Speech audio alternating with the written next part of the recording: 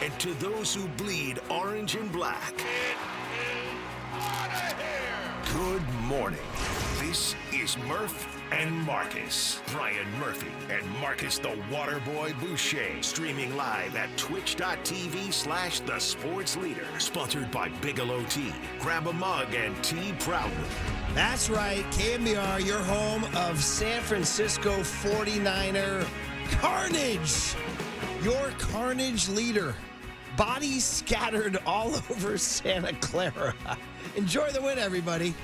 Now try to find a healthy player down there. My gosh. Well, if you need healthy players, all you need to do is go out to the ballpark last night to see the Giants taking healthy cuts on a warm, weird, tropical, humid night. Dude, it rained when I was driving home. I was like, what's going on, man? All hell's breaking loose. But all I know is a lot of balls left the yard. The Giants slowly pulling us back in.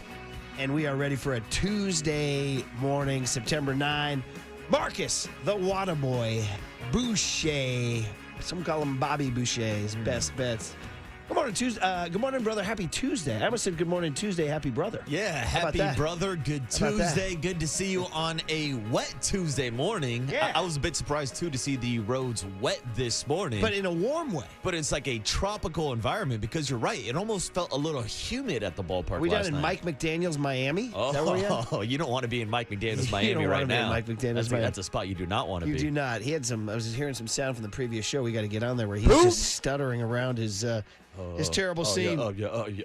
Giants doing their thing, man. There we were, and we had the big Nile first pitch last night. The kid I've been glazing for the last month. This amateur golfer from Mill Valley who kind of lit us up, and it brought the town together one last time for the Giants' first pitch. Shout out Jack Bear and the Giants who arranged for it.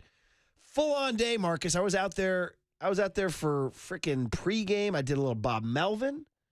Melvin did it at 4, which was early. In the dugout? Yeah. That is early.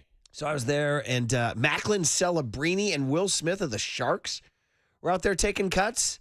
Dude, Dusty Baker popped by. It was like, dude, things were happening. It was like a kind of a happening scene out at the park. Real quick, can you give me a grade on the swing 100% of the Sharkies? I can give you the full-on breakdown. As I stood next to the legendary Scott Emmert of the San Jose Sharks. You guys know Scott, right?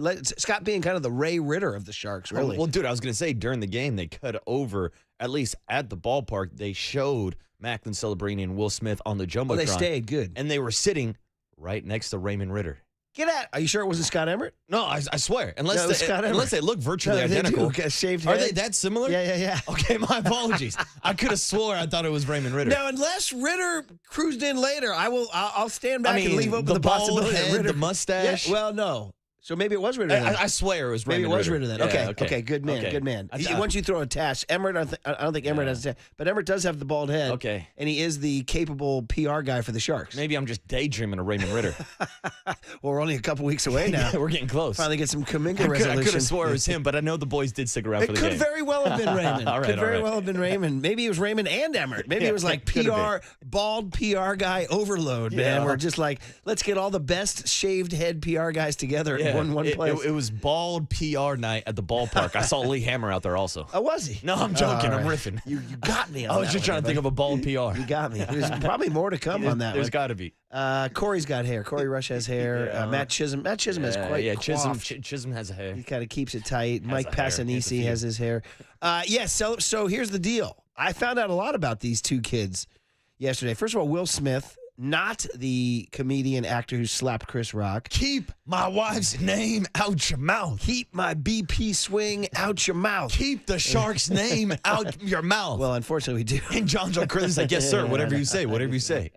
Apparently, I found this out from the great Scott Emmert. I'm not Raymond Ritter, but you might have mistaken me for Raymond Ritter. Possibly. He is the great-grandson of Charles Comiskey, the founder of the White Sox. From Comiskey Park. Absolutely. Wow. Yeah. Wow. How about that? That is. He is a direct descendant of Charles Comiskey Park White Sox. That's crazy. Isn't that nuts? Yeah, that is I know. pretty Isn't that wild? What a strange It is, yeah. trivia factoid. John Shea, of course, being the veteran scribe he is, says, so he's got that 1919 scandal blood on him. Is that what he has? Yeah, blood money. So he is a kid who grew up in Boston and clearly played some baseball. Good swing. Real good swing. Wanted to leave the yard, couldn't. Warning track power. Ooh. Good cuts. Okay. Good cuts. More than one ball to the warning track. Good shots into the gap. Athlete. Okay, I like Athlete. Yeah. Macklin Celebrini, not bad, but I would say if I had to choose the two guys, if you said one kid grew up in America playing baseball, one kid grew up in Canada playing hockey, I think it was easy to see which guy grew up. Damn. No, it wasn't bad, believe me. It wasn't bad. He actually hit one ball that I think almost like one hopped the ball in right field. So it wasn't like striking out. It's just that Will had a better swing. That's all. Will had a better swing. It's a bit disappointed. I know. I was hoping with Macklin's South Bay ties that, he'd be out at like Twin Creeks playing in some baseball tournaments. He had kind of this. I was trying to come up with it. It was like an old lefty hitter from the 70s. I'm going to deep pull here. A little Roy White. Anybody? Wow. Dude, 606, and I just went Roy White on you. That is a deep pull at 6:06 in the morning. Roy White. He had a little hunch. He had a little hunch. He could swing it. It's kind of like this. It's kind of like that. Ooh. It's kind of like this little hunch. Yeah, I mean, okay. I don't know. It's kind of like maybe a little baby Yaz. I don't know. And then it was a lefty. Will Smith swung righty. Anyway, it was fun. It was fun to see the Sharks out there. And then Dusty Baker was out there. And, I don't chop it up with Dusty a lot, but I went up to him and said, hey, Dusty, man, it's your buddy Murph. He's like, yeah, man. And as opposed to, who was the guy who blew Tom Brady, who blew me off. Yeah, exactly. Riviera. That punk Brady. And I said, Dusty, you follow golf? He goes, no, not much, man. I said, well, darn it. Because I said, we got this kid here, local kid from Mill Valley. And John Shea was standing right there. I go, he went to the same high school as me and Shea. So that piqued his interest a little bit. I said he made a run to the U.S. Amateur semifinals. Giants have him. He was at the Walker Cup. I don't think Dusty was following. I said, he's throwing the first pitch. I said, would you come meet the kid? He goes, yeah, man, yeah. Dusty being cool. And I mean, Niall and his mom and his dad, Lawrence and Maggie, were blown away by Dusty Baker. Like, Dusty had star power. Like, they were like Dusty Blake and Dusty Baker. Oh, Dusty has a presence. Yeah. When you're in the company of a Dusty Baker, you know that you're talking to Dusty Baker. And I was saying to these guys, I'm like, you want a little history? This guy was in the on-deck circle when Hank Aaron passed Babe Ruth, right? Oh, I mean, you can go through the list of his accomplishments. He's been compared to the Forrest Gump of baseball because of all the crazy things that have happened with him being involved in those games. I mean, guy's been around a while. This is the guy that has the urban mythology of creating the high five. Yeah, that's right. That's right. Mm-hmm. So Dusty just had that. And Dusty was wearing like a leather jacket too, and one of those, what do you call it? I mean, here I am. I've lived all my life. It's not like it's like a newsboy cap, kind of like the flat Irish walking cap. What do you call what do they call those hats? Not a fedora. No. Right? It's like a little flat hat that, like, like a little small brim hat, on like it. the paper boys used to wear in like the newsboy 1920s. hat, little newsboy hat. News here. So imagine Dusty in that little newsboy hat and a leather jacket, being that much cooler, right? You like that, Tony? Yeah. News here. I got your news here. Nickel for a paper. Not bad. Yeah, you like Not that? bad, buddy. I'll buy a paper from the kid. What is a newspaper? The kids ask. Yeah, that's a good question. And then the Giants, Jack Bear said, hey, let's take one more trip. And I just started tagging along. I'm like, I'm part of the family. So I tagged along with my thing. And they said, we went up in the elevator and we went out in the club, the broadcast level. And we walked down and we walked into Buster Posey's suite. And they brought him to Buster. And Buster looked at me like, what are you doing here? Yeah. Like, I got sick of you last Thursday asking about. He's like, I got to talk to you again. Yeah. And funny because Niall goes to North Carolina. He didn't realize the Buster Florida State connection. And he said, and Buster said to him, nice to meet you. I don't know about a Tar Heel, though. He said. Little Shots ACC fired. beef, huh? Shots fired, Wow. yeah. But then they chopped it up. Buster's a huge golfer. And then the kid came down through and absolutely unleashed a beautiful lefty southpaw, pretty good cheese, top of the rubber first pitch. You saw it. You approved. Oh, that's a kid that has definitely been on top of the rubber before. And you said he played high school baseball, He too, did or play just Little freshman League? year. He played through freshman. Okay. Played Yeah, through freshman. and you could tell just from the mechanics, too. Yeah. And such a disappointing to have an arm and be able to throw as a lefty and not be playing baseball. I know, right? right? I know. Well, But he's a great golfer. the of darn course. golf stuff. So Yeah. anyway, that led to the night where we sat down in the frickin' owner seats. The Giants gave us the owner seats, and I just glommed on. There was Greg Johnson telling me, hey, man, you got to take it easy in the morning. That's what he said. Take it He easy. said, take it easy in the morning. I need you to be a little tougher, Murph. What am I doing in the morning? Yeah. What am I doing in the morning other than, I told Greg, I walked down with a brat and a beer. I said, look at me pouring money into your team's coffers. A little too much money. By the way. Yeah. I spent a lot of money on this team this year. And then Yeah. it was warm and humid, and the Giants cuffed up the 3 spot in the second inning. And Christian Koss made an error that cost Logan Webb, and everybody's upset and bumming out. They're going to lose 3 in a row. Kaboom! The Giants go crazy Pow! Right in the kisser. on a warm, humid night. They hit not 1, not 2, not 3, not 4, 5 home runs. Count them, Murph. 5, which I believe the stat I saw is the most home runs they've hit at Oracle Park since the 2021 season in a home game. Great stat. Love it. Hadn't seen that one. All right, well, let's call it in, man. Let's have and by the way, we went down there. Jack Bear gave him a further tour of the hitting cage, and there he was, the guy who calls him in, Pat Burrell. And what does Pat do? Pat off his chair, came over, hung out, took pictures, and bragged. He goes, I play to a 1. He bragged about his handicap. And we chopped it up with Pat the Bat, who then said, hang on, I got to call Rob Manfred and put this one in the books. And Manfred said, wait a minute, I thought you guys were dead after St. Louis. He said, not so fast, you empty suit. Put it in the book. San Francisco Giants, 11, Arizona Diamondbacks, 5. Beautiful baseball. Beautiful baseball. It's a marvelous day in the BAY. I like America. Healthy flow. Winning's fun. Yeah. Buster was a winner, bro. We want to be a gritty, grindy bunch. Let's go,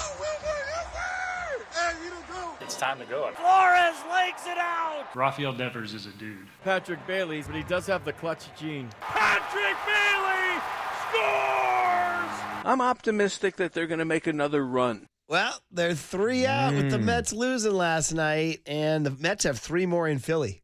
Tuesday, Wednesday, Thursday. Only 3 out, but I did want to mention something real quick before we break because you had Pat the Bat calling that call. And I know we've been spending a lot of time with the 49ers lately, but it seems like over the last 2-3 weeks, we haven't got as many texts and calls complaining about the approach of a Pat Burrell after the Giants had a 16-game streak where they hit home runs and launched 5 home runs yesterday. Nobody's complaining about that approach from the batting coach right now. 100%. I was texting to Marty Lurie about that. I said, seems like the calls for Pat Burrell's head have died down. They definitely have. Maybe for the manager, too? Yeah, it seems that way. We'll have to talk seems about. Like it. Okay, well, here we go, man, on a warm, humid night. A ball that I don't think was going to leave the yard, and it wouldn't have left the yard in April, May, June, July, or August, but it did in September. Jung-Hoo Lee, number 8. Big fly. Boom. And then when the Diamondbacks took a 4-2 lead and was getting depressing again, here he comes, man, just a freaking little engine that could, the most Mr. Reliable, Dom Smith, number 5. Big fly. Boom. I thought that was going in the water. And then just capping off the frenzy in the 6th inning with a big old honking left center field bomb, Elliot Ramos, number 17. Big fly. Boom. And as he continues to stave off the long arm of the law and not be suspended, Matt Chapman, number 21. Big fly. Boom. And then I confess I was in my car because I wanted to go home and get my beauty sleep. Pat Bailey, number 4. Big fly. Boom. So there you go, man. 73 and 71, 18 to go. So if you go 12 and 6, you win 85. 5 home runs last night, and Drew Gilbert is still getting chucked out in the dugout. You know what's funny? I was telling Mark Canizar was there too to add to the lore. Mark was there? And we were in the owner's seats, so we were right next to the owner. And there's Gilbert right in front of us. So I gave him the whole breakdown. I'm like, the kid's a nut. He's funny. The young Tom Cruise, blah, blah. And so he was on base when Dom Smith hit the homer. So I was like, oh, let's watch. Dude, he played it totally straight. Just knuckles, dap, walking from home plate to the dugout, just nothing. So I was like, huh.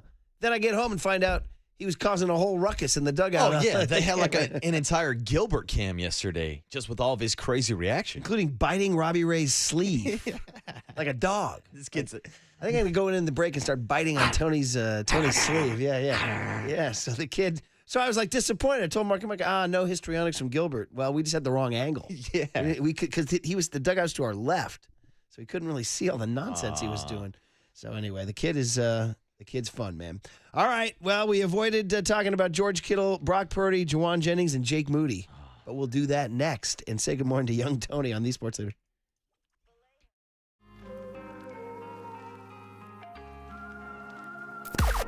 Now, from the O'Donnell Financial Group Sports Desk. Learn more at odfigroup.com. O'Donnell Financial Group, because planning is a process, not a product.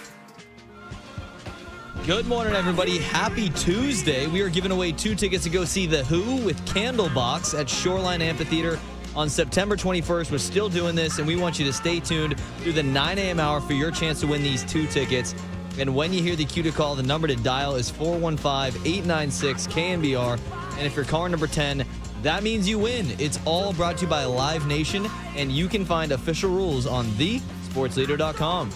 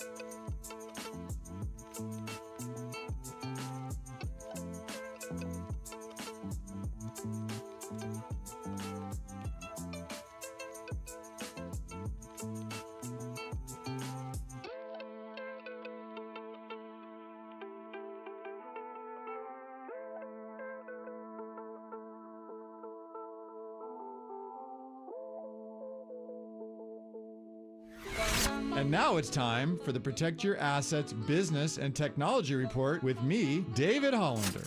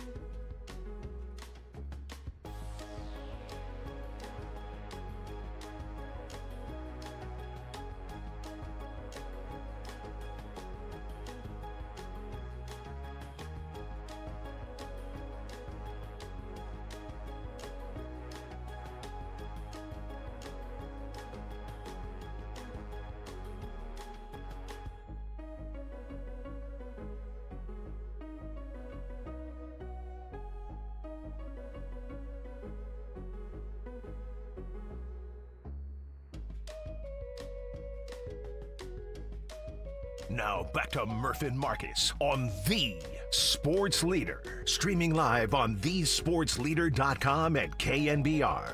The Sports Leader app. Murph and Marcus is sponsored by Bigelow Tea. Grab a mug and tea proudly.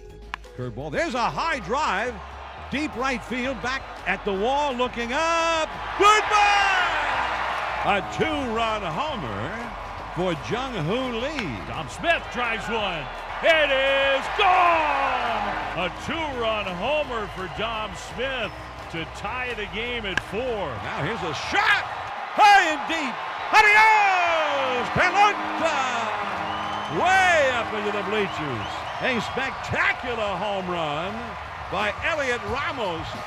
And now this is a 5-run inning for the Giants, who lead it 9-4. Here's a smash into left center field by Chapman, and it is gone! There's a swing, and there's a high drive off into the night and onto the arcade. A home run for Patrick Bailey. Well, there it is, man. 5 home runs set to Marcus's favorite song, Warm San Francisco Nights. Was this the leadoff spot's opening song? You're damn right it was.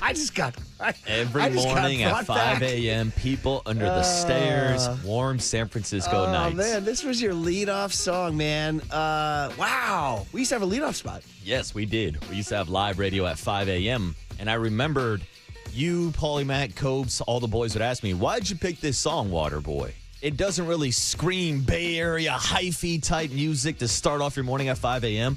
Well, it's because one of my favorite things to do is go to a baseball game on a warm San Francisco night like we had last night, where the Giants hit not 1, not 2, not 3, not 4, but 5 home runs on a warm San Francisco night. Well, if one of your favorite things to do is go to a Giants game on a warm San Francisco night, you don't get to do your favorite thing very often. Exactly. It does not happen that often, but we know September in San Francisco is beautiful baseball weather. If we can get into October, and I always say this, it's the only market in America where the football team has better weather than the baseball team. It really is crazy, man. So, well, it was fun last night, and the Giants go back at it tonight with Robbie Ray, who's been good, but little signs of fatigue as the innings go on. We'll see. Yeah, and how's that shoulder doing after Drew Gilbert was biting on it yesterday? Well, maybe that was the key. Maybe that'll help him. Maybe that'll be. People say the Giants don't have enough dog in them. Look at this guy. Drew Gilbert in the trade. Like a dog biting his sleeve. Check this out. Tony's got this has been right now. The over-the-top hype. What's Willie Adamas called the top? Drew Gilbert coming over from the Mets has been the ringleader. The Chops, by the way, are getting a little aggressive for Chapman. Look at that. Those are that's a kind of a legit over the top bruise the net.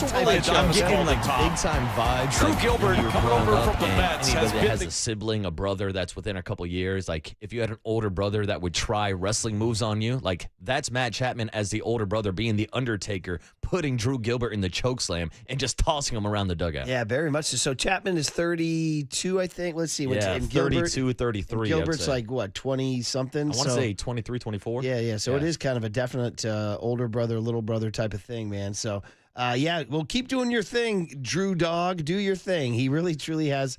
And that's a guy they got in the Tyler Rogers trade. So, I still can't believe 24 they were able to get someone like Drew Gilbert, a first-round draft pick who was a top 15 prospect in the Mets system. For Tyler Rogers, now, I know there has been some issues with the Giants bullpen lately, but this is looking like a fantastic trade to get Drew Gilbert for half a season of reign of Tyler Rogers. Yeah, and that's not all they got, too. They got Blade Tidwell, too. They did, and Jose Butto. Thrown in the conversation also. Like, that was a steal for Tyler Rogers. Really good trade for Buster. Fleeced the Mets. So Chapman's 32, and he won't be 33 until next April.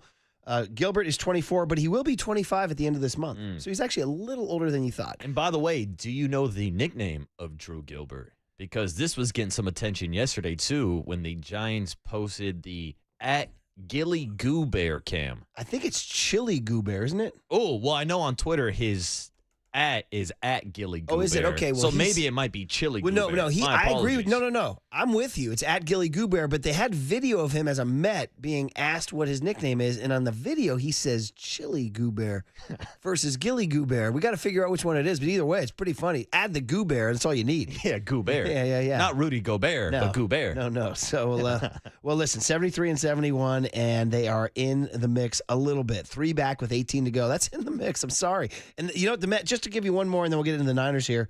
The Mets' schedule is actually sort of difficult. Listen, the Giants have 7 with the Dodgers, so we'll see. But by the way, these days, other than, you can beat the Dodgers these days. They're not playing that well. If Tanner Scott's on the mound. So they have 3 more at Philly. That's going to be hard for the Mets, right? 3 more at Philly. Then they come home, but they got to play Texas. Now, the Rangers aren't awesome, but they're in the mix. They're only like 1 out in the American League wild card, so they're playing for something, okay? Then they got 3 against the Padres. Palea, boys. Exactly. Thank you. Then they got the Padres for 3, and the Padres are obviously playing for something. They're only a game out in the West right now. And then they go 3 against Washington. That's really the only team that's not that good. And then they finish with 3 at Chicago, the Cubs, who are pretty good. And then they finish at Miami for 3. But that said, the Giants do have 7 with the Dodgers, but they finish with Colorado. They're going to have St. Louis come here. I mean, the edge on the schedule goes to the Giants, unless you want to consider the 7 against the Dodgers an insurmountable hurdle. But hell, I don't know. I'll be down there next Thursday trying to do the damn thing, buddy. Are you going to be out there with the Giants flag behind home plate? I'm going to wear my Rod Beck gamer is what I'm going to do. Hell yeah. All right, let's get the guest list and talk Niners here on a Tuesday, September 9, 2025. 49ers, guys, at the Saints. Sunday morning, 10 a.m. The spread now down to 4.5 because there's a lot of uncertainty. But no uncertainty with Young Tony. Good morning, Young Tone. How are you, buddy? Good morning. Good morning, Tuesday. Happy brother. I wrote that down. I thought that was hilarious this morning. Well, I hadn't had to, as the great Vargas said, I just switched to Sanka, have a heart. All right. Yeah. By the way, it's Chili Goober. So his Instagram, Chili Goober, Twitter, Gilly Goober. So why does he have 2 different handles? Well, it's probably Chili wasn't available on Twitter, it sounds like. I'm guessing, how does somebody have the handle Chili Goober? There's no way somebody had that handle before Drew 7 Gilbert. billion people in the world. There's a lot of stuff that's But taken. I am one of those people that does have a different handle on Twitter versus social media. At Marcus Boucher was taken on Instagram. With a K? Yeah, with a K. Some imposter. What? Yeah, well, what are the odds of that, right? There's only one Marcus the Homestead Hammer. I mean, that's what Marcus I've been Boucher. trying to tell people, Murph. All right. So, well, yeah, that's kind of I crazy. have 2 different handles like Drew Gilbert. For some reason, KNBR Murph was available. Ooh. There it is. Nobody wants to be associated with Yeah, that one's KNBR. pretty That's rare. why. All right, buddy. What do we got today? All right, well, coming up at 7:30, Dwayne Kuiper after a win, after calling 5 Jimmy Jacks. I hung out with Kipe and his brother yesterday before the game, and we had chopped it up. So we'll look forward to today. Yeah. Yes. Got a little spicy, I heard, as well. Yeah, a little bit. Yeah. The big hit at 7:50, cooler content 8:30. Mike Silver going to give his take on all the NFL games over the weekend. 8:50 this morning. We'll have Andrew Bagley at 9:15, and then the debut of the 49ers Player of the Week. Drum roll, please. The Bay Area Zone, Jake Tonjes going to join us at 9:30 this morning, everybody. That's awesome. The Los Gatos Leaper, Jake's Jump, Tonjes's Tutty, the Los Gatos Leap, the Lumen Leap, whatever. We'll see what he thinks about it at 9:30. That'll be awesome. All right, well, we've delayed long enough. 49ers, who's going to play Sunday in New Orleans, starting with the quarterback? Next on the Sports Leader.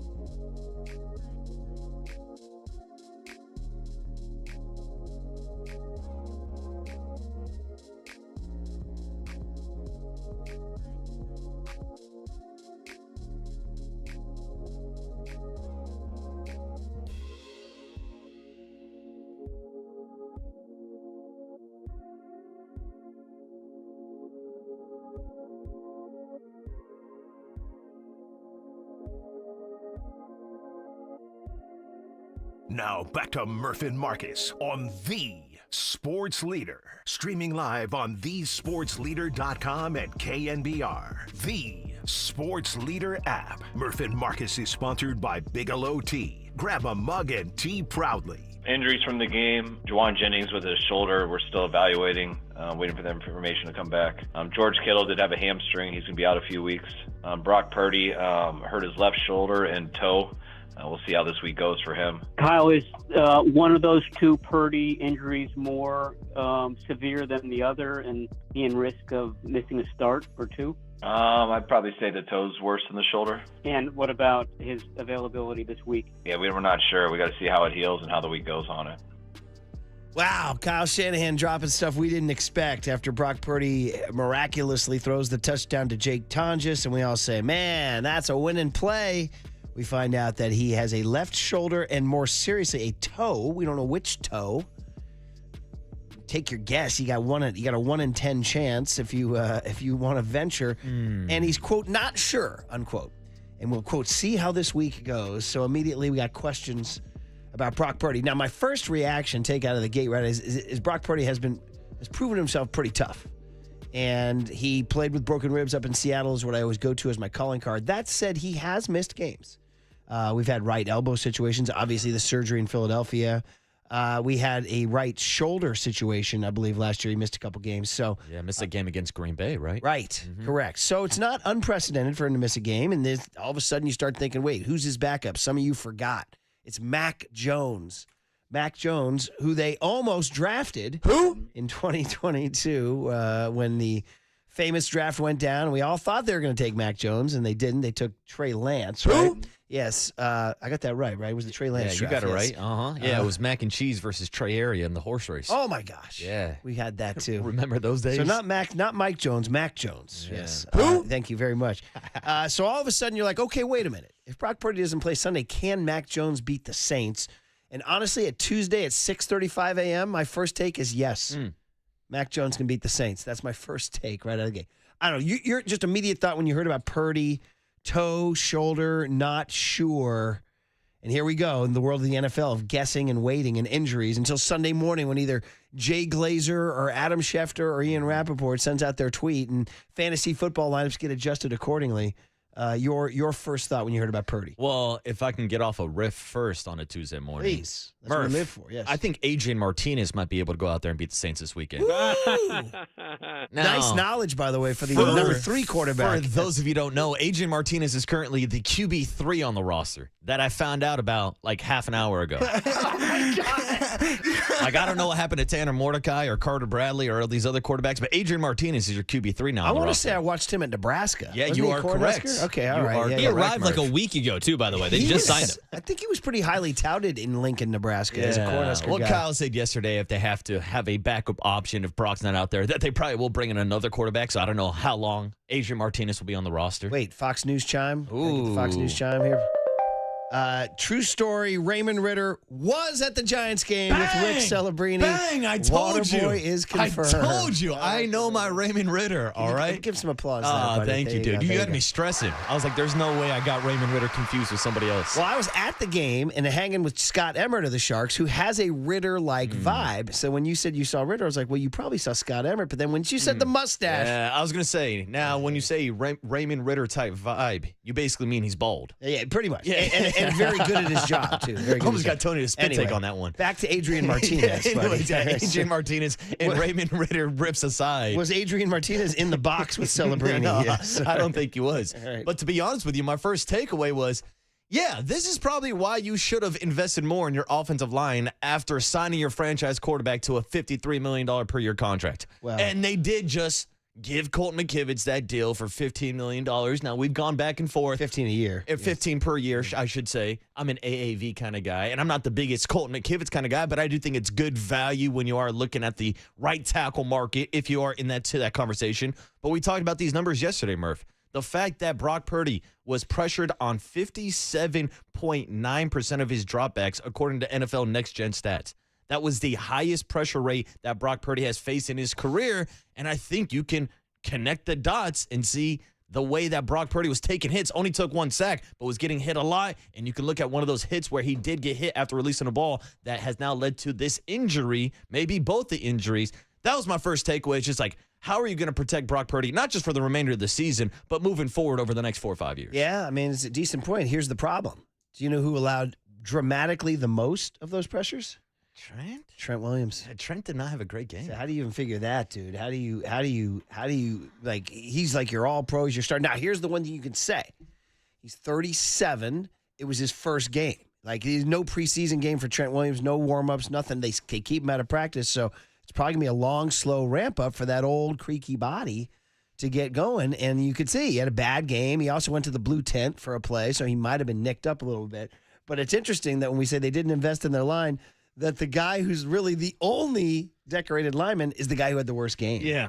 And I'll say this, Murph. My second takeaway after thinking about that offensive line that struggled last week without Trent Williams is Mac Jones is going to be scrambling for his life, and Mac Jones is not a scrambling quarterback. Like, a big reason why Brock Purdy was only sacked 1 time this past weekend is because of his mobility and how he's able to escape the pocket and buy time, like we saw on that touchdown pass to Jake Tungus in the back of the end zone. So, like, to me, that's going to be an issue when Mac Jones is more of a statue in the pocket versus Brock Purdy, who at least has the ability to use his legs. But if Brock's not out there, I think this is bad news for Mac talking about that protection. Well, a couple things. Number one, Saints pass rush is not the Seahawks pass rush. This is true. So, number one. Number two, you game plan around that. You know, a lot of quick release, a lot of short passes, and you run the ball. You run the ball with Christian McCaffrey and Brian Robinson. Yeah. So there are ways around that. And I would say, too, also, your rushing game is going to struggle a little bit without George Kittle, who's now projected to miss 3 to 4 Although weeks. Luke Farrell and Jake Tonjes are supposed to be blocking guys. Now, Kittle's Kittle, Yeah, but Kittle's these guys Kittle. are supposed to be blocking tight ends. And they only rushed 31 times for 102 yards, but then again, the Seahawks didn't rush well either in that game, too. Week 1 is also, there's a lot of reactions and stuff, and we have no choice. It's our only evidence. We have to react off of this. But a lot of overreactions. looking at the Saints D-line, you know who's there? Our old buddy Chase Young is there. Chase Young. Our old buddy is Back there. with the Saints. Veteran Carl Granderson and Cam Jordan, the old Cal Bear, huh? Interior lineman Bryson Brissy. How many times did they sack? I wonder how many times they sacked Kyler Murray in that game. I would guess not too often. Well, it was a low-scoring game. Yeah. The Cardinals did not go off. And in I the guess game. if there's going to be anything to the Saints' credit, Dennis Allen is more of a defensive-first head coach, so they should be better defensively than they are offensively because they don't have a damn quarterback. Let's see. The Cardinals only passed for 130 yards in that game. In fact, uh-oh. Kyler Murray got sacked 5 times in that game. Uh-oh. Uh-oh. Yeah, and I'd say Kyler's a little bit more mobile than Mac Jones is. Uh-oh. Just a little bit. Just a little bit. How did they sack him 5 times? That's sad. That's actually a hard thing to me. do, isn't it? By the way, Spencer, in case you're wondering, Spencer Rattler, the quarterback for the Saints, went 27 to 46 for 214. Alvin Kamara, our old buddy Alvin Kamara is there. He went 11 for 45. That's Alvin. Their leading receiver was Jawan Johnson. Anybody have him in fantasy? 8 catches, 76 yards. Do his thing. Let me see who had the most sacks for these guys. So Carl Granderson had 1.5. Cam Jordan had 1.5. Alante Taylor had 1. And Pete Werner had 1. Looks like they had a couple corner or safety blitzes that got a couple.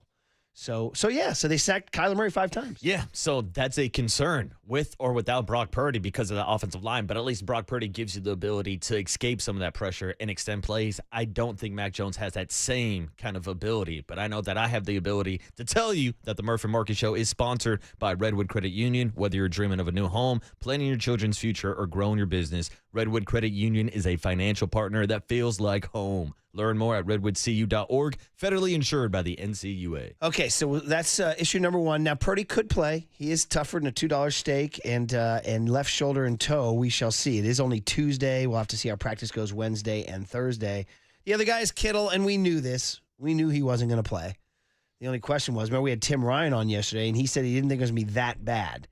And the word was, quote, a few weeks, unquote. Did they address the injured reserve? Do we have a cut on him talking injured reserve on Kittle? You got it, Young Tone? Good job, buddy. What do we got here? Here's Kyle Shanahan. Because injured reserve would be 4 games. And that allows you to make a roster move, right? Otherwise, you just carry the dead spot of making Kittle inactive. So could you put him on IR, perhaps? Are you going to have to put George Kittle on injured reserve and call up Braden Willis, or what's the plan there? I mean, when they tell me a few weeks, it's always a possibility. I mean, in order to do that, it's got to be a 4-week injury. So I don't think we've decided on that yet. Okay, so all these things remain. Now, again, it's only Tuesday. They won't even practice today. We'll come to work Wednesday and still not know the answers to any of these questions, which is sort of the maddening thing about the NFL season. But, hey, we got to fill time and space. So there you go, man. A little Kittle, a little Purdy, but I think we got to go on the other side. Let's talk about the other guy. Not on the injury report, but still on the roster. Jake Moody. Next on the Sports Leader. Mac Jones. Time for traffic on the Sports Leader.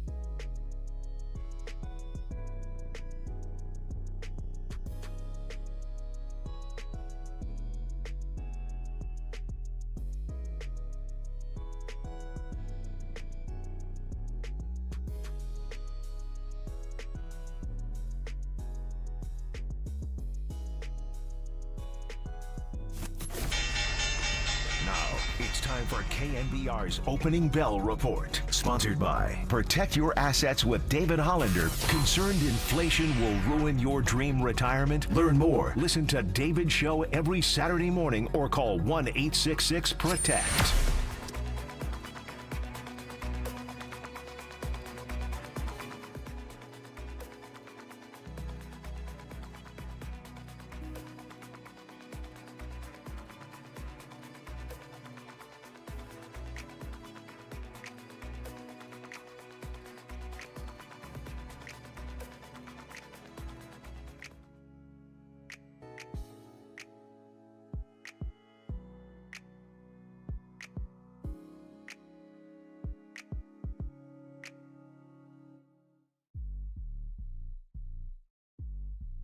Listen to the sports leader anytime, anywhere. Download KNBR, the sports leader app. Murph and Marcus continue live from the Casino Matrix Progressive Jackpot Studios. Casino Matrix. Progressive jackpots are here. Where are you? Just drop in. 1-800-GAMBLE. Moody's kick is up and it hits the upright.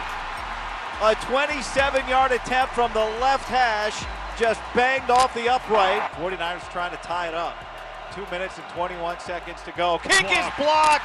It's blocked. It's been a kicking mess for the 49ers today. Well, that is absolutely brutal. Well, obviously, I was disappointed that we missed 2 field goals. I mean, we missed one, which was a big miss, especially I think we were inside the 10. I want to say it was 27-yarder. Then the next one, Love made a hell of a move. I think it was Love. Splitting that D gap. Looked like he jumped over the guys. I saw it on the scoreboard. But we got to clean up that protection. That's everyone there. That one wasn't Jake. That's just a whole operation. But yeah, we got to do better. That was after the game, Kyle Shanahan. We'll have more recent sound from yesterday. Shout out 24K Golden, San Francisco's own, saying you're always in a mood. Unfortunately, Jake Moody puts us in a mood. Listen, I had my rant yesterday. You were on the same page. I just said you just can't continue with this guy. And here we are. It's Tuesday morning, September 9. He's still on the team. He's still on the team. Now, does that mean he's going to be on the team Sunday? No, we still got time. And Kyle Shanahan left the door open to a change, but did not say for sure that they're going to make a change. And it's kind of amazing because, I mean, this one's just gotten to the point. I think, listen, I said it all yesterday. It's like it's gotten past the point of no return. It's time to move on. It really is. I mean, there is this stat, and I know you have an excuse for Moody, but he's 12 for his last 23 in field goals. 12 for his last 23. Overnight Dave said, wait, has he made or missed 12 of his last 23? And then said, it doesn't matter because either way it's bad. Either way it's bad. Now, you're giving him the excuse. Now, yes, as Murph said, I have an excuse if I do want to represent the case of a Jake Moody here, because those numbers, as you mentioned, 12 for 23, go back to week 10 of last year's season. Now, there's a reason why we're going back to week 10 of last year's season. That's when he returned from the ankle injury, because before then, I believe he was 10 or 11 or something like that, nearly perfect before that ankle injury. Now, your job is to go out there and make kicks. And if you're healthy enough to be out on the field, you should be healthy enough to do your job. So I'm not excusing him for missing those kicks, but I am laying out the full context here of going back with these numbers to week 10. That is when the injury occurred, and that's where we saw the drop-off in the second half of the season. Excuses are like, you know that T-shirt? Yeah. Excuses are like rear ends. They all stink. Everyone has one, and they all stink. Yeah, they all stink. But, like, that's the thing, too, because I saw a couple people respond to the show yesterday and even a clip that our digital boys put out. You guys are freaking out because he missed one kick. And I'm like, no. This is more than just one kick week 1 against the Seattle Seahawks. It goes back to last season, to the injury, going back to week 10. But it goes back even to his rookie year where there was question marks about drafting a rookie kicker in the 3rd round when you are in the middle of a Super Bowl window. And then, of course, there was the tipped extra point in the Super Bowl. And it seems like it's all been downhill since there for Jake Moody. Have we gone back and looked at the Jake Moody pick and seen, because your point last segment was this team will never build up its offensive line. Was there a lineman taken in the 3rd round there that they could have taken? They just refused to take a lineman other than Mike McGlinchey. Well, dude, I remember getting pissed off after that draft. Not only the fact that they took a kicker in the 3rd round, they also took Cameron Latu in the 3rd round, and he never even made the roster. So they were just wasting 3rd round picks left and right that year. Misses out there too, but anyway, here's what Kyle Shanahan had to say yesterday on the conference call when we expected him to drop an Eddie DeBartolo. He's gone. I bet that's a young Tony moment, by the way.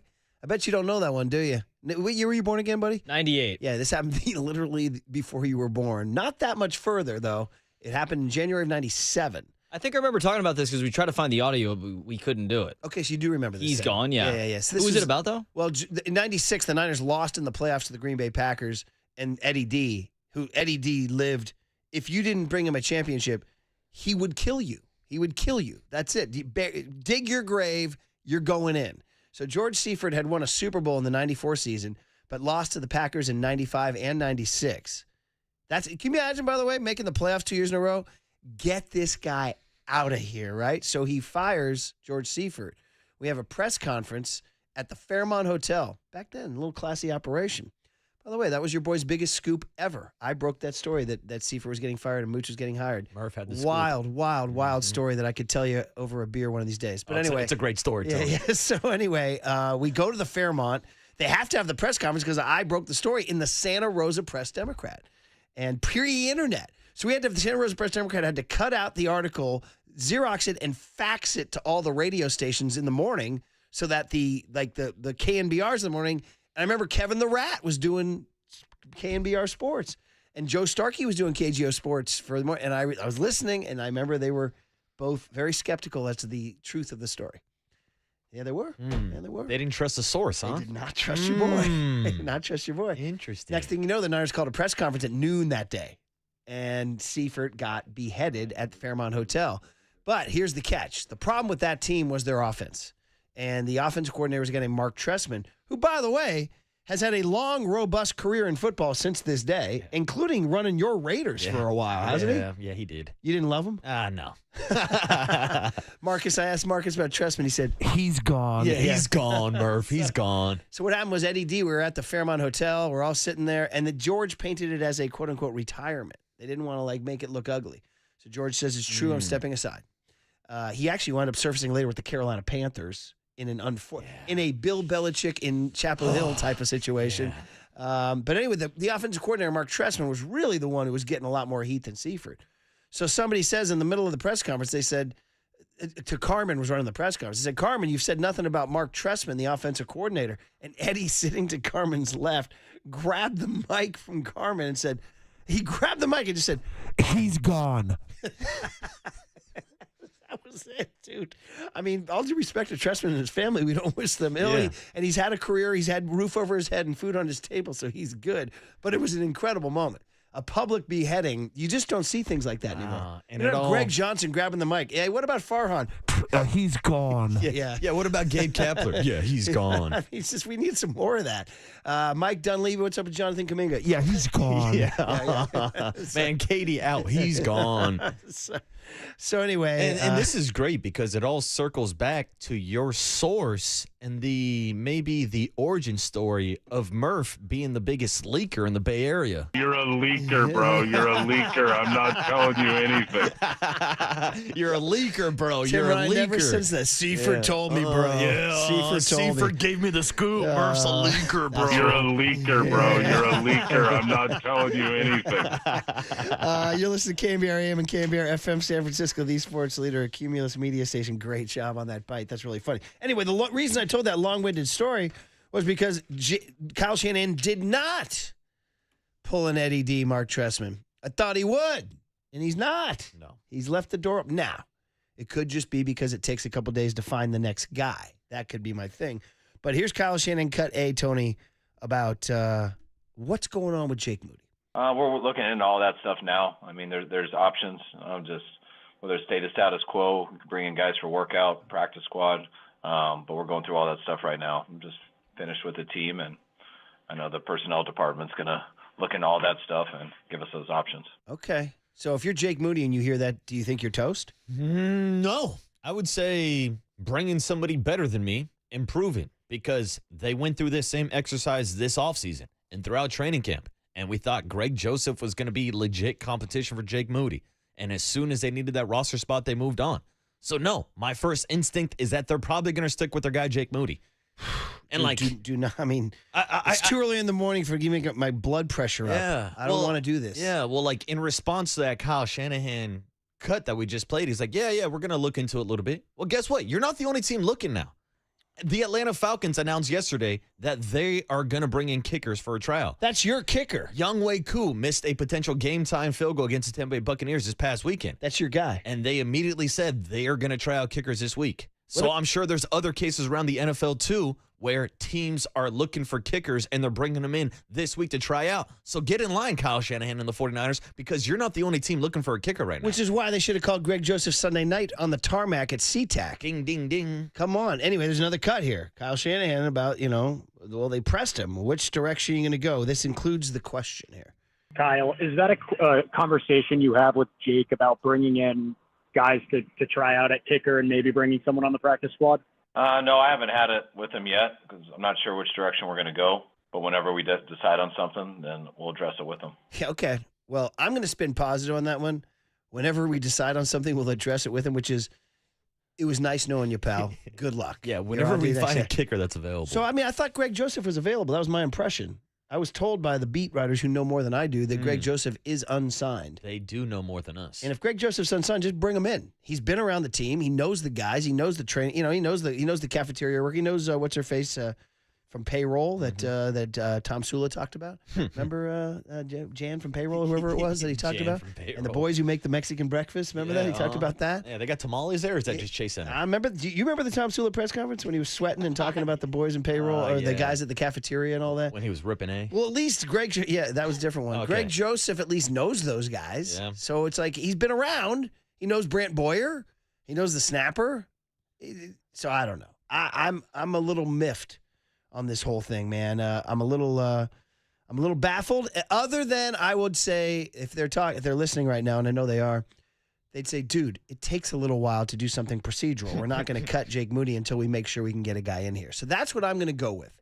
I'm going to go with there will be a new kicker on Sunday in New Orleans, and we're just waiting to kind of go through the procedure of finding the right guy. Then we cut Jake Moody. That's how I'm interpreting it. Yes, Bob. I was just trying to do some on-air research, which is always a great idea, of whether or not Greg Joseph would be available. And the first article that I see is, Greg Joseph is out there, bro. It's fine. Quote, Brian Murphy says on the Murph and Marcus morning show. Who's out here quoting me? Dude, it's hilarious. I'm like, I'm looking for information to find out Greg Joseph is available. And they're quoting the guy next to me, Brian Murphy. See, this is why people don't trust the source of a Brian Murphy. You're a leaker, bro. You're a leaker. I'm not telling you anything. This is hilarious. That's hilarious. That is awesome. Yeah. It's true. I mean, if Murphy said it, it must be true. This guy Murph is saying some good stuff. Greg Joseph is out there. It's fine. Bro, we tried. You tried. It's not you. It's me. So, anything else on Greg Joseph? Nothing? Nothing. And by the way, you say on-air research. Dude, my entire career has been on-air research. And by the way, I can't do it because I can now tell the story. I spilled coffee on my laptop. How is the laptop? And it's toast. Oh. That's it. What are they going for these days? Like $1,300? Oh, they ain't giving those away. I got to call my guy. I got to call my financial guy. I got to call Provident Credit Union and get a new laptop. Mm-hmm. How about that? That's it. For one frickin' spill. I don't know what to tell you guys. When is one Apple? Spill. Let's be a one spill, Murph. That's been So a little did you guys generous. hear they're going to unveil? There's a big 10 a.m. press conference at Apple today, and they're going to unveil like supposedly the new space age iPhone. It's going to be like the slimmest one yet. I don't know. I saw this. What, can I finally plug my headphones back in? I know, right? Yeah, come on. Look, space age iPhone. The iPhone's gotten worse over the last 5 years. There's a take for you. Look at that. Okay, boomer. Yeah, I'll get Look to at it. you. Oh, do I Okay, got to buy a boomer. different charger every time I buy a cell phone now? This is true now. Yeah, Well, it's all marketing. I can't even plug in headphones. Yeah, yeah. What's the point of me having all these headphones? I thought your generation would like the wireless headphones. I like having the option. I don't like being forced to use them. I agree. I'd like the option. Because it's all about money, Marcus. You ever show up to the gym or something like that and you put in your AirPods, but you forgot to charge your AirPods? They're dead, yeah. Now I got to charge my headphones to use. Correct. This is a problem. Yeah. I just want to stick them on my ear. Go, let buddy, me go. hear. Keep ranting. This is bad. Keep ranting. You're welcome to the boomer world. dude. Welcome. Get off my lawn. Let me plug in my headphones. Anyway, they're going to unveil one. Can they unveil the new spill-proof MacBook? Like, go. I want Steve Jobs. Not Steve Jobs. He rest in peace. He's no longer with us. I want Tim Cook. High School's own. That's right, man. I want Is Tim. that right? Yeah. Oh yeah. Hell yeah. He and Marcus hold the record for highest GPA. Yeah, exactly. They're What do you tied. think the two smartest people on the planet came from, young Tony?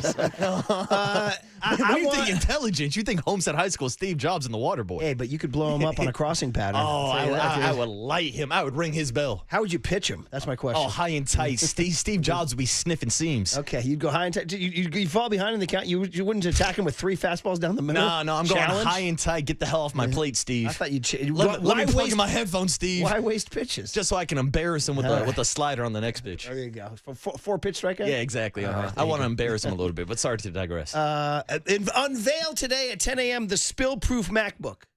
That's the next event. You guys want to invent something, invent that. I feel like it would be easier to invent the spill-proof coffee cup.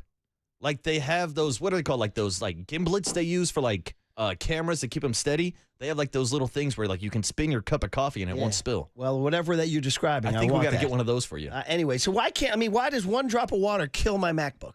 Can't we create some anyway? Did you try to put it in a bag of rice? No. I told you. I didn't try to put it on. Come on, it works. By the way, 209 says I prefer plug-in headphones any day. How about that too? I'm with you. Another 209er says on my wife and my first date, it was a study date at Borders. How about that? We were doing homework and she spilled her chai latte all over my MacBook. Dude, Borders. Took it to a place called Mac Daddy and they fixed it. Still running 15 years later. It's her laptop now. How about that? Ooh. Shout out the chai latte. Yeah, how about the chai latte? Chai. Here's a very nice text. 831 says, "You the man, Murph. Sorry about your laptop." That's very nice. Yeah, you're the man, Murph. Very nice. Keep spilling. There we go, guys. And then people checking in on the Moody situation here. 707 saying, Koo missed like a 47-yarder, not a 27-yarder. Heck, if they get rid of him, I'll take Younghoe Koo on the Niners. You know, honestly, I'd think about doing that too. 707 says, Greg Joseph technically was winning that competition this summer against Moody too, right? Didn't he have more? I believe they were neck and neck when it came to field goal percentage and actually making kicks. I think he made one more in training camp. Yeah. Yeah. 408 says, Jake Moody, who cares if he can kick it 60 yards? He says, pardon me, another text came in and knocked it out. He says, I prefer Robbie Gould, who could kick anything inside 50 accurately. At least you know where the line is. And 415 says, why is Scott Norwood Moody still on our team? That's some deep knowledge there, too. And 408 says, Moody is the coffee, and the Niners are the laptop. Damn, that's a good way to put it, 408. You're right. So does that make Murph, Kyle Shanahan, or John Lynch for keeping Jake Moody, a.k.a. keeping the coffee in the studio? Wait a minute. I lost that analogy. My bad. So Jake Moody's the coffee. Okay. The 49ers are the laptop. Yeah. John Lynch keeping Jake Moody on the team is you spilling your coffee onto the laptop. Wow. Yeah, so That you're was high level. You're John Lynch in this situation. And Give me a couple sniffs. I'll take that, too. And 707 says, Apple's unveiling a new iPhone. Can they unveil a new Niners kicker at the same time? That's pretty good. So, I mean, I don't have to tell you guys. And listen, if you're listening, Corey Rush, John Lynch, whoever's listening, you just have to move on. You have to. This is no longer an option. And we've discussed it over and over again how there's no reason to be attached to Jake Moody. There are plenty of guys out there that can do this job, and he's not doing the job, and it's so clearly in his head. So it sounds to me like from those cuts that they're going to make some machinations and some moves. They're going to see who's out there. They're maybe competing with some other teams, like you said, the Falcons, maybe the Browns. Their Browns kicker had a terrible day, right? He missed a couple of shorties that could have won the game for them against the Bengals. Yeah, but this is why you don't wait till post week 1 of the season to make this decision. And maybe that's why they might give Jake Moody another opportunity, because they don't want to have to make this decision. Because if they are willing to make it in week 1 going to week 2, why didn't they do this week 2 of training camp? That's my question. When you had Greg Joseph in town. They continue to just be so affiliated with this guy. They continue to be attached. Now, Richard Sherman, our buddy, former Niner, former Seahawk, does a podcast. He, too, is on the anti-Moody train.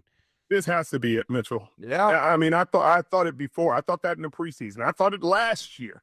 I always think it because it's not acceptable for the position. Like 76% for a kicker Horrendous. in the National Football League is horrible. That's a career. That's his career. He's a career 45 of 59, not including what happened today. So he'd be 46 of 62 if you included what happened today.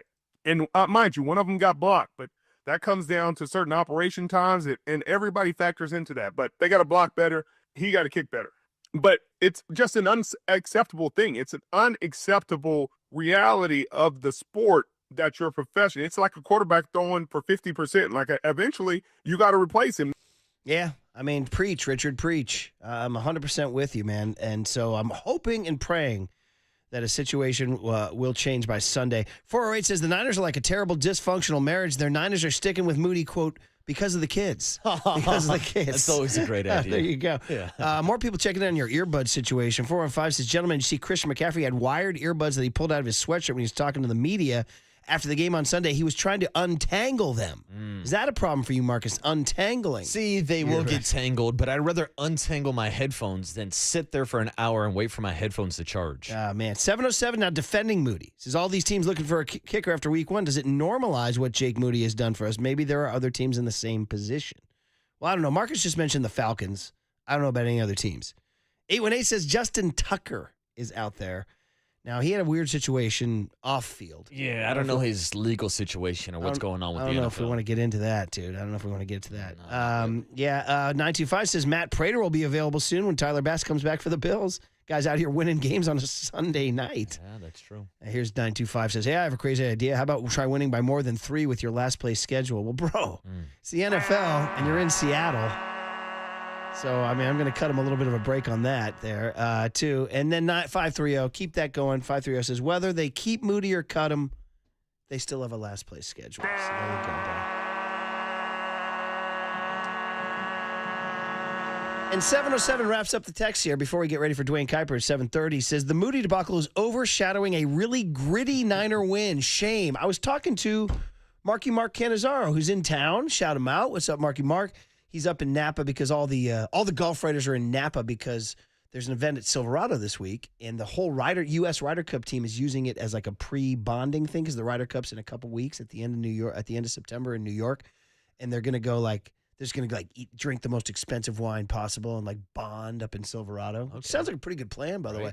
Why don't we ever do that? Yeah, come on. How's the show? Why don't we go bond up in Silverado and drink $700 bottles of wine? I'm down for some group bonding. Are you good for expensive wine? No, not at all. Really? Yeah, no, I'm not really a big wine guy. Like you just pass on it? Yeah, I mean, if it's on the table, I'll have a glass or two. You know, like a night with a steak, a nice, robust, a rich Cabernet, perhaps? Like I said, a Napa Valley Cab, If somebody orders a bottle of wine for the table, or if somebody brings a bottle of wine over, I might indulge. Okay. But I'm not going out of my way to drink How many wine. bottles of wine in your house right now? I think I have 2. Okay. Break in case of emergency. So they're in there. It's on the roster. Yeah, and I want to say there are gifts that I think I got here at KNBR. You save it for somebody somewhere. For a special lady when she comes over? Very special. Very special, Mark. How about you, Young Tone? Will you snob it up and say, give me the wine Absolutely. list? Our Niners dinner, I exclusively drank the house, I believe it was a Pinot Noir. Well, it was a house Pinot, so you're not very super fancy.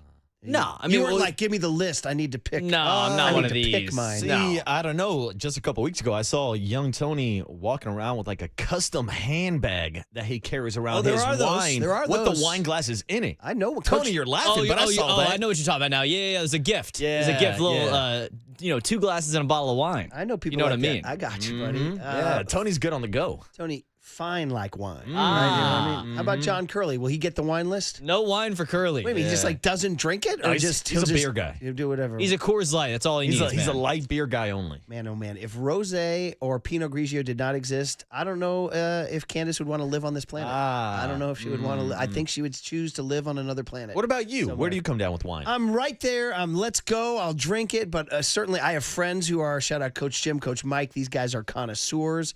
I will just drink what they serve me. Yeah. Yeah. I'm always that a-hole at the table that sits down and it's like, ooh, let me swirl my wine. Let me let it breathe a little bit. You're like Rodney Dangerfield and Joe Pesci in the movie. Come on, guys, help me out. The old one. Come on. Oh, Come the on. old movie. Not Back to School. Come on. Oh. Rodney's. God bless it.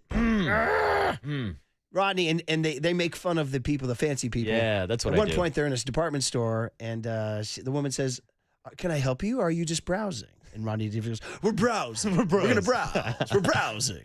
So that's you. That's You're me. browsing With the glass your of wine, I'm wine. like, ooh, yeah, look at the legs run down the side of that help glass. Me out. Look at Come the legs on. here. It's Look a at the legs. simple one. Very simple one. It's a great Rodney, 80 or 83, 80, 45. Easy money. Easy. Bang! God bless you. Look at you, young Tony. God bless you. Mm-hmm. But no, good wine will go a long way. Good wine will go a long way. But anyway, I was talking to Marky Mark at the game last night. Oh yeah. And he said, Murphy Murph, what's up with your Niners? And I said, you know what? They won a game and more people wanted to talk about Jake Moody than anything else. That's to 707's point. The gritty win has been overshadowed. Yeah. Of course, we're a part of that. Yeah. We're talking. Let's talk about the win. What do you want us to talk about? Like Christian McCaffrey's 31 touches or Jake Moody being villain number one? Yeah, or we can talk about Brock Purdy's shoulders, knees, and toes. Knees and toes. Yeah, well, and Mac Jones possibly being that guy. Shoulders, knees, and toes. Knees and toes. There you go.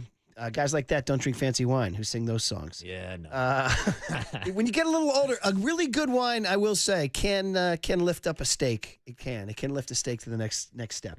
It can. Yeah. Don't rule it out, buddy. I'm not ruling it out. Hey, red wine over white wine, though. Well, you want to rejoin UB40 on the other side there, buddy? I'm down. All right. Get ready for Dwayne Kuiper. What happened at the Giants game last night? Are you back in? 808 KNBR on the Sports Leader.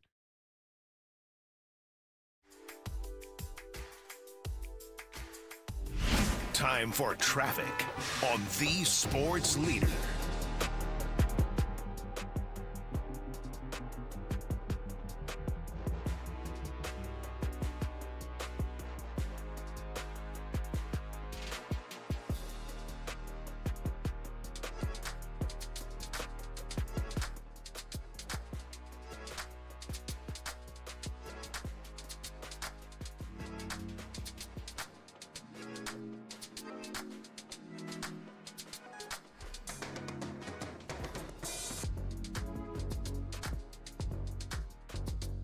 Yeah, let's talk about life insurance. Serious stuff, right? For your family. God, take care of your family. And don't let excuses get in the way. Well, it's, I can't afford it. It's too complicated. Maybe my work coverage is enough. No, I'm going to offer you an online easy way to get life insurance in as little as 10 minutes. It's called Ethos Life, all right? Now, Ethos Life, online easy way. Ethos, rates you can afford. For example, $500,000 term life policy for a 40-year-old male starting at just $1 a day. For $30 monthly. How about rates increasing the longer you wait, so don't put it off? Once again, that's the theme here, is not avoiding it. Go attack the problem. Ethos will help you get life insurance. How about $3 million in coverage and no medical exam? Just answer a few health questions, all online. You got to ask yourself, if something happens, who pays the mortgage? Who pays the kids' education? Who pays all the bills? Then forget the excuses and check out Ethos Life. The better way to get life insurance. For your free quote, visit ethos.com/leader. That's ethos.com/leader. Not available in all states. Rates vary.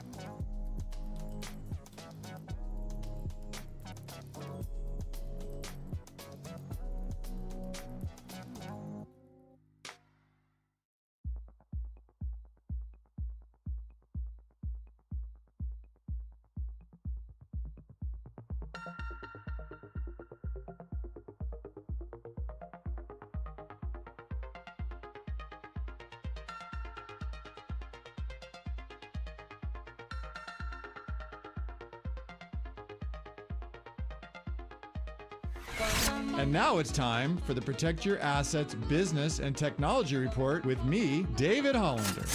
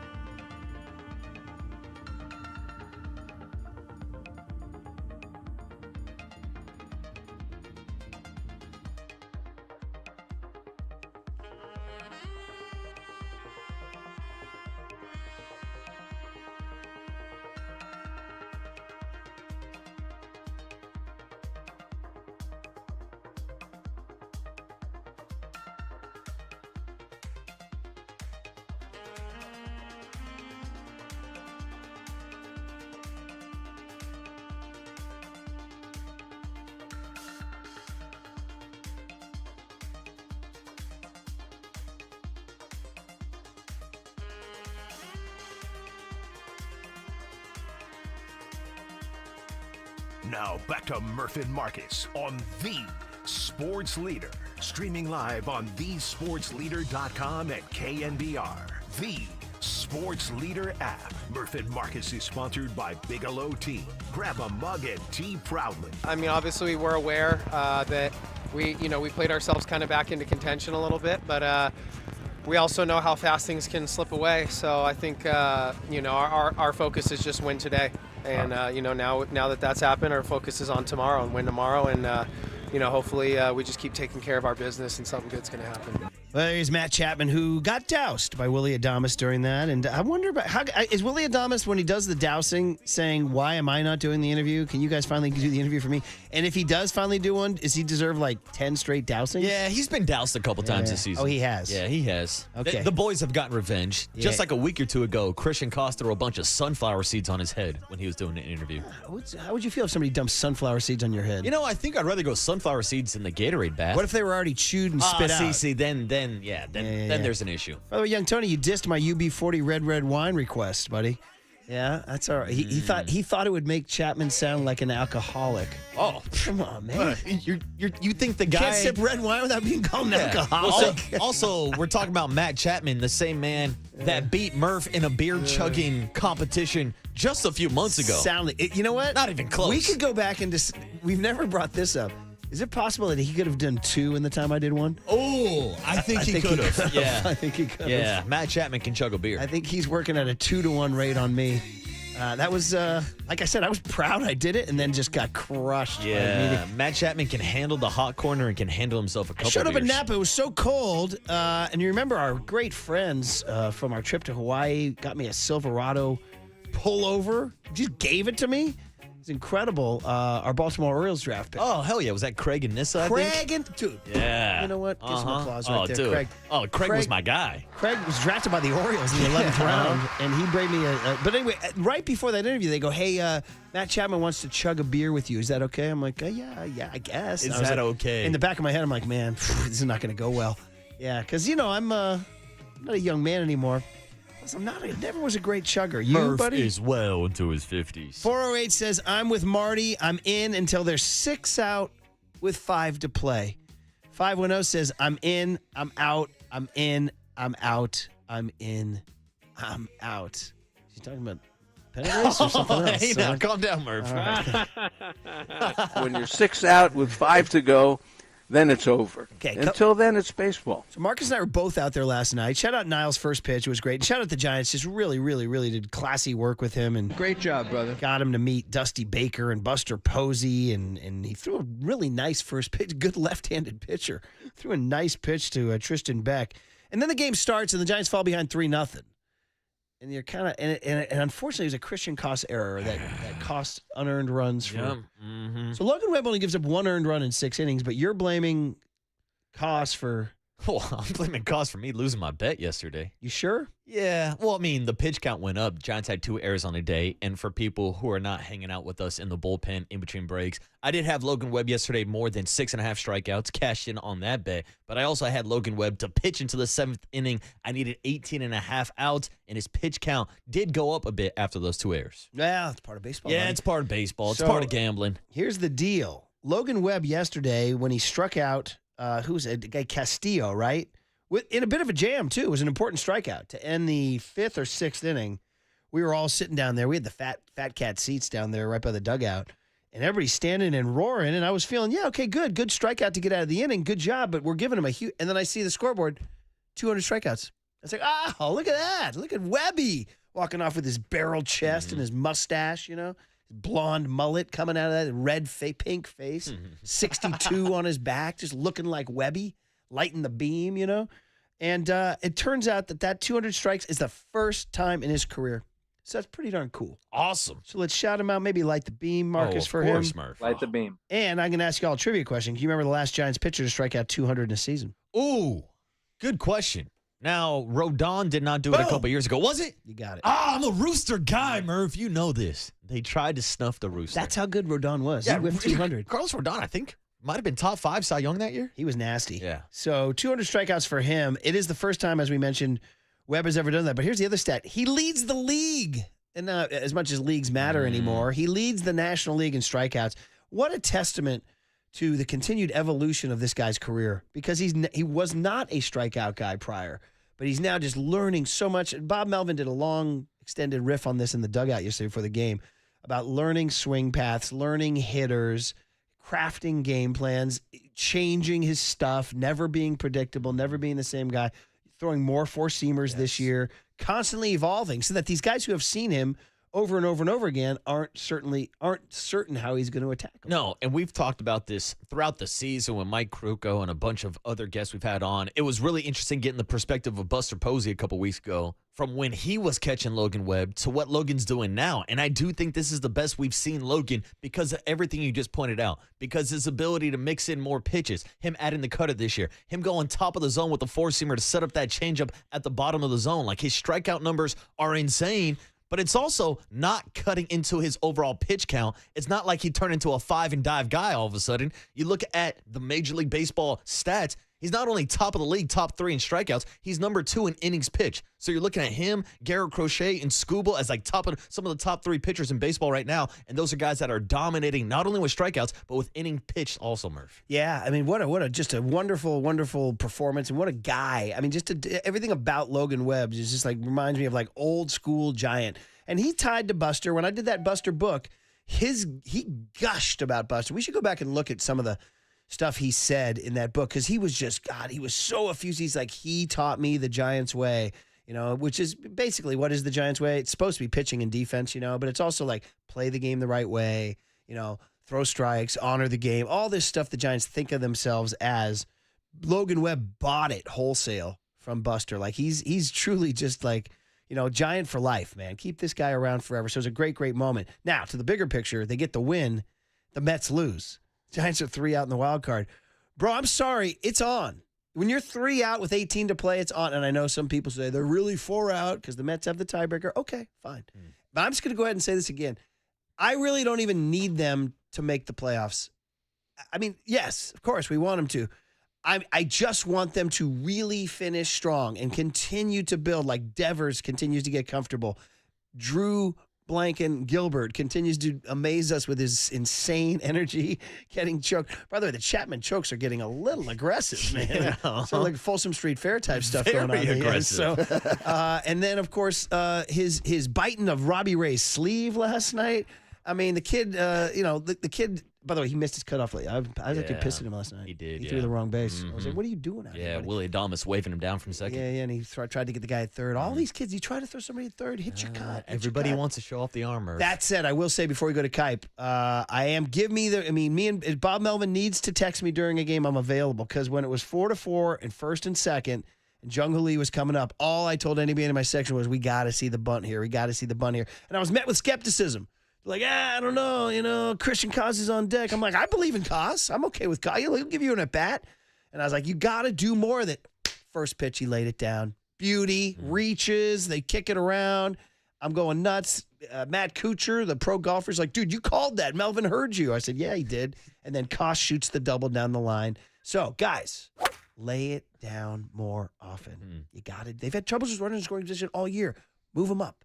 Move them up.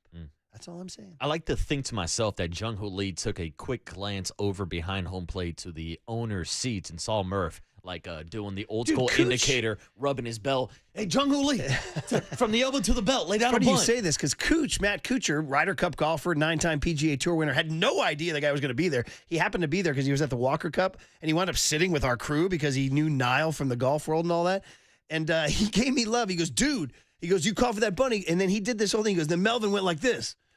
And he did the whole chin, nose, rub the way. And Cooch was riffing. Dude. So we got it all together, and then we were high-fiving. And, lay him down more is the moral of the story. Lay him down. Lay him down more. Dwayne Kuiper, he wants to bunt more, doesn't he? He wants to win, too. Dwayne Kuiper, next on The Sports Leader.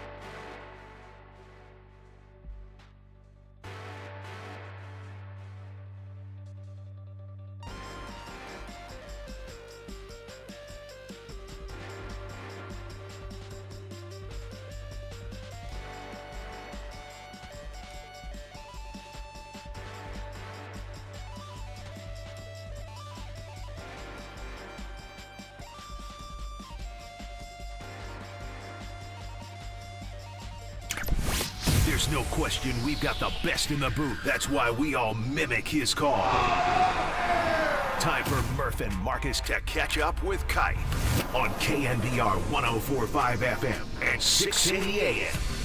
All righty, let's go. Giants doing their thing, man. Staying in it. In fact, picking up ground last night. Talked to Dwayne and Glenn Kuiper before the game last night. Fun environment out there for the Giants, hitting 5 frickin' home runs against the Diamondbacks on a warm night. Short sleeves. I was in short sleeves, Marcus, out there. Murph and Marcus Show is sponsored by Bigelow Tea. Grab a mug and tea proudly. Kipe, great to see you yesterday. And every time you and I hang out before a game, the Giants hit 5 home runs in the game. So let's do that more often. Good morning, Dwayne. Morning, That'd Kipe. be great. I'll see you tonight. Be great. And by the way, you talk to everybody on the field. Well, I don't shut up. I got diarrhea of the mouth. I mean, you were all over the place, which is good. I mean, you touched base with everybody, and I thought that was great. And as soon as Melvin's press conference started, you almost pulled a hamstring trying to get away from us. I felt bad because Dwayne and Bob Brenly was hanging out with us, and I was like, guys, I got to go. Dwayne's like, oh, really? Okay. I see how it is. Like that, Murph. Well, I said, I got to go, you got to go report, Kipe. You got to go hear what the manager has to say. Well, for our sake, Bob and I were glad you left because we got a chance to talk about you. I'm okay with that. I got to take it. Yeah. I got to have thick skin, Kipe. Yeah. Yeah, so 5 out of here last night. Pretty nice. Dude, I mean, my gosh. First of all, the game starts with a rough moment with Koss makes the error. And the Diamondbacks take advantage, Jake McCarthy, and you're thinking, oh, boy, we're coming off 2 losses, and now we got some negative energy. And then Jung-Hoo Lee hits a ball. Kipe, would you say, is it fair to say that ball that Jung-Hoo Lee hit would not have been gone on a cold summer night? I think it's very fair to say that. Yeah. I think the temperature and I don't know if the wind had anything to do with it, but more so the temperature had a lot to do with that one. I mean, the other ones you could probably say were legit. I didn't think that Matt Chapman's ball was going to go out, but it just kept on carrying, and that's what it does when it gets as warm as it was. I looked at the temperature for tonight, and I think around 7 o'clock or so, it's supposed to be 66, which is still 3 or 4 degrees cooler than it was last night, but it's still pretty conducive to hitting the ball out of the park if you can get a little something behind it. And that's what they did last night. Dominic Smith was one of the 5 Giants to go deep last night. And, Kipe, it feels like every time we talk about the Giants hitting home runs, we talk Devers, Adames, Chapman, Elliot Ramos, and guys like that. But Dominic Smith is now on a 9-game hitting streak, and it really feels like he's trying to carve out a spot on this roster for next season. Yeah, and it's not really about the home runs with him. It's about what he does defensively. And, and lately he's really gotten some key hits. I mean, if there are people in scoring position and Dom Smith is coming up, I don't feel too bad about that, to be honest with you. With the acquisition of Devers, that means you've got a first baseman. And, if Dom Smith could make a little bit in the outfield and obviously be a great backup at first with Devers, I can see where he could really have a good chance of having a spot on the roster. He's a really good player, and he's a really good guy, and he's great in the clubhouse. So he's got all the things that you would want to be on a team, but he also, I think, would certainly like to be somewhere where he can get some at-bats. Yeah, he's a really – we had that interview with him over the summer, and he's just a thoughtful guy, and what a productive player, and letting slick glove over at first, and way to persevere, too, because he had to play minor league baseball to get back, and he did. Really good story. Giants win 11-5 last night. They're 73-71 with 18 to go. You guys can do the math. If they play 500 the rest of the way, they win 82. It'd be their first winning season since 2021. They'd like to play well more than 500, maybe get up to 85, 86 wins. But after all that, Kipe, I'm not even going to ask you about Logan Webb or all the home runs or the pennant race. I'm going to ask you about the Drew Gilbert camera NBC Sports Bay Area has going on right now. The fans seem to be eating this up. And when I say eating it up, Drew Gilbert's eating up Robbie Ray's sleeve. He's biting on it. So I need to know. I mean, we talked to you last week about this guy, and you said sometimes you got to have a little whoa in your game. Well, now you guys got a camera on him, Dwayne, and so it's been a week since we last checked in with you. What's your take? Well, you got to remember something, Murph. I'm not running the camera. I know that. So it's not my idea to put him on the camera all the time, but I do enjoy it.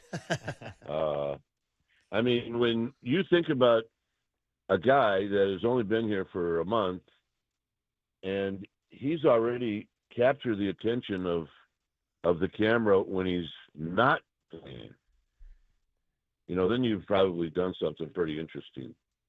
I wouldn't, I'd be careful, your enthusiasm and hit the wrong guy. So you got to pick and choose and be pretty bright. You can bite Robbie Ray's uniform or arm or sleeve. He's got all about the same age, but probably with the same energy. But don't pick on one of those grizzly veterans that don't have any idea what you're doing, because it could not end well. But he seems to know how to pick his spots. Clearly, he feels like when somebody hits the ball out of the park, that he had something to do with it. And if that's the case, then he's going to celebrate with them. So, hey, he's a burst of energy. And, I don't know where you find those guys, but the Giants certainly have found one. And he's been fun to watch. I don't have any problem with the camera being on him. Yeah, well, the good news is Drew Gilbert was chewing on the right sleeve of Robbie Ray's jersey last night, not the left arm. Robbie Ray on the bump tonight. Or should I also mention Logan Webb yesterday? Kite, for the first time in his career, he has eclipsed 200 strikeouts in a season. Is it possible in his age 28 season that this is the best Logan Webb that we've seen? Well, I mean, yeah, you could argue that. I don't know. 2021 was pretty fabulous when, he had to pitch 2 games in that series against the Dodgers. And by the way, if you remember, the Giants had to win the last game of the season. And do you know who had a home run that game? Logan Webb. Oh, my God. That's awesome. The last year, pitchers were allowed to hit. So he may have been the last actual pitcher to hit a home run. I mean, you had position players that come in, and they probably hit a home run. So I guess you could call them a pitcher when they hit the home run. But I think Webb's the last actual pitcher. But anyway, it'd be hard to circle one season that's better than the other. But what he's done this year is he's thrown more fastballs up. And after all these years where hitters could look from the knees on down, he's changed that. And now he's getting strikeouts with that fastball up. So good for him. And, he will change more as he gets a little bit older. Mike and I kind of kicked ourselves for actually saying softly in the 5th inning, is Webb going to come out and pitch the 6th? What a stupid thing to say. and there he was. He ran out there like it was, the 2nd inning. So, yeah, he's a good one. I'm glad he's right where he's at. And yeah, just a Bay Area mainstay right now. I want him on the mound. Yeah, 14-9, 3.12, leads National League with 201 strikeouts, 184 innings, closing in on 230 starts made this year. Just all plus across the board, Northern California zone. The other thing I want to talk about from last night's game is my favorite thing from the game. Not 5 homers, not my buddy Niles' first pitch, not Webby, not Drew Gilbert. It was Jung-Hoo Lee's bunt. Kipe, can we just vote on this as a fan base and say, Bob Melvin, use the bunt more? I thought it was awesome. I wanted to see it before it even happened. He did it, and good things happened. So maybe even in particular that guy, Jung-Hoo Lee, and just as a team, would you like to see him even incorporate that more? Well, look, Gilbert can bunt. Jung-Hoo Lee can bunt. It just doesn't look like he likes to bunt. Yeah. Yaz was the best bunter on the team. Bailey could sacrifice bunter. So they got guys up and down the lineup that can bunt. The thing about Jung-Hoo Lee is he's got to be convinced that this not only helps the team, but it helps his game. And I hope one day he's going to figure that out. Just like stealing bases for Jung-Hoo Lee. Looks like he's a little reluctant to do that. He needs to get comfortable doing that because it'll help him and it'll help the team. I don't think any of us were surprised by the bunt. Look, when I was in situations like that, I didn't even look for the bunt sign because I tried to bunt for a hit. And if you don't get a base hit, then at least you move the runners along. And I think more guys probably should try that, especially if you're hitting down at the bottom of the order and you've got a guy on second with nobody out. Try to bunt for a hit. Mm-hmm. Not only are you working on bunting, but if it works, now you got a guy on third and you're not even charged with an at-bat. It's kind of a free at-bat. So I know that's long-winded, Murph, about bunting, but, I had to do it in order to stay in the big leagues. Maybe it's starting to come back just a little bit. We're starting to see more managers bunt a little bit more. I'd like to see it more. I really would. I'm all for it, and everything you said there just was right on point. All right, Kipe, let's go big picture there before I let you go. Pennant race. We call it a pennant race. It's really the 6th spot, but hey, it's an all-encompassing phrase, the pennant race. The Mets lost last night. The Giants are only 3 out with 18 to play. The Mets have 3 more in Philadelphia. I mean, we're past that point of like trying to pretend it's not real. Like it's real now, right? Like I heard Dave ask Chapman on the post game. He said, "Do you guys look at the scoreboard?" And Matt's like, "Well, a little bit." Like we can openly acknowledge they're in it, right? Yeah, and we can acknowledge that they all look at the scoreboard too. And we actually had the Phillies game on right before our game started, where the Phillies had a 1-0 lead, and all of a sudden I turned on the TV, and the Mets had guys on 2nd and 3rd with 1 out in the 9th. Oh. And one of their better hitters, the McNeil kid. Yeah. And the Phillies picked up that really hard thrower. Is it Duran? Duran? Yes. So he threw 102, and eventually struck out McNeil, and then he struck out Alvarez on 3 pitches that weren't even close. So that's how they end up winning the game.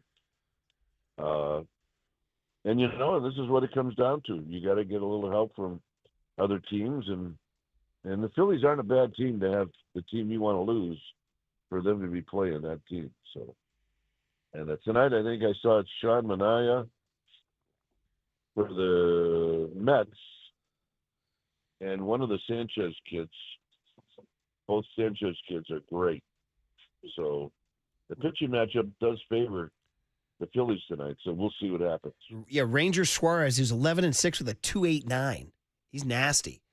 And he's going against super nasty. You're talking about Shamanai, our old buddy. Yeah, that's at Mets at Phillies. It's a 4-game set. Mets have 3 more in Philadelphia. You're right. The Phillies are. I mean, for the Giants, like you can't even talk about the rest of the schedule for the Giants. You literally just have to focus on tonight. It's Robbie Ray against Zach Gallen. Now Gallen has been pitching better of late, and he has been very, very, very good. So a little bit of a challenge. And for Robbie Ray, Kipe, Robbie Ray's having a great year, but maybe the last couple starts around the mid-innings gets a little tired, so that's something to keep an eye on? Yeah, it is something to keep an eye on. And you know that JP Martinez and Bob Melvin will do that. Gallen really got out to a horrible start. He was a guy that a lot of teams were looking at the trading deadline, but he just wasn't pitching very well at that time. And then once they got past the trading deadline, he started to pitch like Zach Gallen can. Yeah. And he's really good. So, let's hope that they still got the swings going that they've been using lately, and keep trying to hit the ball. And you don't have to hit it out of the park, but hit it hard somewhere. All right. Well, I can't promise I'll be out there tonight. My kid has a game, so I got to go be dad. But pretend that I'm there chopping it up with you in the in front of the dugout, Kipe, and then they'll hit 5 more home runs, and then they'll win. Well, there's a day game tomorrow. Yeah, I think I'll definitely pop by for that. Really? Yeah, maybe pull a pregame hit. Then I go take my nap. That's right. It's maybe not on the way home for you, but kinda. It's kinda is kind of in that direction. Yeah. So,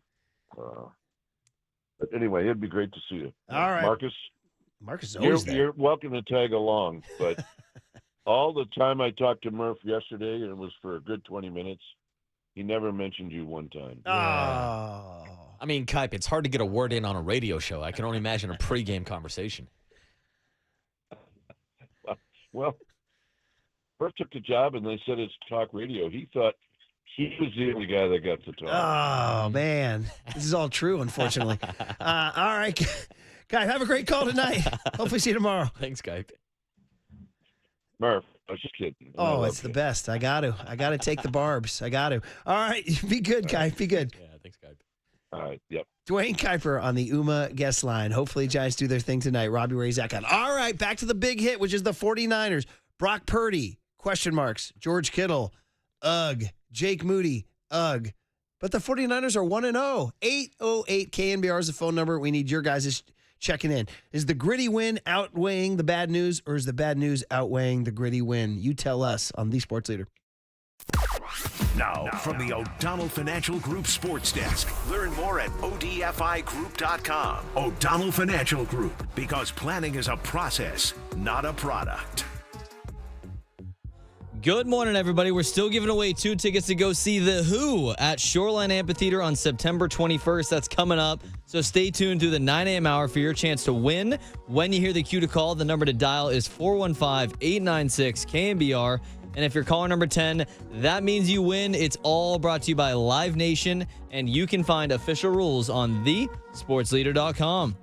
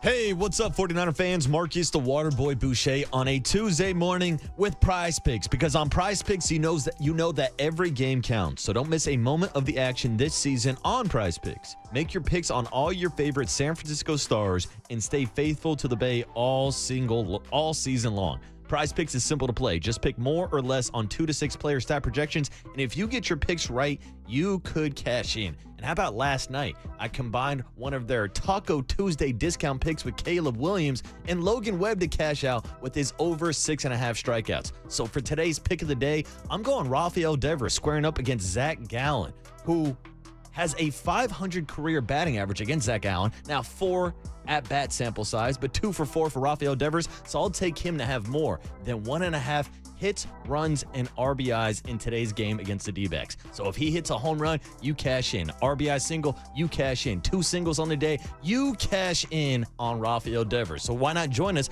on Prize Picks and download the app using the code word LEADER to get $50 in lineups after you play your first $5 lineup. That's code LEADER to get $50 in lineups after you play your first $5 lineup. Prize Picks, where it's good to be right.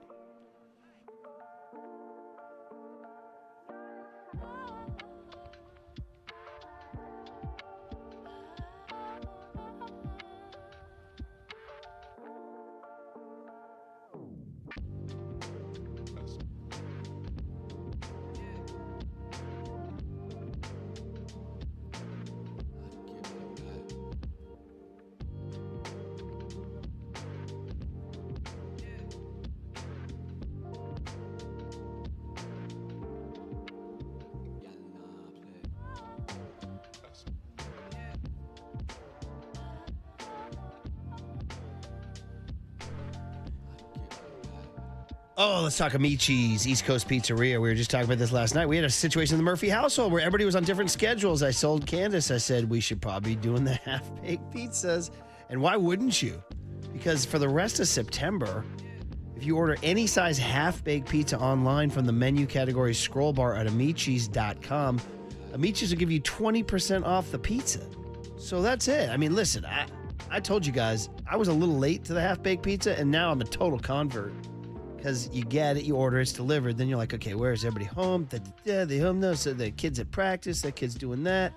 Now everybody's home. What are we going to do for dinner? Boom, pizza. And 5 minutes later, it comes out. And it's fresh. It's hot. It's piping. It's tasty. And you're like, man, I've been sleeping on the half-baked pizza. So go get it. Because for the rest of September, I will repeat, 20% off if you order any size half-baked pizza online from the menu category scroll bar at amicis.com. It's restaurant quality pizza in your kitchen when you want it. Amici's delivers. I just want some pizza.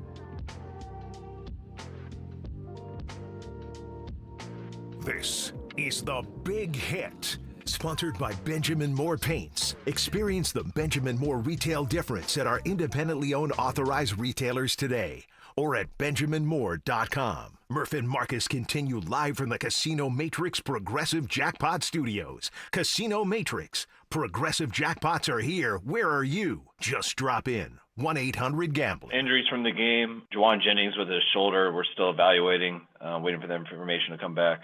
George Kittle did have a hamstring. He's going to be out a few weeks. Brock Purdy hurt his left shoulder and toe. We'll see how this week goes for him. Kyle, is one of those two Purdy injuries more severe than the other and be in risk of missing a start or two? I'd probably say the toe's worse than the shoulder. And what about his availability this week? Yeah, we're not sure. We got to see how it heals and how the week goes on it. So there you go. Good morning, everybody. It's big hit time, and we have this gritty, fun win. The Jake Tonjes jumping up, the Los Gatos Leaper, or the Los Gatos Leap, as Lombardi would say, or Jake's Jump, whatever you want. And he's our 49er Player of the Week at 9:30 today. Stay tuned. So you got to stay tuned. Not far away. 9:30, Jake Tonjes, our 49er Player of the Week. So we have all that good vibe, and now we're back into the Niner woes of injuries. I just don't.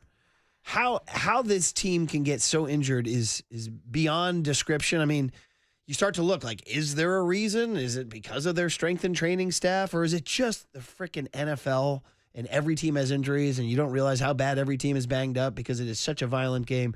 It feels like the Niners are plagued worse than other teams, and it's kind of marred the good feeling from the win. So other than that, good morning, Marcus. Yeah, good morning, Murph. Good to see you on a Tuesday morning. Yeah. You're right, though, because every team around the league has to deal with injuries. But for whatever reason, the last couple of seasons, it's felt like the 49ers have had this injury list stack up more than anybody else. And as a, again, is it something to blame with the injury? I know. I mean, those happen in the game. Yes. Brock Purdy, Juwan Jennings, George Kittle. So it's not something that happened in camp or in training, but is it something about the conditioning? I don't know. All I know is it's a problem, and it's affecting our preparation for already thinking about the Saints on Tuesday as you're listening to KNBR AM and KNBR FM San Francisco, the sports leader. a Cumulus media station. So let's get into it, Young Tone. Let's start with the quarterback. We were talking a little bit about Mac Jones. You guys ready to start saying the words Mac Jones? I mean, this is it. Do you have that little Mac musical Jones. tribute? Who? Mac Jones. Mac Jones. That's good. That's very, very good. Let it play. Wait, Let it play. Wait. Mac Jones. That was a Marcus Boucher production, wasn't it? Yeah. That was my very own. Did you do that back in like 22? That's my little baby right there. No, I think I did that this offseason when Mac Jones signed with the 49ers. I want to hear it again. Yeah. I like audio. Oh. I'm an audio guy. Oh, What can I DJ say? Tone, play it back. Mac Jones. Mac Jones. Mac Jones.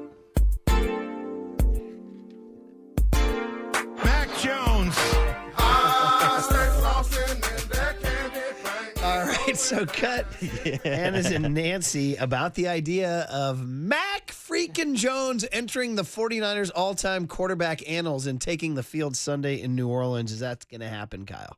What about the number 3 quarterback position, Adrian Martinez? I don't think that he's attempted an NFL pass. Would you need to bring somebody in who's more experienced if Brock can't go? It's a possibility. I mean, I think it has to do with really how Brock is probably over these next 24 hours throughout the week. But that's stuff we'll look into. We've been happy to get Adrian here, heard good things about him from the Jets, and really enjoyed him last week in our first week of practice together, just watching him a little bit and get to know him some. But all that stuff will be fluid probably throughout the week in the next 24 hours. Yeah, because we're talking about Mac Jones if Purdy can't go. And we don't know now. We'll see how Wednesday, Thursday, Friday go, obviously. But if Mac Jones is the guy, then you're like, wait, well, who's the backup? It would be Adrian Martinez. By the way, Clovis kid, Clovis West High School. Nice. So local knowledge there. Born in Hanford. Went to a Nebraska. But again, I got nothing more than that. I remember him in Nebraska a little bit. I remember he was kind of hyped. He hasn't thrown an NFL pass. He would be one snap away from being your 49er quarterback. Yeah. Bro, you can see Martinez out there. Like, wait, who's this? Yeah. Who's that? I mean, Reginald Martinez Jackson? You have Who is to it? believe, and maybe that's something that we will monitor throughout the week. If the 49ers do bring in a veteran quarterback option, maybe that kind of tips the hand that Brock Purdy might not be playing this week. Well, you were talking about tipping the hand. We were talking off air about the spread. Yeah, Murph, because I like to read in between the lines. And what I mean by that is I like to look at the actual lines set by our friends out in Las Vegas. Of course, I'm talking about the bookies and the odds setters. Now, when this spread initially came out yesterday, before we got the Brock Purdy, George Kittle updates, even on Juwan Jennings, that we'll get to in a quick second, the 49ers opening line against the Saints this weekend, they were favored by 7.5 points. Okay, that makes sense. The New Orleans Saints are not that good of a team, projected to be one of the worst teams in the league. I go back and I check this morning. That line has moved down 3 points down to the 49ers minus 4.5. Now, I'm speaking to my degenerates out there. Usually lines don't move more than a point or two in the NFL unless they know that a quarterback's not going to be playing. So my first reaction to seeing the spread move 3 points is that Las Vegas believes that Brock Purdy won't be playing this weekend. To quote that famous congressional investigation, what did Vegas know and when did they know it? That's obviously, they're just crazy good. So that is a little scary and it's a good note. More Kyle on Mac Jones, cut M as in Mary. Young Tone about, well, listen, Mac Jones, former tennis player from Florida, former Alabama quarterback. Forgot about those tennis Remember photos. that? He was like a tennis kid. Yeah. How's the forehand to this day, Mac Jones? Here we go. Yeah. I think Mac had a really good camp, going back all the way to OTAs and training camp. I think he's gotten really used to what we do. Had a little setback there the last couple of weeks of camp with the injury that he got. But he had a good week of practice last week, picking up really right where he left off, and he has to go this week.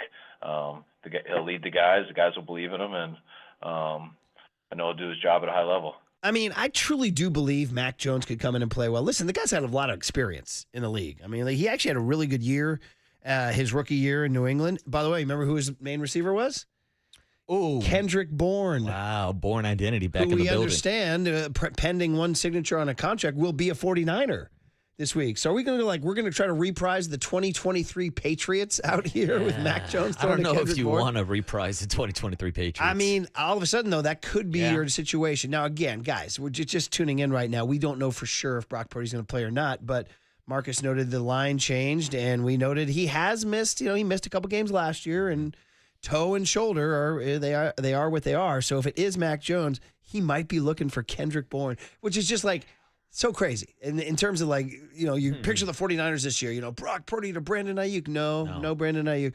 Brock Purdy to Juwan Jennings. Well, is he going to sign? I don't know. Brock Purdy to George Kittle. No, he's out with a hamstring. Would you settle for Mac Jones to Kendrick Bourne, right? Yeah, well, think about how crazy it is that we were talking about this yesterday, that Brock Purdy put together a game-winning drive without Brandon Ayuk out there, without George Kittle out there, without Deebo Samuel, who's now in Washington. Literally, his top wide receivers, yes, Ricky Pearsall is out there, so there's some chemistry there, but it was MVS, Russell Gage, and Sky Moore as his wide receiver room on Sunday. Who received 0 targets, buddy. They got as many targets as you and me. Yeah, exactly. So it's nice to think about the fact that Brock Purdy can get the job done with those guys, but my question would be, can Mac Jones get the job done with those guys? Man, oh man, good thing they're playing at New Orleans to have any kind of fighting chance in this game. So Kyle Shanahan on Kendrick Bourne, who's back, former Niner. Looks like he'll be back, reuniting with not just the Niners, but Mac Jones as well.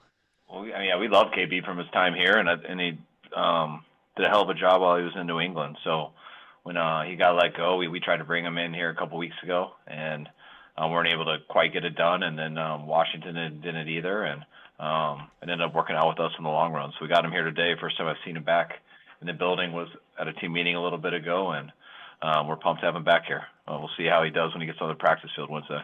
Come on back, Kendrick Bourne. Started 8 games in 2018. Can you guys go? He goes back to 2017, bro. Damn. He goes back to 2017. Tony, were you in high school in 2017, brother? I would be just graduating, yes. Damn, that was before I was even working at KNBR. Was it? Yeah. 2017? 2017, I was DoorDash. Yeah, we know about that. Yeah, anyway, so, dude, he had a couple years where he caught some balls. In 2018, he caught 42 balls for 487 yards and 4 touchdowns. That would be the Jimmy G years, right? In 2020, the weirdo COVID year, he caught 49 balls for 2 touchdowns. In 2019, the year they went to the bowl, he caught 5 touchdowns, dude. So, there's a little bit. And that year with Mac Jones in New England, was it 2022 or 2023? What year was Mac Jones a rookie? 22? It was Trey Lance year. Was that 22? I think it was 22, right? Dude, honestly, it since all blends COVID, together. Any year, you ask me a year, other than the 2021 Giants, I can't tell you what happened when. Honestly, I can't. We were trying to remember all the headliners at Sound Summit. By the way, we are going to do a little quick hunt on Sound Summit later in the show today, too, because we'll be out there Saturday on the mountain. See you guys up at Mount Tim, soundsummit.net. By the way, we couldn't even remember the last 3 headliners because the years are so messed up these days. And, of course, we biffed this one. 2021 was the Trey Lance, Mac Jones draft class. Oh, was that it? Yes. Okay, That's what Google's telling me. So in 2021, then, Mac Jones was a rookie? You are correct. That's the year he quarterbacked. And Kendrick Bourne caught 55 balls for 800 yards and 5 touchdowns. So, dude, they had a little thing. So we might be onto something. Then he had a bad year in 22 and 23, and then 24 he was a Jag, right? So he spent 3 years in New England, huh? Mm-hmm. God, man, time flies, doesn't it? Well, there you go, guys. So Mac Jones and Kendrick Bourne. Now, what are you going to do about the George Kittle situation here? Because right now, our 9:30 player of the week, Jake Tonjes, he might be climbing up the depth chart, y'all, as is Luke Farrell, who, by the way, when we come in on a Monday after a game and there's 10 million plays you don't talk about, Sam Okawanu forcing a fumble and Marquise Siegel recovering it. We gave that no run yesterday at all. We have to talk more Jake Moody. Luke Farrell caught a 4th down pass in that game. Nobody talks about that. It was wait, they went for it on 4th down because Moody was so bad, and Luke Farrell was the dude who caught. And it was actually kind of a tight window, too. Now, was that the 4th down conversion before the Jake Moody missed field goal? 4th down before the block, Before the block. Yeah, and that's why we're not talking about that conversion, because we're talking more about that field goal being blocked. So, tight ends, Kyle Shanahan, what are you going to do about the situation at tight end? What cut do you have there, Tone? I know you have I got it. Okay, take it away. Are you going to have to put George Kittle on injured reserve and call up Braden Willis, or what's the plan there? When they tell me a few weeks, it's always a possibility. In order to do that, it's got to be a 4-week injury. So I don't think we've decided on that yet. Okay. So how are you feeling about not just – so if Brock Purdy can't go and it's Mac Jones, now we know George Kittle can't go for at least the next, quote-unquote, few weeks. If it's 4, it'll be 4 weeks. If it's not, maybe 2 or 3.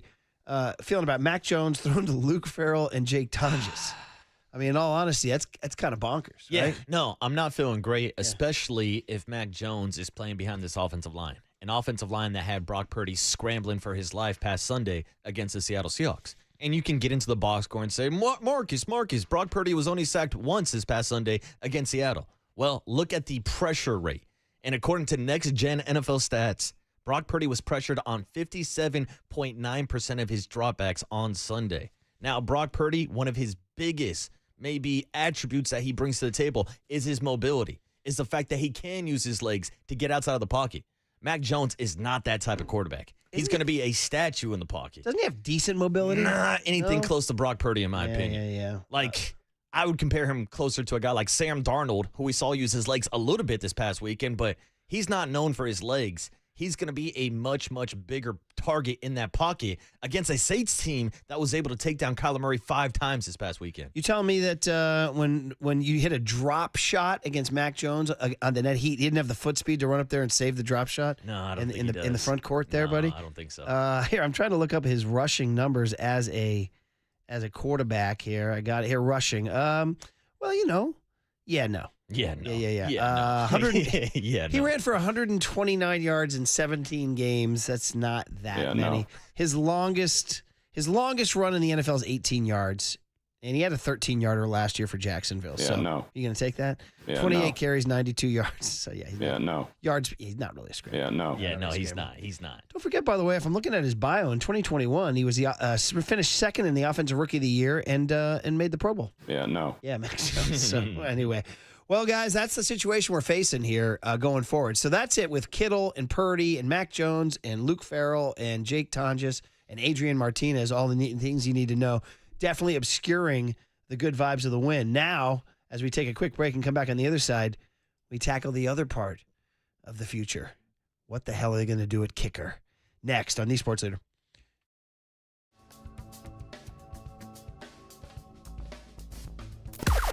Now, from the O'Donnell Financial Group Sports Desk. Learn more at odfigroup.com. O'Donnell Financial Group, because planning is a process, not a product. Good morning, everybody. We're still giving away these tickets. We got 2 tickets to go see The Who at Shoreline Amphitheater on September 21st down there in San Jose, Santa Clara area. Stay tuned through the 9 a.m. hour for your chance to win Palo Alto, I should say. I was just down there.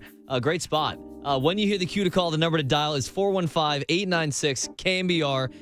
And if you're calling number 10, you will win. Murph just corrected me, Mountain View. Thank you. There's a lot of cities out here, all right? And it's all down south, okay? It's all brought to you by Live Nation. You can find official rules on thesportsleader.com.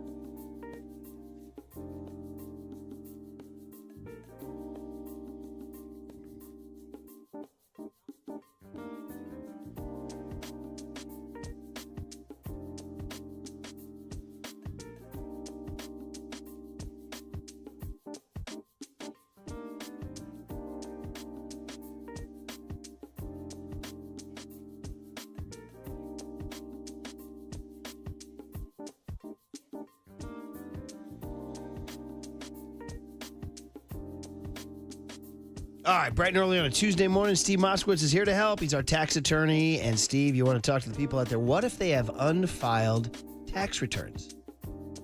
You'd be amazed how incredibly common this is. So many people just don't file returns. Usually they don't file them because they don't have the money to pay them. And then the second year rolls around and they say, how can they file year 2 when they didn't file year 1? And by the way, they still don't have the money. Folks, you don't have to live like that. If you don't have the money to pay the taxes, that's okay. Let's go to the government and make a deal for you. There's all kinds of sweet deals. We'll explain them all to you. But don't stick your head in the sand. Don't wait for some IRS agent to come knocking on your door, ruining your life, your business, your marriage. It doesn't have to be. I've been doing this for years. I see the difference this makes in people's lives.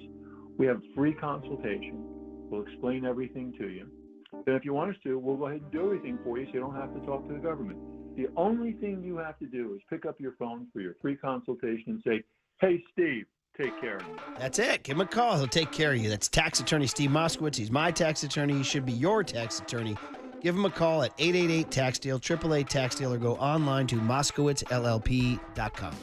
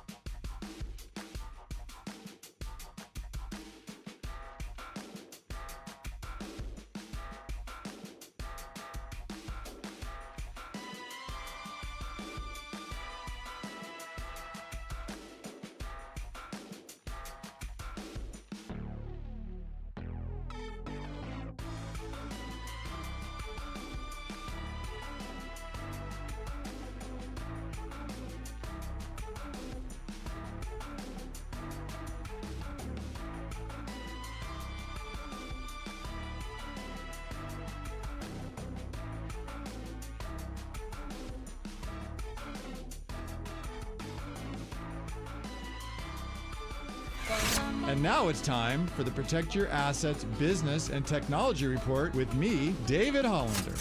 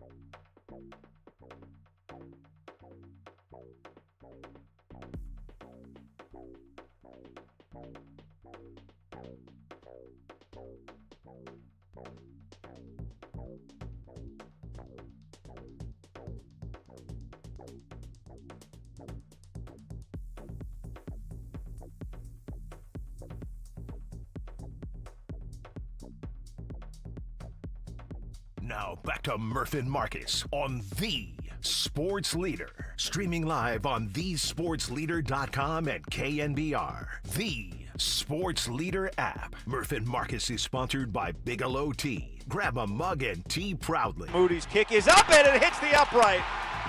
A 27-yard attempt from the left hash just banged off the upright. 49ers trying to tie it up. 2 minutes and 21 seconds to go. Kick is blocked. It's blocked. It's picked up by the defense, and DeMarcus Lawrence returns it out to the 32-yard line. It's been a kicking mess for the 49ers today. What a gut punch. Well, that is absolutely brutal. Guy Haberman and Tim Ryan on the call. Good job, Guy. Good job. Way to step in for our buddy Greg Papa, who's hanging tough, man. We love you, Greg, and keep on keeping on. And the great doctors at UCSF. These people are angels on earth, man. Angels on earth, just saving lives and making people healthy. So thank you, UCSF, and go, go, go, Greg. We love you back, buddy. In the meantime, week 2, we're bringing in Carlos Ramirez from the bullpen. C-Ram, Car Ram. That's right. Where are we going with? Car Ram? C-Ram. One of Papa's babies. He likes Carlos. So good stuff. Hey, we are sponsored by Marin Health with top physicians, surgeons, and clinicians right here in the North Bay. Marin Health puts you closer to your best health, world-class care, closer than you think. So here's the deal. I went on a big old rant yesterday saying it's over, it's done, end of story. We got to move on from Jake Moody. There is no other option. Guess what? He's still on the team. Now, that could be because they got to find a guy. You can't, you can't. Don't you like? Don't you quit a job when you have another job lined up? Yes, Don't you do. Like shut up barista. Yeah, you know what I mean. Yeah, things like he does. Exactly. Yeah. You have these things lined up in life. Yeah. Now, I'm not using myself as an example, but it feels like this happens a lot in relationships too. When you're thinking about maybe finding a new partner in life, maybe you start this scattering report early while you're still committed in your previous relationship. Yeah, but the problem with that, when were you ever committed? Yeah, see, that's the thing. No commitments, so I got no problems there, Murph. You know, all these college athletes or high school kids, I'm committing to this college, I'm committing to that college. Marcus is like, I'm not committing to S. No, I'm committed to the streets, Murph. You are committed. As the great Tommy Castro, who used to play at Grant and Green, which is now a whole different name. The bar at Grant and Green used to be a good old spit-on-the-floor saloon. What's the name of the bar? April Jean? Yes. So, bro. April Jean. We went from Grant and Green to April Jean? Yeah, it's a lot different now, Going Murph. thumbs up, Curly? Mac tonight's giving me the... That's the name. I know, but I need Grant and Green where I can grab a long neck Budweiser and spit on the floor. No spitting in the new April Jean, Murph. That's what I mean. I'll tell you that. You can't spit at April Jean. But Tommy Castro used to play there every Saturday night and would say, here's to, and I think this was, hopefully I didn't screw this up, here's to sleeping triple, drinking double, and always being single. Oh, okay? I like that. Or he said, here's to drinking triple, sleeping double, and always being single. I think it might be that. I kind of like sleeping triple. Yeah, I was better, going to say, quite either frankly. way it works, Murph. Either way is fine with me. Would you rather sleep triple, drink double, and always be single, or would you rather drink triple, sleep double? Can I drink triple and also sleep triple? Yeah. Yes, exactly. But how's that for a pretty good band sign-off? Here's to drinking triple, sleeping double, and always being single. Yeah, I'm with you. You're Tommy Castro, Yeah, buddy. I'd be out there every Saturday night. All right, guys. Anyway, point is Jake Moody. Here's what Kyle had to say. You guys interpret this. I interpret this as they are shopping for a new kicker, but you guys tell me. The first one, Young Tone, here. We're looking into all that stuff now. I mean, there's options. Just whether it stay the status quo, we can bring in guys for workout, practice squad. But we're going through all that stuff right now. I'm just finished with the team, and I know the personnel department's going to look into all that stuff and give us those options. Okay, a little too vague for me. I mean, I would like him to say, yeah, we're moving on, but I guess he wants to make sure they got to have a bird in hand. You can't cut Jake Moody and not have another guy. So they're seeing who's out there. We thought Greg Joseph was out there. Heck, you Googled that and found me being quoted saying that I was out there, right? Yeah, I was trying to confirm your take about Greg Joseph with a source from the Murph and Marcus show. Well, I mean, listen, if we're going to check ourselves, shout out to the guy who tweeted about Nick Bosa. He'll quote himself. By the way, did you see that? Is that real? Oh, is it not? I don't know. I would think it is. I would think so too. But I saw some accounts post it, and I didn't know if we could riff on it I would or think not. I would guess it is because they're buddies. Yeah, they are. Yeah. Mm-hmm. We'll see Nick Bosa at the White House this summer. We're talking about 47, not Bryce Huff. No. Tweeting about Nick Bosa. Mm-hmm. Yeah. He's part of the Presidential Fitness Council. the Fitness Council. Yeah, he is. Yeah. They always have a fitness council. Yeah. Who's on the KNBR Fitness Council? That's a great question. Yeah. I don't know. I'm off the plan. Who is the healthiest host? Healthiest host? Or the fittest host, like body fat, muscle, pecs, chest to waist ratio. I always hear Derek Papa talking about himself. He is weights. a little squat. He's like a little weightlifter dude. Yeah, he's got short range of motion. But no, I mean, well, how are you doing these days? Decent. I'd say 10K Tony. Yeah, the kid's like a little freaking bantamweight. Yeah, dude. Come But you on, want I'm to talk talking about somebody with some, Tony decent fitness to him. Tony will ankle pick you, bro. Watch out. Yeah, all right. Yeah, you got to be careful. What do you think, Tone? No, I was just waiting for my name to be mentioned. That's all. Dude. You know, I mean, he's the one just sitting biking here. to the top of mountains every day. How about Greg Silver? Yeah, Greg Silver. He'll put in some work. He'll hit the gym. All right. Copes has gotten a lot better shape the last couple of years. Has he? I will say. Okay. Versus when we started on the morning show. Yeah, he's in much better Was he a little shape. pudgy back then? Yeah, he was. He was a little pudgier when we started. Wait till you guys turn 58. Yeah, we'll dude. check back, all right? Dude, wait till you hit 30, dude. My metabolism's gone. I got heartburn. It's Marcus terrible. is well into his 30s. Enjoy it while you can, young Tony. All right. Well, here's the second cut from Kyle on the kicking situation. You guys tell me here. Kyle, is that a conversation you have with Jake about bringing in guys to try out at kicker and maybe bringing someone on the practice squad? No, I haven't had it with him yet because I'm not sure which direction we're going to go. But whenever we decide on something, then we'll address it with him. Okay, so again, that to me sounds like once we find your replacement, we'll tell you. That's at least what I'm hoping for, because the fact that he's still on the team and right now, again, now we do these live radio shows, and usually it's something you got to wait till Wednesday to find out. But while we're talking Tuesday, I'm just here to tell you, I said it yesterday, I say it again, it's time to move on. So go find another guy. I thought Greg Joseph was available, and if he is, that's simple. Greg Joseph literally was one kick better than Jake Moody in their summer competition. So if he is indeed available, go get him and end the story. That's it. End of story. End of story. And Jake Moody can go to Cleveland or whatever, go to Atlanta, go do your thing, have a nice second career. It's over. It's time to change the scenery. Got to paint a new coat of paint, Marcus. You know what I mean? Yeah. Not committed. No, and it's tough to be committed to Jake Moody, not just because he missed one field goal and had one block in week 1. This is now turning into a track record. Going back to last season, going back to the injury after he hurt his ankle trying to make a tackle on a kickoff, but really even going back to his rookie season where there was question marks surrounding Jake Moody. And it feels like, I don't know, is this the time where they finally will answer those questions? Because they had an opportunity to answer these questions a couple weeks ago when Greg Joseph was in camp, and they decided to stick with Jake Moody. So that's the question to me. How long will they stay committed to Jake Moody? Because there's a possibility he's back out there kicking field goals again this weekend. I may renounce my 49er fandom if that's the case. I mean, maybe being dramatic right now, but I will be pissed if he's the coach. How's that for there, too? Let's go out to the Golden State Lumber and Showroom text line. People are saying things, including 408 says Young Tony's Bay Area geography game about as good as Jake Moody's kicking. Yeah. Hey, great text, 408. I was just chiming back. It's not that hard to tell. So Shoreline's in Mountain View, buddy. I stayed in Palo Alto when I was down there to see Rufus. Yeah, that doesn't mean that Shoreline's then you got in into a Palo car Alto. or Yeah, an I didn't Uber exactly or a look Lyft. at a map when I got to Shoreline. I don't know. It was dark. Been to Shoreline The disrespect before? to my parents' hometown. The of Mountain View, disrespect to my California. South Bay, Young My Tony. grandparents, all of the Irish and Italians, all lived in Mountain View. Dude, respect. Put some respect on its name. It's nice down there too. We were down there for Stanford, obviously, but that place is like, what'd you call it, Murph? Like a slice of heaven down there? Well, what? Stanford? Stanford's a slice of heaven. Yeah. Sure. Yeah. Well, Cypress Point is the ultimate Well, slice of heaven. Yeah. So, Stanford, Palo Alto, Mountain View, Los Altos, all those neighborhoods are nice. 650 says it was drinking triples, seeing double, and feeling single. I thought it was drinking triples, sleeping double, and seeing double. I don't know. I'm going to have to go to my Tommy Castro sort of barroom trivia question here. 559 says Matt Prater's 43 years old. He's out here winning games in Buffalo. 408 says, guys, the Saints are the worst team in the NFL, and they are clearly tanking for Arch Manning. Here's my question. Do you want to tank for Arch Manning? I was just talking to Greg, our buddy. If it has balls, I'm all over it, Greg. That's Greg. Remember he said that? Do you Yeah, still have that He cut? stopped by on Friday. So I saw him at the coffee machine during the break. He's a Texan. Oh, he's all over it. And I said, hey, you guys bounced back against San Jose State? He goes, yeah, still not that good. And I said, what's up with Arch? He goes, I think he's feeling the pressure. I said, I think you're right. I think you're right. Yeah, I also think he's dealing with a bit of a shoulder injury that's not really being covered. Well, look at you with your Yeah. gambler's knowledge there, dude. buddy. You know, Look I've at been that. watching a Well, lot I of would have had Longhorn San Jose State covered. Yeah, I know. If they're playing with balls, I'm all over it. Greg's all over it.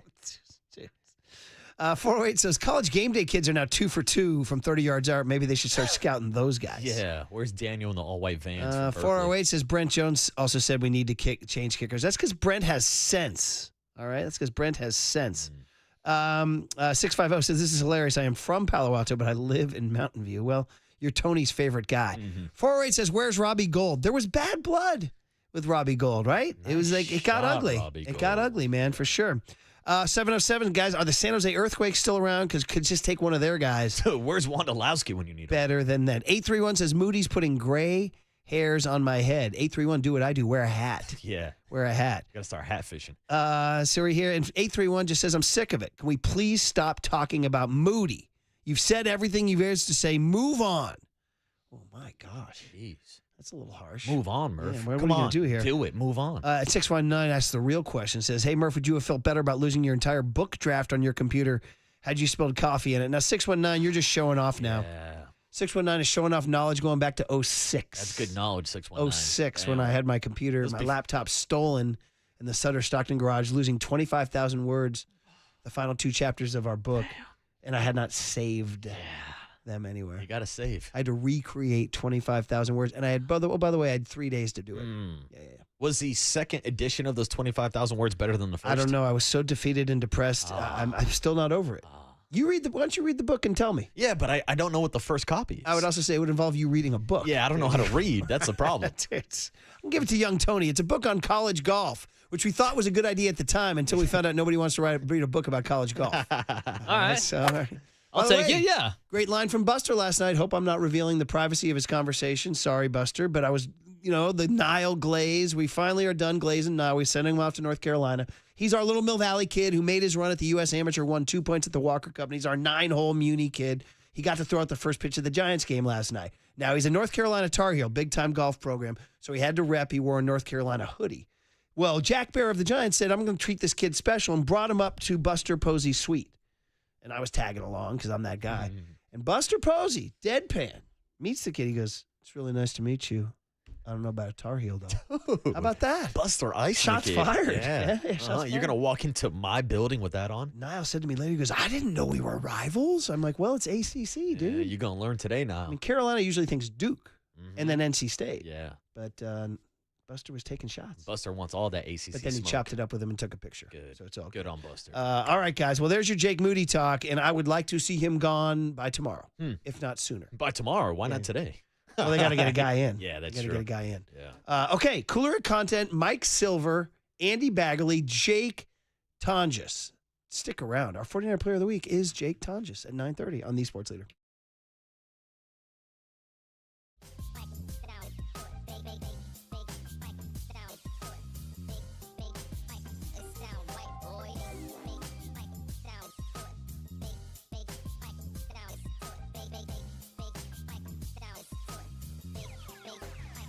Sound right, boy.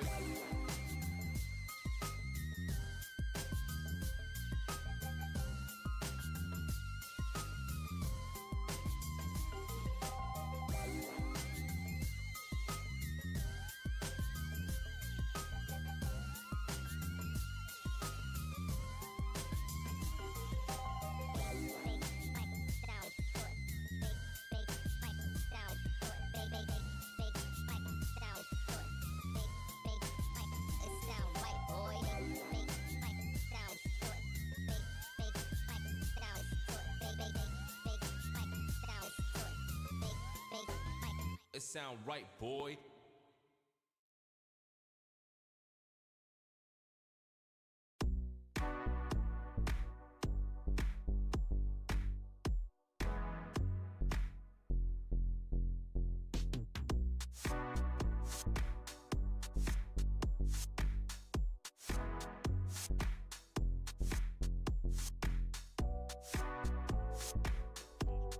Hey, what's up, Giants fans? It's Marcus the Waterboy Boucher back with Surfside Lemonade, iced tea, and vodka because summer is heating up, and it was a nice warm night last night in San Francisco. So there's a new, refreshing way to cool down this summer, and that's with Surfside and their limited edition SF Giants cans. Surfside iced tea and lemonade plus vodka cans now showcase the iconic Giants SF logo right on the side of the can. And get this, these cans are available not only at the stadium, but at select bars and stores in your area. So show off your fandom by posting a photo of you in your Surfside Giants can to social media and tag us at KNBR and let us know how much you enjoy those Surfsides. Me personally, I'm a fan of the pink lemonade combination. And get this, each one of these Surfside lemonades and vodkas only contain 100 calories, 2 grams of sugar with absolutely zero bubbles. So before first pitch today, grab yourself a limited edition Surfside Giants can because Surfside is a proud partner of Giants baseball. Must be 21 plus to enjoy a Surfside.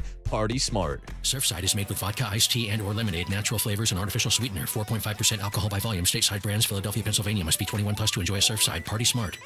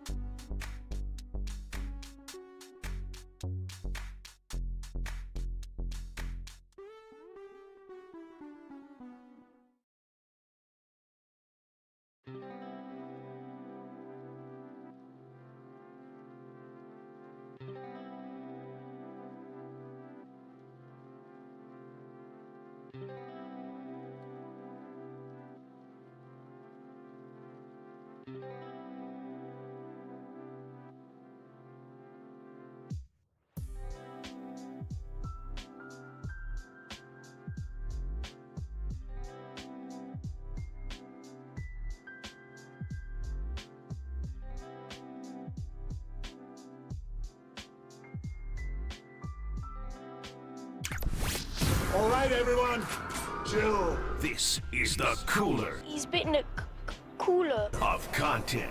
Cornucopacious of joyful news. We might be on to something. Yeah, baby! Murph and Marcus is sponsored by Bigelow Tea. Grab a mug and tea proudly. All right, the cooler of content we love so much. It is sponsored by Marin Health with top physicians, surgeons, and clinicians right here in the North Bay. Marin Health puts you closer to your best health, world-class care, closer than you think. Now's the time to tell everybody we got a contest Friday. It's only going to be Friday, 7 a.m. to 10 a.m.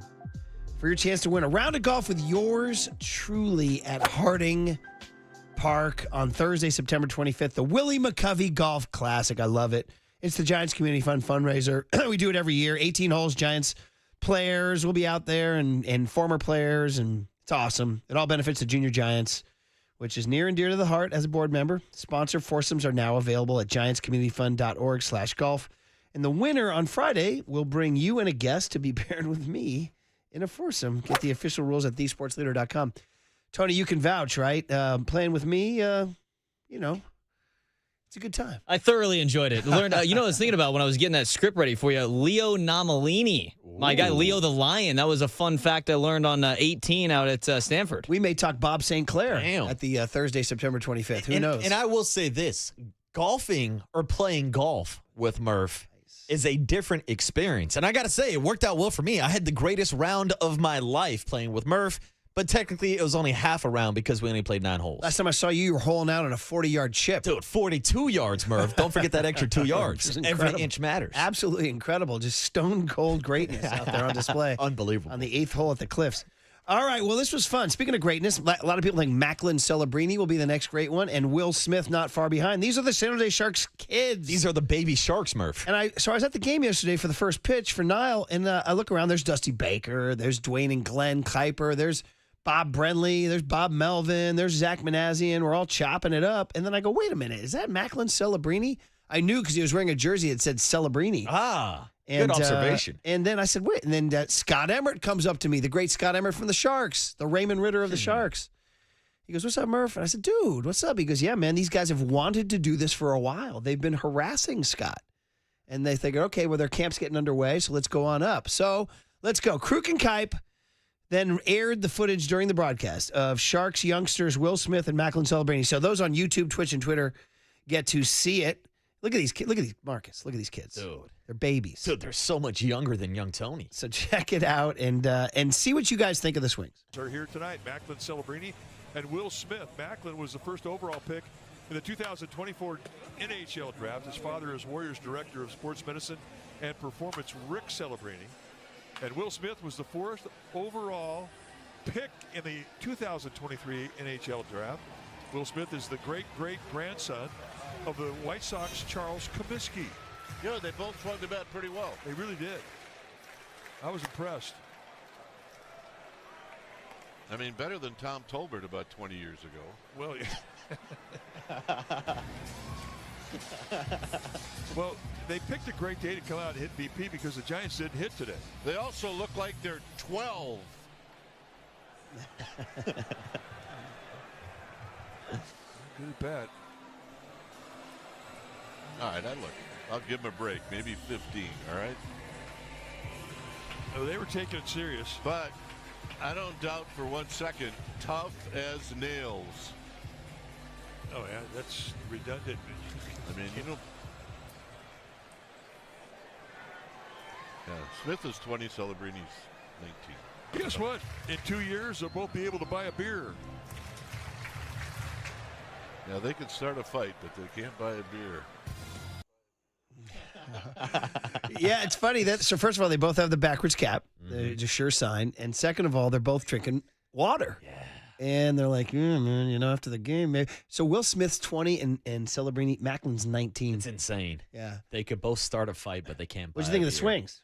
I actually thought pretty decent swings. Now, it's funny. You were saying that Will Smith is in the Kaminsky line of heritage. Comiskey, yeah, the Comiskey, yeah. No, I got to say, his swing was not as impressive as I thought it would. I thought Macklin was a little bit more stiff, but Macklin got one almost off the bricks. He did almost hit one off the bricks. That didn't represent Will Smith. He had some pretty good hacks. Okay. He had some pretty good Damn, hacks. they did Will Smith dirty. So it was fun. Yeah, they did him dirty. Yeah. They did. Keep my swing out your mouth. Yeah, very good. Scott Emmert and the Sharks did a good job getting that done. So, hey, man. Sharks, you guys ready for the Sharks? Go Sharks. I mean, that's a smart move because here we are talking Sharks. Here we are talking Sharks. Let's talk teal, baby. Yeah, I want to talk more Macklin and Will Smith. All right, here's the next one. Another video. Peyton Manning tried to book a guest for the Manning cast. He tried to book Pope Leo. This has been analogized to me asking Waterboy to get Barack Obama on our show. Yes, multiple times.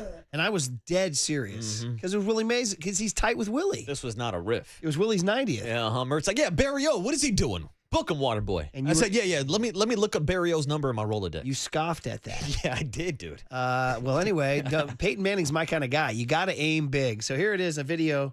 This is on the Manning cast last night. Them talking about him trying to book Pope Leo here. Pete, ton of great guests tonight, obviously, with Bill Murray, Saquon, Randy Moss coming. But I think we should let the people know that you tried to book a big-time fourth guest. Is it true that you failed to book Chicago native Pope Leo XIV? Yeah, kind of like I failed to recruit Randy Moss to Tennessee. I couldn't close the Pope, but I made the effort, Eli. That's the kind of effort we make here at ESPN2. I tried my hardest. Can we show the letter? Look at these two handwritten letters I wrote. I wrote His Holiness himself, and I wrote his executive assistant. Handwritten. I made the effort. Look, these are handwritten letters, and if you're watching, Your Holiness, this is an open invitation. Come on the show anytime. It's you, it's Tiger Woods, it's Bradley Cooper, it's President Bush, it's Larry David. Y'all are our most wanted on that list for the Manning cast. Come anytime. We'd love to have you, Your Holiness. I mean, listen, got it. When's the last time you hand wrote a letter? Oh, I don't know, ever. Ever. A letter? Young Tony, last time you hand wrote a letter, you probably hand wrote a thank you note. Yeah, I was just going to say, thank you note, Yeah, Tony's a better man than I am. Very good. Well, these guys, I mean, sitting down and writing a letter, by the way, that's how you used to, romance a gal in college. You'd write her a letter. You know what I mean? And then you save the letters. Candace just found the other day all the letters that she and I wrote to each other back in 95. How romantic. Yeah. We were just starting email. She introduced me to something called AOL. Ooh. I was like, wait, what? And you became online. And then it was like, bling. Wait, I got mail? Then we decided to make a movie about it. You've got mail. It was so exciting. They made a movie with Tom Hanks and Meg Ryan. You've got mail. It was a thrilling words. And then it's almost like the thrills in the 80s of walking home and looking for your answering machine to have a red beep. And then sometimes there was no red. Shout out the Swingers. Nobody's calling. There you go, buddy. Swingers, no the. But yes, so you haven't written a handwritten letter. I admire the effort. By the way, Pope Leo's probably thinking I'm not going to come on when you lump me with Bradley Cooper and Tiger Woods. Dude. Yeah. Like I'm a little. I mean, he's like, yeah, Bradley Cooper, Tiger Woods, Pope, we want you guys. Larry David. Like, dude, you can leave me out of that list. Hey, Pope Leo, wake up. Hey, Nike, it's Tiger. Wake up. Or, hey, Leo, it's Tiger. Change your number. Hey, Leo, it's the Pope. Hey, it's Tiger. Man. Now, I will say, I think the last time I wrote anything might have been in someone's yearbook or something. Have a rad summer. Does that count as writing a letter? Sure. Now, I got to ask young Tony because he is younger than I am. Did you ever even pass love notes when you were in school? Or was it all just straight text messaging by then? Early on, elementary school, we did. Okay, before you had a phone. Do you like me? Check yes or check no. I got a lot of no's, I'll be honest. There's a wonderfully sappy George Strait song, Check Yes or No, about passing notes in class there. Oh, yeah. Taylor Swifty. Yeah. By See, George I don't Strait. know if that's still an art that is going around Guarantee you elementary it's school or not. middle school kids because every kid has a cell phone in third grade now. I guarantee you it's not. Now all they're doing is kicking each other out of group chats. Oh, no. That's all they're doing. Not the group chat. Oh, dude, and then kicking each other out. Oh, good. It's Kick me out, dude. ridiculous. I hate group chats. Oh, dude. What the passion. Hey, by the way, you guys can kick me out of that fantasy football one. You guys were spamming me yesterday. Dude, all right? that's the thing, dude. I'm trying to take a nap, and I'm getting 40 text messages from the fantasy you got to go group. do not disturb. Yeah, that's true. And the big talk was an incredible bad beat for Raph on the final play of the game last night when the Bears tried a crazy lateral, one of those wacky plays. I think the fumble of the play wound up costing Raph a point that lost him a game by .02. Oh, that's brutal. Maybe one of the worst beats of And all he's a time. Bears fan, so they lost the game. That's a Very bad good. beat. George Kittle has a new podcast. He and his wife. Let's go. Another video for you YouTube, Twitch, and Twitter crowd. You're going to get this podcast. Let's check it out. YouTube, Twitch, and Twitter. Let's go. To the Kittle things. An all-new podcast where we bring in some of our closest friends to talk about life, football, and George's many random interests. Oh, dear. Oh, yeah. We're talking Pokemon. We're talking Lego. This is a Cloud City Boba Fett. That thing is so sick. We're talking wrestling. He would beat me 1v1. I've won every title in WWE. I know how to win. We're talking taking all of Charles Barkley's money. That is total. Sorry, Chuck. Yeah. Plus, you never know who's going to call in. Do you know Shane Gillis at all? What's up, man? Call Pat McAfee. Hey! What's up, big bro? What's up, man? Josh, you got FaceTime him real quick. You win one MVP and your phone doesn't work? You can't text me back? You owe me money. That is true. You do. I heard about that. Have a good night. It's the Kittle things. Wow, look at this. Look at this. Fabulous as kissing. always. Look at that. The What a Kittle cute couple. I have a things. feeling we'll be stealing sound from that for the we cooler will be content. stealing content once per week at Yeah, how minimum. about there's like a thing amongst these celebrities about FaceTiming and like does a celebrity answer another celebrity's FaceTime? Remember we had that one with Clay and Steph? Yeah. Where there was he was with who was the Oklahoma City guy who was a chef who was cooking for him. The shot blocker. The what's shot his blocker. name? Come on, help me out here. Help Steven me out. Adams? Ibaka. No. Ibaka. Yeah, Serge Ibaka. Serge Ibaka. Ibaka. And they were doing a little podcast thingy, and the question was, would Steph answer? And Clay was a little nervous about it.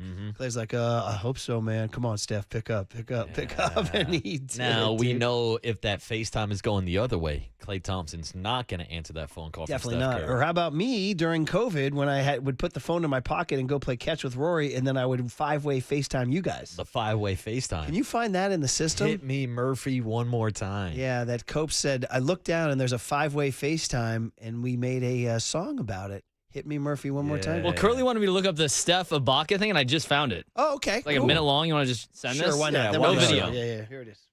Let's talk about FaceTime. Right now. FaceTime with. Yeah, if you pick up your phone right now, you try to call Steph on FaceTime. He's gonna answer your phone. I think so. Let's try. Let's do it. This is gonna hurt if he doesn't answer. He's busy, man. That guy's got a full freaking lot on his plate.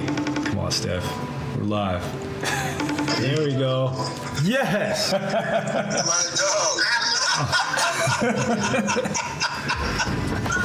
What's up, Tim? There was a lot on the line here. He was questioning our friendship if you didn't answer the Okay, FaceTime. now I believe now. You believe? Now I believe now. You guys are. Yeah, now I feel it. Oh, What's the hat and the jacket? Okay, hey, wait. yeah. I don't cook. I design food.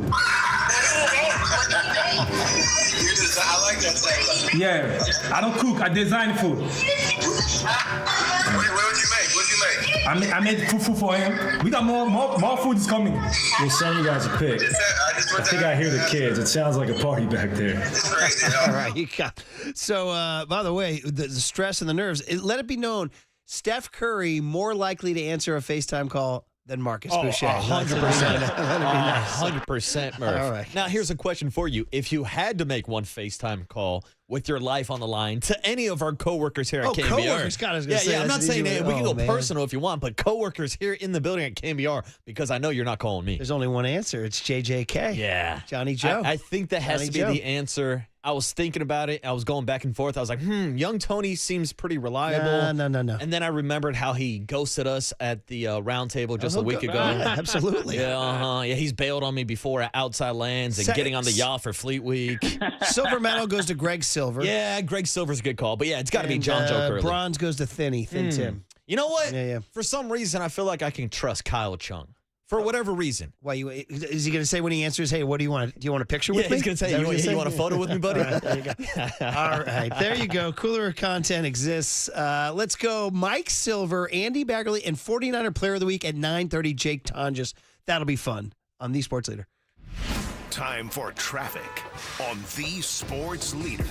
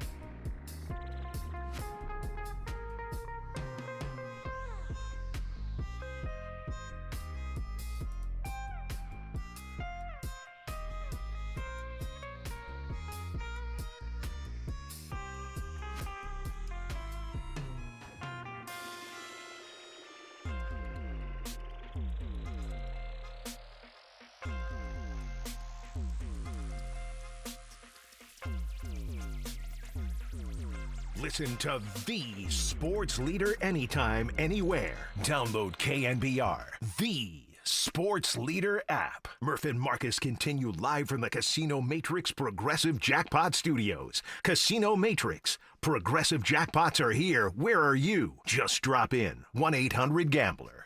There it is. Excuse me, gosh, I had a little frog in my throat, got emotional. Young Tony, Mike Silver has never been introduced by a George Strait song ever before. We were talking about, do you actually pass notes in school? Check yes or no. So thank you, Young Tony, for sure. I'm sure Mike would prefer the boys who are playing Shoreline on September 21st. The Who, considering that's his Twitter avatar, is a picture of him with Roger and Pete. So let's get right to it. Mike Silver of The Athletic. Lots of football thoughts, maybe even The Who. Good morning, Michael. How are you, brother? Hey, morning, Mike. Hi, guys. I'm a little, groggy. I was up late writing in Chicago and was in Green Bay before that. I've seen the whole NFC North now play out in front of me, and as usual, the NFL is exciting and weird, and it looked like Seattle was no exception. So, good stuff.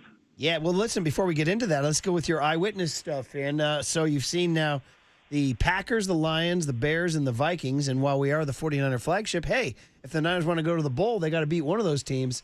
Week one overreactions are simple.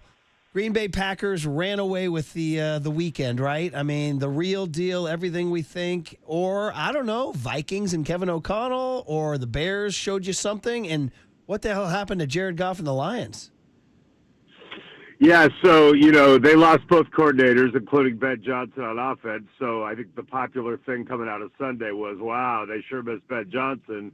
And then the Bears had their first opening drive touchdown in 16 years. No, it's been a while. Didn't have one last year. And Caleb was 10 for 10, and people were like, man, Ben Johnson's the king. But as it tends to do, it turned abruptly. So Ben Johnson also struggled in his first game with the Bears. Caleb really cooled off. The Packers, it's just about energy. The way Lambeau felt when Micah Parsons took the field, he made an impact on the field, but for so long, you've heard me for 30 years, as they had an uninterrupted stretch of first ballot Hall of Fame quarterbacking that could bail them out of everything. They would just draft and develop and not take risks largely, and it was frustrating to a lot of people, including fans. Well, they took a giant swing with Parsons, and you could feel the urgency and the energy, and it's really cool, and they're good. J.J. McCarthy, for 3 quarters, looked in his first NFL game like someone who was having the worst debut possible, and Kevin O'Connell, who chose him over Aaron Rodgers essentially over the offseason, who, by the way, looked great against the Jets, was preparing for, a figurative pummeling. And then maybe the greatest professional quarter of Tracy Sandler's life unfolded, and J.J. McCarthy went completely ham. And I saw that only he and Steve Young in their first NFL game have ever overcome a double-digit fourth-quarter deficit to pull out a victory. That's pretty good company. Yeah, that is for sure, Mike. And yeah, I agree with you. The Packers definitely look better with Micah Parsons on their defense, but I got to say the 49ers look better with Robert Saleh calling plays for the defense. Let's start there. Your big picture thought on the 49ers win over the Seahawks. Do they win that game if Robert Saleh is not calling plays on Sunday? I don't think so. And, we talk about energy, and that's kind of the theme of how it felt at Lambeau and what Parsons and just the message of that trade has instilled. Robert Saleh, that's not for show, that energy. That's who he is. He exudes it. There's a certainty about it and kind of a joy, a nervous joy.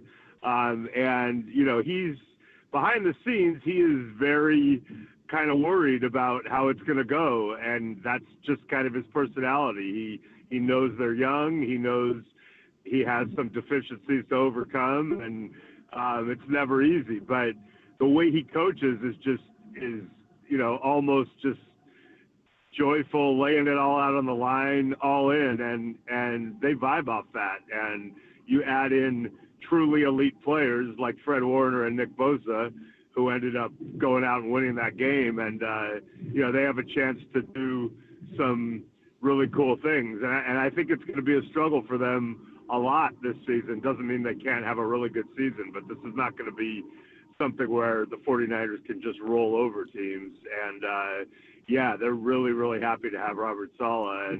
And then, just schematically, he and Kyle, I think in any given week, they're going to have a chance to out-scheme their counterparts, or at least, battle them on a very level schematic playing field.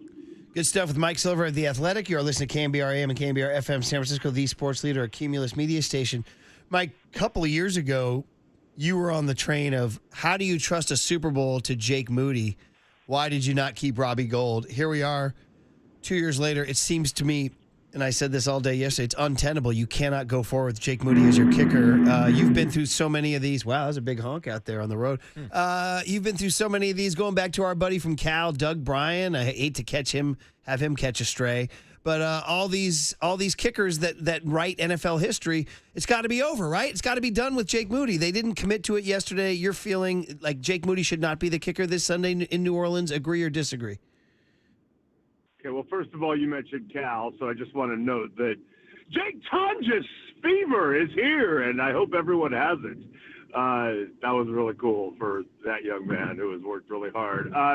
Yeah, listen, so it was never personal with Jake Moody. I mean, I love the kid, and I'm rooting for him. And by the way, I do buy the explanation that last year it was injury-related, and now he's changed his steps, which is always hard. So, a lot of things are going on. First of all, he was an incredible college kicker and one of the great practice kickers we've seen in the NFL. Like, he is, they had a competition this summer, and he was crushing kicks like he always does in practice. It is a problem when you start to lose, the confidence of the people who play the other positions that are much harder and toil in that locker room and toil for 60 minutes on the field. It gets hard, and kicking is so mental. I don't know the answer to that. I think it, could certainly go that way, that they get rid of him. I just, listen, he was a third-round draft pick, and so that was my original thing. It wasn't, I don't like Jake Moody, I don't think he's going to be good. It was, you're all in, you're trying to win a Super Bowl, and now you're cutting a kicker who's 68 for 68 in the postseason for an untested quantity. And by the way, you're overdrafting a kicker in the third round. Taking a kicker in the third round is like taking a normal player fifth overall. And so if they cut him, John Lynch has some really, really good draft picks, and there's a list of them. He's got a list of some not so great ones, including, the obvious Trey Lance, which isn't just on Lynch, but it's on that resume. This is right up there with the bus if it doesn't work out. Yesterday in Atlanta, Raheem Morris said that the Falcons will be bringing in kickers this week for a tryout after Younghoe Koo missed a potential game-tying field goal on Sunday. So, Mike, what are you hearing around the league with kickers who are available, but also with the potential competition the 49ers could be facing with other teams around the league also looking for kickers? Yeah, I mean, I don't think there's any magic answer at kicker. Like, here's how I see kicking. Like, I think there's like 5 amazing ones at any given time, and then there's like about 20 that you feel pretty good about most of the time, and sometimes they go on weird bad runs, but you're feeling good when you have those guys. And then I feel like 26 to 50 is kind of hit and miss at any given time. So it's just, you could get a Greg Joseph or, that type of person who's done it before, or you could get a more unproven commodity that you like who's making them in practice.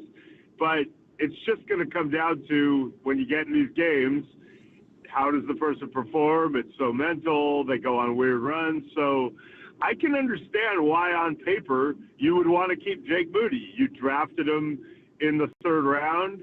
He was an incredible college kicker. He makes his kicks in practice.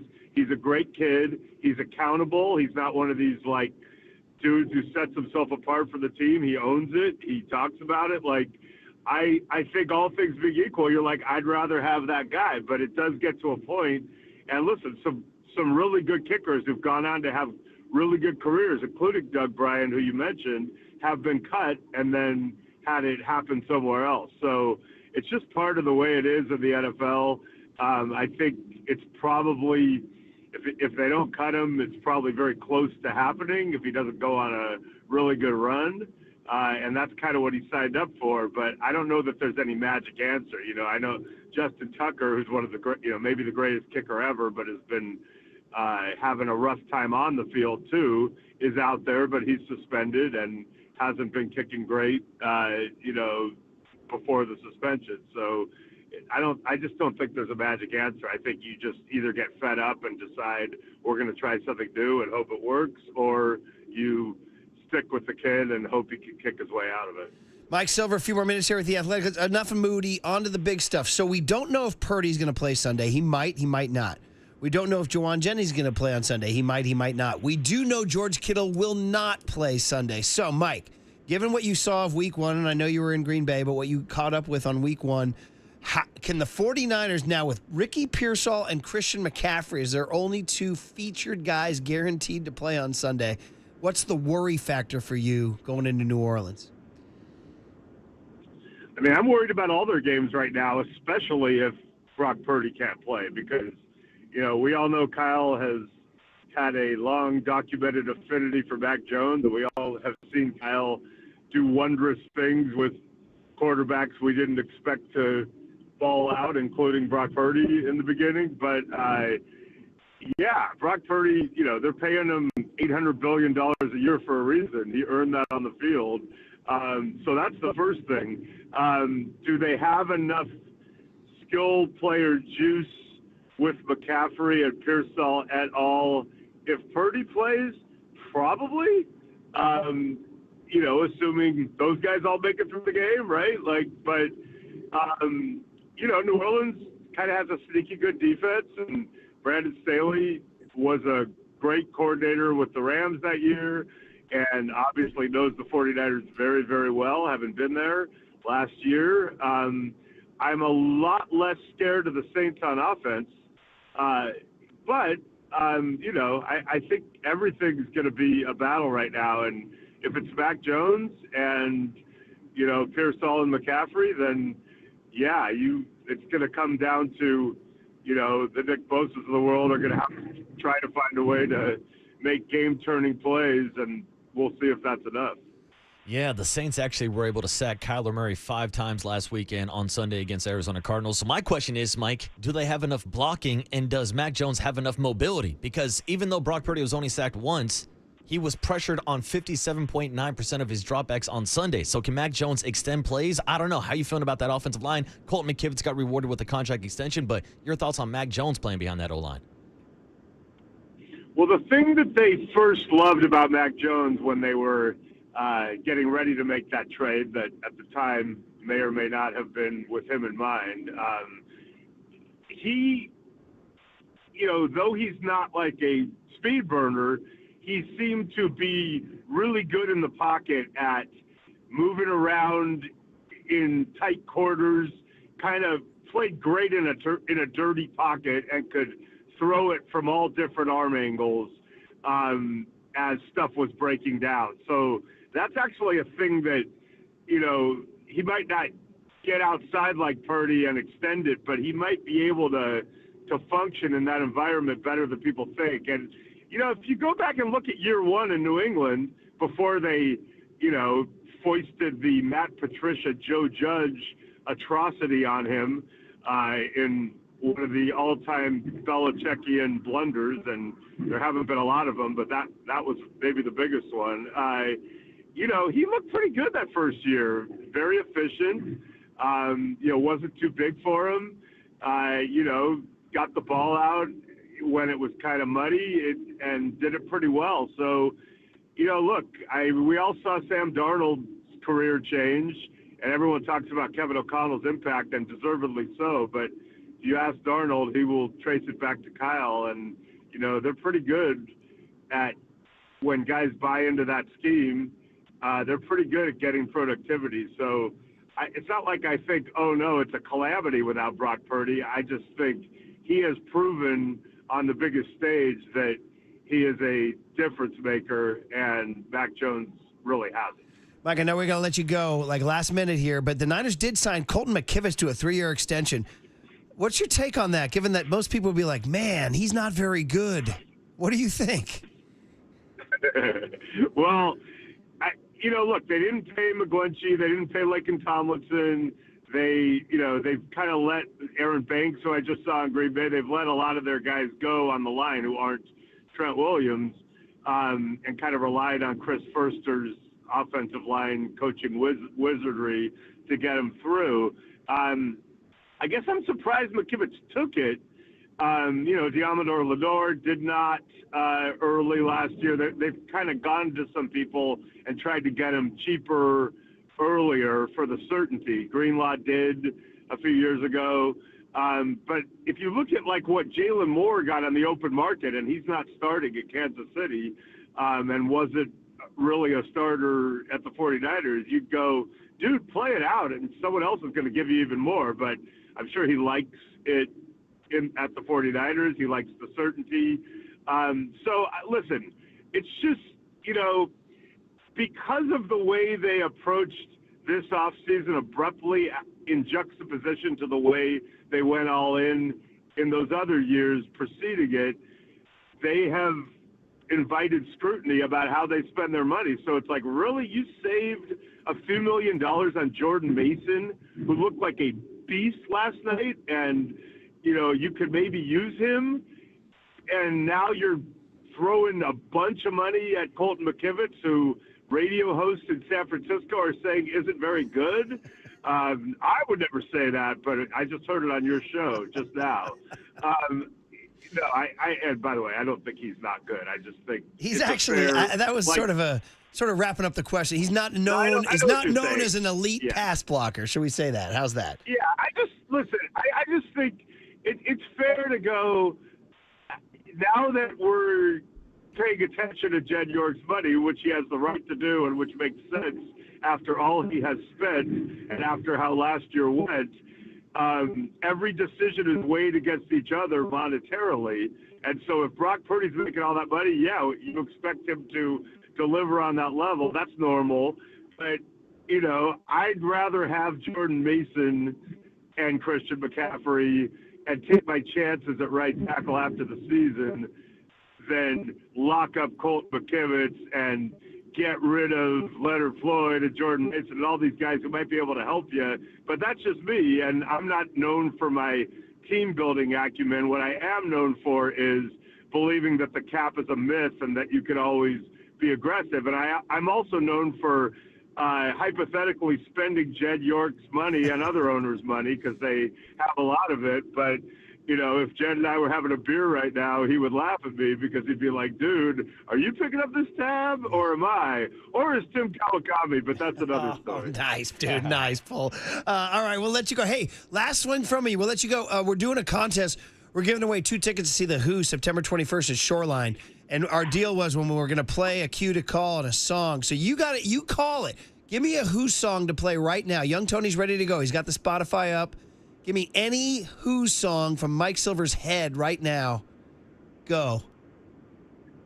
You're going the live version of Naked Eye. That is a deep track, and it is unbelievable. Okay, we'll see if Young Tony can find it here and cue it up here. Gotta be live, Young Tony. Well, I don't know if we're gonna get the live. He's typing away. I know it's on Apple Music, my man. Come on. It is Spotify. on Apple Music, Spotify. Now we got a war between Spotify and Apple Music. We got 2 Bay Area companies going at it here. And who's picking up the tab for Apple Music, Mike? Young Tone, what do you got here? Coming on the mic, buddy. Are you getting any success here? We're getting it right now. We got the Isle of Right 1970 live show. That'll work. Okay, crank it up. Let's give this to Mikey. Hey, Murph. Mikey. Murph, where did Spinal Tap play? Oh, Murph. the Isle of Man. The Isle of Lucy. The Isle of Lucy.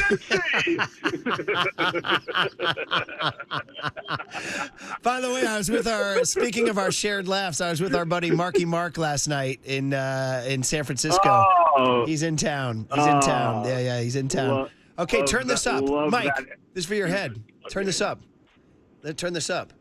Yeah. Sing it, buddy. Yeah. Yeah. I'm not taking over Roger. Sounds good. So the cue to call. I got to talk over Roger, unfortunately. 415-896-KNBR, caller number 10. 415-896-KNBR, caller number 9. 2 tickets to see The Who at Shoreline. Maybe they'll play Naked Eye. Caller number 10, 415-896-KNBR. Don't really happen that way at all. 2 tickets to see The Who. Happen that way at all. Prize furnished by Live Nation. Winner receives 2 tickets. We're going to do this every day. Good, nice pull, by the way. I like it. Sounds great. Be good, Mike. Travel safe. I'm going deep. Travel safe. All right, brother. Thanks, Mike. Mike Silver, call to win those tickets. Turn that up a little bit on the blast out here on the way out. We'll do a short Baggerly and then Jake Tongish. Dude, this, see, I would never have gone there. This is why we went to Mike. Let's get deep, man. Let's get a little muddy here. Let's let Pete go here. Oh, Murph in the mud. Oh, yeah. Dude, this sounds good. Yeah, 1970. All right. Andy Baggerly, Giants on the Sports Leader.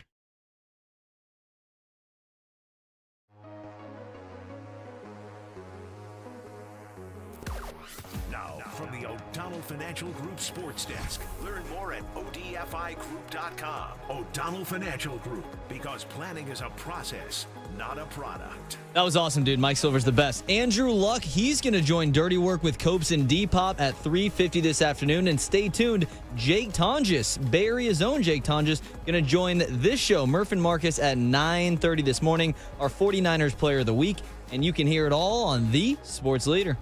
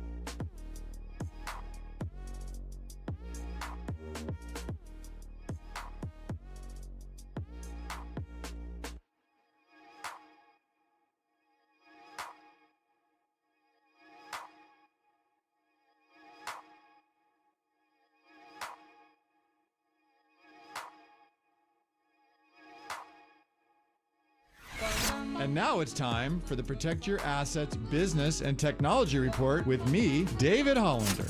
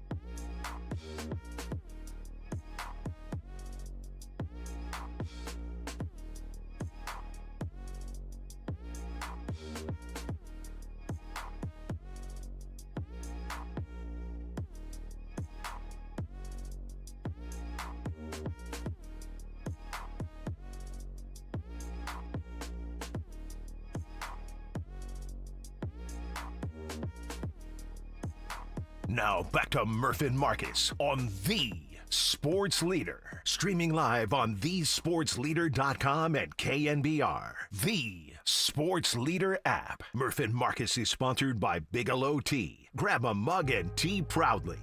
All right, let's do it. Andy Bagley. It's got to be quick, unfortunately, because we do have a Niner Player of the Week at 9:30. I would like to talk more. Sorry, Andy, we screwed up the clock, but you're easy. You have an easy job today. You're sponsored by the Dolan Law Firm. They live here, they work here, they win here. DolanLawFirm.com. Also sponsored by Marin Health with top physicians, surgeons, and clinicians right here in the North Bay. Marin Health puts you closer to your best health, world-class care, closer than you think. Okay, Andy, in the brief time we have with you, first of all, good morning. Good morning. Let's go. And second of all, we'll do rapid fire. 3 out with 18 to play. Given their relative schedules and pitching rotations, how seriously should we take the Giants' contention? I mean, if you can get there in a week, I think you got to take it seriously. And the tiebreaker is a big deal because that's an extra game. So they have to finish a game ahead of the Mets. They can't finish tied. So you got to look at it as a 4-game deficit, not a 3-game deficit. We're probably going to mention that every time we talk about where they are in the standings because they don't have a tiebreaker against the Padres or the Mets. And you know what? I mean, they still have a lot of head-to-head with the Dodgers, and you never know. I mean, they could close that gap in the division. The Dodgers are really leaking oil right now. So, I think you take it seriously. But for the important thing is in the clubhouse, they're really taking it day by day. They're just having fun. You can tell they're having fun day by day, and they're trying not to think about anything other than that. And that's as much as anything what's explaining their success right now. Yeah, it seems like there's a slightly different vibe in the clubhouse, and it seems like a lot of that is because of Drew Gilbert, who got his own Gilbert camera last night on NBC Sports Bay Area. Just talk to us about the energy and the kind of vibe that he's bringing to that clubhouse now, Bags. Oh yeah, I mean, I wrote a feature about it, last week in Denver. I mean, it's like goofy college energy basically, and maybe there was a time in baseball not too long ago, and that could be frowned upon for a rookie, and I think that time's long gone. Everyone loves the enthusiasm he's got. They love the fact that he's excited for his own success. He's excited even more for the success of his teammates. He seems to be Rocky Devers' biggest fan, and it really is something that's and it only works if the team's winning, right? I mean, I think we learned when you have certain personalities, they're not a good match on losing teams. I mean, Jock Peterson's act was not a good look on a losing Giants team, and Jock was just being Jock. I mean, he's just being himself. But yeah, so you got to win, right? You got to have the right environment for all that stuff to play out. But when you do win and you have those personalities, I think it can really help amplify all the good vibes going around. I'm a little worried about the aggressiveness of the Chapman choke. Can we dial that back just a second? We got to keep this kid healthy. Well, yeah, I mean, there's obviously there's a little cringy factor there for reasons we don't need to go into, but it's just one of the things that they do, I guess, and he's kind of their hype guy, so and clearly he's kind of their mascot too. He doesn't really mind being I guess objectified a little bit, but as long as it doesn't go into like hazing or anything like that, and everyone's just having fun, then that's what they're doing. Hey, Andy, my favorite thing last night, Jung-Hoo Lee bunt with first and second, this runners in scoring position issue. Is there any reason Bob Melvin hasn't done more of that this year? Well, I think he's encouraged guys too. I think he's really, really encouraged guys to run. He's encouraged Jung-Hoo Lee to run all year. When Tyler Fitzgerald was up, the coaches were on him all the time. Hey, run! Go for it. You've got the speed to make it. I think that the coaches have tried to move these guys from time to time. And there were times on the last road trip they were putting runners in motion, and and it worked a few times. And, I think you look back at the last game that Jung-Hoo Lee had in St. Louis, he had 2 big at-bats late. One of them, he struck out looking, and then the next time he expanded the zone. I think he didn't want to strike out looking again, and he got himself out. And so, maybe he's just kind of trying to dial it back with runners on base and trying to, be a little more productive. And that's a skill, right? I mean, it's hard to quantify the whole clutch gene and being able to hit with runners in scoring position. And, it's something that he has had trouble with at times this season. So, yeah, I think it was a really good decision, and I think it's one the coaches are definitely behind. Bags, before we let you go, quick thought on Logan Webb eclipsing 200 strikeouts for the first time in his big league career.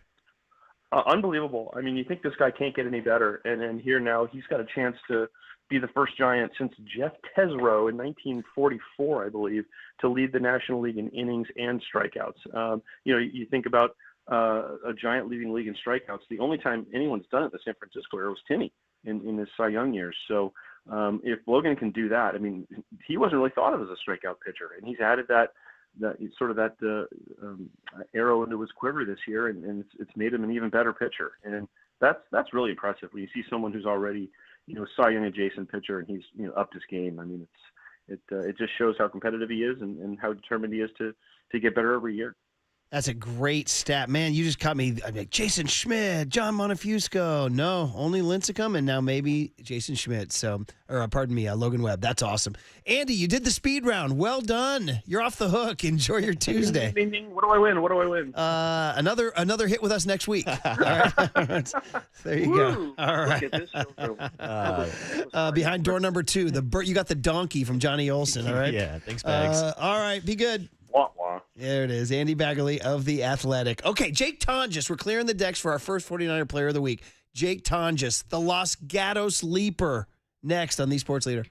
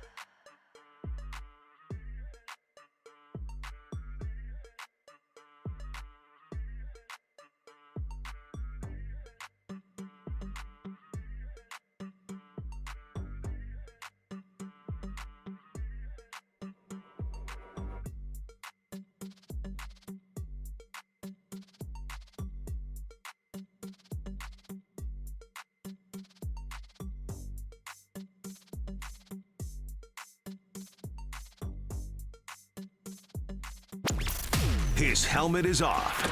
Here we go, baby. Niners on 3. 1, 2, 3. And his mic is on. That's a sackaroonie, baby. Time for our 49ers Player of the Week with Murph and Marcus. Sorry I stole your sackaroonie, buddy. But hey, there'll be more. On the Sports Leader. 1:44 to go. Fourth quarter. Shotgun. Purdy looking, bump from behind. Now he rolls out. Still has time. Still looking. Now he rolls to his right. He's pursued, and he throws it. Caught! Tonjes got it! And the 49ers take the lead. Tonjes plucked that out of danger's way for his first career touchdown. Boy, did he ever. And Brock Purdy puts it up. Jake Tonjes just out-jumps Tariq Woolen, the corner, and just steals it from him. Just jumped right in front of him, got higher, high-pointed it, and came down with the catch. Wow. That's because I'm reading in the bio, he used to hoop out for the Los Gatos Wildcats. We got a rebounder here. Hey, man, what a pleasure to have Jake Tonjes, our first 49er Player of the Week. And, man, oh, man, what a Player of the Week it was. Number 88, skying in the sounds of Seattle here, the skies of Seattle, to ruin the Seahawks' day and give the 49ers a win. Hey, the Player of the Week is sponsored by Benjamin Moore Paints. Experience the Benjamin Moore retail difference at our independently owned authorized retailers today or at benjaminmoore.com. Jake, it is a real pleasure to welcome you to the Murph and Marcus Show. Brian Murphy, Marcus Boucher. We do this thing here on KNBR in the mornings. You're a Bay Area kid. We're Bay Area kids. Good morning, Jake. How are you, man? Hey, what's up, Jake? Good morning. Good morning. I'm doing great. How are you guys? Oh, dude, what a day it was, man. Let's get right to it, Jake. I know we're going to ask all about life in Los Gatos and Cal Golden Bears and becoming a Niner, but I need to go one more time. You're going to have to tell that story. You break from the huddle on that play. What's your mindset? What's your route? And then what happened? And then how'd you see that ball? Yeah, so we broke from the huddle. I knew what I had right away. I had like a little corner curl route, and I slipped a little bit coming out of the break in the end zone. And when I looked back, Brock was scrambling around and stuff, and so I knew it was on. So I just had to keep moving and really just stay in bounds and give him a chance to throw it up. And when I saw the ball in the air, I just tried to attack it as best I could, and we ended up seeing what happened. So. Yeah, and it's funny hearing Kyle talk about that play yesterday where he said at first he didn't think you were open, but then Brock made him believe that you were open in the back of the end zone. So talk to us, like, what's that process is like, knowing that Brock Purdy has the ability to extend these plays? What's going through your mind in those scramble drills where you can never really give up on a play? Yeah, I mean, we practice those all the time, in practice. If a D lineman gets to quarterback quickly, we, even if the play is shot, we try and use that opportunity to work on scramble drill and stuff, and especially in red zone periods and stuff like that. So I know that's one of Brock's best parts of his game is, his legs and his abilities to extend plays and stuff. So I knew the play wasn't dead. I kind of just felt the corner, in front of me, so I had to undercut him to get to that ball. So, Jake, the stat everybody was going over is that you had 0 career NFL receptions prior to that game. So what was it like going from 0 to 3 and your first NFL touchdown? Like, was it like, no, dude, I do this. I did this at Cal. I was a Mackey Award finalist. This is not news to me. Or was there something crazy about getting your first NFL catches and your first NFL touchdown? Did it feel that much different? I mean, I think it felt really good to get that first catch and like kind of, all right, here we go. The first catch is out of the way. Like, and stop making it a big deal or whatever and just go out and play. And, that's kind of, I felt like I was playing a little looser after that. And, it was just the same old thing. So. Yeah, and Jake, we know how important George Kittle is for this roster. So what's going through your mind when you get the news that George will be out for the second half of the game? I'm just thinking back, like all the preparation and stuff and, the different personnel groupings and where I'm going to fit in. And, really you don't have much time to even, process it all. You just got to, rely on your preparation and stuff like that. And, try and let the level of play, the drop off will be as little as possible because we know what a great player George is. And it's a huge loss anytime he's not out there. So just try and, step up and, just do your job. Jake Tonjes is the voice you hear. He's our 49er Player of the Week. It's sponsored by Bigelow Tea. Grab a mug and tea proudly. All right, so listen, we got a little Seattle there for you. Let's back it up, man. The Bay Area kid, Los Gatos Wildcat, man. So born and raised, right? Like forever home for you? Always home? No, so I was actually born in Cincinnati, Ohio, and we moved out to Los Gatos when I was probably about 5 or 6 years old. So I pretty much grew up my entire life in Los Gatos. But we got a big family over in Cincinnati. But yeah, I went to elementary school, middle school, and high school all in Los Gatos, and then obviously went up to Cal for college. So. Well, tell us, Niner fan growing up? Sadly, I was actually a Bengals fan in California. You got to be honest. I like it. I like the honest answer. I got to be honest. My friends will call me out if I get on and start lying. So yeah. Well, Jake, obviously now that I've been with the Niners and played for the Niners, I think the Niners will be my team forever. So. Yeah. Well, Jake, let's get inside Los Gatos. You got to tell me what are some of your favorite local spots? Are you more of a Double D sports grill kind of guy, or more of a happy hound kind of guy? I'm a Los Gatos meats type of guy. Ooh, good call. Have you heard of that? Yeah, great shop. Great deli, yeah. Yeah, it's a nice little deli. Los Gatos Cafe, Southern Kitchen, 2 great breakfast spots. The Pastaria, great Italian spot. Those are my favorite spots in town. I like it. There's a lot of good spots down there. And then, of course, high school. Yeah. Oh, dude, Los Gatos high school football. I mean, you guys are kind of the real deal. Like these days, Jake, and we're talking to Jake Tonjes, the 49er Player of the Week, number 88, touchdown in Seattle, in case you did miss it. Dude, I follow high school football and sports really passionately, and everything's gone private. It's got to be WCAL or it's got to be De La Salle. No, dude, you guys are a public school, and you guys throw punches with the best. So tell us about, like, the Los Gatos High Wildcat tradition, and were you aware of it, and how proud of it you are? Yeah, I was always aware of it. I think that, the football program, since I've been here, it's always been, it's been really good. And I think Coach Crail has done an awesome job, with the program. He got there initially when I was a freshman. That was his first year, and he's won, a couple CCS titles, and we're always, playing some of the best competition in the area. And I think there's just a real, focus on the football program, and also, like developing the players and stuff, and in the off seasons and stuff like that, and lifting and running, and really the coaching staff is just so great over there. So it doesn't surprise me when they, win CCS or win the league or doing well in the playoffs or going to, the state playoffs or whatever.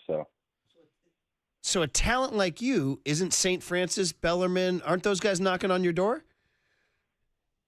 I just wanted to stay with all my buddies I went to middle school with, so I never really even considered the private schools. And Los Gatos is such a great school and has such great sports programs that it didn't really feel like it was, necessary to go to a private school. And I just wanted to play with all my buddies who I played Pop Warner with growing up, and just continue on into high school with those guys. Hometown kid. I like it. And you guys had some good players coming out of that program. Trent Edwards, Jared Allen, off the top of my head. When I was there back in 2010, you guys had a wide receiver, Andrew Berg, who ended up playing at Harvard. So some really good talent at Los Gatos. And let's give you an opportunity to shout them out. Is there anybody you want to say what's up to? Your high school quarterback, your buddies you played with? You are on 50,000 watts here in the Bay Area. And YouTube. Yeah, I mean, I don't know. No one specifically. Shout out to all my boys I played with back in 2016. We won the league, but, we kind of came up short in the playoffs. But, shout out to all those guys I played with. I love it, man. By the way, you played hoops, too. Was that a big sport for you? Were you a prominent figure on the basketball team? Yeah, I mean, I played into my senior year for basketball. I kind of, in high school, I realized, I maybe wasn't going to be 6'7", 6'8", so I kind of put more of my focus on football and felt like I could be a better tight end and, shooting guard. So I really did enjoy basketball and stuff, but I definitely feel like my number one priority throughout. Well, the reason I ask is because I actually saw a little hoop and you going to get that ball. That was you grabbing a board against Saratoga, right? Or something like that. Yeah, just getting a rebound on that one. By the way, who was your guys' traditional rival? Let's get us. So it was always Saratoga, but it was pretty lopsided. It was a pretty lopsided affair, and I'm not even sure what their football program is doing these days. But I know we would play Saratoga for probably like 30, 40 years straight. But then, it kind of started becoming, Palo Alto, and then I feel like we would always see, like St. Francis in the CCS championship game, and that would always be kind of a good little rivalry. So I'm not sure what it is now. I think they've changed the league up a little bit, but yeah, it's changed a little bit. Yeah, Jake, now we've talked about the catch. We've asked you about Los Gatos High School and a couple local spots in Los Gatos, but it's time to ask you maybe the most important question of the interview. How did you get the invite out to Las Vegas to go see the Grateful Dead at the Sphere with Nick Bosa, Kyle Juszczyk, and Christian McCaffrey? I mean, Nick just texted me. He said, "Hey, you want to go to Vegas and see the Grateful Dead?" And we were doing some golfing in the off season, so that's kind of how we built that relationship a little bit. And I didn't really even know much about the Dead, and so I was just excited to go see what it was all about because obviously, a lot of my friends' dads in the Bay Area are big Deadheads and stuff like that. So I heard the name, but hadn't really listened to much of the music, and it was one of the best concerts I've ever been to. So. Nice. Well, we're all kind of Deadheads here a little bit. So you bought in. You enjoyed the vibe. Oh yeah, we stayed the whole duration of the concert. It's a long concert. They thought we were up in like the family and friends kind of suite area. They thought we were leaving at an intermission, but we were really just going down to the stage. And when we came back, they're like, "Oh, they get it, they got it." You're in, but so do you? I can firmly say we all had an absolute blast. That is so great. Do you have any tie dye in the closet now, like Kittle and Bosa do? Oh yeah. Okay. They gave us some bags of merch and stuff. Okay. We're constantly wearing it in the facility and stuff like that. It's great. And B, do you got a track like the one song that you're like, dude, that's my jam. That got me going. So the song that really kind of turned me on to them was Althea, but I know that's kind of a basic answer. But there's a whole bunch of them, Fire on the Mountain, stuff like that. So dude, you're in, buddy. You're in. And there's just so much to get into as well. So. Oh, Jake, you got a lifetime ahead of you. Endless live concerts, live renditions, stuff like that. So that's so good. That's one of the best parts is you hear the same song in like 3 different ways, and it's always different. So. Dude, you are in. You know the phrase. So Bobby Weir. You met Bob Weir, right? Yep, met Bob Weir. Well, he's obviously one of the the last iconic member, him and Mickey Hart, and he's a huge 49er fan. He's the real deal, man, as you know. So the phrase is "We're everywhere." WEIR. We're everywhere, meaning Deadheads are everywhere in this world. Right, of course. That's you, buddy. Hey, last one is Cal. We didn't talk about that. What were your recruiting options coming out, and how'd you choose Berkeley? So I was pretty lightly recruited coming out of high school. I had like some Ivy League stuff, and I had a scholarship to Sacramento State, but I kind of wanted to go play, Power 5 football at the time. And so I walked on at Cal. I was going to walk on at Cal or San Diego State, and ended up choosing Cal because of how good the education was and stuff like that. And my first 2 years there, I was a walk on, and then I earned a scholarship before my 3rd year, and kind of took off from there a little bit. Dude, we have they're making a real movement to try to raise the profile. Them and Stanford kind of joining forces to kind of raise. So Andrew Luck is now coming on KNBR every week in the afternoons, and we get Ron Rivera every Wednesday morning. Cal's like, they're trying to get going. So you still keep an eye on the Golden Bears, and you're still forever. Oh, yeah, I was just texting some of the guys from over there, and I always tune in and watch. And if I can't, I'm on a plane or something because we travel on Saturdays. I always watch the highlights and stuff, and they're always really well coached, and I think they got a real shot this year to do some good things. So, dude, your QB's pretty good. The QB looks real good. Yeah. What a pleasure, man, to have a local boy, Los Gatos High. So what was the place again? What was the Los Gatos Meats? Oh, LG Meats. LG Meats. Okay. LG Meats. By the way, shout out. By the way, this great story that is on 49ers Media Guide that your mom went to CVS to get pictures, and you guys got Tom Brady's family pictures. Do you know about that? Yeah, that was my sister's deal. I think she was trying to print out a photo for my mom for like Christmas or her birthday or something. I don't know. But they went to go pick up the developed picture, and it was just a picture of Tom Brady and his family. So it's a funny little thing. That was a while ago. That was like 2023. We were wondering if there's a Euclid connection there, because Uke is a Los Gatos guy, and he's married to Brady's sister. So maybe that's how the picture got there. I don't know. Yeah, potentially. We were trying to think of all the different ways it could have gotten messed up like that. So. But yeah, it was pretty funny when it happened, and kind of blew up a little bit. Well, man, Brady does he's doing Fox, right? So when you guys have a big game, you'll have to do the production meeting with him and give him his picture back. Yeah, bring the photos. Right. I'll have to ask my sister, see if we have it. All right, Jake, man, good stuff, man. By the way, Giants, Warriors, other Bay Area sporting allegiances, or is all Cincinnati? I've kind of transitioned into a Bay Area sports fan just because I'm like, all right, the jig is up. I lived here all my life, playing for the Niners now, so I'll root for the Warriors and the Giants, and that's kind of how it's going right now. And the Cal Golden Bears. All right, good stuff, man. And good. the Cal Golden Bears. Hey, go Bears! Roll on, you Bears, man. All right. Hey, good stuff, Jake. Congrats on that great catch. And I know you're going to think about New Orleans and you're going to do more of it. So we'll let you get going on the film and the prep and all that. And we appreciate you coming on Murph and Marcus on KNBR. Thanks for the time. Yeah, thanks, Jake. Yep, appreciate you guys. There he is, the kid out of Los Gatos. There it is. Wildcat, Murph. And right when we're finishing up the interview, Young Tone, you want to read it, buddy? Tom Pelissero is reporting the 49ers are waiving kicker Jake Moody. Wow. Well, there it is. I mean, listen, again, nothing personal. Had to be done. Had to be done, and they did it. So, well done, Kyle and John. He's gone. Well, it's true. I know. Well, listen, he's going to go somewhere else. He'll get picked up somewhere, maybe in a couple weeks or something, and he might go have a good career somewhere. It's just, it's a classic case of a change of scenery. You got to change the scenery. You got to.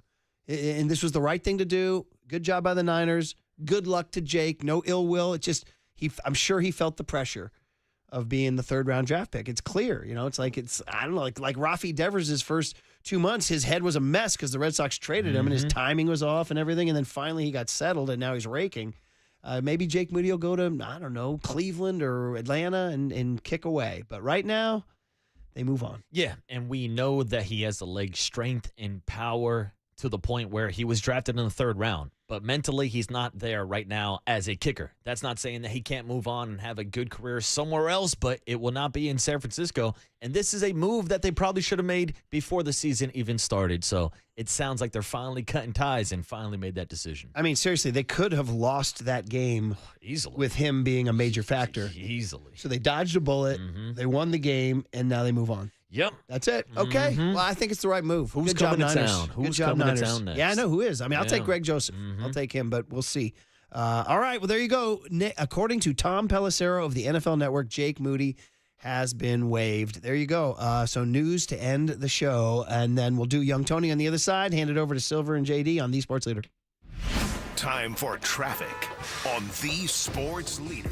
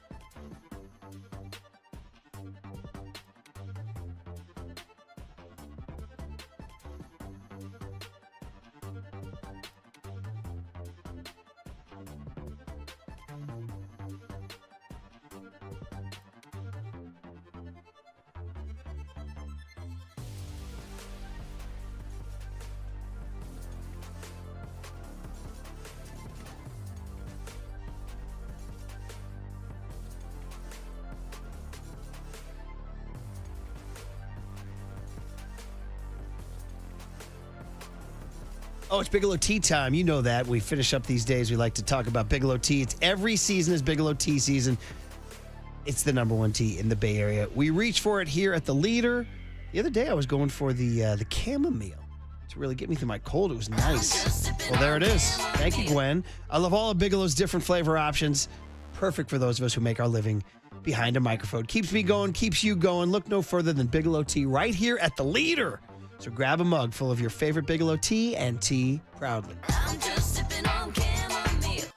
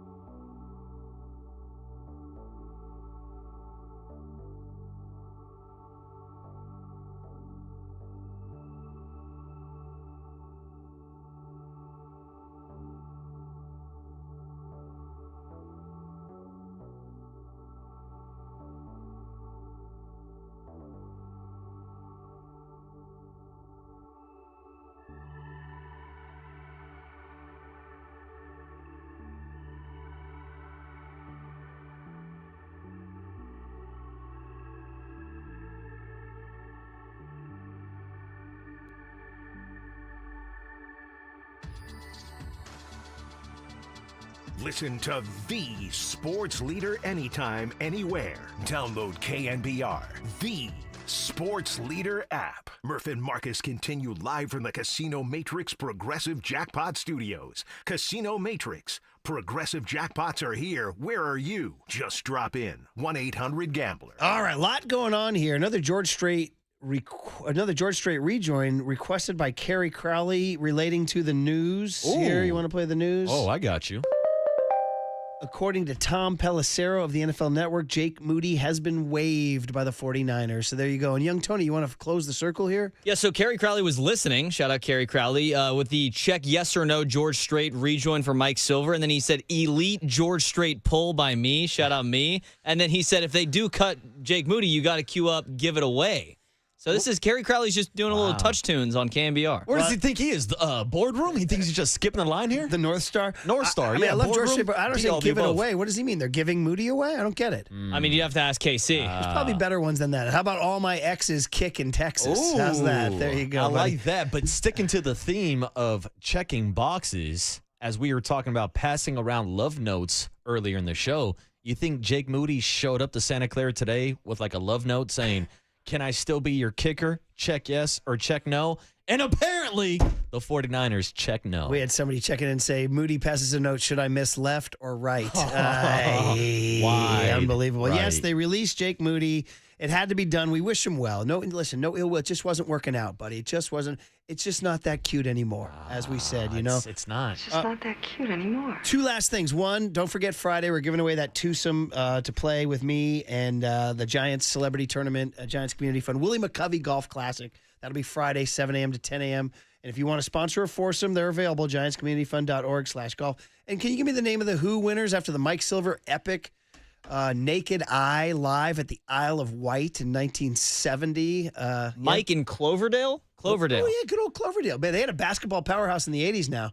Craig McMillan and Craig Bergman and Craig McMillan. Bergman wound up being Tolbert's teammate and best buddy and then coached a lot of football over at Monte Vista High. I want to say McMillan was still up there in Cloverdale. Nice little town. Okay, Young Tone, what do we got?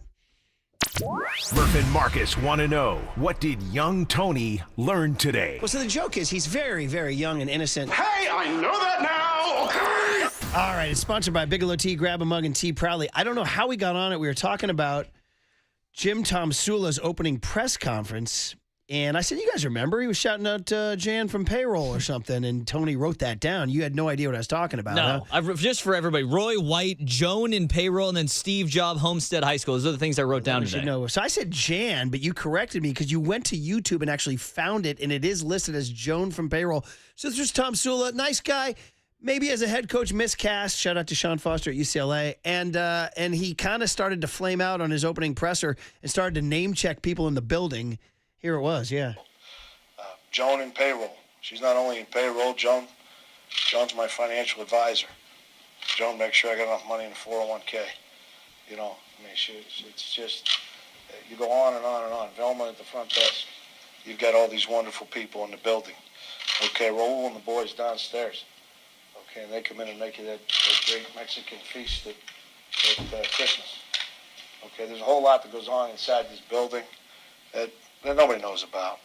Oh, man, Jimmy. He's such a heart of gold, man. But it wasn't really exactly, George Patton or at the start of the movie. It wasn't George C. Scott at the start of Patton. You know what I mean, too? Is that Jake Moody saying bye to Joan this morning? Oh, man. Oh, man. Well, guys, thank you. You learned that, Young. Did you even remember Jim Tom Sula? Not really, no. Yeah, he was a nice guy. He was a really good position coach. He just shouldn't have been a head coach. Now, one more quick note before we end the show. One more thing that young Tony learned today is that he needs a new kicker in fantasy football because somehow, some way, the 49ers cut and released and moved on from Jake Moody quicker than young Tony's fantasy football team. Well, that'll please the Mexican-American dream. Young Tony said, young Tony, you need a new kicker, man. You need a new kicker, baby. All right.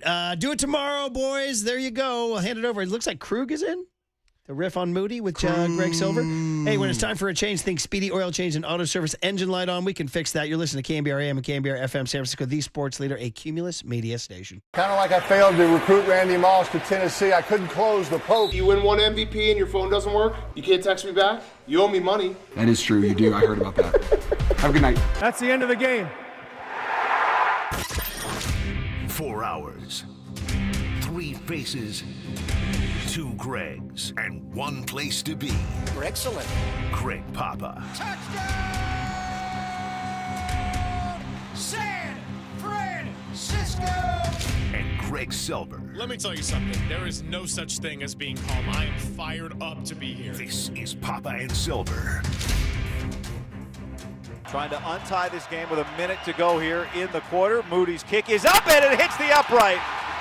A 27-yard attempt from the left hash just banged off the upright, and the 49ers cannot take advantage of the red zone opportunity. Well, that blows right there. We're looking into all that stuff now. I mean, there's options of just whether it's stay the status quo, bring in guys for workout, practice squad, but we're going through all that stuff right now. I'm just finished with the team, and I know the personnel department's going to look into all that stuff and give us those options.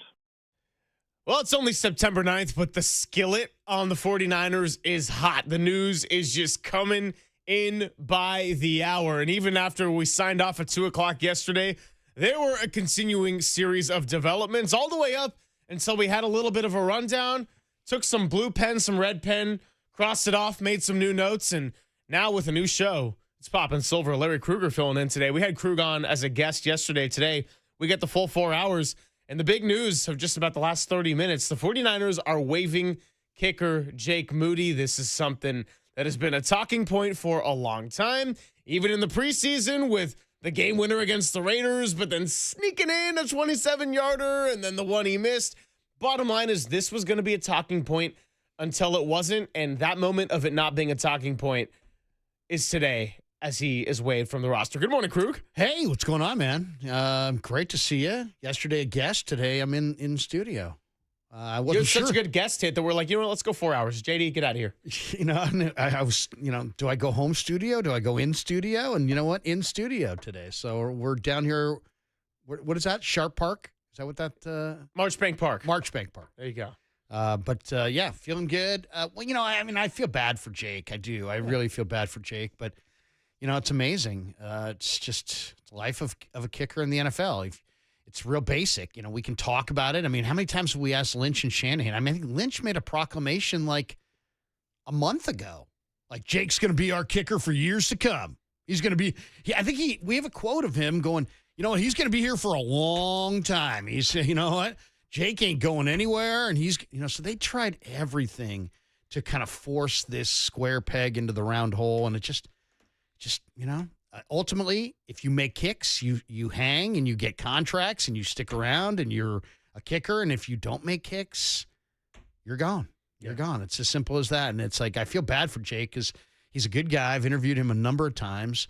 He's not, squirrely or odd or anything, but he just couldn't get any positive momentum going here. And it had to be done. It absolutely had to be done. And this competition they had, I don't know about this competition because the days I was there, Greg Joseph made a higher percentage of kicks than Moody. I think Greg was there as let's make sure Jake is in the right frame of mind. Let's make sure Jake is, isn't somehow diminished from what happened last year. And I felt like they saw that in Jake, and then they were like, okay, all right, Jake's not negatively affected by last year. Let's go forward with Jake. And maybe it was a little premature to say goodbye to Joseph. Yeah, even going to yesterday's show and an instant reaction, and we took a lot of calls. And by the way, we'll continue to take your calls today. 808 KNBR, that's 415-808-5627. Kind of felt like even just after week one, we're getting to a point where we said all there was to say. And what I told JD was this was an example for week one in Seattle.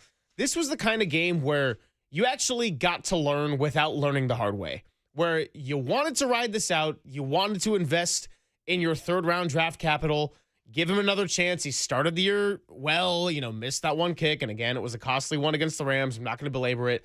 Comes back from injury, was never the same. Some of it was physical. A lot of it seemed to be mental too. Then you go into the season and you're thinking the second he cost the 49ers a game, it's going to be a problem, and that's probably the end of his time. Now, he didn't cost the 49ers a game, but you still got the sentiment watching that one from late second quarter all the way to late fourth quarter that Jake Moody might be costing you the game in the end. Instead, you get a couple of heroic plays from Brock Purdy to Jake Tonjes, 49er Player of the Week with Murph and Marcus. And then on the defensive side, you got Nick Bosa, which was all enough to get you the 17-13 win. And as we sit here today, we'll get into the injuries. We'll get into Moody. We'll get into all of it.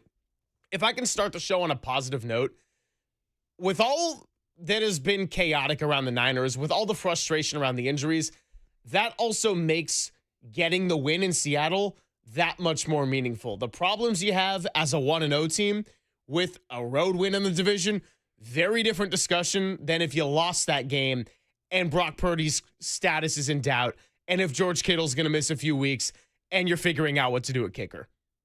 I mean, I think we may see a lot of this year, when the Niners get the Saints this week. The Saints are maybe the worst team in pro football. But if the 49ers get a win, if they lose, the sky's falling. But if they get a win, we're still going to critique it and measure it against, should they have won bigger and this and that. A win's a win, man. It is hard to win in the NFL. And, yeah, if you get a win, you can breathe. If you don't get a win, it's hard to breathe. I mean, it's just hard. Everything is just, the room gets hot. What do we have? We got continuing breaking news because, like I said, the skillet is hot. George Kittle is going to miss at least the next 4 games. He is headed toward the injured reserve list. Yeah, that was the debate yesterday. Yeah. That was the question. They said, I saw the estimate. It said 3 to 6 weeks. Yeah. So IR means he's got to be out 4 weeks. So it was probably a fait accompli he was going down that road. Yeah, so he's missing. That's a major blow. It's a major blow in the next 4 games. You got New Orleans, you've got Jacksonville, you've got the Rams, and then you've got Atlanta on the back end of that. So, I mean, it's tough. And the fact that George Kittle was ruled out that quickly, it was really sudden, right? I mean, they get the ball back late second quarter. He's got a baseball cap on the sidelines. You're thinking, oh, it's not just he's on the sideline with his helmet. He was ruled out pretty much right away. Then it comes through the radio broadcast. It comes through the TV pretty quickly. And IR ends up being the case. And that's a big bummer because we talked about this before the show. And we watched Jordan Mason last night, right? Of all of the 49ers to be a positive in 2024 relative to the year they went to the Super Bowl, it's not a huge list. It's Juwan Jennings, pretty clearly. It was Jordan Mason filling in for Christian McCaffrey. And it was George Kittle in the year he had, despite a lot of other things going wrong, and he was showing there early in that series. And thank God you still got Kittle for a quarter and a half, because that might have been the difference right there, how much he was valuable on third downs, getting that first touchdown. And Jake Ton just ended up being the hero, but now he's got a chance to not just do it for 1 week or 1 day, as I noted with David Bowie's song yesterday. This is going to be the next month of Luke Farrell, Jake Tonjes, and trying to fill that void that is George Kittle, which is really tough to do considering who he is as a receiver and as a blocker in the run game. Yeah, I mean, this is a crushing blow, I think, because, you're talking about you obviously you don't have Ayuk. You're not going to have Demarcus Robinson for 2 more weeks. So you were leaning on the idea that you were going to feature Kittle in September. Yeah. And now the fact that he's out. Now, Tongas, first of all, it was great hearing him, and he's a great kid, and you could hear that coming through in that morning show interview with Tongas. But he's the guy right now. He's going to have to be the guy because Farrell is a blocker, not much of a receiver, but they need a receiver.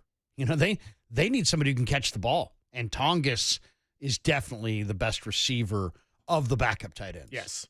Yeah. So. I mean, think about the discussion around wide receivers for all of preseason and training camp. While Jawan Jennings had the calf and also wanting the new contract, the pivot point was Jawan Jennings for if that wide receiver room was adequate or not.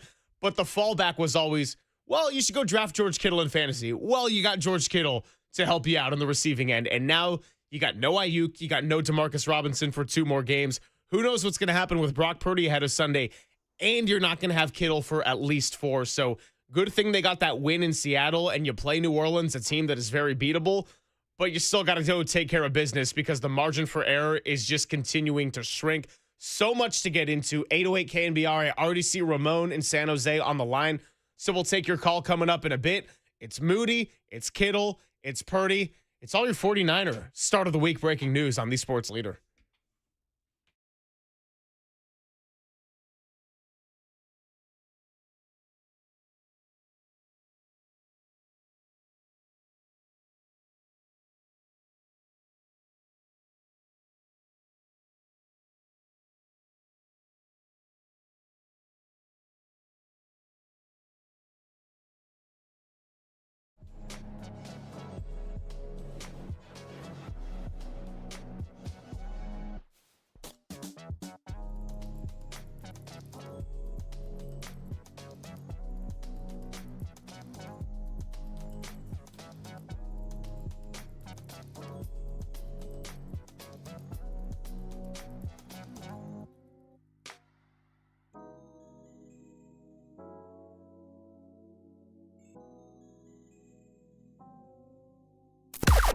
Now, from the O'Donnell Financial Group Sports Desk. Learn more at odfigroup.com. O'Donnell Financial Group, because planning is a process, not a product. We're starting our Tuesday hot with a couple of pieces of breaking news. The 49ers are waiving kicker Jake Moody, and tight end George Kittle is also headed to the IR, which puts him out for at least the next 4 games. Keep it right here on the Sports Leader. Pop and Silver with Larry Krueger today for all your 49er updates.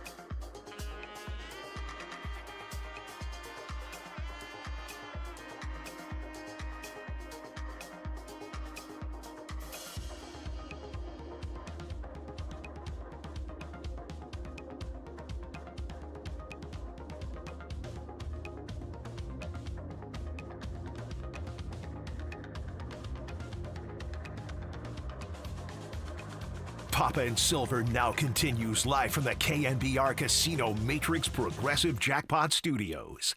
Casino Matrix. Progressive jackpots are here. Where are you? Just drop in. Please play responsibly. 1-800-GAMBLER. Filling in for Greg Papa, it's Larry Krueger on the Sports Leader.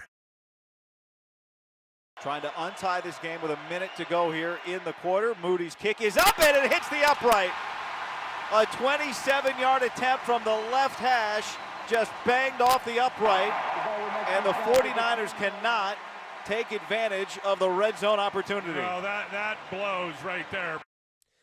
Yeah, that was a tough one, and seemingly the straw that broke the camel's back after Kyle Shanahan said that Jake Moody was no question going to be the kicker going into week 2. A little bit of a reassessment, and the 49ers, per Tom Pelissero, have waived their former third-round pick and kicker Jake Moody. On top of that, George Kittle is headed to the IR with that hamstring injury, so they are at least 4 games without him going forward. Lots of news to get into already off the top. It's Greg Silver. It's Larry Krueger. We got Walter very busy behind the glass. It's a full team effort today.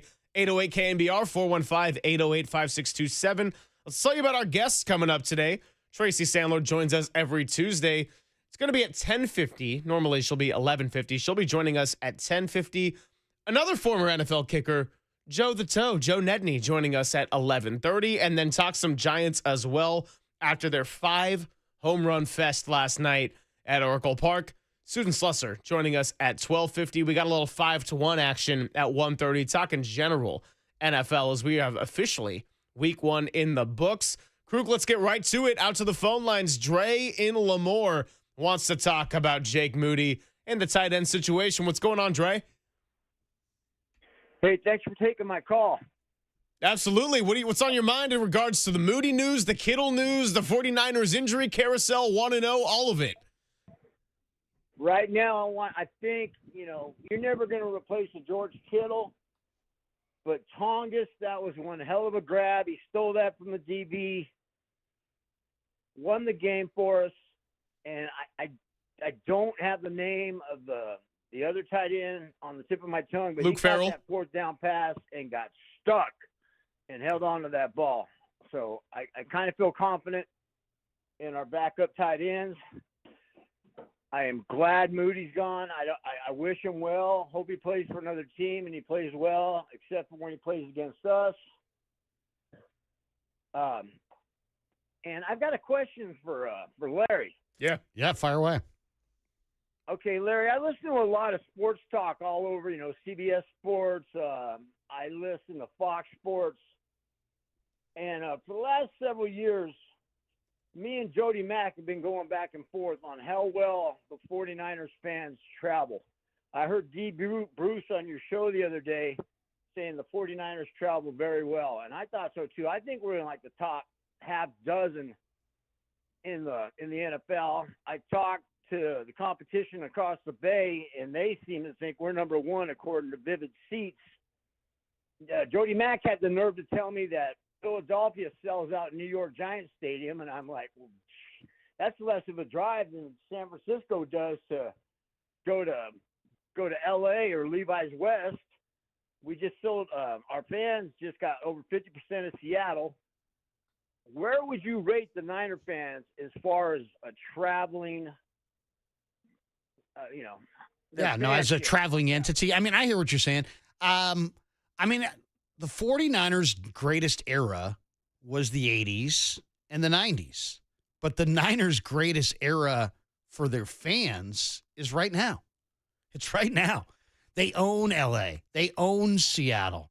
They own Arizona. They own Dallas. The Niners travel incredibly well. Now, why? I think there's a couple reasons. One, Joe, Steve, right? Cap, Harbaugh, the iconic nature of this franchise, Shanahan in this latest run, for sure, all contributes, right? The Niners have been an iconic team for a long, long time. It may also, and I threw this out asking other people around the country what they thought of it, and the answer that I got was that it's so expensive to live in Northern California that a lot of people who grew up here wind up going other places to buy homes and other places to start families and other places to start their careers. And the last thing they're going to do is give up their Niner fandom. They'll give up their NorCal home, but they're not going to give up their fandom of the 49ers. And that, to me, is totally understandable. So I think there's a lot of Niner fans in Cleveland and Kansas City and all these different places, Denver and Arizona. There's just a lot of people there. And I think that probably has as much to do with it as anything. And also traveling with your sports teams has become much more a regular part of American life than it used to be. I mean, college teams, it used to be, we'll travel for the bowl game. Now you get college fans who are traveling all over the country all season long. So I just think it's become more of a kind of a chic thing to do. Appreciate the call, Dre. Dre out in Lemoore, 808 KNBR. That's 415-808-5627. Yeah, they traveled well to Seattle. You're heading out to New Orleans. We're traveling this week, in fact, yeah. So you got a little double dip in action, right? LSU, Florida on Saturday. LSU, Florida, Saturday night in Tiger Stadium in Baton Rouge, and then we're gonna make the trek from Baton Rouge to New Orleans Saturday night and watch Niners Saints in the Dome Sunday. Yeah, so just general sentiment off the top. It seems like we're getting a lot of feedback about it was time to move on from Jake Moody. And I think we had said about all there was to say on the matter. Again, I wish Jake Moody well. Want him to have success. We already got texters saying Atlanta's going to go poach Jake Moody because they're unhappy with their kicker situation, as Matt Mayo put out there. And then they're going to burn the 49ers when they play him. Hey, look, if that happens, that's the NFL. That's life. The 49ers got to figure out their solutions in-house. And kicker, there's a lot of capable kickers out there. Now, how many great kickers are there on the planet in the NFL? I don't know, 10 maybe. And then there's another tier of very capable kickers. And then that list is still a lot deeper than 32. There's probably 50 capable kickers out there. And how do we know this? Matt Prater, old man in his 40s, was coaching high school football. And Tyler Baskett's injured. Buffalo says, hey, we kind of need you right now, at least for the time being. Why don't you go hit a game winner in this improbable comeback against Baltimore? There are guys out there. The 49ers love bringing back guys. That's why we talk about our Kendrick Bournes. We already were listing names in the elevator today. Zane Gonzalez, Matthew Wright, Anders Carlson. There's guys out there that the 49ers could absolutely go and bring back. And maybe the consistency isn't there with some of these other guys, but you can't keep doing the same thing you were doing with Moody. I know you took a high pick on him. I know he was electric in college. I know he was an incredible practice kicker, but you got to go try to win games. And again, it didn't cost you in Seattle when it looked very well like it could have and would have for a lot of the second half. Well, and maybe a lessons learned here. Don't invest draft pick capital in kickers because you're just adding, you're adding pressure to a situation that's already pressure packed. And as far as Jake, I'm looking at his numbers. He's made only 11 of his last 21 field goals. Yeah. So that's it. I mean, you can't make 11 and miss 10 in any stretch. Otherwise, you're going to be, on the street. And his career, he's 46 of 62. So, that's a lot of, 46 makes, 12 misses. That's kind of a lot. So I don't know. I mean, it's one of those, or maybe more actually. I think I added that wrong. 46, 62 minus 46. That's how many he's missed. But you know what? It just wasn't happening. It wasn't happening. And, you can sit there and they backed him as much as they possibly could. They gave him as long of a leash as they possibly could. And it wasn't happening. And I don't know, it wasn't a physical thing. It was obviously a mental thing. And he may succeed somewhere else, but I just don't think it was going to happen here. I just feel like the overwhelming pressure was starting to mount.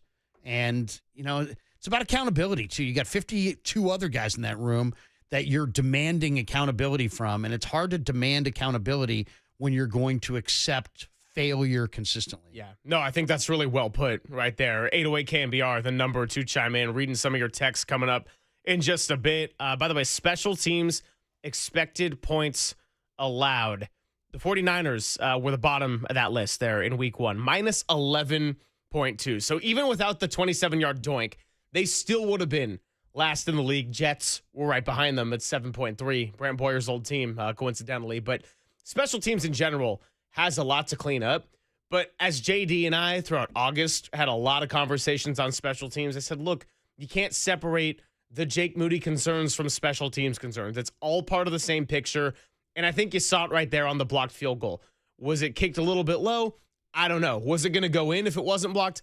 I don't know. But he had no chance in that regard as a whole. So that's a unit that entirely needs to clean it up. It starts with getting a kicker where you're not holding your breath if they're out from 35 yards and extra point distance.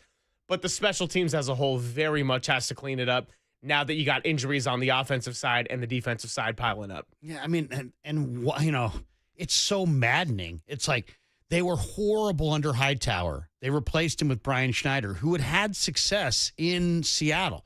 They were worse under Schneider. They bring in Boyer. They commit to this thing every way imaginable.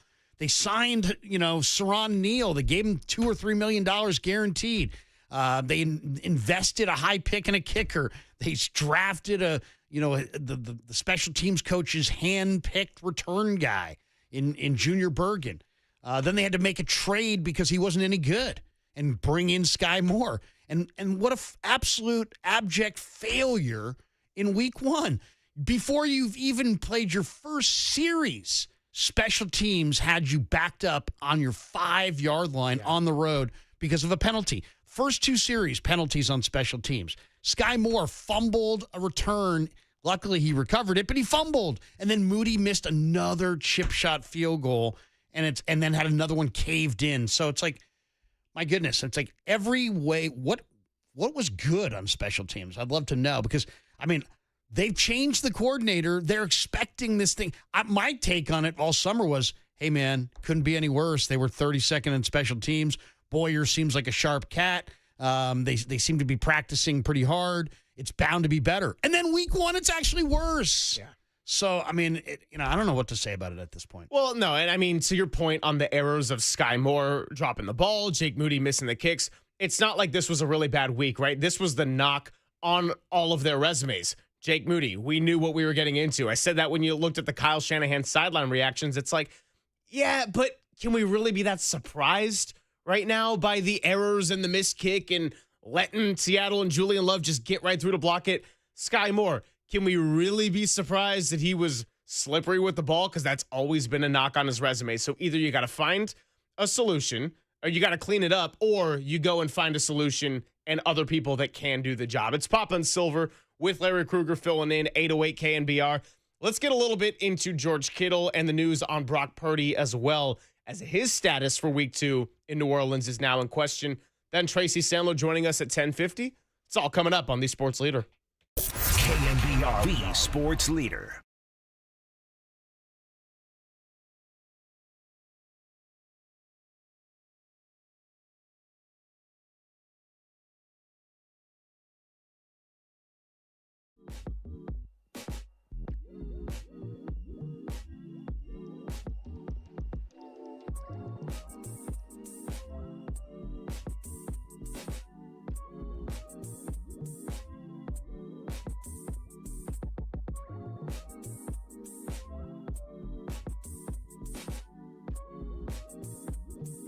Let's catch up with Steve Moskowitz on the line, founder and tax attorney at Moskowitz LLP. Steve, you're always giving us the most important answers to the complicated financial matters. And let's talk about unfiled tax returns today. How can you handle that situation? We really want to help you. It's such a common problem. It cuts across all walks of life. People usually do it because they don't have the money to pay the taxes and they make a mistake. They don't file the return. Then year 2 rolls around. They say, well, how can they file year 2 when they didn't file year 1? By the way, they still don't have the money. And it becomes a lifestyle, a bad lifestyle, a criminal-like lifestyle. Let's avoid all those problems. We have so much help for you. There's so many good solutions. We're familiar with all of them. We've been doing this for a lot of years. Don't wait until some IRS agent comes knocking on your door, ruining your life, your business, your marriage. Talk to us. We have a free consultation. We'll explain everything to you. And if you want us to, we'll do everything for you. The only thing you have to do is just pick up your phone and say, hey, Steve, take care of me. Sounds easy enough. Just pick up the phone today and give him a call. Steve Moskowitz at 1-888-TAX-DEAL, 1-888-TAXDEAL, or you can go online to moskowitzllp.com.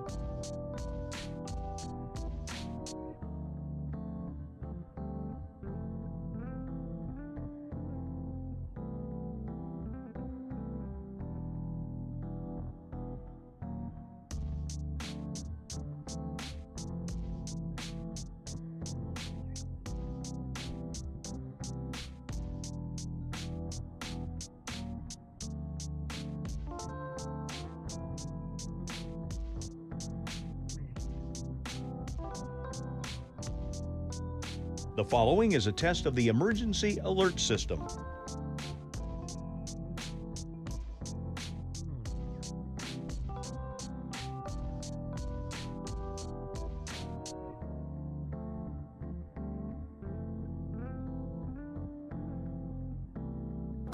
This has been a test of the emergency alert system. We now return to our regular programming.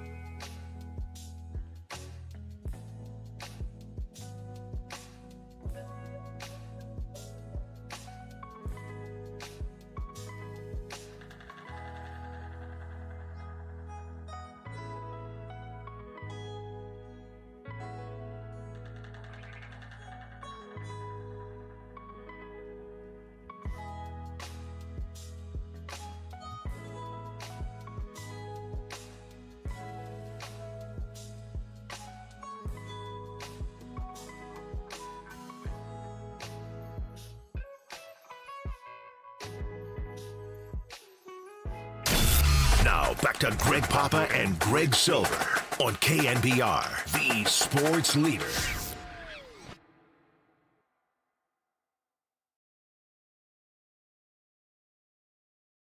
Injuries from the game. Juwan Jennings with his shoulder, we're still evaluating, waiting for the information to come back.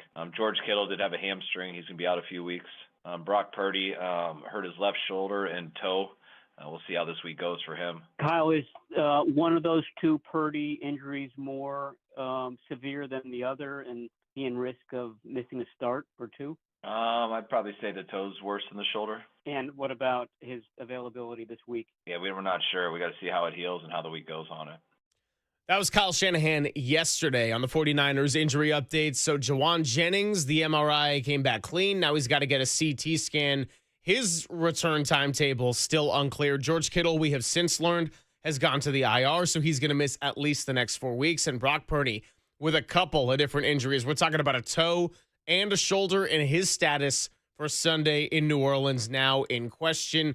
Obviously, a lot to monitor as we move from a nice little Tuesday morning all the way into Sunday morning when they try to make it 2-0 and start 2-0 on the road. But even with the win, the injuries still piling up, and the news is just hot and keeps coming. It's Larry Krueger, Greg Silver, hanging out with you. We got Tracy Sandler joining us coming up in about 15 minutes. But, Krug, we talked a lot about Jake Moody at the start, him being waived, the big picture with the tight end room and George Kittle. But just your big picture thoughts on the injuries as a whole. By the time that we spoke with you yesterday, JD and I, we didn't know about this pair of Brock Purdy injuries, and now this has surfaced, and we'll see if we get our first taste of Mac Jones on Sunday. Still too early to say for sure. Yeah, can they win with Mac Jones? I think they can. I think Mac Jones really played well this summer, but we're going to find out. As far as the injuries, what do you even say about it at this point? I mean, the 49ers have been top 10 in injury rate every single year of the Shanahan-Lynch regime, except, I believe, for 2023. And they went to the Super Bowl that year. So, I mean, they've battled through with injuries, but they get injured at a very, very high rate. Why is that? Is it something about the way they practice? Is it something about their training staff? I have no idea. I guess there's the Niners do have a little bit more of an intense practice regimen in training camp than some teams do. I don't know. I don't know what to say about it. You think about all those years with Bill Walsh and George Seifert, they always got to the playoffs. It's not like, well, you remember that year where they didn't have Jerry? Remember that year where they didn't have Steve? Remember that year when they didn't have Joe? No, I don't.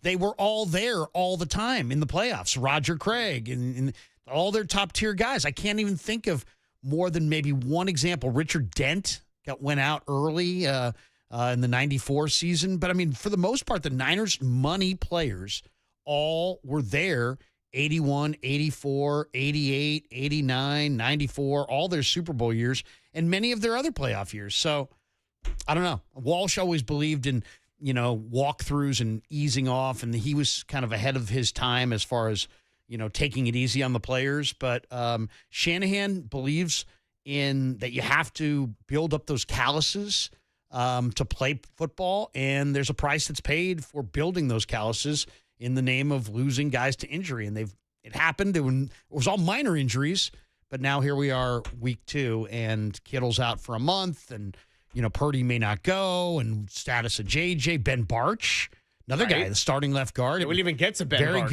Very highly likelihood, I would imagine, that Connor Colby, the rookie, is going to start at left guard. So I don't really, I can see what everybody else can see. I don't really have any theories. By the way, Tuesday's the day where Monday we hit on all the big ticket items, right?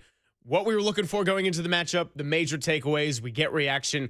There's a lot that we don't really get to in a 4-hour span. And Connor Colby getting his first career snap on a 4th down that the 49ers had to convert. He only played a couple of snaps, but when Dom Pooney went out for just a short amount of time there in the 4th quarter, Connor Colby, that was a baptism by fire, welcome to the NFL kind of moment. So if Ben Barch is not good to go on Sunday or perhaps longer, then Connor Colby might be getting a little bit of a longer shot. I've got some depressing numbers for you, by the way. This one from Warren Sharp. So the 49ers' health by season. Number 1 being the most injured, 32 being at the bottom. 2018, number 4. 2019, number 6 when they lost the Super Bowl. 2020, right after the Super Bowl, very obviously number 1. We remember that well. They won 6 games. They won 6 games, very much like last year. 2021, they were the number 3 most injured team. 2022, a small step back. They were the number 9 most injured team. But here's the catch. They didn't have a quarterback on the roster by the time the season ended. Josh Johnson, who was your 4th guy of the year, got concussed in Philly. And we had Christian McCaffrey trying to run and trying to throw the ball against a really good Eagles defense. You had no chance. All right, 2023, when they went to the Super Bowl, breath of fresh air, number 29. They were the 4th least injured team last year. They were number 1, 2025, TBD, but it's not off to a great start here. Right. And is there any common denominators? What can we point to? Why is this happening? Why does it keep happening to the same team? I don't know. I don't really have any answers. It would be real simple. Just be like, well, it's because, on Thursdays, the Niners do this and the rest of the league does that. No, I couldn't really say definitively why the 49ers are having more injuries. Older players tend to get injured. From a personnel standpoint, I think the only thing that you can do to insulate yourself against future injuries is I'm a believer that guys who are hurt will continue to be hurt. So draft guys who play, like Connor Colby, for example. Connor Colby played 50 starts at Iowa. He never was hurt, or if he was hurt, he played hurt. I want to draft more guys like that than Garendo, for example, who had one college start.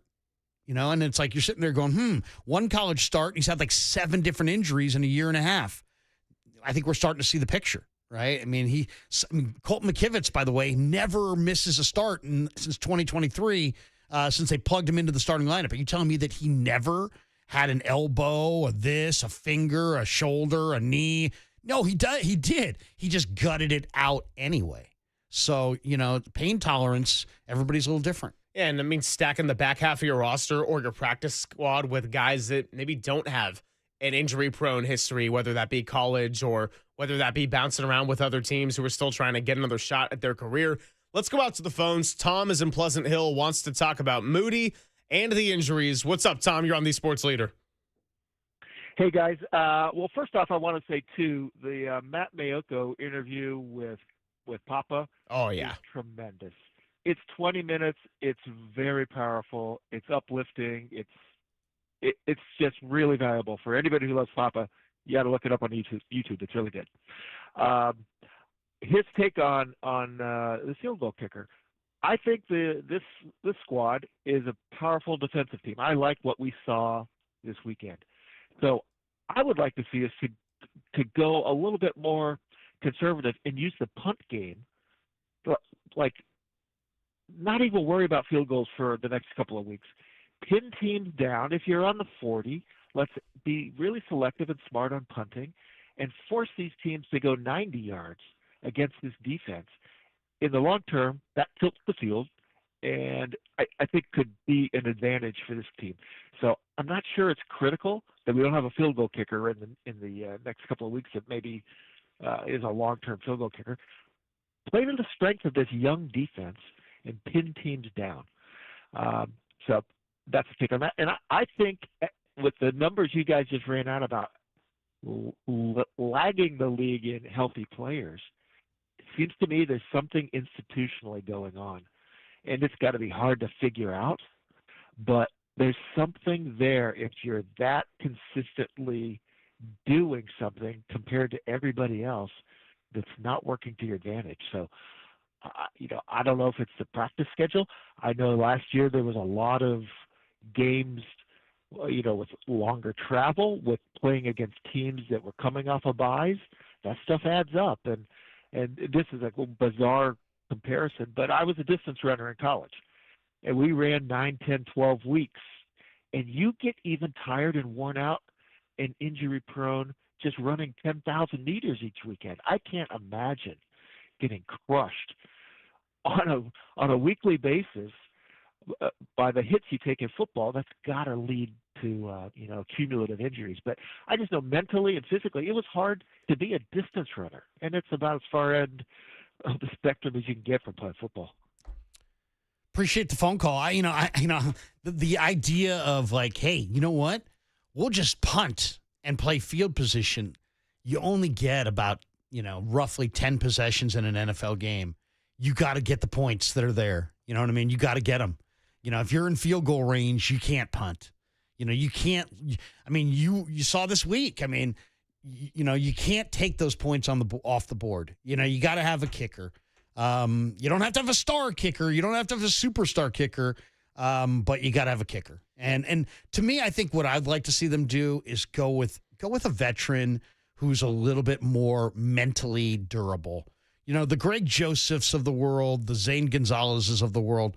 These guys have, they've been on the waiver wire. They've ridden that roller coaster. I just think that now coming out of the Moody experiment where you went with a rookie and you tried to have him develop confidence, I don't think that's the way. I think they ought to go with a veteran, a wily veteran who, if he makes it or misses it, the next time he's out there, he misses in the second quarter, he's out there in the fourth quarter. He's not thinking at all about that because he's a veteran. He's very mentally durable. I want to see a mentally durable kicker. Well, Zane Gonzalez is so locked into his routine that we learned last year when he made the game winner with Washington, and everyone was pointing out the combing hair. He talked about him having severe OCD and that being a big part of his life and how he's learned to navigate that with kicking. And so, there's a lot of veterans out there, to your point. And again, you just got to find someone capable. And I'll say this, reestablish what is field goal range. Because I think with the 49ers, I'm thinking, what is field goal range? Like, yes, Jake Moody could make it from 56, but you're also holding your breath if it's from 29. And so Kyle Shanahan passed up a 4th and 2 field goal opportunity. They were on the 17 or something, weren't they? Before the Luke Farrell catch? I mean, that was the same drive before the block. I think it was, a little closer than the 17, maybe just outside the red zone. But they were well within Jake Moody makeable distance if we're talking about the power in the leg. Yeah. Yeah, I mean, he had an opportunity and said, no, we're not doing that. So, I mean, he had obviously lost confidence in Jake. Yeah, it was 4th and 2 from the 17. And instead, he said, you know what? We're going to have Purdy throw it to CMC and try to convert. They did. Then he got to 4th and goal from the 13 and said, all right, we have to. Oh, that was the drive in which bring he in made Jake, it. and Jake made the 32-yarder, his final kick with the Niners. But, I mean, when you're not going for a field goal in a game in the second half where what was the game? It was a 3-point game, right? It was 10-7. You pass up an ability to tie the game to go for it on 4th down. That speaks volumes about his lack of confidence in Moody. Let's sneak in one more. Ramon in San Jose wants to talk a little kick in action. What's up, Ramon? You're on the Sports Leader. I mean, I'm just saying, just as long as whoever it is, the next kicker we get, preferably an older guy because probably more calmer and more experience and have a mental capacity to chill and under the pressure. But as long as we get close enough, let's just kick for the 3 points. I mean, and get out of there. Well, anyways, guys, I don't want to hold you guys up. I have to do some errands. Tomorrow I'm off. I'm going to have some Lagunitas. There you go. Get those errands done. I mean, there are veteran kickers out there, guys. I mean, Eddie Pinheiro, Michael Badgley, Austin Siebert, Zane Gonzalez, Cade York, I believe Greg Joseph. There are kickers out there, veteran kickers. I mean, last year when they brought in, was it Matthew Wright? He made all Matthew those Wright kicks, and then but, Anders Carlson after that. I mean, Matthew Wright didn't have any leg at all. I mean, just no leg at all. No leg strength, but he made all the kicks. You know, and that's the other thing. It's like we've been talking about Jake Moody, and I know the Niners didn't want to give up on Jake. He had the big leg and this and that. But if we have a conversation about who's the best kicker in football, nobody's going to be like, hey, man, the best kicker in football is Cam Little. He hit a 70-yarder. It's not who made the longest field goal. It's who kicks the highest percentage. So, you know, Anders Carlson, come on down. Matthew Wright, come on down. Maybe Zane Gonzalez, Greg Joseph. You know, at this point, I just think there was so much pressure around Moody, and I sound like the players were getting tired of it as well. Yeah, and you don't need a kicker that has the potential of this high ceiling. You don't need a kicker that's Brandon Aubrey or trying to be Brandon Aubrey or could be Brandon Aubrey if they reach their full potential or prime Justin Tucker or whatever. You just need someone capable. All right, it's not a position I disrespect, but it's a very expendable position, and if it's a problem, go and find someone that can kick at a consistent level to where it's not a problem, even if they have flaws in terms of, missed a couple here and there, or not great from 55 plus. It's okay. Just take the points you can get. Got to get the points. And look, you just won a game with 17 points. You're not going to have that luxury every single week in the NFL, regardless of how easy your schedule might be on paper. Before we get to Tracy Sandler, we got our contest one more time. That's right. You got a chance to win tickets to see the San Jose Earthquakes take on LAFC at Levi Stadium on Saturday night. Well, this is the only day you can win. It was just a 2-day contest yesterday and today, so it's your last chance. Today's cue to call between now and 1 p.m. is... Hello, coaches. Thank you for the opportunity. You are a spirited fella, Danny. Just go on out there and get the striking spot for us, okay? Yes. Just like back in Guadalajara. You say it, I do it, coach. Football is life. Ooh. Little introduction of Danny Rojas there from Ted Lasso season 1. Yeah, football is life, and in this case, it's that kind of football. Walter says, can he kick for us? Look. Bring him in. I mean, they don't have a kicker right now, so, yeah, audition it up. I'll take Walter out there getting some auditions. KNBR, the sports leader auditions. Let's see who's got it. Tracy Sandler joining us coming up next, and then we'll continue to take your calls around 11:15. It's all coming up. Papa and Silver with Krug on the sports leader.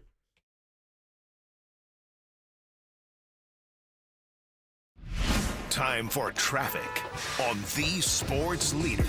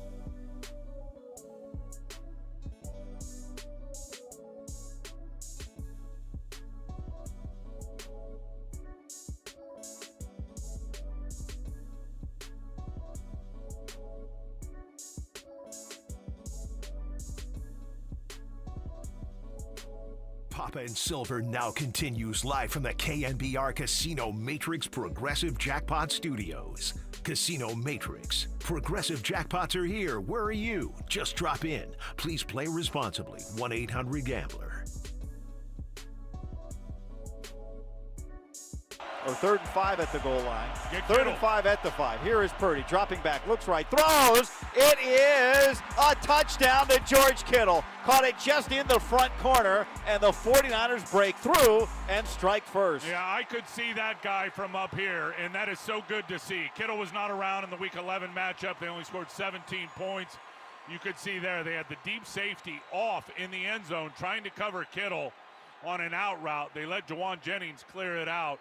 Perfectly timed up from Brock Purdy to George Kittle on that 3 safety look. Ty Okada was there, and George beat him for the touchdown on the pylon. It was really good to see George Kittle get the first touchdown of the year for the 49ers. And unfortunately, as for the second half and at least the next 4 games, the 49ers are going to have to find ways to get 6s and 7s and maybe 8s without him if they want to go for 2. Joining us every Tuesday is the CEO and founder of the Fangirl Sports Network, part of our KNBR pre and post 49ers team here on The Sports Leader with the next 3 broadcasts, of course, on 810 KSFO, our sister station. Enough of me babbling. Tracy Sandler joins us on the Yuma guest line. What's up, Tracy? How are you? I'm good. How you guys doing? We're good. We're just trying to make sense of all this chaos that's happened since Sunday afternoon. And I guess just the broad question to start is, what do you make of all of it between Jake Moody getting released, George Kittle going to the IR, Brock Purdy having a couple of different injuries, Kendrick Bourne now probably coming in for a 1-year deal worth up to $5 million. We are starting this off hot here with the 49ers heading into week 2. It just feels like 49ers football. Like it's not 49ers football if there is not some sort of chaos going on, maybe save the 2023 season, but it's just 49ers football. But even the 2023 season had some chaos there. So it feels like there is a lot going on. We could break apart each one. I think the Jake Moody release was inevitable after the other day with everything else that had gone on. So that one, I think, was expected, and we saw it coming. I have no doubt Jake will go somewhere else and be great, but it's not going to be with San Francisco. Kittle makes sense because of their schedule. They're playing 4 games in the next, I think, 23 days. And so Kyle said yesterday he was going to be out a few weeks. So he's going to be out a few weeks with that schedule. IR did make the most sense. So he'll have to miss at least the next 4 games, with Tampa, I think October 12th being the first one that he could come back.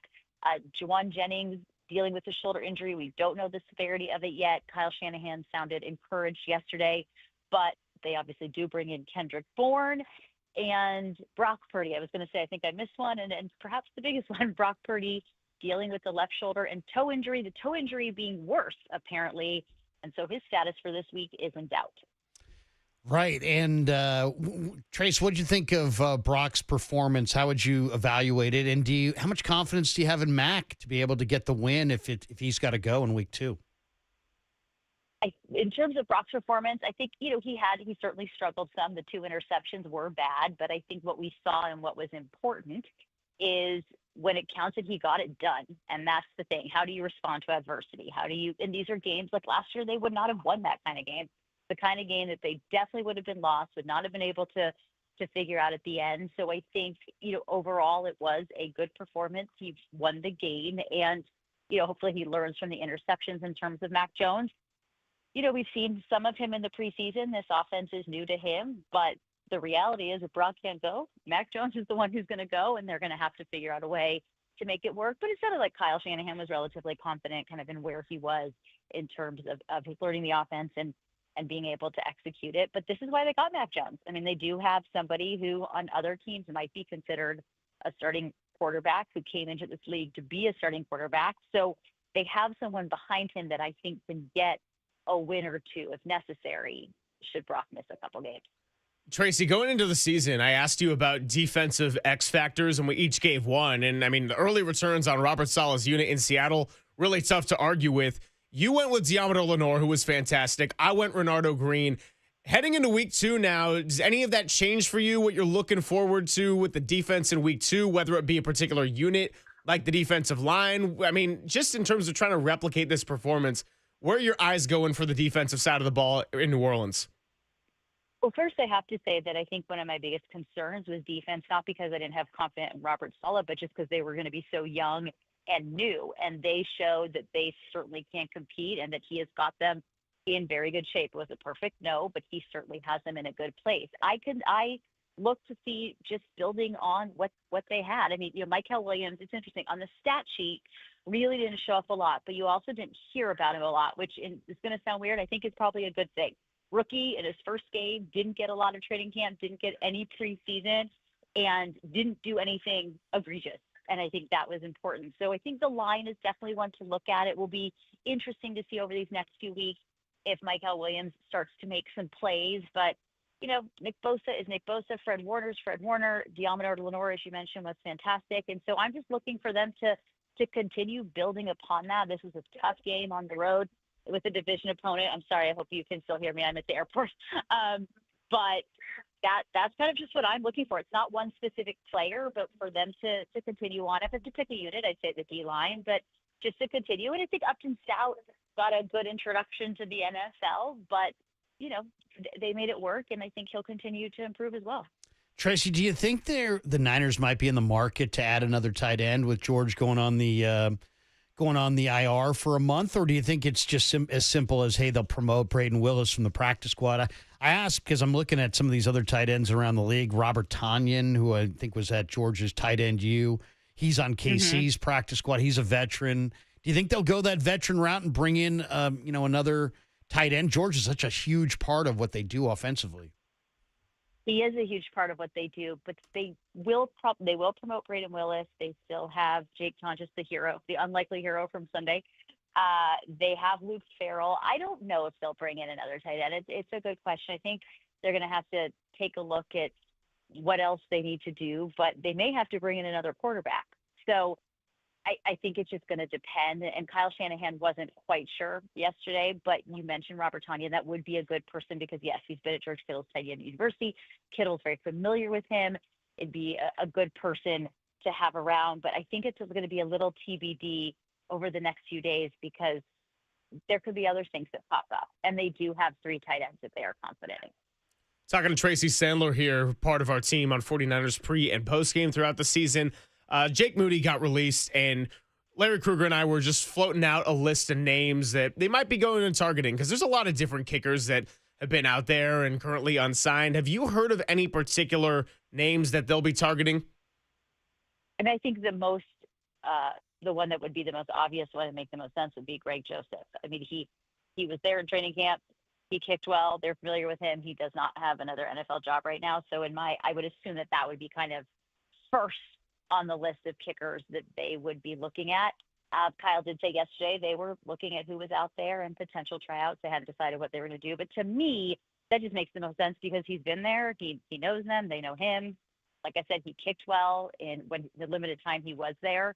So that one just makes the most sense to me. What do you think of the usage of CMC? I mean, there was this question, is he healthy? Is he not healthy? Is he going to go? Is he not going to go? And then he goes, and they give him 31 touches, and it just seems like an awful lot. And then by comparison, Robinson got 10. What do you think of that usage rate? Do you think it's sustainable? Do you think they will ease off on CMC starting next week? I think it will depend probably on Robinson's development, to be honest with you. He hasn't been there very long, so I think that's part of it. But by the same token, like they have CMC, and they've always used him a lot. They're going to use him a lot. Whatever was going on at the end of the week last week clearly was not a major issue, and he's a huge part of their offense. So maybe they lay off a little bit, but he's a big part of this offense, and they're going to use him as such, especially now that they don't have George Kittle. I think that creates just more passing opportunities for him, to be honest. But I think they're going to continue to use him at a high rate. That's their guy, and that's what he's there for. So I think Robinson will continue to sell him somewhat, especially as he gets more and more comfortable in the offense. But I don't expect the CMC usage to go down much. I really don't. On that topic right there, and I know you got to go in just a couple of minutes, Tracy, but watching last night, and I know you did because of your guy, J.J. McCarthy, Jordan Mason. I'm happy to talk about this. Yeah, well, we'll get to JJ in just a second, but Jordan Mason was running it damn hard with Kevin O'Connell's offense, and you watching that game thinking it was regrettable to let someone like that go in a trade. I mean, they did get Marquise Siegel with the comp pick. They did save a little bit of money, so it's not a total disaster, but I'm just watching Mason thinking, man, he looked good. I think if they could do it over again, then they probably would not make that trade. I can't promise that. I can't guarantee that. No one has flat out said that to me. I just think if they could do it all over again, they wouldn't have made that trade.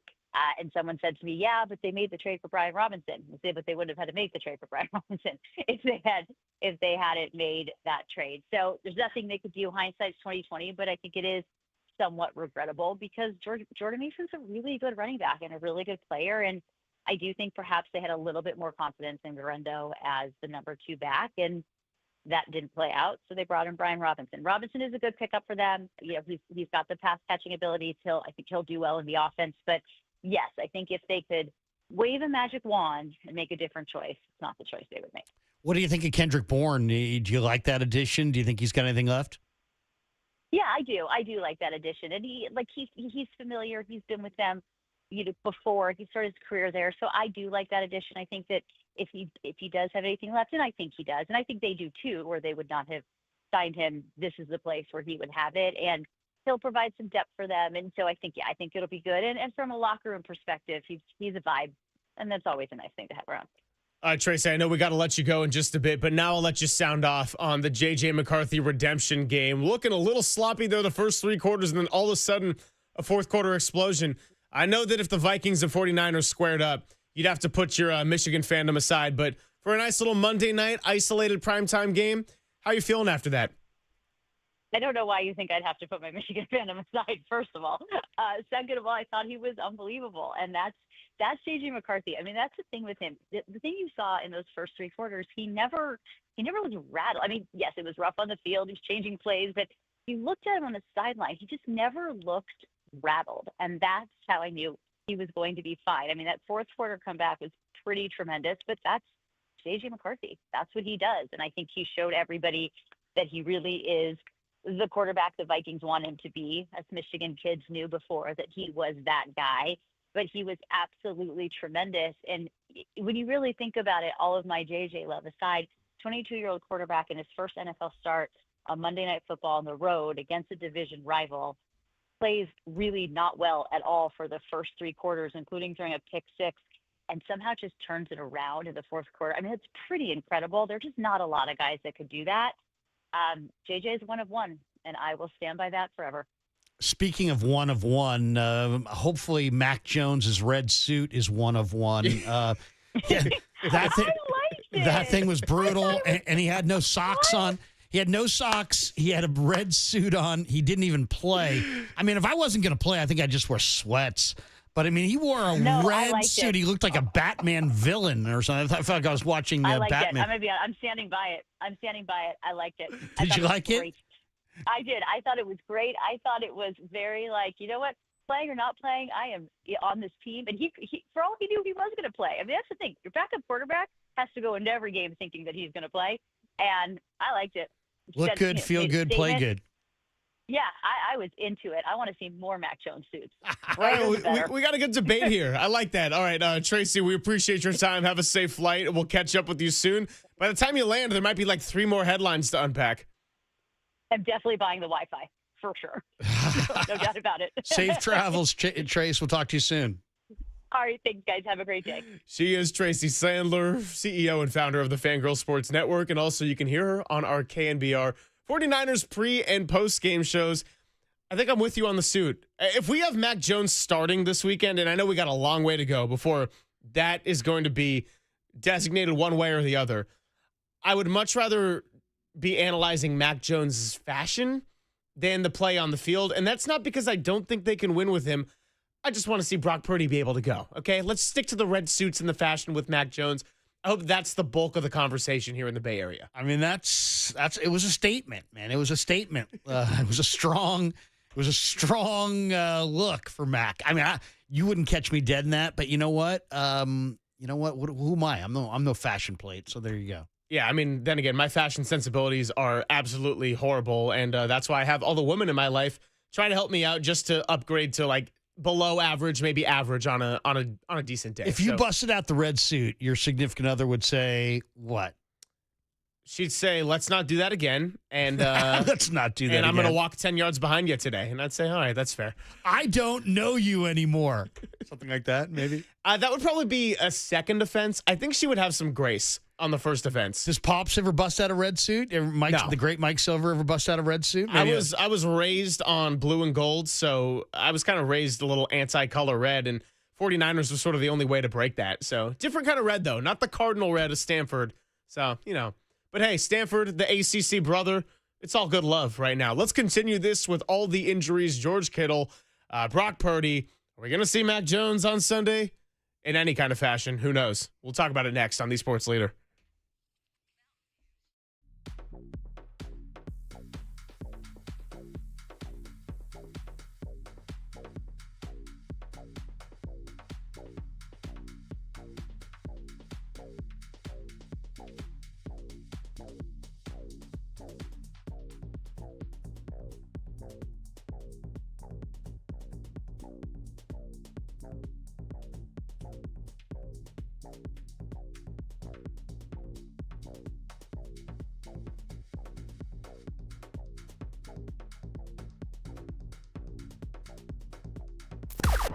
Now, from the O'Donnell Financial Group Sports Desk. Learn more at odfigroup.com. O'Donnell Financial Group, because planning is a process, not a product.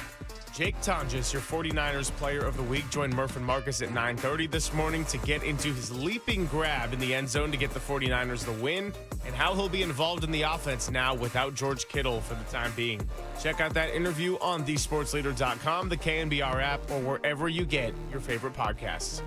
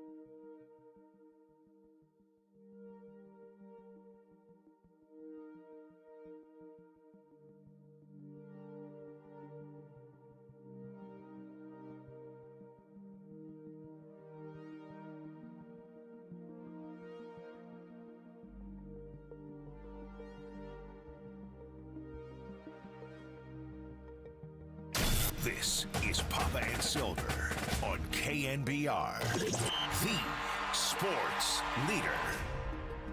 Filling in for Greg Papa, it's Larry Kruger on the sports leader.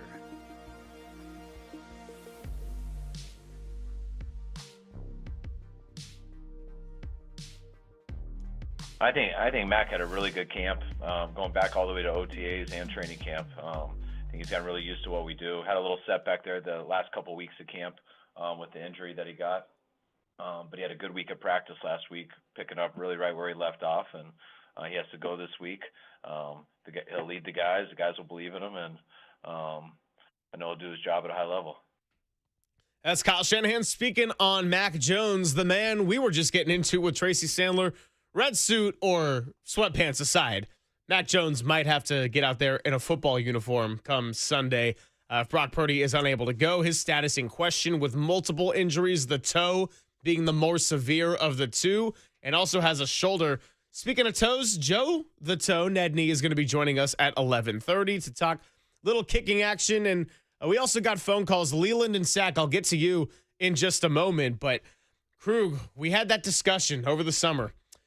What was the most important move the 49ers made this offseason? There was a lot of talk about Robert Saleh. Yeah. And you went as far as to say bringing in Mac Jones. Now, you never want to see your backup quarterback.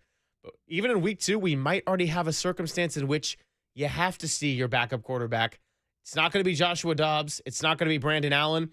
It's going to be a guy who's had his ups and downs in the league. And now, like a Sam Darnold, trying to have their career resurrected here in San Francisco with the assistance of Kyle Shanahan and this regime. Yeah, and he looked good. Mac Jones looked good all summer, I thought. He probably completed a higher percentage of his passes than any other quarterback in camp if you charted it day after day after day. In the head-to-head practices against Denver, where Denver's defense was dominating, Mac still looked really good against Denver. I thought that was impressive. So, yeah, I mean, I said Mac Jones because to me it's about keeping Brock Purdy kind of icy.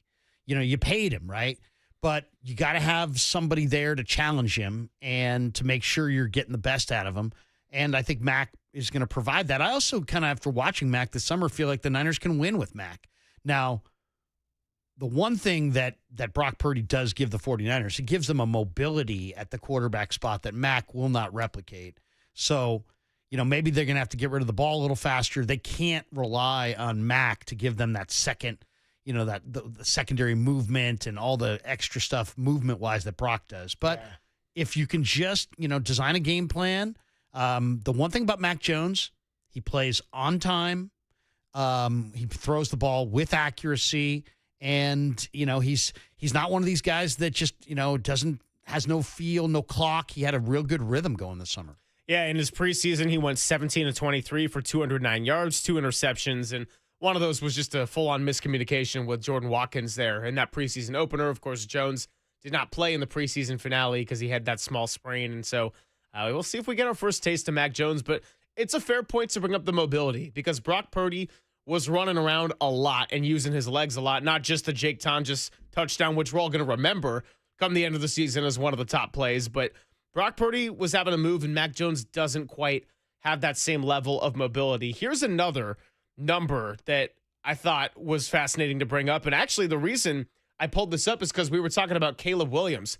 So this is from Warren Sharp, completion percentage over expected in week 1 among all quarterbacks.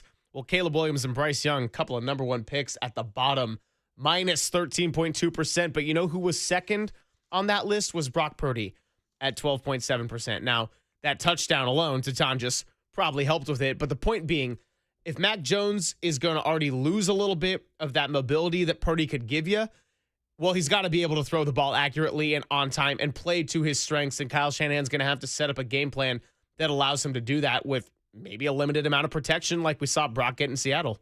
Well, I mean, there's nothing wrong with having a run-heavy scheme, If only the 49ers had a template, if there was only a team out there that had a young mobile quarterback who, needed a great line and that team had a great line and They protected that quarterback, and he won a Super Bowl. Oh, yeah, it's the Eagles and Jalen Hurts. Just do what the Eagles do. Build up your line. They've built a fortress around Jalen Hurts. I think Brock Purdy is as good as Jalen Hurts. He hasn't won that Super Bowl yet, so, there'll be people that say, oh, no, Jalen Hurts on a different level. But I think they're very similar quarterbacks, similar size, similar in lots and lots of ways. And can Jalen Hurts lift up the Eagles by himself and carry them? No. But if you build a great line around him, give him weapons and a great defense, he can win a Super Bowl and he can outduel Mahomes in the process. And I'd like to see the 49ers invest a little bit into their offensive line. I mean, when is the offensive line investment coming? I almost feel like the Niners with their D line are like the Giants with their starting pitching. It's like if we can never have enough starting pitching. Well, guess what? You look up eventually after that a number of years of that philosophy, and your offense stinks. Well, if you're the Niners and you're like, you know what, we can never have enough defensive line.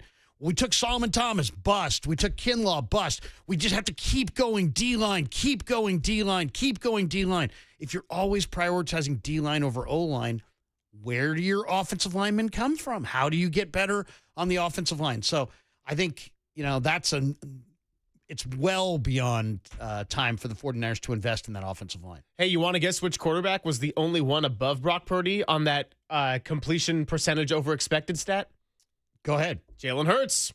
There you go. He's playing pretty well right now. Playing pretty well. Yeah. Got a nice line. Yeah, Saquon Barkley, pretty good running back, got a nice line. So that'll be a fun matchup too, Eagles-Chiefs. I mean, this is the one thing too, and it's like I hate to, the Niners are 1-0. They got a nice win. I hate to bang on them, but I mean, all this talk about if you don't like the 49er offensive line, you don't know football. If you don't appreciate the 49er offensive line, you're just not seeing it. And it's like, wait a second, you have the great Christian McCaffrey. By all accounts, he's one of the best running backs in all of football. He averaged 3 yards a carry this week. So you didn't really open run lanes. Tough defense, though. Tough Seattle defense. Granted, but you didn't open run lanes for McCaffrey, and Purdy was pressured on 60% of his dropbacks. So how good is this line in front of him? Well, you got Cam Jordan, one of the best defensive ends of this entire era and a future Hall of Famer. Cal guy. Cal guy. He's going to be on the Saints D line that you got to deal with this weekend. So it's another test, and I would say the Saints defensive unit as a whole, not what you're looking at with Seattle in terms of the youth and talent, but you do have that one player on the line that could completely wreck you up. So if it's Mac Jones back there, that's something to keep an eye on for sure. And I think it's all fair game on the table. And yeah, again, this is not to get overly negative on a Tuesday after a win, but rather the fact that you won that game is a big deal because already at this stage in the season, we can point to certain flaws and certain circumstances that have gotten in the 49ers' way. That's about them turning it around, finding ways to adjust it and patch up some of those holes like they've done with the kicking situation. Let's get out to the phones before Joe Nedney joins us. Leland in Sac has been waiting patiently, so we appreciate your patience, and you're on the Sports Leader. What's up, Leland? Hey, appreciate it, guys. Craig Silver, nice to talk to both of you. I just have a couple of comments regarding, Jake Moody getting waived from the Niners. One, I think most fans are going to agree with that, agree with the commentary, but I think it goes back a little bit deeper. Clearly, everybody agrees that he didn't really know himself or believe in himself, and it showed in his kicking. But if Kyle Shanahan was going to keep this kid, I think he could have done a little more. For instance, here's what I'm talking about. Last year with the dust up with, Debo and Tabor on the sideline, it seemed like Kyle just went out to the media, at least what I saw, and just kind of glossed over it. Wasn't that important? He didn't stand up for Jake Moody, didn't stand up for his long snapper. And I'm wondering, how did Jake Moody even feel going into this season? Debo's gone, but Jake was here. Maybe both should have been gone.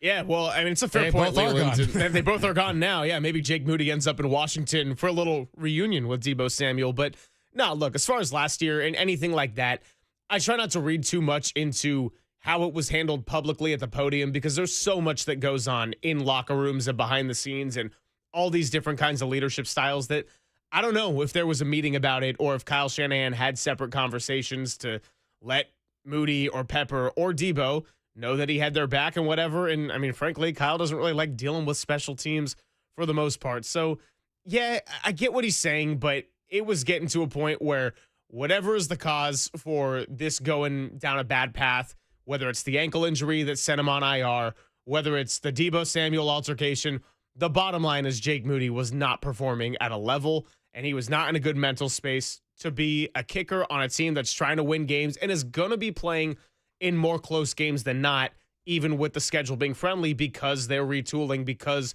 they're trying to figure it out and be led by this core. So whatever the future holds for Jake Moody, and if he can find success elsewhere in the NFL, absolutely rooting for the human being. There's no question about it. As for his place on this roster, the time was up. They had to make a change, and they did so. I mean, the guy had no confidence. Now, as far as the caller's complaint that Kyle didn't handle that right, well, I kind of agree with the caller, to be completely honest. I don't think Kyle handled that right.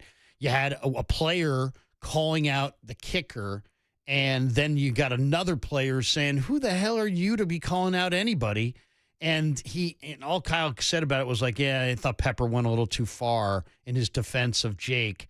But with no pushback on Deebo for calling out a guy who wasn't doing his job. And then Deebo piped up later on in the same year going, I'm not struggling. I'm just not getting the ball. And then actually he got the ball, and we realized he was struggling badly and had regressed significantly. And you know what I mean? So it's, I don't know. Kyle loves Deebo, and had this. Deebo was one of his personal favorites, and I think that came across loud and clear with how he handled that whole situation. Joe Nedney going to be joining us coming up in a bit, and we can continue to revisit Jake Moody, George Kittle, Brock Purdy, Mac Jones. It's a busy Tuesday on Pop and Silver with Larry Krueger on the Sports Leader.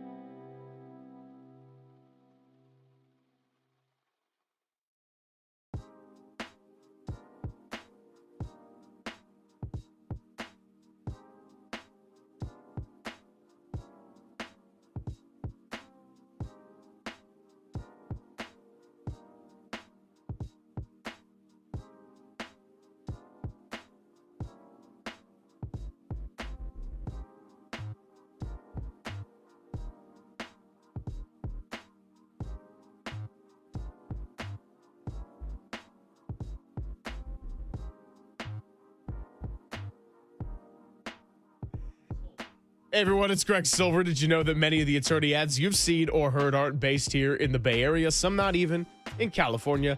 Well, Chris Dolan and his law firm have been based here in the Bay Area for more than 25 years.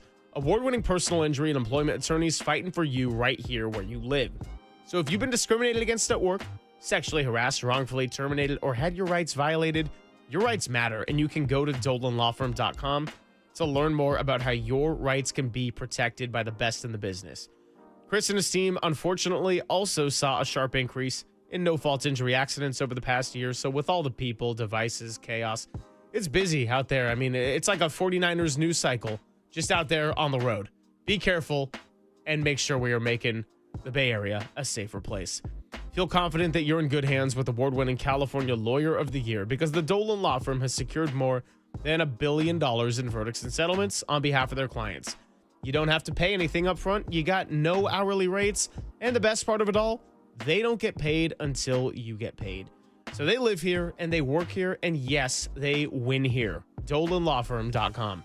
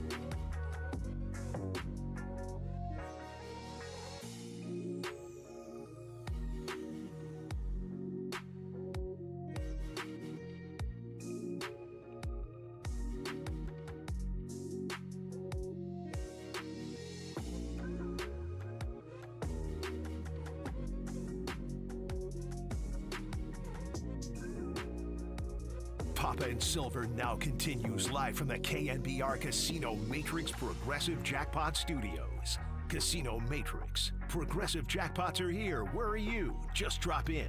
Please play responsibly. 1-800-GAMBLER. Filling in for Greg Papa, it's Larry Krueger on the Sports Leader.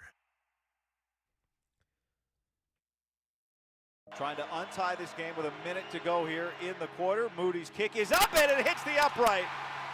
A 27-yard attempt from the left hash just banged off the upright, and the 49ers cannot take advantage of the red zone opportunity. Well, that blows right there.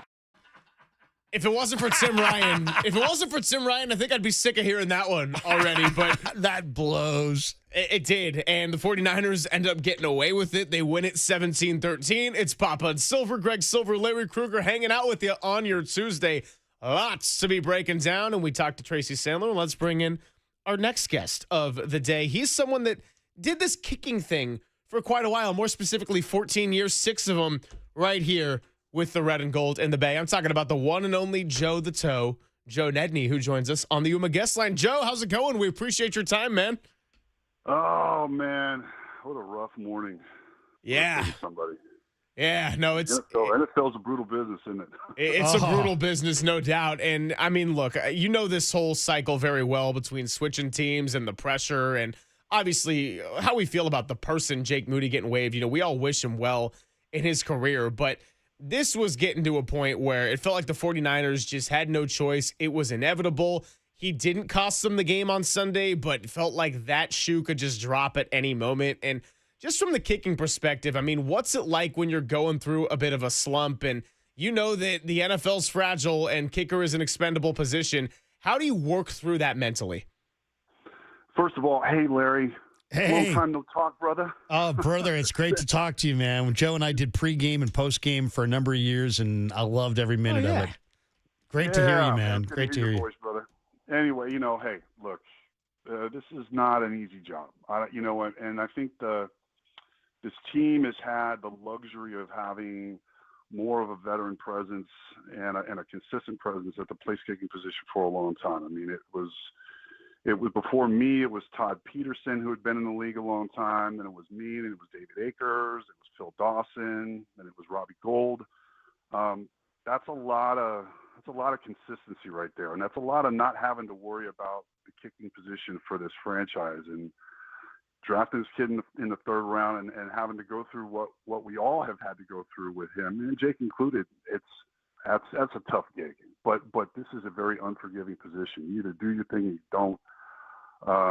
And the writing, to me, you know, kid misses the first one. You watch Shanahan put his hands up, but he stifles it, and you're like, okay, all right, he stifled it. Second one wasn't even Jake's fault, but he's so upset with the field goal unit that when he lets it go like that, you know the writing's on the wall. And with Jake's small kind of sample pool of reps, there's been a trend, and it's we don't trust him, and that's unfortunate. It sucks because Jake's a good kid, man. I love him. I got a chance to hang out with him, meet him a little bit, and as a Niners kicker, man, I'm always going to root for that guy. I'm always going to root for this team and every position. So from a human perspective, you're absolutely right. It's rough.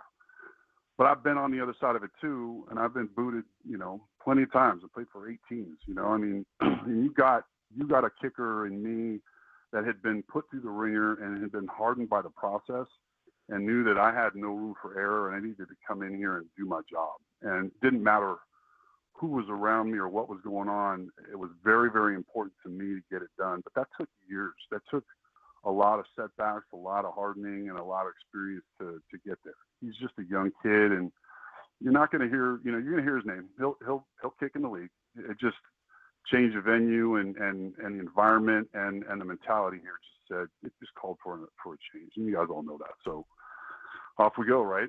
Yeah. Next in line. No, it's a tough break. I'm looking at your Wikipedia on your career, and it's like it took you a while. I mean, you had a 2-year run with Miami, you had a couple-year run with Arizona, but you didn't really settle in with one squad till Tennessee. And I'm sure, Joe, by the time you came to the Niners, you were much more mentally durable. Like, give us. You see kickers. I mean, like anything. Like doctors would see doctors and be able to see things that the rest of us don't see. Kickers can see other kickers and see things that we don't see. When you watch Jake, what did you see? I mean, was it something about his confidence, about the way he was striking it? He went from a 3-step approach to a 2-step approach, and they thought that was going to simplify and make him a higher percentage kicker. What did you see when you watched him? Mechanically, I feel like he's got a really strong swing. He's got a fast swing, a lot of leg speed, and he really kind of crunches and cuts across his hip when he swings. Now, when he hits it clean, the ball goes a mile, but he's prone for a pull shot, and that's mechanically I can see that. But what I'm also watching, which was way more important for me during my career, was how are people watching me when something doesn't go right? How am I looking? How's my walk? How's my presence? Because I know everybody's staring at me when I come off the field after in this field goal, and if I'm not looking so good and I'm looking like the moment might be too big for me, that bleeds out really, really fast. Guys can sniff that out really, really quick, and that was kind of the feeling I got was when Jake made a big kick, it wasn't a whole lot, maybe a hoot here and there, but it was his misses, man. And that's just something that he's going to have to learn is that, we all know what's going through your head when you miss a kick, but you got to show me that you're focused on the next rep. You're maybe a little pissed at yourself for the fact that it didn't go right, and you'll get it done the next time. And I got to see that in your face. And then not only that, but you got to go do it the next time too. And that's what happens in the league is, if you show that mentality, but then you go back it up, then the noise quiets down. And unfortunately, he was never able to do that. And so, that's kind of what I saw from Jake. I saw a kid with mechanics that he's got raw talent, a little bit more consistency with the mechanics, but as a young kid that happens. But the misses at the pivotal points and then reactions afterwards to me were pretty telling. Talking a 14-year kicking vet and 6 years with the Niners, Joe Nedney on the UMA guest line here. Last year, Jake Moody, there was a clear difference between the way he was kicking before he went to IR with the ankle injury and then thereafter. So when you've had to kick through injuries in your career, of course it affects you, but how much of that effect becomes physical versus mental? Because with Jake, the injury surely affected him, but when he came back, he had the leg for it. He was just missing every which way, left, right. It was consistent for the most part in practice, but then not so much in the game. And so I think from our perspective, we were really questioning how the injury affected him mentally in that return. Yeah, I mean, you're supposed to be cleared when the team gives you clearance to go and play. That means you're good. And, mentally now it's tough because we could sit here and pick this whole thing apart, but God, so many guys used to come up to me, coaches, people, mentors, and just go, just make the effing kick, man.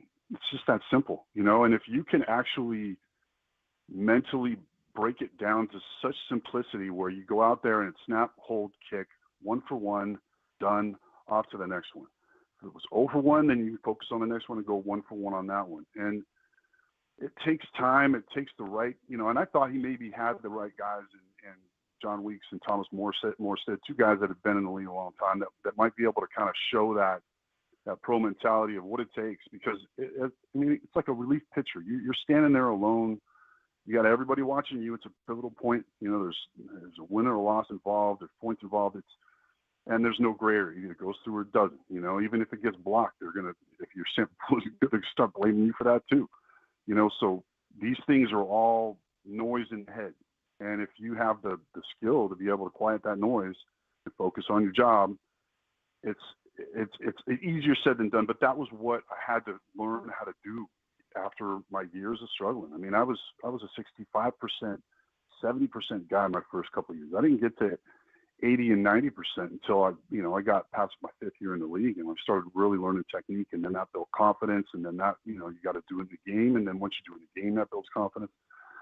So being a young guy going through that process, it's a tough thing to do. And when you're kicking for a team that doesn't have any room for error in that department, it just makes for a bad mix. So, off he goes, and I'll be rooting for him. He's going to turn into, a good kicker eventually. And hopefully these knocks and these bruises will get him going in the right direction. But for this team, now what do you do? I heard Greg Joseph did well enough in camp, but then injuries were a situation where they had to let him go early. Maybe made a decision on Jake a little too soon in camp. Maybe do they bring him back? I don't know who the available guys are who they're working out today, but that's the next step, man. And it moves that fast.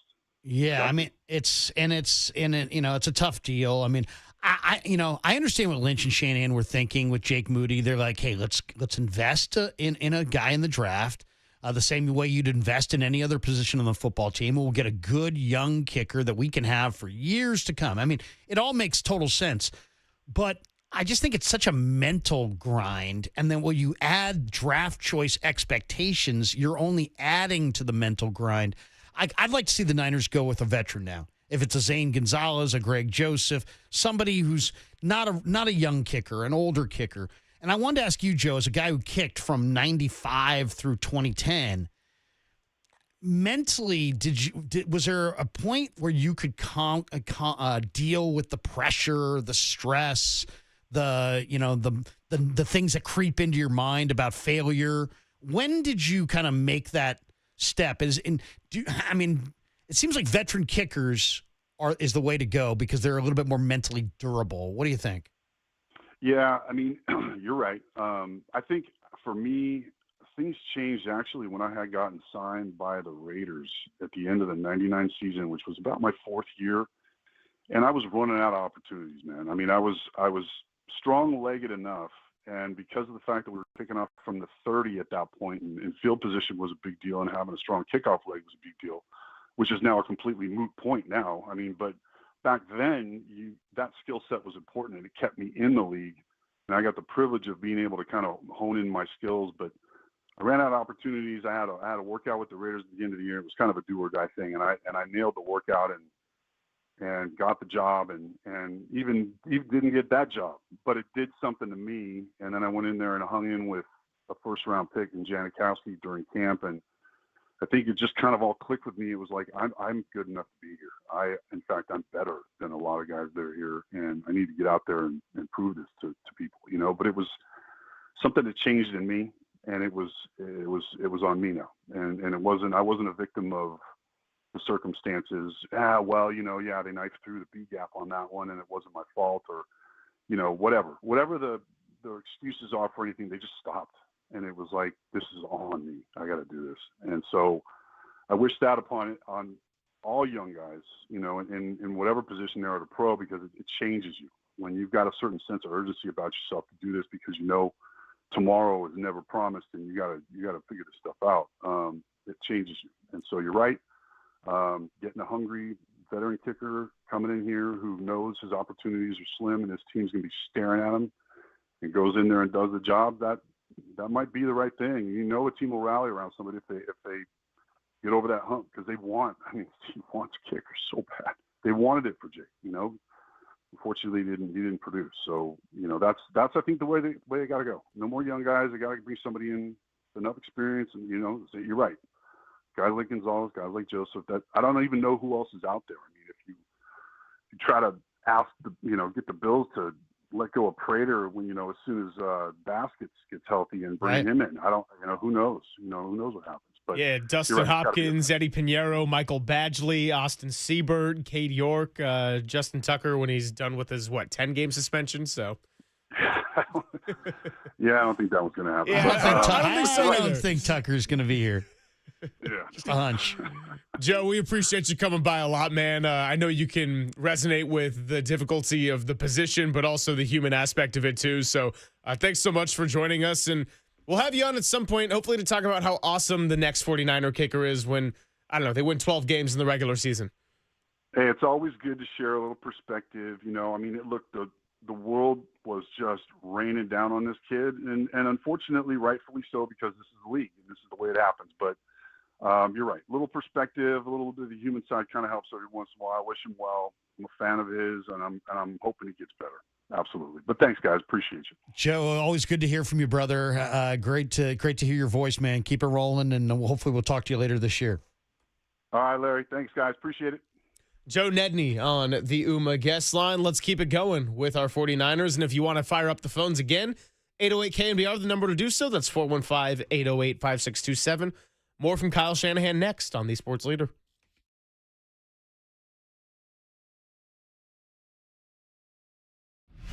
Time for traffic on the Sports Leader.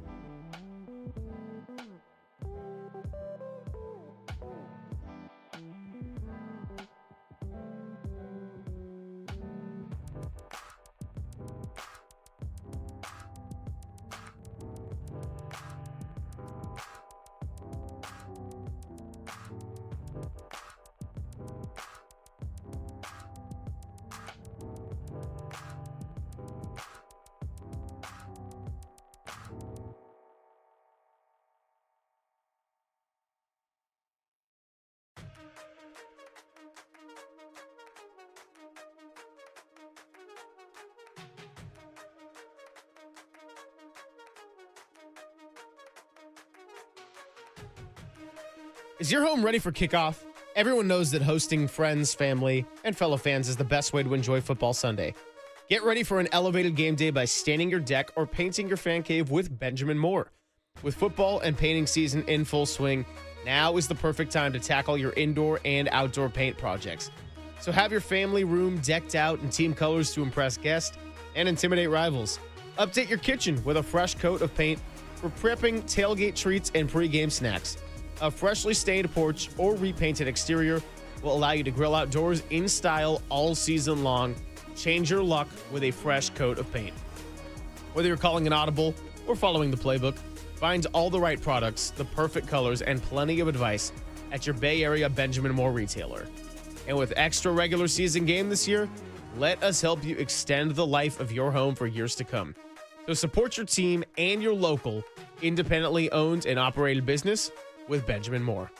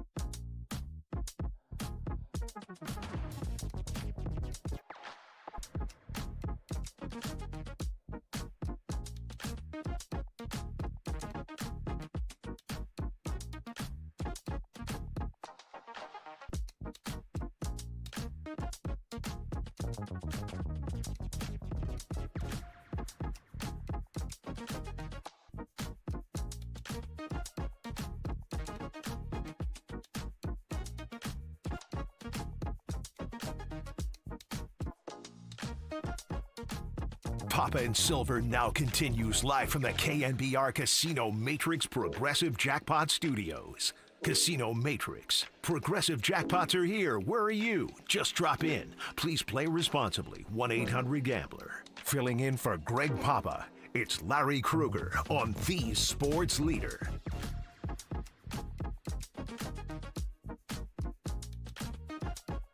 Purdy out of the shotgun, drops back, pressure off the edge. Brock steps up and now dumps it down. Christian McCaffrey had his team, makes the catch, hit forward, first down. McCaffrey out to the 50, and a big gain for the 49ers to start the second half of 26 yards. Well, what a job by Brock Purdy as he stepped up in the pocket. He thought about running, and then he knew in his mind's eye where McCaffrey was going to be, unloaded it to him just on an inside cut. And then Leonard Williams came and just tried to lay out Christian McCaffrey, but he didn't wrap up and propelled him forward for another 10 yards. The Leonard Williams catapult. Christian McCaffrey going for 25, 26 yards on that catch and run early in the second half right there.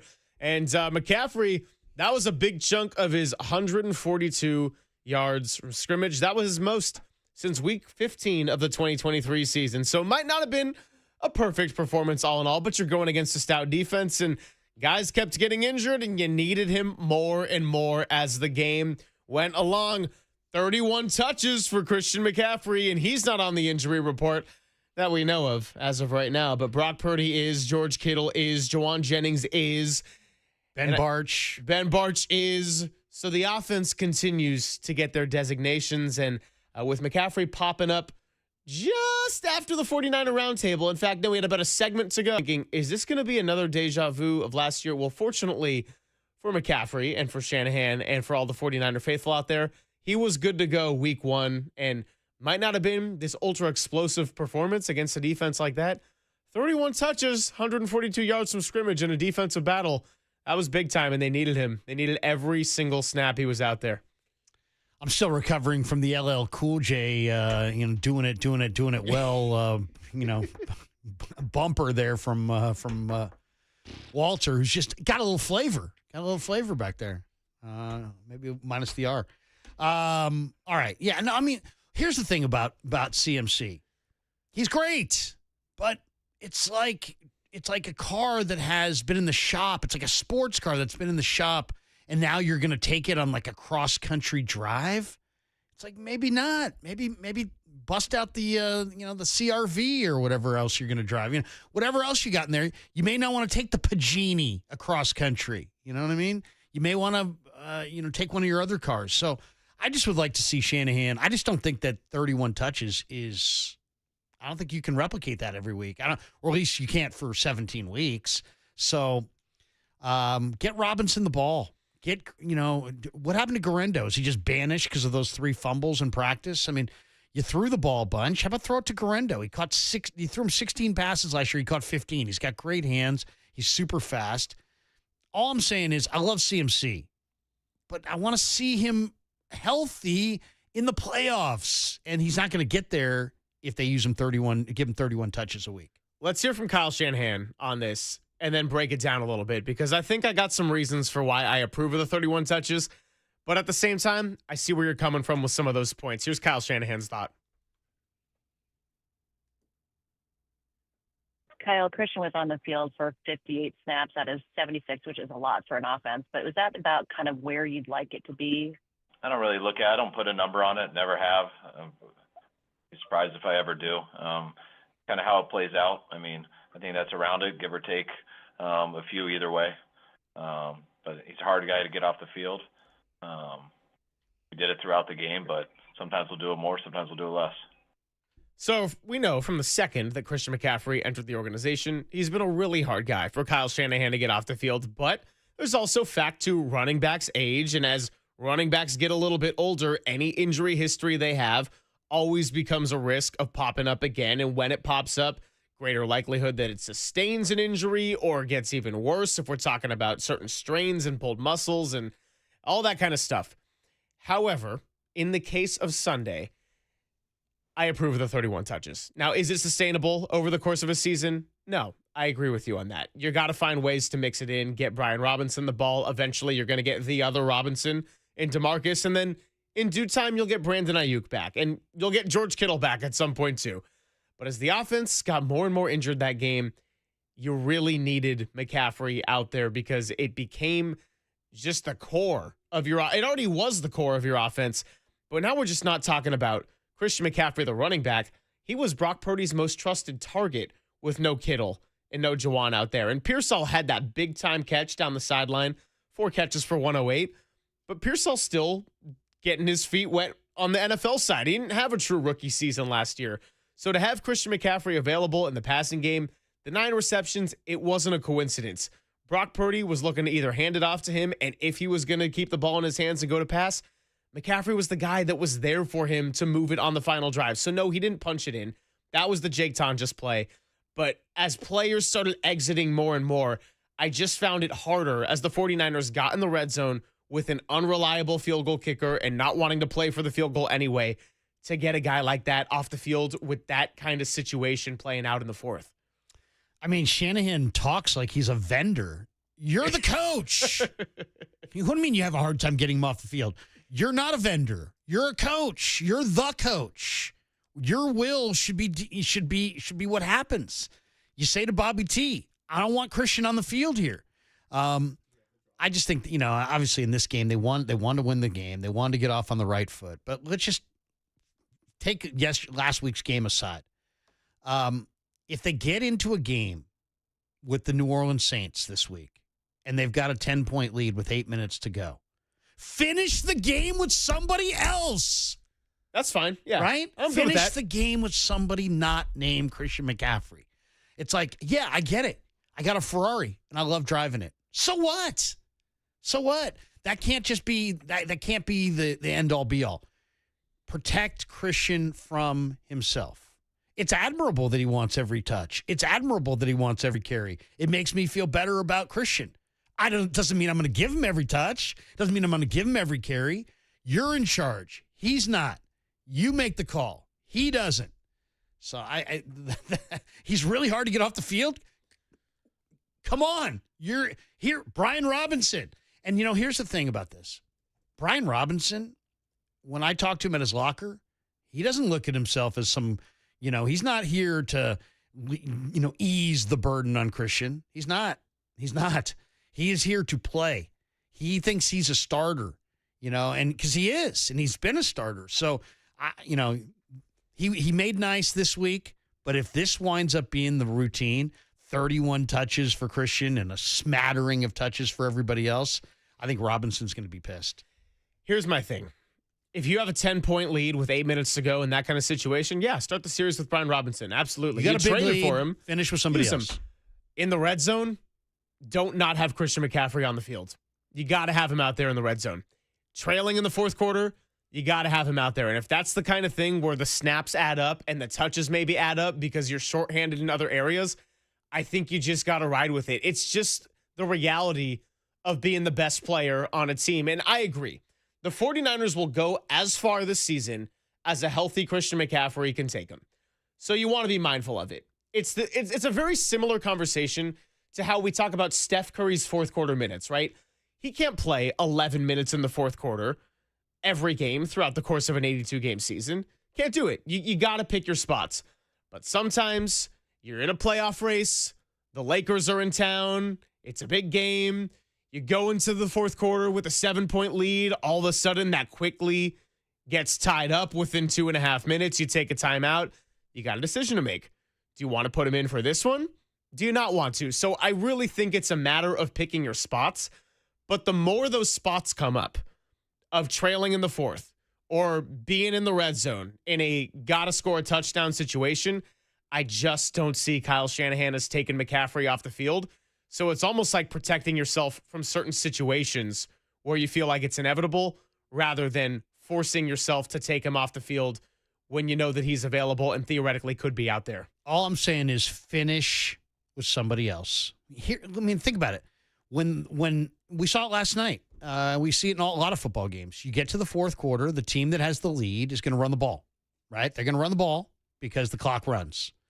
And guess what the defense knows? They know that. Yeah. They know that.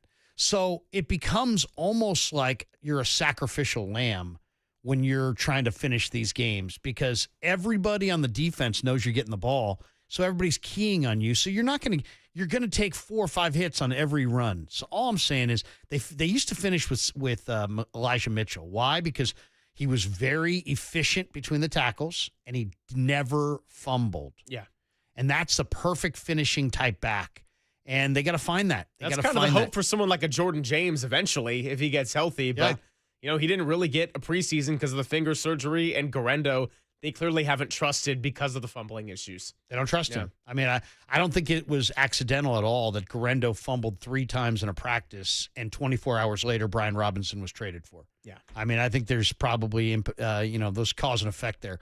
But, I mean, McCaffrey means a ton, and he's so great, and he wants to be out there. But, finish with somebody else. And if you can ease off the gas pedal on McCaffrey a little bit, do it, because the one thing I want to see is the Niners in the playoffs with a healthy Christian McCaffrey. That's all I want to see. They get there with a healthy Christian McCaffrey, I think they got a shot. Yeah, but in order to get into the playoffs, you also got to take care of business like you did on Sunday. And I'm firmly in the camp of if they don't spam Christian McCaffrey, if they don't force feed him the ball, I don't think they end up winning that game and sustaining that drive. So I hear what you're saying, right? Probably right. You probably can't do that. You can't have a game like you did on Sunday 17 times over and expect your team to be in great shape coming into a playoffs. It's just not the reality. And given the 49ers injury luck and history and whatever you want to call it in the Shanahan-Lynch regime, probably not going to show up in great form. But as for that game, I think you got to start the season strong. If it's there for the taking on the road in the division, you got to go for it, and that's exactly what Kyle Shanahan did. So if it's Mac Jones out there, is it going to be more McCaffrey dependent? Yeah, it probably is, but who knows what that fourth quarter situation is going to look like for the Saints. I hear you on the front of situations when it's just trying to kill some clock. Other team knows you're going to run it. If Brian Robinson is a reliable option to pick up chunks of yards to set up maybe 3rd and short situations where you can pick up a first down, and as long as he's reliable at not coughing up the football, that's a great situation to go and use a backup running back to absorb some of those hits a little bit more. But anytime you got a 2nd and 5, 3rd and 3, and you might be putting McCaffrey out in the passing game too, I can understand why Kyle Shanahan's got a really hard time letting go of putting him on the field. Big part of it, I think, at the beginning of the year is that Robinson doesn't know the full breadth of the playbook yet. He knows the game plan for the week, but he doesn't know he doesn't have the full,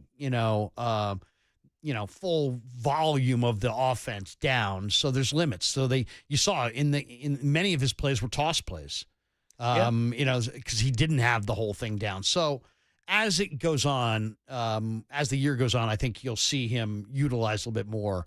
But McCaffrey's special, man. He absolutely is special, and you're right. If they didn't use him as heavily as they did this week, they probably don't win the game. And because he's so special, it makes it difficult to take him off the field when you theoretically could be using him. But then at the same time, does that special factor, does that essence diminish if you overdo it too much in the season? And that's a fine line to walk. And Christian McCaffrey, when we were with him out at Levi's, JD asked him about this whole notion of needing fewer touches and the injuries he went through last year. He got kind of animated. Christian kept it short and sweet. I didn't need less touches. And he was just talking about the Achilles tendonitis. He goes, I was battling some Achilles tendonitis. That sucked. Hit it again, Walter. I didn't need less touches. One more time. I didn't need less touches. CMC doesn't want to hear the less touches BS. I'll tell you that much. So maybe it's not just Shanahan. Maybe it's Christian too. But hey, one of them has got the keys to the car. And that's the coach, the one making the decisions. 808 KNBR, let's take a couple calls on this. Mike in Gilroy wants to talk about McCaffrey and Robinson on the field together. What's up, Mike? Hey, good day, guys. Yeah, I just don't understand. I mean, I get it. Shanahan he's got the mind to do whatever he wants, and putting 2 backs out there. We all know we're shorthanded wide receivers. We all know McCaffrey can catch. You come out in eye backs on a 4-2 defense, which the majority of the NFL runs. It puts pressure on him. You put McCaffrey then goes out of the eye backs and goes out over the tackle. He's already out there. for a quick toss and or easy to get out in the pattern. So if they're in man, now the linebacker has to move out, and Robinson has more room up the middle. There's just so many things Shanahan can do with two backs in there on certain drives, obviously not the whole staple of the offense.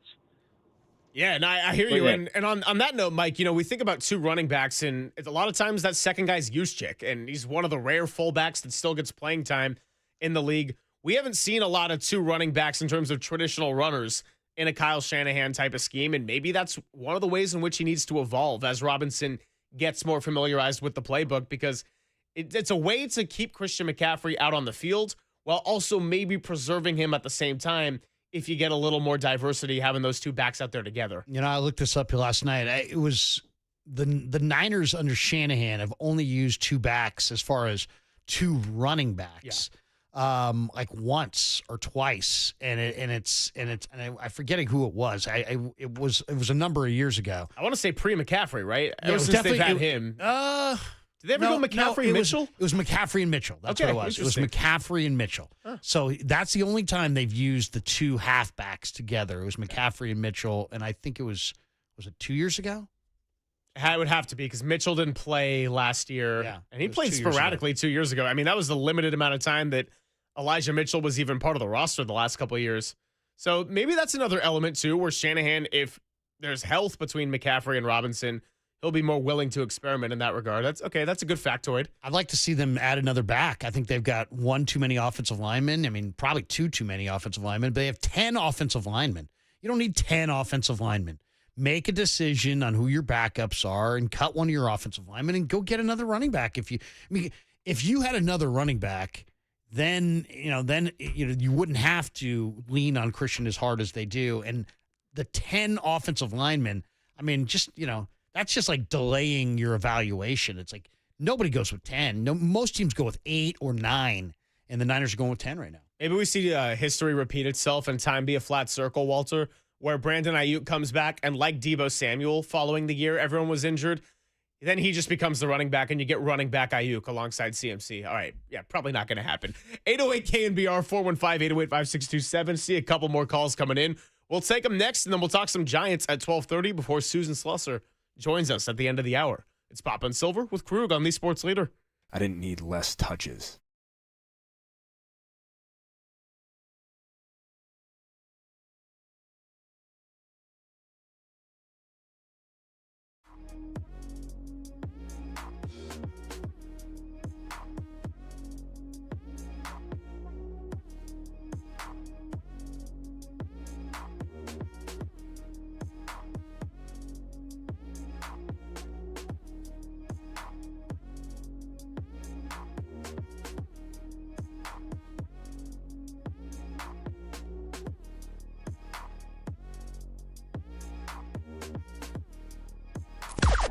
Now, from the O'Donnell Financial Group Sports Desk. Learn more at odfigroup.com. O'Donnell Financial Group, because planning is a process, not a product.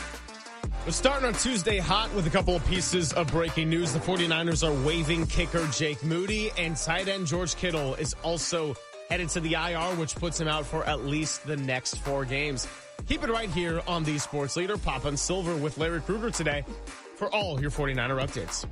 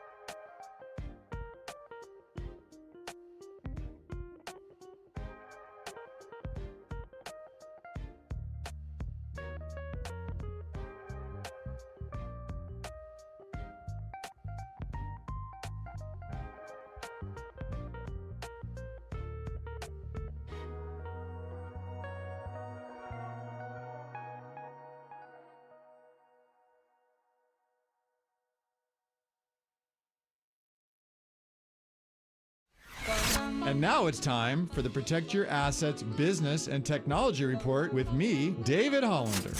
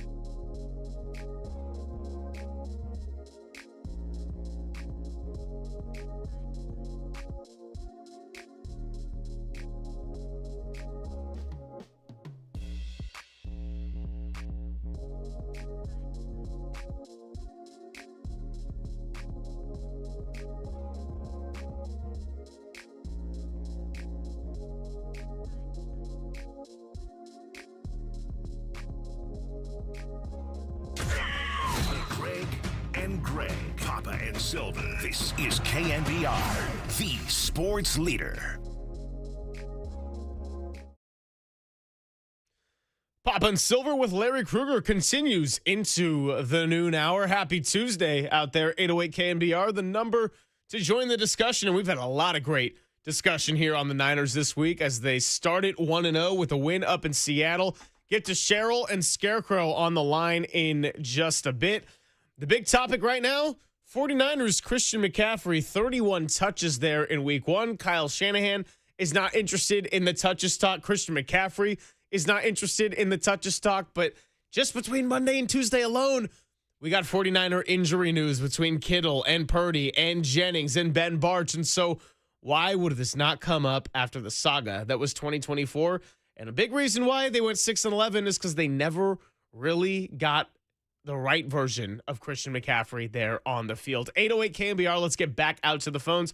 Starting with Cheryl in Concord, wants to talk about someone I brought up with Tracy Sandler just a little bit earlier, Jordan Mason of the Vikings. What's up, Cheryl? How are you?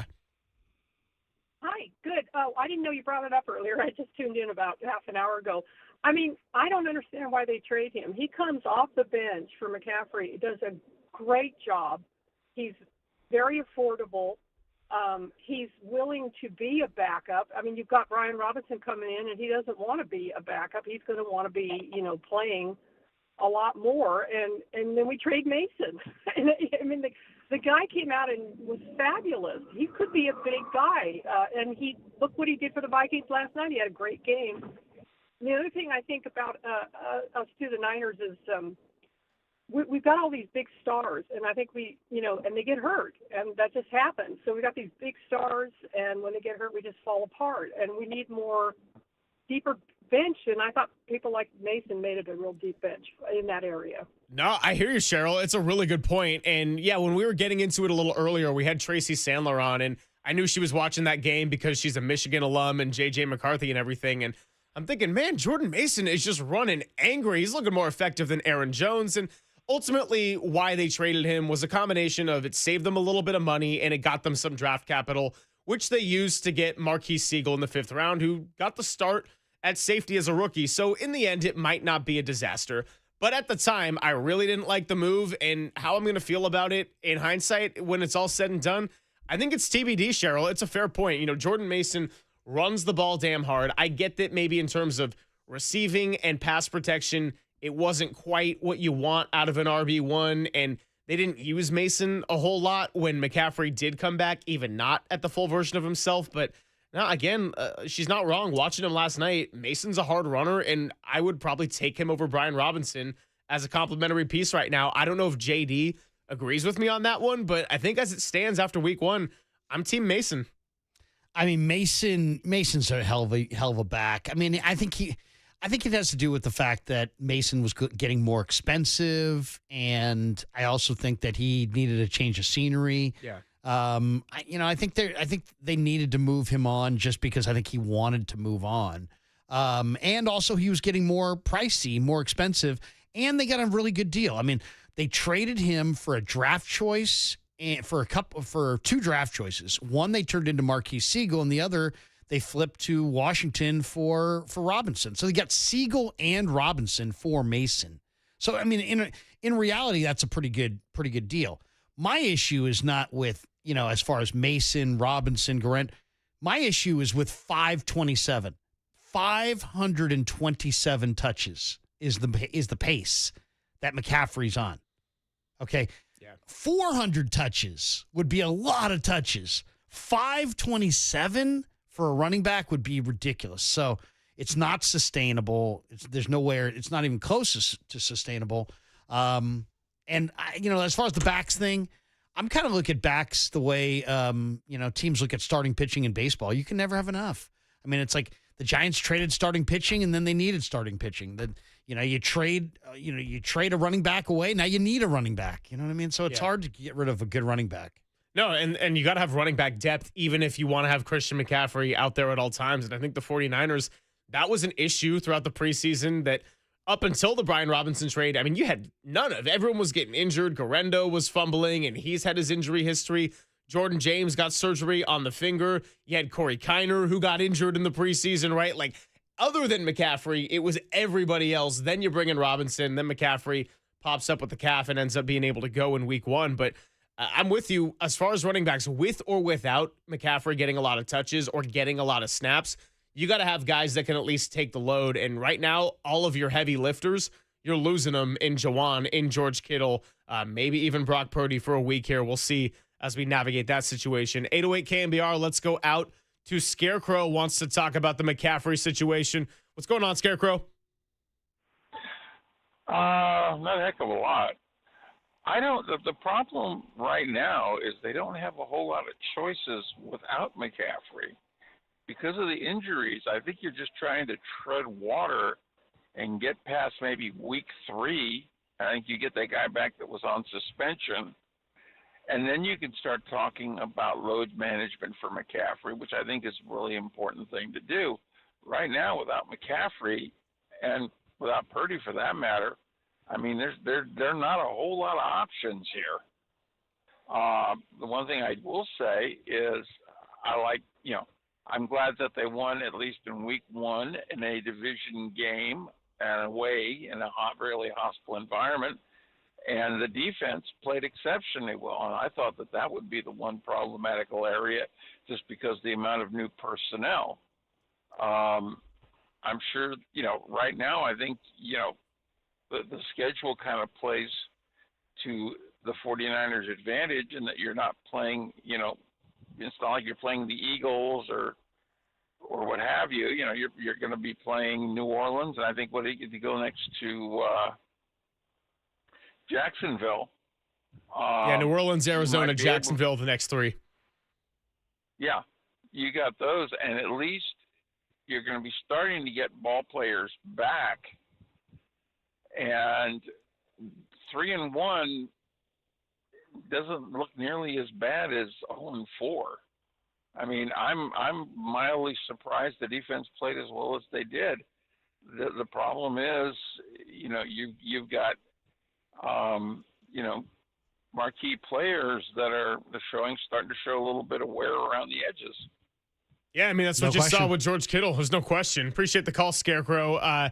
To sum it up in one sentence, load management is a luxury, and it's a luxury they don't have right now. I hear you, but I mean, I just went and looked at Christian McCaffrey's career. The career high for Christian McCaffrey, as far as carries ever in a year, is I thought it was 272. I think it's 287. So that was 2019. He had 287 carries. The most receptions he's ever had was 2019. He had 116.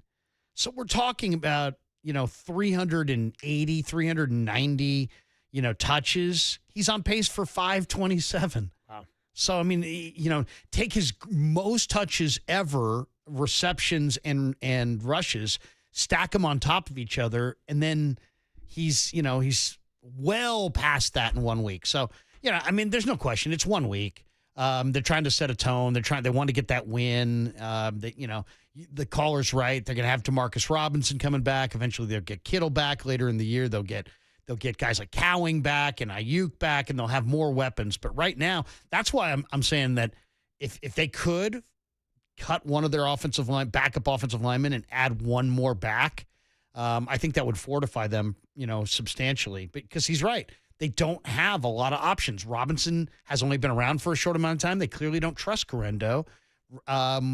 Jordan James has got broken fingers. So, it wasn't, which kind of makes Christian's physical status every week very, kind of an urgent deal every week. Yeah, it's an urgent deal every week, even if the roster's at full strength. And now we're learning, even after one game of 60 minutes, they already are dropping a little bit like flies here. Let's get into some Giants talk when we come back. Susan Slusser joining us at 12:50. 10:50 was a long time ago. That was our Tracy Sandler window. It's been quite a morning here. Jake Moody still waved yet? I don't know. I can't keep up with the news cycle.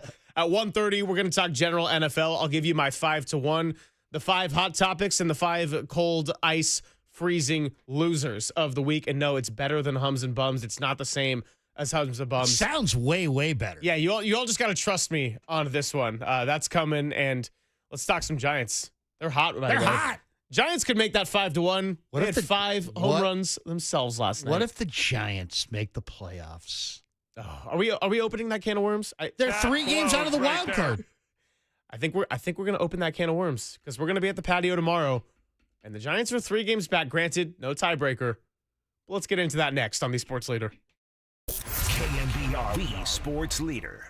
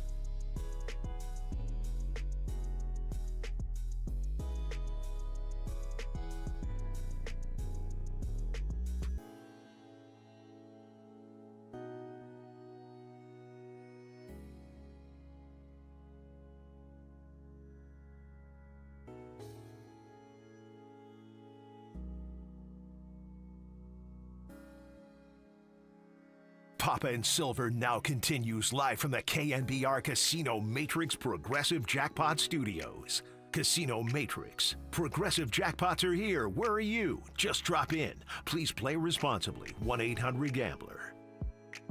0-2 pitch. Curveball. There's a high drive. Deep right field. Back at the wall. Looking up. Goodbye! Onto the arcade. A 2-run homer for Jung-Hoo Lee. Jung-Hoo Lee got that curveball. And maybe not such a bad pitch either. My, oh my, the Giants are hot. They are hitting, and they're doing it at Oracle Park. I don't know what's going on right now, but we will talk to Susan Slusser to try to make sense of that in 15 minutes. It's Papa and Silver, Greg Silver, Larry Krueger, and Walter hanging out with you on a Tuesday. You ever see the Back to the Future series? You know, in the second one, how there's that alternate timeline, and they got to deal with the whole reality of the alternate 1985? I feel like that's what's going on with an alternate 2025, because I'm looking at stats last night and going through notes and post game, watching the Giants get homer after homer, and I'm seeing things like season high 5 home runs for the Giants, including Jung-Hoo Lee, Dominic Smith, and Patrick Bailey. I'm seeing plus 49 run differential since August 23rd, which is the best in Major League Baseball by a long shot. And I'm also seeing Logan Webb for the first time. 200 strikeouts in a season. 201 leads the National League. Krug, I feel like aside from the Webb part, could have had this conversation a month ago, and it was the Giants have lost 13 out of 14 games at home. They've scored 3 runs over the span of 4 games. They can't hit. When they get a person on base, they can't move them with runners in scoring position. It is a complete nightmare. I don't know if Bob Melvin's going to keep his job. And they're closer to the Marlins than they are even dreaming of a playoff spot. Now they're 3 games back of the Mets. They've been playing much better. And even in their own ballpark, they're hitting. They're overcoming some early deficits. I mean, what is going on here? I mean, Drew Gilbert, maybe? Yeah. I mean, I don't know. I mean, Jung-Hoo Lee's hitting 341 since the 1st of August with power. And the Giants are scoring runs. I mean, it's an amazing thing. I mean, now, are they going to finish the deal? Are they going to come, they're going to come all the way back? They're only 3 games out of the wild card with 18 games left to play. I've given them up. I mean, I'll freely admit I gave them up for dead months ago. I mean, literally over a month ago. I felt like the trade deadline was kind of that final straw, right? Like they were in position to not be sellers until the Pirates series just got progressively worse. And finally, Buster's like, okay, I'll deal Tyler Rogers. I'll deal Camilo Doval. Let's see what we can build upon for the next year. Yeah. I mean, just, they acquired Devers, and then suddenly they couldn't hit for like 2 months. They added this awesome offensive player to the point where people were like, Devers is the problem. It's like, no, dude, he's not. You got to be. Are you serious? I mean, let's be serious here. This guy's got 30 home runs. He's going to drive in 100. He's not the problem. Devers is so not the problem that you're just starting to see when he gets hot how much it improves the rest of the team's lineup. He's a major force. You'd make that deal over and over and over again. But the Giants, is it possible that they're just pressure averse? There was no expectations coming out of of spring training. I went to spring training. There was a good vibe down there. There was no expectations. Heck, Murph said it the other day when we were in Oakland at the Niner event that every guy at the station picked the Giants to be like 500, and they basically have been 500. So, but then they kind of traded for Devers, and as soon as they made that trade, it was like suddenly it's like, oh, wait a second. Now there's some expectations. And it's like, oh, my gosh, expectations? Let's go south. And they just went south offensively for like 2 months. And now, like right as you're giving them up for dead, like, they're done. I'm not watching this. I'm on to the Niners. I'm switching seasons. They're like making this huge run up the track in the final furlong here of this season. So we'll see. 11-5 winners. They played double-digit runs like it's nothing now. They got offense for days. They're 12-3 in their last 15 games. They're only 3 back in the wild card. Dodgers are dying. There's so many of these teams that are just dead. Dodgers are going to roll in this weekend. who knows? Maybe the Giants could sweep the Dodgers. The way the Giants are going and the way the Dodgers are going. I mean, if you want to really get people's attention off of, college and pro football and back onto the Giants, sweep the Dodgers. Sweep the Dodgers this weekend. You'll get people's attention. You'll get the casual fan will roll back. It's Gallen and Robbie Ray going tonight. Let's see if they can keep it going. I mean, this would be the most unlikely playoff berth of my lifetime if the Giants make the playoffs this year. For the Giants or in general? I would say, well, I mean, I've got to compartmentalize this just for the Giants. I mean, there's probably some 7-9 football team that made the playoffs somewhere on the line. But I mean, this Giants team that just looked totally dead at the deadline, that sunk like a stone as soon as they got Devers, they couldn't hit a lick all summer, that grudgingly got rid of Yaz. I mean, look at this thing. They bring in Drew Gilbert. Jung Hoo Lee's hot. They brought up Matos. He got hot. They're doing it. I mean, they even lost Randy Rodriguez to, for the next year and a half, most likely, to a Tommy John, and they're still rolling. So I'm glad to see it for all the hardcore Giants fans. I would love to see them in the playoffs. Absolutely love it. It's funny because when you think about the Giants and playing 500-ish ball for the last 5 or so years, of course, take away 2021. Take last year's team, and that was just kind of painfully mediocre. They were never a terrible baseball team, but they could never put together 3 in a row, right? It was always, we take 3 out of 5, but then we lose 2 out of 6, and then we win 4 out of 7, and it was just this constant kind of back and forth, and they could never really put it together. This team is around 500, but we have seen both the worst team in baseball, not an exaggeration, by record of the worst team in baseball after trading for a superstar, followed by the hottest team in baseball that homered, 16 games in a row? And right now you got to take it one at a time. So you got the Dodgers coming in. You've got the D-backs tonight, and again, and the day game tomorrow, and we'll be out there. But you've really got to go one at a time, because I just think about every series, and you got to keep putting together series wins. And just when I was starting to creep back in a little bit, I reminded myself, okay, number one, they're not a true 3 games back. They don't have a tiebreaker on the Mets right now or the Padres. And then number 2 is just the fact that with the Giants, I kind of actually forget where I was going with that one on that. But the Giants, my point is, it was actually the Cardinals series. That's what I was going to say. Losing that Saturday game, that can't happen. You can't have ones in your hands because you dug yourself such a big hole that the margin for error on games you should go and have. If you lose a close game, it happens, but you can't be blowing saves. And I know you don't really have a closer right now, but Ryan Walker could be that guy in 2026 if he turns it around. I don't think that would be a pick. I think it was fair to say after Saturday that they had somewhat of a closer crisis, but you got to be able to win those kind of games. And losing the series in St. Louis, that was a missed opportunity. I mean, what a weird year. The Giants had a big, good month of April. I forget exactly the record at the end of April. Sub 500 in May, sub 500 in June, sub 500 in July, 500 in August.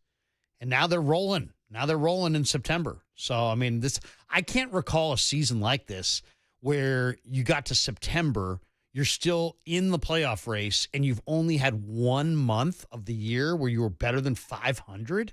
That's hard to believe. It's really hard to believe. I mean, they started so hot, and then when they did get hot, it was to the point where they were so bad in August that I think they won 9 of their last 11 just to get to 14-14 on the month overall. And yeah, September's going to have to be a winning month in a major way if you want to make some magic. If you play 500 ball the rest of the year, that gets you to 82 wins, which would be a 2-game improvement over last year. It's going to take better than that. I think we're looking at, 86 at this point, if we're going to do some quick math on that. They're 3 behind the Mets, but the Mets are playing bad. The Mets have lost 3 in a row. So, maybe the Mets will come back. They got 3 more against the Phillies, which is a tough place to play. You got Suarez on the mound tonight for Philly, so nothing's a gimme. But, yeah, that's a toughie. It's been a bizarre year. I mean, the Giants are only 2 games over 500 at home, and yet they're still in the playoff race in September. I mean, that's, I guess if they keep adding playoff teams, that's part of this equation and why it seems kind of murky. But you know what? It'd be an incredible story. It'd be an incredible story. And God knows if they got, I guess the question is this.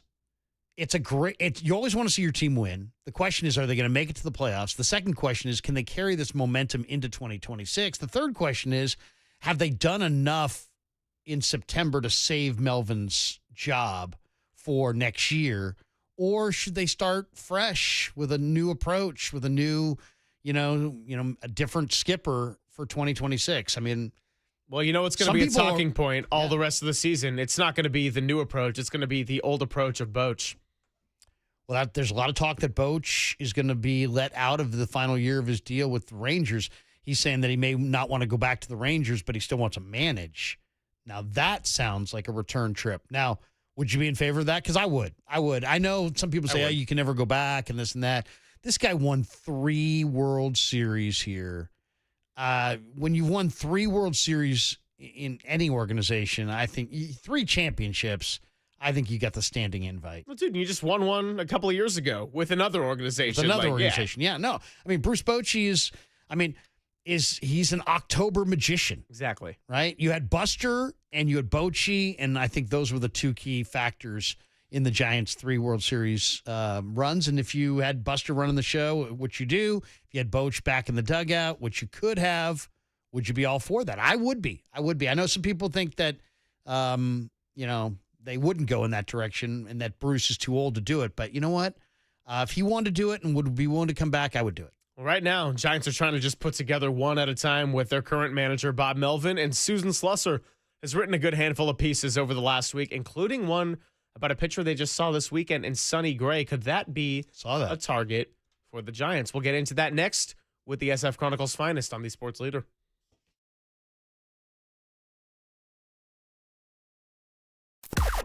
Now, from the O'Donnell Financial Group Sports Desk. Learn more at odfigroup.com. O'Donnell Financial Group, because planning is a process, not a product. Well, as it stands this morning, the Giants are 3 games back out of a wild card spot, and they homered a season-high 5 times last night against the Diamondbacks en route to an 11-5 win. They'll look to keep it going tonight with Robbie Ray on the mound and Drew Gilbert maybe chewing off the sleeves of his jersey before he even throws first pitch. Giants pregame starts at 5:45, first pitch on the Sports Leader, 6:45 p.m.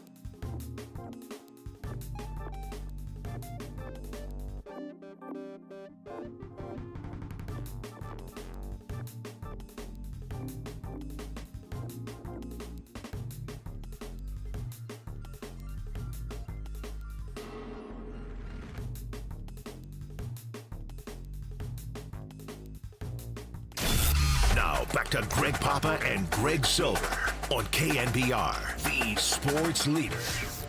Filling in for Greg Papa, it's Larry Kruger on the sports leader.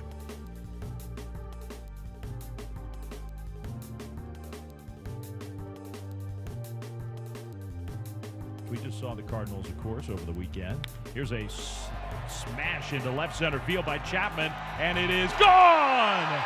A low liner that just wouldn't get down. Matt Chapman hit a bullet. And the left fielder, McCarthy, was getting ready to play a carom. Instead, it just sailed right over the wall. That was pretty remarkable. So Chapman has the 4th Giants home run of the game. It's 10-4. Number 21 on the year for Matt Chapman. The Giants take care of business against the Diamondbacks. Final score 11-5, and they'll look to get it going again tonight at 6:45. And then, of course, day game tomorrow. We'll be at the patio at 12:45, and we do this every Tuesday, and that is talk to our good friend Susan Slusser, who joins us on the UMA guest line. And our time with Susan is sponsored by River Islands. Come home to River Islands in Lathrop and discover the San Joaquin River lifestyle with its lakes, parks, and schools.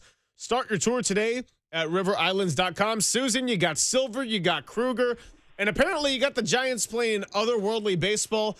Why do we see this team be both the worst team in baseball and then the most incredible team in baseball, all to accumulate just a couple of games over 500? Yeah, this has been the question kind of almost all year, right? They haven't fit any mold, really. Early in the season, they were winning, I think, more than we thought because we figured their offense wasn't going to be maybe as strong as some other teams in the division. And then suddenly they're winning all these games. They add a big bat and they go straight south, and now everybody's come together. I mean, a lot of it had to do with some of the new guys not performing all that well when they first got here.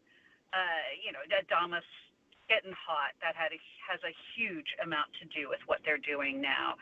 Devers, never really was in the kind of funk that Adamas was for that first 2+ months, but he certainly didn't perform the way he has been lately. And, you've got a couple guys hot in the lineup, and it really affects everything. You're putting up pressure on the opposing pitchers. That helps everybody. You've got more guys on base. That helps everybody. And that's really just been the trend. It's the contagious thing.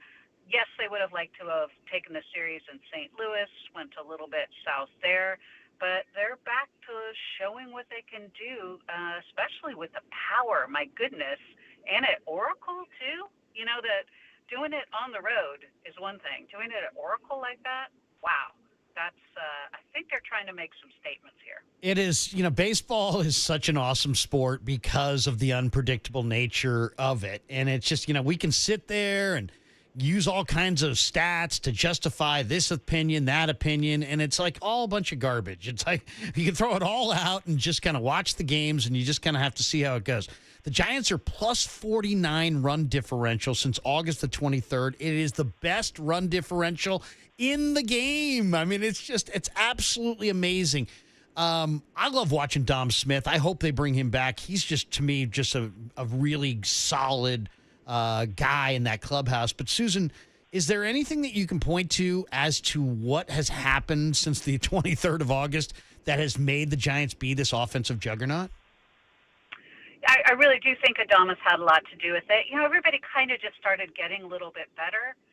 Jung-Hoo Lee, adding Drew Gilbert and his energy as he started to get more consistent playing time, he starts hitting.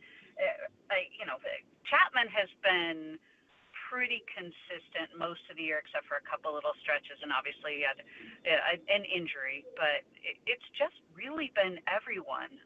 And the pitching and the bullpen, Ryan Walker's blip the other day aside, has really been so good. I mean, that's not a surprise. We expected that. But they've been pulling their load and more, especially considering that right now, they're obviously down a couple guys in that rotation. They bring somebody up and they wind up, making some really good starts here and there.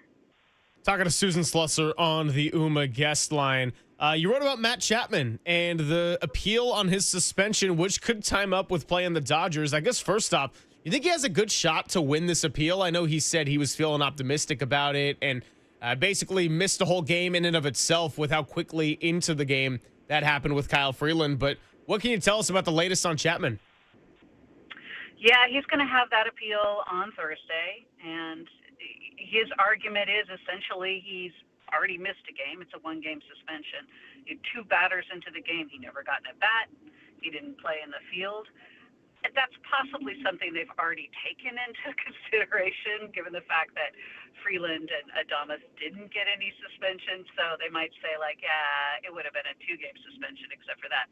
But he feels like, look, I was protecting my teammate. Freeland was advancing on Devers. It wasn't like he was rushing him, but he was taking steps toward him, and Devers did not ever take any steps toward him. Look, I'm sure Rafael Devers can take care of himself, but Matt Chapman is a fiery leader type, and that's what you do in those situations. It was a shove. It wasn't a push. I don't really have much of a problem with that. And sometimes I think the league does take into consideration a team is fighting for a place down the stretch, and they might just say, we agree with that. He already kind of missed basically a whole game. So I do obviously hope that.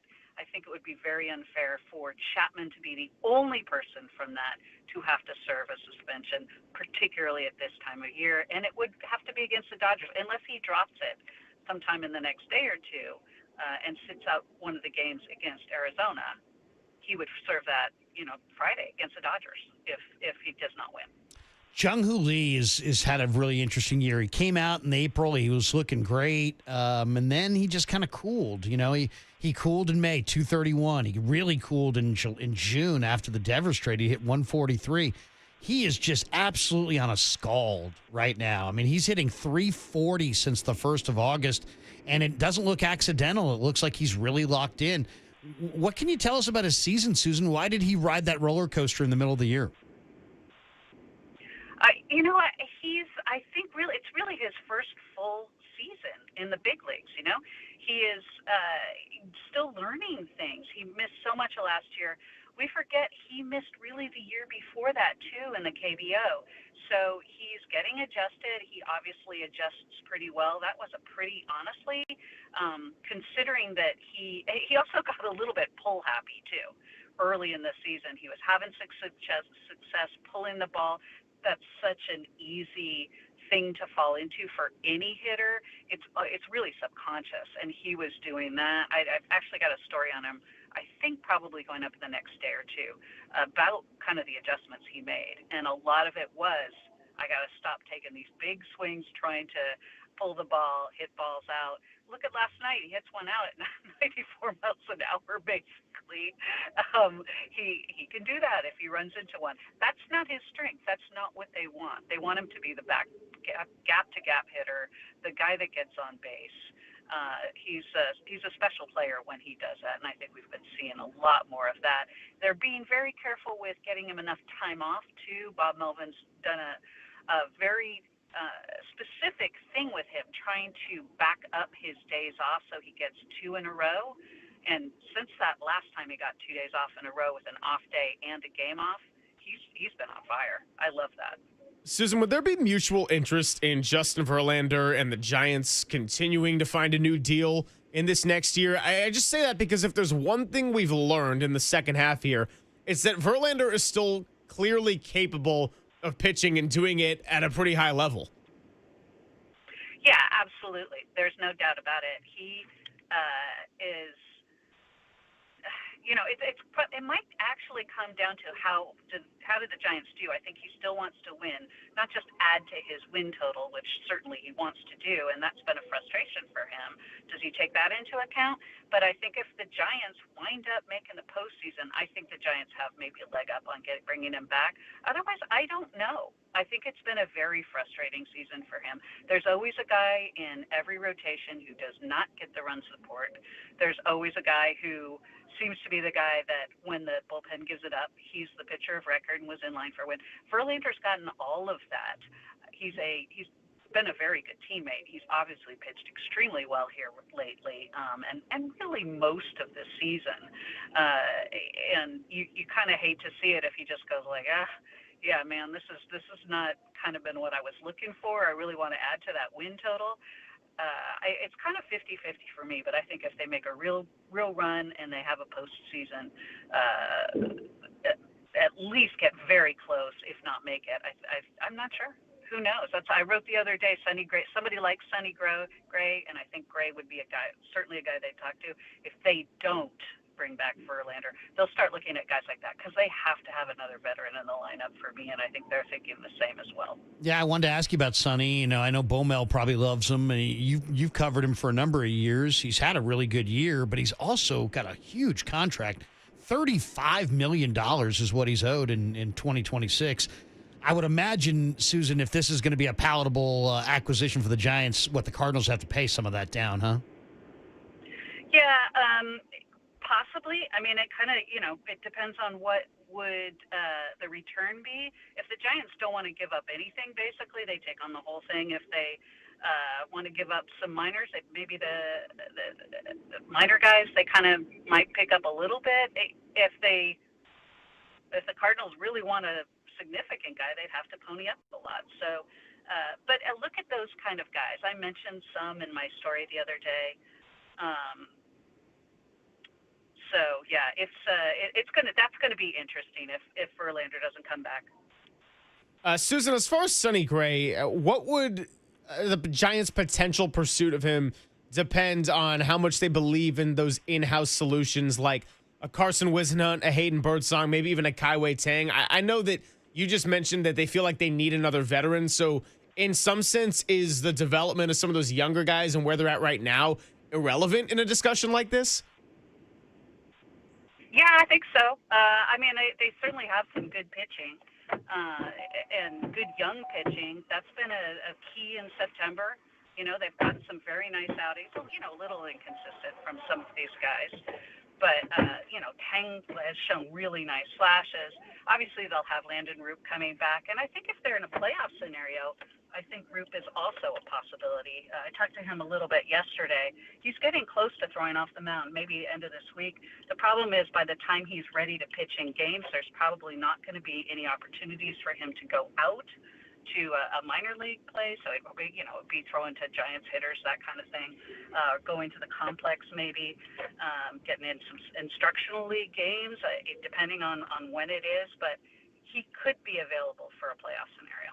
Susie, I don't know if you have the answer to this question, but the Giants have drawn well this year. Do you think that's about Buster? Is it about the April success? Is it about the Devers trade? They've struggled at times, but they did get off to a good start in April. What do you think is the reason that the fans seem to like this team more than the team in the previous few years? Well, I think it's really a complex question. I think there are a ton of factors. Everything you mentioned is a factor, 100%. You can also talk about downtowns coming back a little bit. That whole area around Mission Rock is, getting bigger and more popular. The tourism has picked up this year. There are just so many possibilities. But I love the fact that when the team was really playing poorly, a month or so ago, the stadium was still packed almost every single night. That was really heartening and good crowds. Very positive. Susan, last couple minutes here with Susan Slusser on the UMA guest line. As far as the Giants and tonight, look, everybody is obsessed with Drew Gilbert and the Drew Gilbert cam right now. I mean, what is it about this guy that what he's brought to the clubhouse? It's not every day you see a guy chewing on a teammate's sleeve or getting choked out by a teammate, but maybe the Giants could use a little bit of some of that because they were pretty lifeless at one point in the season. And I don't know what Drew Gilbert's long-term future within the organization necessarily is going to be. I think it's too early for that, but it's certain to say that the fans love it as far as the energy and probably a little bit of a shakeup in the clubhouse too. Yeah, I mean, who doesn't love having a young kid come up and show that kind of personality?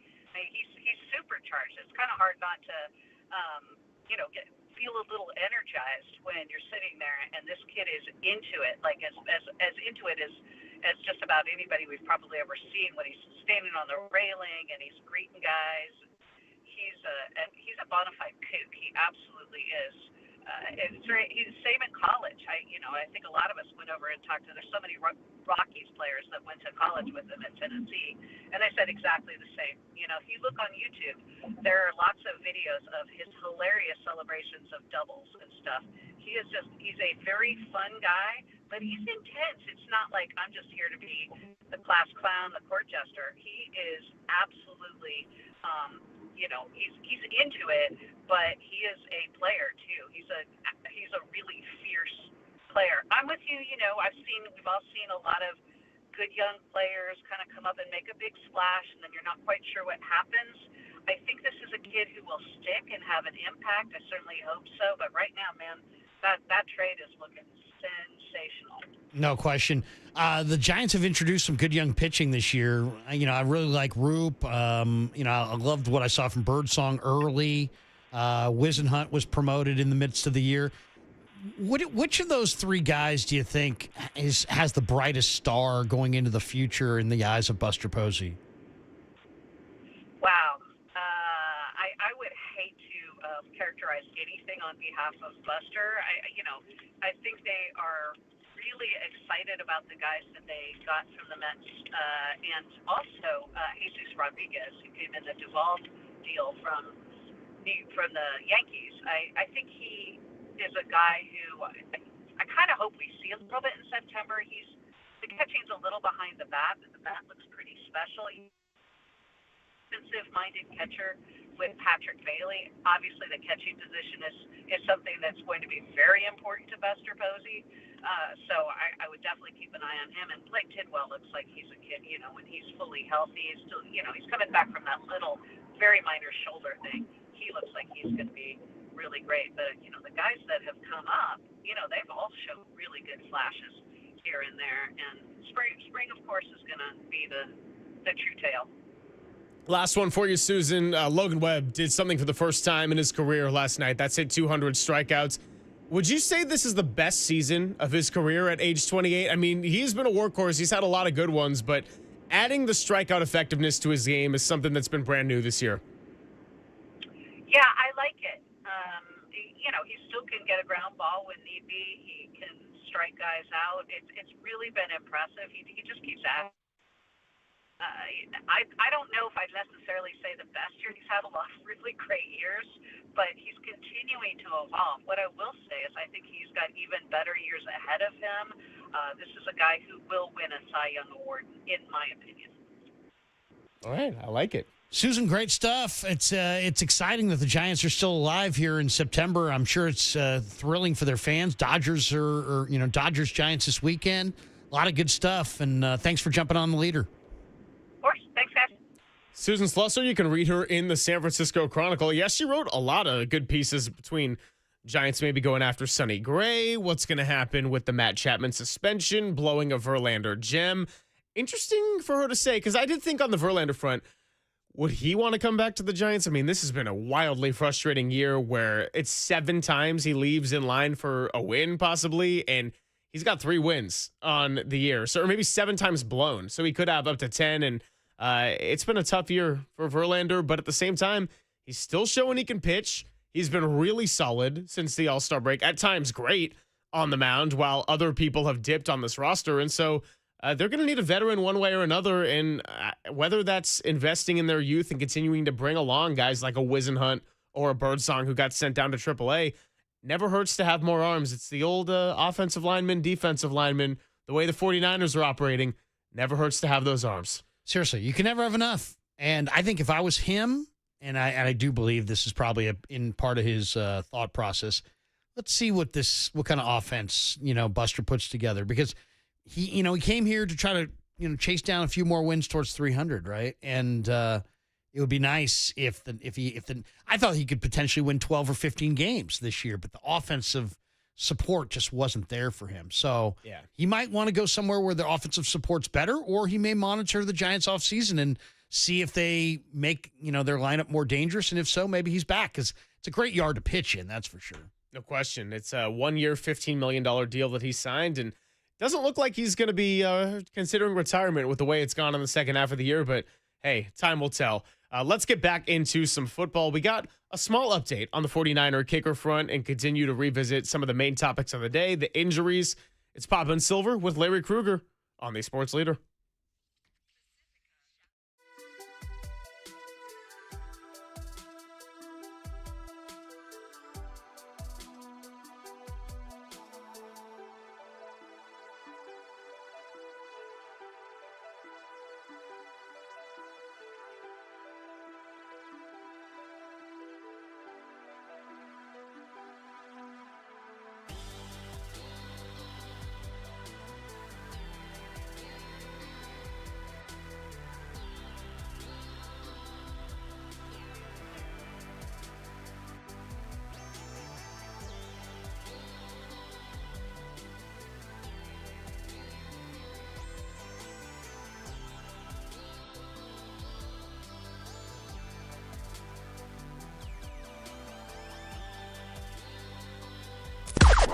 Now, from the O'Donnell Financial Group Sports Desk. Learn more at odfigroup.com. O'Donnell Financial Group, because planning is a process, not a product. We're starting on Tuesday hot with a couple of pieces of breaking news. The 49ers are waiving kicker Jake Moody, and tight end George Kittle is also headed to the IR, which puts him out for at least the next 4 games. Keep it right here on the Sports Leader. Pop and Silver with Larry Krueger today for all your 49er updates.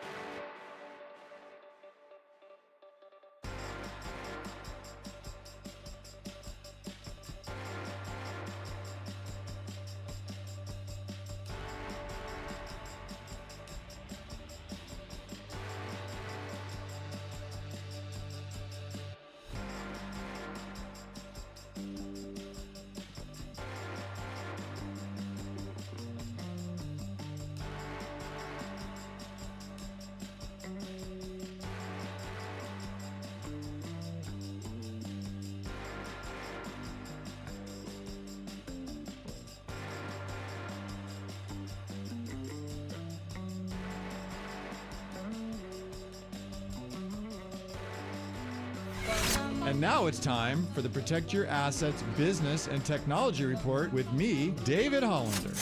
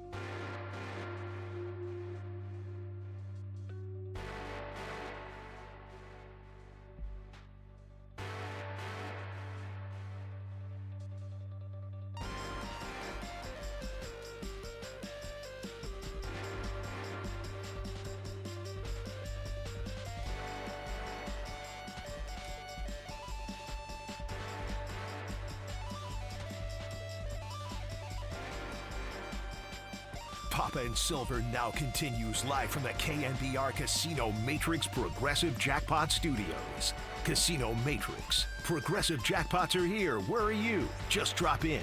Please play responsibly. 1-800-GAMBLER. Pop and Silver with Larry Krueger continues on. Got about 40 more minutes in this one. By the way, the Bills officially signed kicker Matt Prater, and the 49ers waived Jake Moody, so they're trying to figure out their own situation. Matt Mayoko put out there that he was hearing the 49ers' new kicker will not be Greg Joseph, who, of course, was the one in competition with Moody at training camp. And they are working out veteran Eddie Pinheiro to replace Moody, 2023 third-round pick, who was waived today, as in Moody. So Pinheiro has been with the Bears. He's been with the Jets. Then he spent 3 years with the Panthers. Relatively consistent on his long each season. He's got a career long of 56. Overall, he's 111 for 126. Bottom line is, take a guy that can come in, make some kicks. I mean, I didn't realize this until I just looked it up just now. I looked up most accurate kickers in NFL history. All right. Number one on the list at 89.1%, Justin Massage Table Tucker. Oh!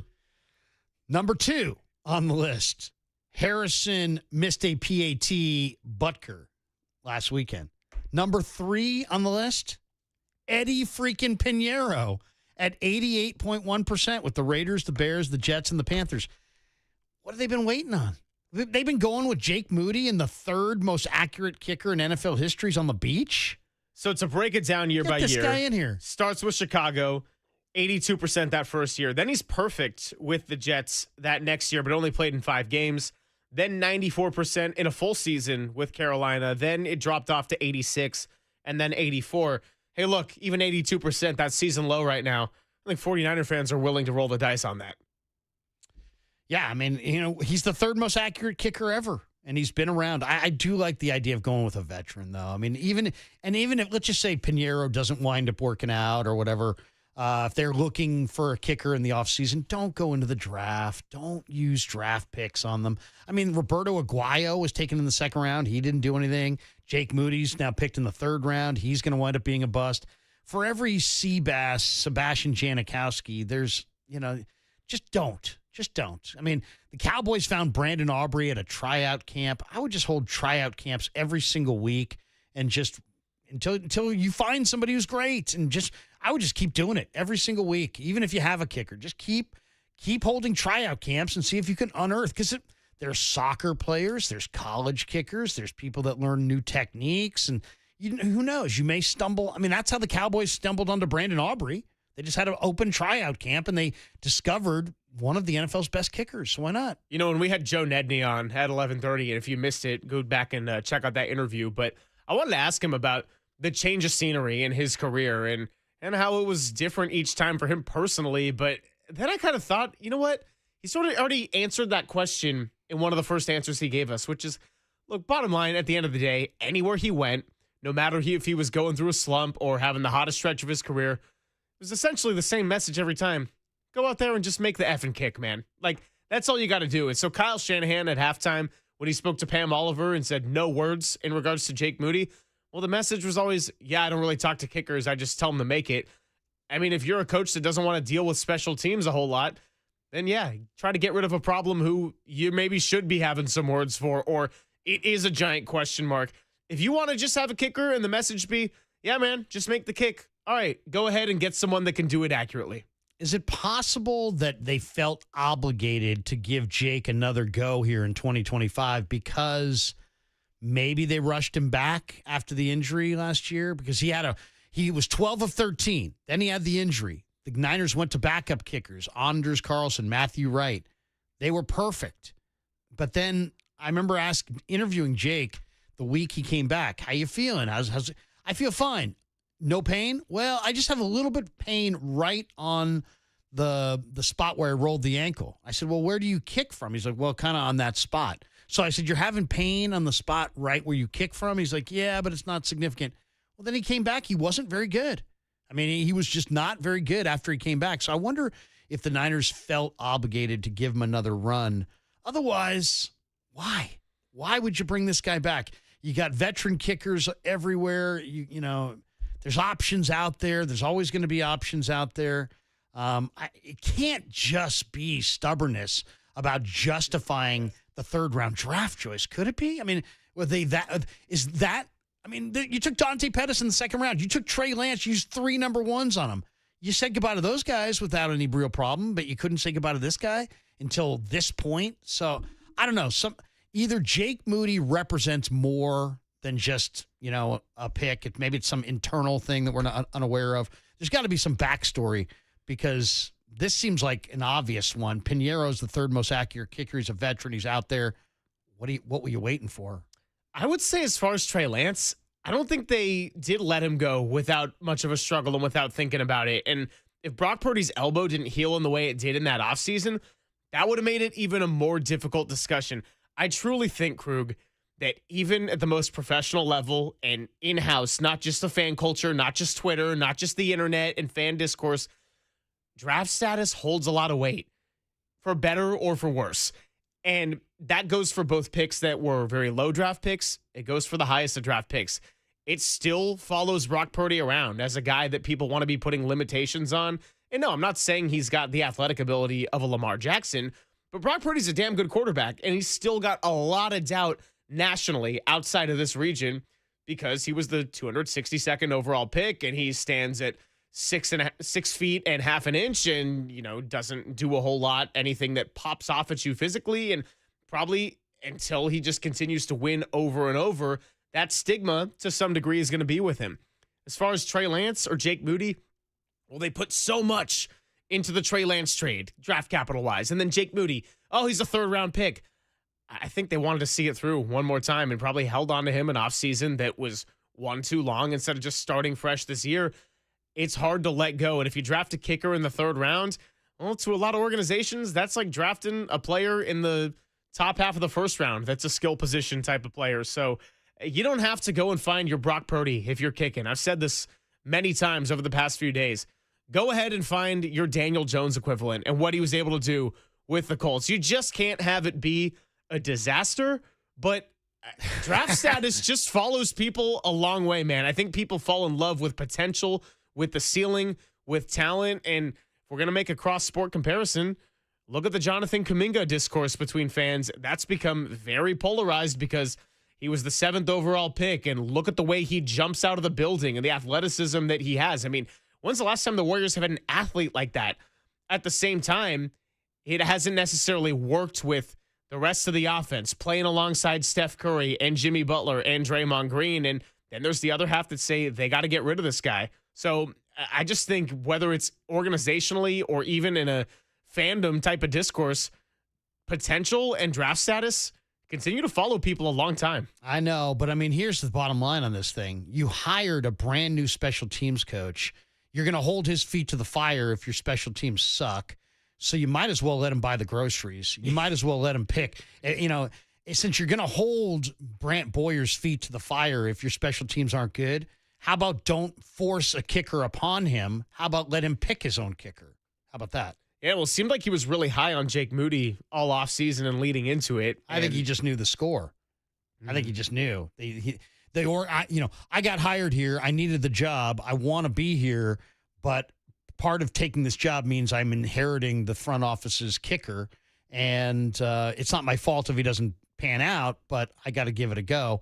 So I don't, we'll see. We'll see where it goes from here, but they had to make the decision. Heck, Lynch said on the radio no more than a few months ago, or maybe it was at a podium down in Santa Clara. He's like, Jake's going to be the kicker here for years to come, and obviously, it wasn't even months to come. And we're not going to trade Jordan Poole and Mike Dunleavy. Yeah, Jordan Poole's going to be here for the next 4 years. He wasn't even here for the next 4 days, and then he was traded. I think it was literally less than 4. I want to say 72 hours, if that. No, it was, I misspoke. I meant days, not years. Kyle Shanahan, no question that Moody's our kicker. Next day, we're kind of assessing our options there. Oh, that was chilling. When I was on the conference call and he went from the day before, he is going to be our kicker, to we're evaluating our options. I mean, if you're Jake Moody and you're hearing that, you're like, let me call U-Haul. I mean, it's time for us to, call Beacons. We're moving. And it's unfortunate. And you know what? He's got a big leg, and he's not squirrely. I've interviewed him. He's a solid guy. He'll get another opportunity. And I'm not even 100% convinced that he won't take advantage of that opportunity, but it had to end here. Yeah. No Just question. yeah. Whether Jake Moody has success elsewhere in the NFL or not, they couldn't keep going with the way that it was. And again, they didn't have to learn the hard way. He looked like he was going to cost you a game, a divisional game, a meaningful season opening game. It did not happen that way, but it very well could have, and it shouldn't have changed the decision that they ultimately made. Pop and Silver with Larry Krueger is sponsored by Redwood Credit Union. Whether you're dreaming of a new home, planning your children's future, or growing your business, Redwood Credit Union is a financial partner that feels like home. Learn more at redwoodcu.org. Federally insured by the NCUA. You ready to talk general NFL Week 1? Let's do it. Got a little let's get into 5-1 action. 5 big-time winners and 5 big-time losers. And yeah, that's right. It's way better than Hums and Bums because I make sure I don't do any repeats from Murph and Marcus. It's all next on the Sports Leader. I like that fire.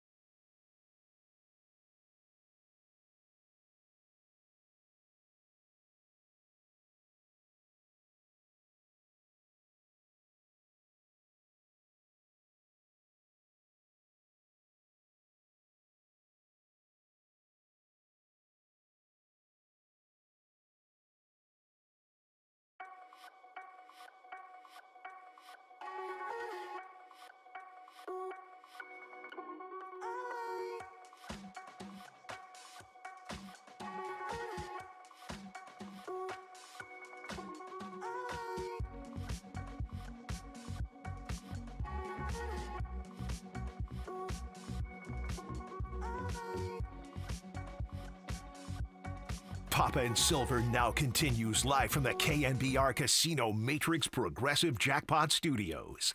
Casino Matrix. Progressive jackpots are here. Where are you? Just drop in. Please play responsibly. 1-800-GAMBLER. Filling in for Greg Papa, it's Larry Krueger on the Sports Leader. Hello, coaches. Thank you for the opportunity. You are a spirited fella, Danny. Just go on out there and get the striking spots for us, okay? Yes. Just like back in Guadalajara. You say it, I do it, coach. Football is life. Ooh. Oh, football is life. Not football, but if you want to go see some football, we got Saturday at Levi's Stadium, and that was your chance to call in right now. 415-896-KNBR. That's 415-896-5627. If you win, you will be getting a pair of tickets to go see the San Jose Earthquakes. Sorry, 4 tickets to see the San Jose Earthquakes. Wow. Double the day, double the money, double the winnings. Taking on LAFC at Levi's Stadium. Of course, the 49ers on the road. So what better time to head out and watch some soccer? Quakes, LAFC. Call in now, 415-896-KNBR. It's time for our edition of a little 5-1. NFL Week 1, not a lot of high-scoring shootouts outside, of course, the Sunday night madness between the Bills and the Ravens, and, of course, the Jets and the Steelers. A very unlikely shootout between Aaron Rodgers and Justin Fields. But we had a lot of winners, and we had a lot of losers. I got to come up with some kind of name for the winners and the losers, but here's the thing. It's all entirely arbitrary. You ready to go? I'm loving this primetime, NFL primetime. Primetime. And is that energy going to make you want to start winners or losers? Because I'm game either way. Let's start with the losers, and we'll go to the winners after. Let's start with the losers. All right. First up, John Harbaugh and a big lead. A lot of complaints in the Bay Area about Kyle Shanahan not being able to hold on to leads in the fourth quarter. And look, I've watched them all. I get it. It's fair. But with Sunday night, the most blown double-digit leads in the fourth quarter over the last 10 seasons, which, yes, includes the playoffs, Kyle Shanahan's got 6. John Harbaugh's got 8.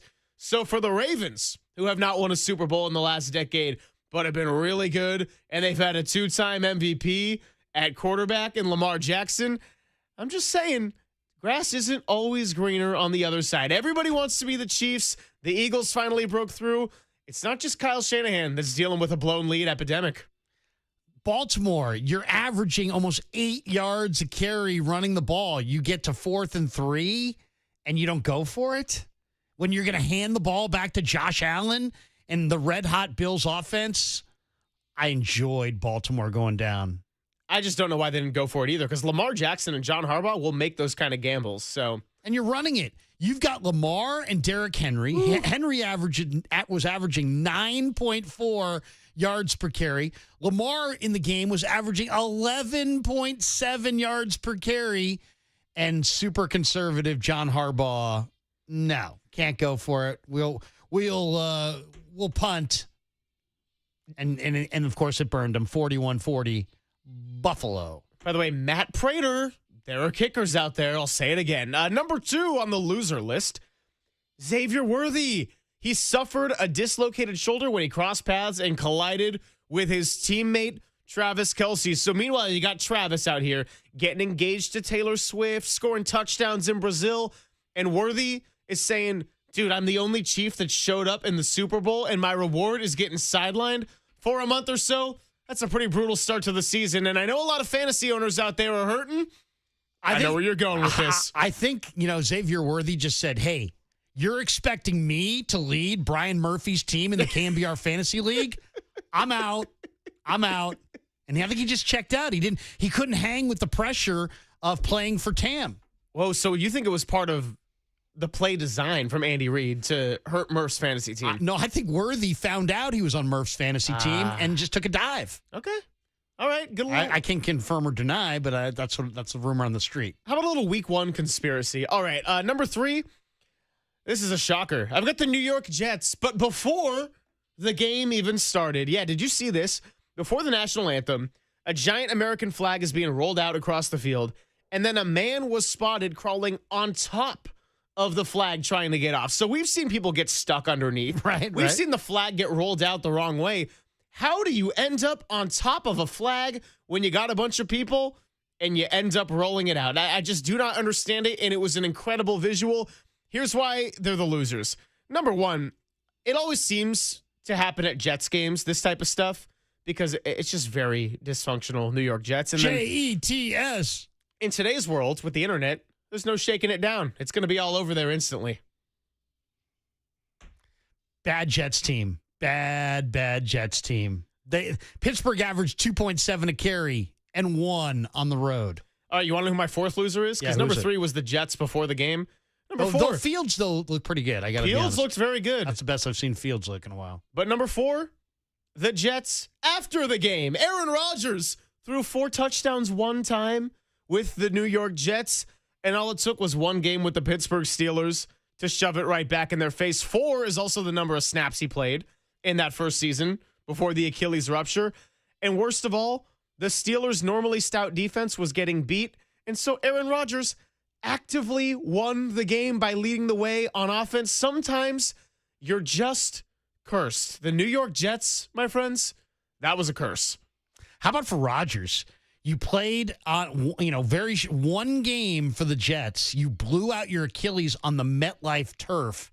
Then you go back, the first game back with the Steelers, you're playing at MetLife on that same disastrous turf. And that right there was a big day for Rodgers, and I was glad to see him get the win. Yeah, now don't get me wrong. Justin Fields had one fantastic showing, but the fumble on the kickoff, just kind of like the Derrick Henry fumble, it really ended up changing everything. All right, the last one. We're going to go to our KNBR Fantasy League. And no, I'm not even talking about Brian Murphy. I'm talking about our guy, Raph, who suffered a brutal double blow. And I love Raph. He's one of the best in the building. But imagine this. You're a fan of the Chicago Bears. You watched that game last night. You're up 17-6. J.J. McCarthy looks horrendous. Ben Johnson's the new coach. You're feeling good. Vikings end up completely flipping that in the fourth quarter. But on top of your team that you root for every week losing the game and doing so in so many heartbreaking ways, he lost his fantasy matchup to our guy, Danny Dunn. Why? Because DJ Moore, on the final play of the game, threw out a meaningless lateral that was recovered by the Minnesota defense. And that, my friends, goes down as a lost fumble. Raph falls to Danny by a score of 88.70 to 88.48. Wow. Oh, no! We suck again! Caleb Williams, by the way, is not him. I'm just going to say that right now. Take it for any way you want to take it. Caleb Williams is not him. Yeah, so that was a toughie there. And next time you have a rough bout in fantasy, whether it's a Monday night or a Sunday night, or you just start the week off horribly on Thursday night, I just want you to think of the pain that our guy Raph had to deal with between reality and fantasy, burning him at once. I feel for you, my brother. All right, winners. That's a man who walks lots of dogs. So, take it for what it's worth. It's tough. Life is tough out here sometimes. But let's boost the mood a little bit because we got to go to the winners. And starting off with the Indianapolis Colts and the Week 1 curse. They had not won a game in Week 1 since 2013. That includes having Andrew Luck as a quarterback. That also includes a time in which the Jacksonville Jaguars finished a season 1-15, and they beat you, the Indianapolis Colts, in Week 1, then just decided to lose out. It was the most perfect tanking job I've ever seen. And it's all thanks to Daniel Jones, of all quarterbacks, who led them to 7 possessions of scoring, and the Colts stomped all over the Dolphins 33-8. Congratulations to the Colts and Dolphins. Yikes. Danny Dimes. He was 22 of 29. He threw for a touchdown. He ran for 2 more. Is it possible that it was just Daboll and the disaster Giants that were weighing down Danny Dimes? And by the way, the head coach for the Dolphins, probably not going to last too long. He might be back here as an offensive coordinator for Kyle before, I would say maybe this point next year you may see him here. Just hang on to Robert Saleh. Another year, we can get Saleh, McDaniel, Shanahan, the boys back together. There you go. All right, moving on to winner number 2. We've gotten into this a lot over the past couple of days. Gee, I wonder why. Matt Prater, the Bills, getting it done. Josh Allen is the real winner in this one. How about Keon Coleman, who did not have a great season, or at least in the context of the Bills traded that draft pick so the Chiefs could get Worthy. They could get Coleman. Well, Keon Coleman looked like a different dude with Josh Allen's help as the MVP. Matt Prater was coaching youth football in a Phoenix suburb to be called upon to complete one of the most memorable regular season comebacks. Life comes at you fast, and sometimes it's for the better. Matt Prater, props to you, and just goes to show guys are out there. How great, by the way, was Ed Oliver in that game? He was just absolutely parked himself in the backfield and just dominated. Big Ed Oliver. Big Ed Oliver was money, and our guy Papa was loving that one as we texted him. He sent us a selfie with his Popovich beard right now. He's a Buffalo guy. And he's got that Buffalo hat on. I gave him a Let's Go Buffalo. Winner number 3. We got into this with Tracy Sandler, J.J. McCarthy. Yeah, I wasn't sure what to expect last night between Caleb Williams the first time with Ben Johnson as his head coach and J.J. McCarthy, first ever NFL start. There was some pressure on him, too, because Kevin O'Connell was considering what he wanted to do in the offseason. Would they bring back Sam Darnold? Would they try to go get Aaron Rodgers? Or would they just give the keys to the youngster? They did so through his first career touchdown, only to the wrong team in the third quarter. And then he added 3 for real, 2 passing, 1 rushing, all in the fourth quarter. Vikings flipped the script, end up winning it 27-24. Congratulations to the young fella in primetime. J.J. McCarthy. You know, I don't think much of J.J. McCarthy, but he had a great second half, that's for sure. I mean, he looked like he matured in the midst of that game. Yeah, and we'll see how it continues to build on here with the NFC North. That was the most competitive division in the regular season last year. Packers looked good. We'll get to that in a second. Yeah. Vikings got it done. Bears, is that going to be a mess? And the Lions might have run into a really good team. They might be taking a big step back, and maybe it's a little bit of both. All TBD. Winner number 4, I'm going way outside the box here. I bet Murph and Marcus didn't even think of this on the Hums list. I'm going to go with 49ers legend Chase McLaughlin, the Bucs kicker. What? Well, Chase McLaughlin missed a crucial extra point on the Buccaneers' fourth quarter go-ahead touchdown to Emeka Egbuka. And instead of boosting it to a 4-point lead, it stayed at 23-20. Here's the thing, though. Nobody outside of Tampa Bay is going to remember that because kickers all over blew it, including the guy in Atlanta who went down. Younghoe Koo could not send it to overtime. He missed. Andre Smits for the Browns blew it against the Bengals, who probably had a lot of people sweating in their survivor pool. And, of course, we got our own issues right here in the Bay on Sundays. So Chase McLaughlin, an unlikely winner, but you, my friend, get off the hook. Browns be Browning. The Browns are going to be the Browns. 17-16 Bengals, and the Browns kicker missed 2 kicks. Yeah, including an extra point and then a field goal that was going to be the go-ahead. That was the redemption kick, the field goal. Only problem was there was no redeeming. Kickers all over struggling, but Chase McLaughlin, an unlikely mention on the winners list. And lastly, well, of course, I got to go with the great interview we just had from a couple of weeks ago. Carmen Policy joined us, and we got into the whole saga of trading Charles Haley and winning that Super Bowl with Steve Young after they traded Joe Montana. Now his son, Ed, is a key figure and the CEO of the Green Bay Packers, who made a pretty big trade of their own to go and get Micah Parsons. Ed was raised in an environment where taking risks was hot and complacency was not. And I just got to say, the early returns on Micah Parsons as a Packer, quite good. If Jordan Love looks like he did in the first half of that game, that team is very much a problem. Detroit's in trouble, by the way. Detroit averaged 2.1 yards a carry. They don't have Frank Ragnow. They don't have Kevin Zeitler. Their offensive line is not nearly as good as it used to be. Jared Goff is not mobile. Over the past 4 seasons, he's led the NFL in QBR when unpressured. When he's been pressured, he's 28th in the NFL. He's got a worse line, lost the OC. I think the Lions are going to fall on their face. They won 15 games last year. I think they backslide majorly this year. Well, to recap, we got our losers. John Harbaugh with a lead. Xavier Worthy. The Jets before the game because they can't get people on the flags. We got the Jets after the game. And we got our guy Raph in the reality fantasy double blow on the last play of the game with DJ Moore.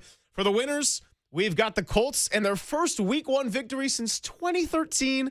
Matt Prater, J.J. McCarthy, Chase McLaughlin, and Ed Policy's investment to the Green Bay Packers to get Micah Parsons. Let's go, Buffalo! That's our guy right there. Let's go, Buffalo, indeed. Let's get ready to wrap up the show. And yeah, we're not quite done. I do have a Silver Linings playlist when we come back. Before we hand it off to Dirty Work, it's Poppin' Silver with Larry Krueger. Winners and losers alike on the Sports Leader.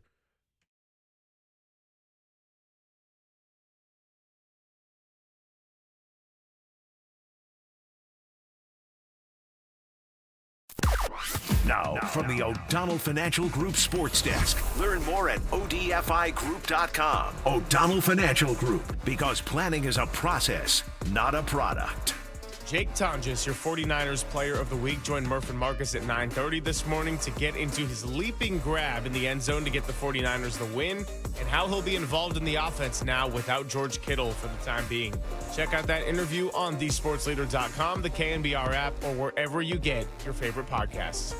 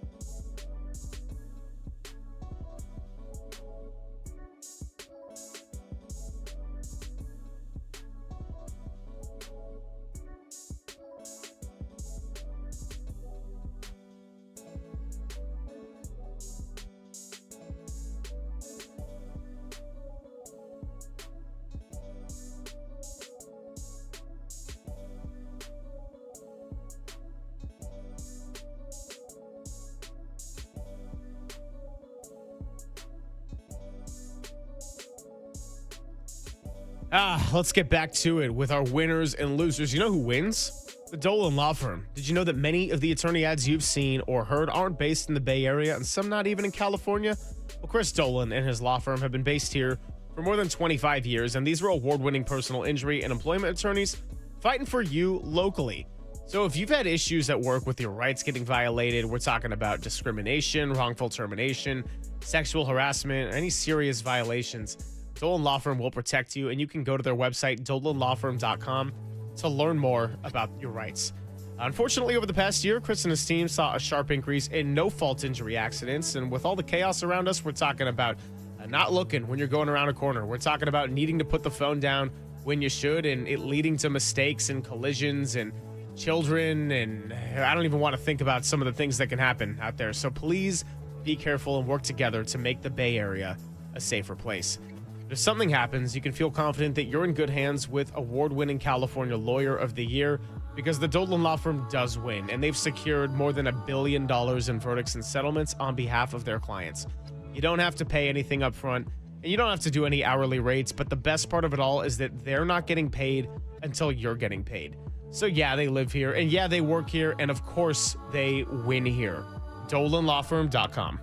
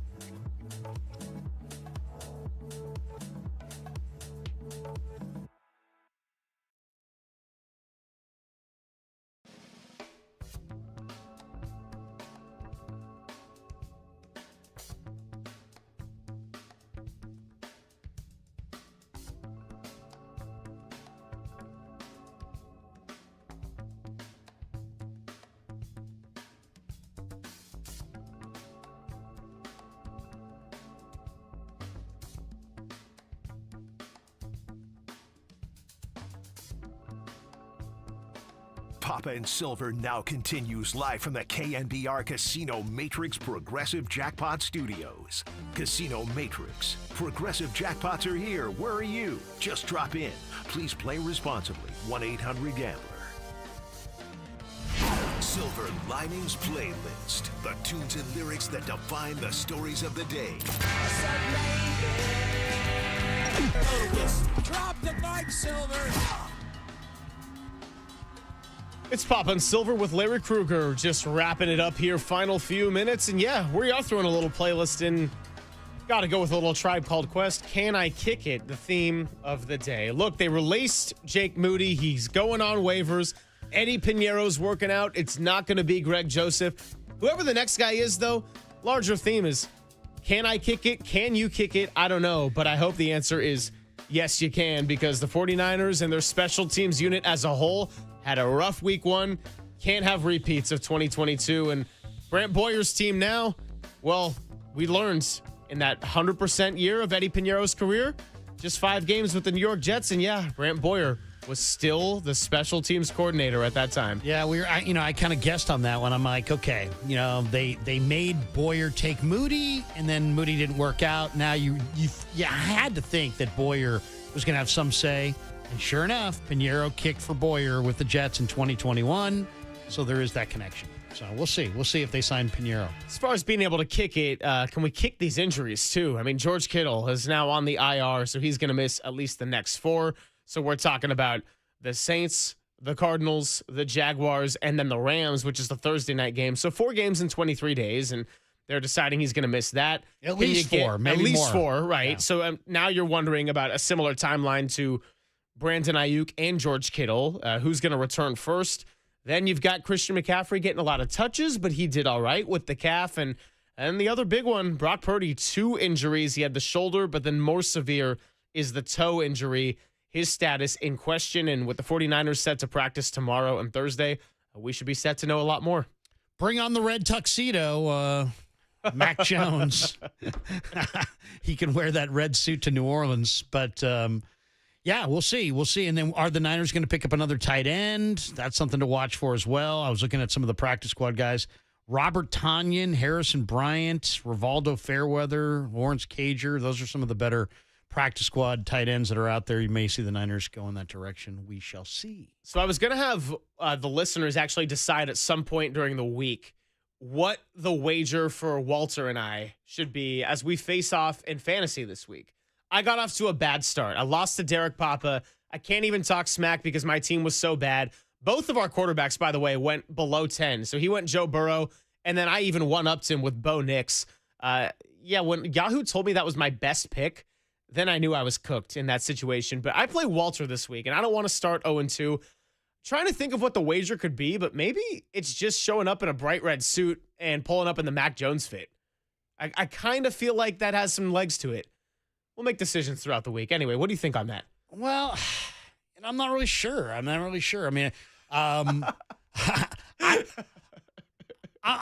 we have different tastes. Let's just say that. We have different tastes altogether. Krug's like, you look good in a lot of things, but not going to be pulling that one off. Yeah, well, I mean, we already did say, what would your significant other do? And I said, probably walk 10 yards behind at least. And then if we're talking second offense, I might be living the single life. Well, it looks like, it looks like Silver's out at the bars a lot. I wonder what's going on these days. Yeah, if you see me out there in the middle of the week, then either Walter was being really mean to me at work or I put on the red tuxedo one too many times. We'll continue to revisit all of this. Krug, appreciate you a lot. Listen to Niners Nightly throughout the week. You got YouTube tonight, tomorrow with the Giants. YouTube tonight. Tomorrow, Giants day game, so we get 6 o'clock on the air. That's right. Tomorrow on the radio, Thursday on the radio, Friday back on YouTube, and then, of course, Sunday we'll be on the pregame and postgame from the Big Easy. Ooh, nice. Well, big thanks to you, my friend. Big thank you to Walter, and thank you to our guests, Tracy Sandler, Joe Nedney, and Susan Slusser. We'll be out at the patio, 58 Social tomorrow. It is time for Dirty Work. You're listening to KNBR and KNBR FM San Francisco, the sports leader, a Cumulus media station. And Derek, who did me dirty, starts now.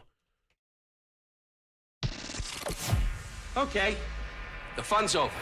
They've done the dirty work of the radio business. Anybody messes this thing up for me tonight is through. Engineering, board operating, and producing. Not only are you fired, your life is over. And now they have the microphone.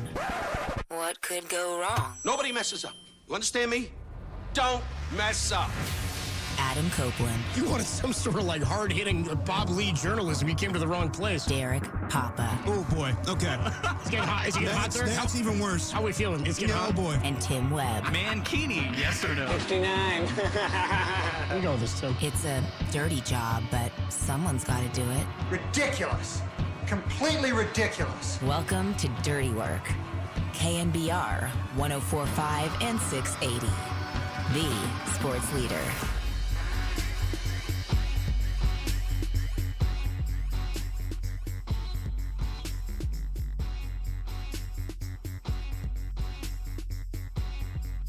It's Dirty Work on a Tuesday afternoon. Adam Copeland, Depop, Tim Webson as Walt gets his ass out of the chair. I was about to say, are we going sunglasses? No, I didn't mean to. It was on, they were on my head and like, dude, this changeover kills me every day. I know. It's my least favorite part of the day, I think. I can handle one Greg Silver get out of the studio, but a Krug, it's too much. Yeah, I love the studio.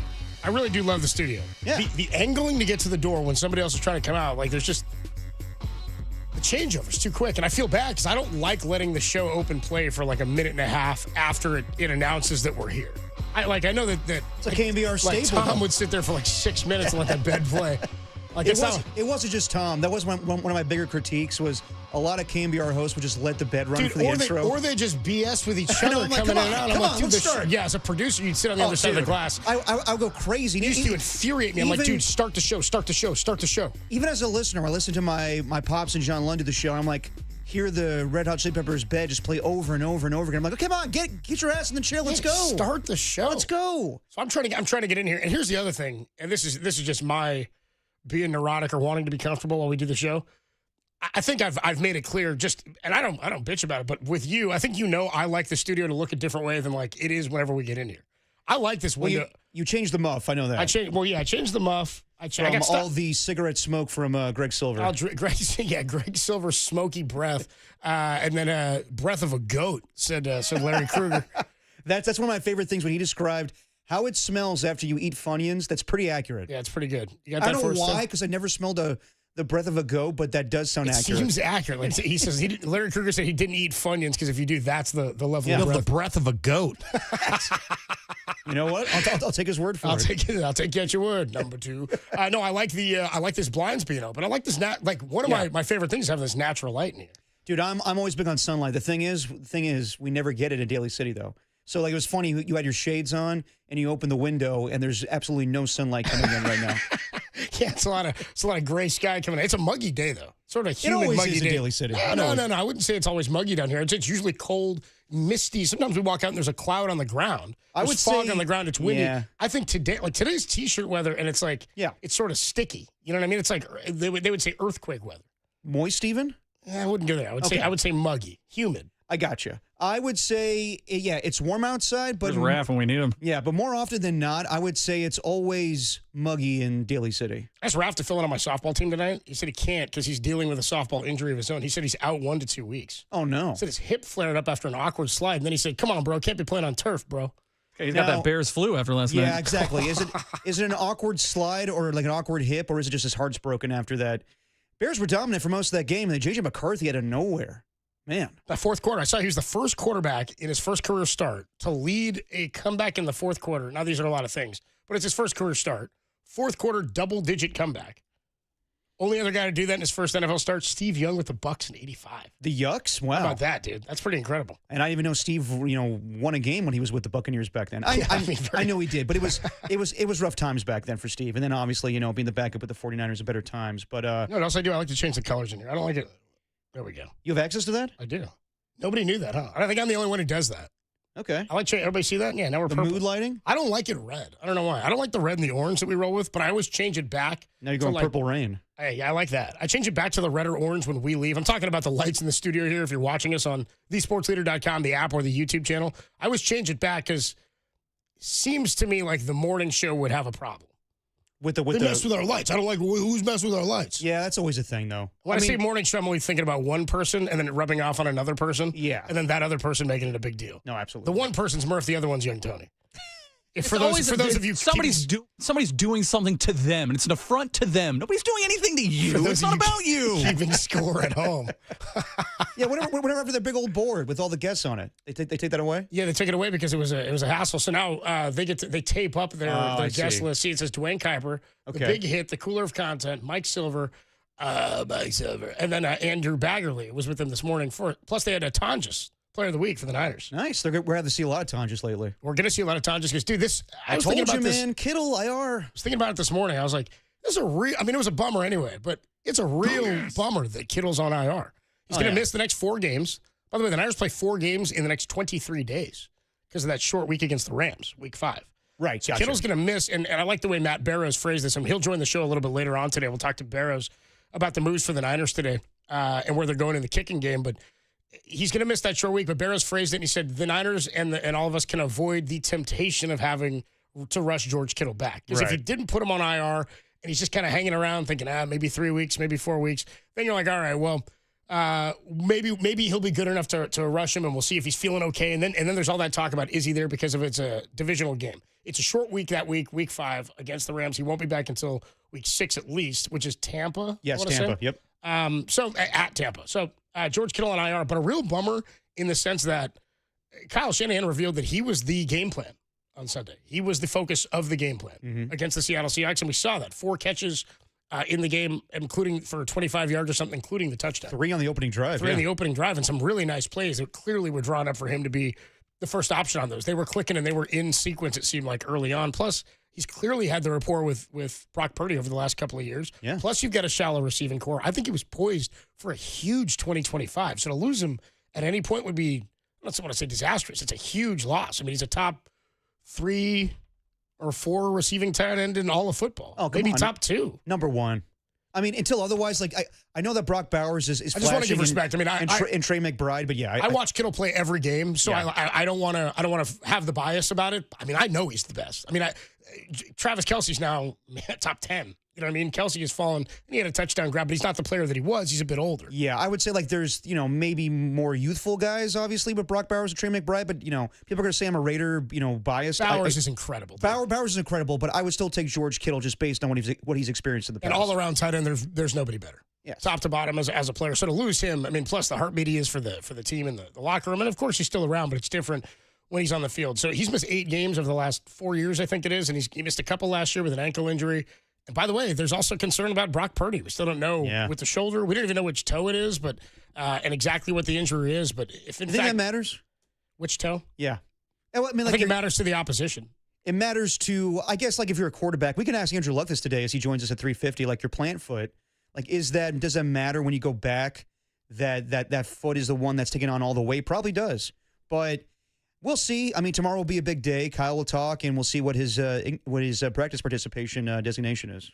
And the other concern is, I was thinking about this yesterday, and I couldn't think of the guy's name until I looked it up again last night. If, in fact, Brock were not to play, and it's Mac Jones, who I think we all thought had a pretty decent preseason. He apparently also had some pretty good chemistry with Braden Willis in preseason. Okay. And in camp, who would likely be the call-up at tight end from the practice squad for George Kittle.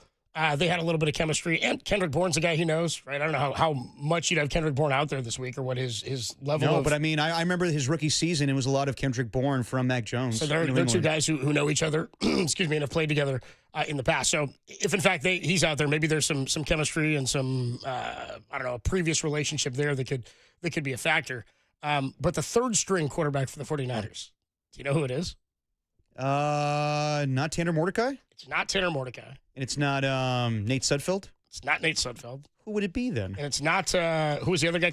Carter Bradley? Carter Bradley. It's a guy named, I just want to make sure I get the name. Curtis Rourke. Yeah, it's not Curtis Rourke. Adrian Martinez. It's a guy named Adrian Martinez. See, I think I went to high school with that guy. Did you know? I think I went to high school with the guy named that. Okay. So, yeah. Adrian Martinez, 3rd string on the practice squad. Technically, 3rd string in quotes. He's never attempted an NFL pass. They signed him at the end of the preseason when they might have put more, like somebody might have gone on IR. Rourke on IR for sure, or something like that. And then a couple other players. They got rid of the other 2 guys. So They don't have a third guy. Hopefully it doesn't come to that. I really hope it's not. I mean, that was the thing. Remember at the end of preseason, we're like, based on the quarterback play at the third spot, it's a imperative that Brock and Mac Jones are healthy. And you know what? Let's wait on this because Kyle, the way he goes about injuries usually is this guy got dinged up. It's a foot, it's a toe, it's a shoulder, and everybody's like, what's the severity? He goes, I don't know, guys. I'm just giving you the details of the injury. He plays it off like it could be bad, and then we get more information as the week goes on. Let's see what happens with Brock Purdy. I'm kind of basing this off of what happened last Friday when we had the press conference and Kyle Shanahan acted like, Christian McCaffrey may not play. And then, Christian was always confident that he was going to play, and he looked great. So let's see what happens. I know that it sounds bad when you say shoulder and toe, but if Brock Purdy practices tomorrow, I think it's a good showing that he'll probably play on Sunday. Shoulder and toe. It's good. It's one thing I would lean on that's a silver lining is that it's the left shoulder, not the throwing shoulder. Yes. He's had the elbow surgically repaired. Yep. He had missed time last year. I don't think he missed a game, but he did get concussed at one point last year. Brock did. Then he had a shoulder injury, a right throwing shoulder injury last season. I want to say the elbow again. Okay, I could be wrong. Wasn't the concussion 2 years ago? Because he almost missed that game against the Bengals. Maybe it's two, but he didn't miss any time. That's right. And then last year he dealt with a shoulder injury and an elbow again on his right side. So he did miss time a year ago because we had Brandon Allen play, and then Josh Dobbs. And Josh Dobbs just played in that meaningless not technically a preseason game, the last game of the year, week 18 against the Cardinals. Yeah, just sort of a wash game. The Niners were out of it. Anyway, we got a lot to get into today. The one thing everybody woke up and found out today, Jake Moody waived by the 49ers. They're working out Eddie Pinheiro. We'll talk more about this. Kyle on Sunday said, no doubt Moody's my kicker, but he reserved the right to change his mind. And then Monday he goes, we're exploring all options. And Tuesday he's like, let's get somebody else in here. Let's work on something else. Yeah. So the Jake Moody era ends. And I mean, you hate to see somebody realize their dream and then have it fall the way that it did. You saw it. You saw it happen at the draft room. You were there. Saw it all in real time, man. I mean, for Jake Moody to realize this goal and to 84% his rookie year, not great. He missed 10 kicks last year, but 9 of them came after the injury. He was 13 of 14. Then he tries to make a play on a kickoff where he has a high ankle sprain on his, I think it was his right foot. I think it was his kicking foot. Yeah. And then was just never the same. And at one point, I guess he changed his kicking motion, or he went from a 3-step to a 2-step, which then maybe did not help with his confidence. Bottom line is, it was time for both parties, I think, to have a change. And if Jake Moody's career is going to continue, I think it's going to have to be somewhere else. I'm not sure it was ever going to get better here. I'm not going to be getting any excuses. I thought that maybe they'd give him the benefit of the doubt, but of course, when your first showing of kicking a field goal this season is a miss of 27 yards, it's hard to justify that. So Jake Moody was given a lot. I thought that last year the injury played a factor, but I understand why they didn't want to go forward with him. Adam Copeland, Depop, Tim Webb with the Andrew Luck today at 3:50 for his weekly conversation. 4:50, Matt Barrows of the Athletic. We'll talk to him about the move of Jake Moody and what they're going to do with the injury or the IR designation now of George Kittle, plus Giants and the D-backs pregame. Giants now 3 out of that third wild card spot. They just keep on climbing. 5 home runs they hit last night, dude. Shout out my guy Dom Smith, by the way, too, with a game-time shot. I like that one. 808 KNBR, 415-808-5627, the number to call and the number to text. We will take a quick break. When we come on back, more on George Kittle, who lands on injured reserve for the 49ers. Plus, we'll tell you how you can win some tickets to go see Stanford and Boston College this week. It's all coming up. Dirty Work, the greatest show in America, and it's only here on The Sports Leader.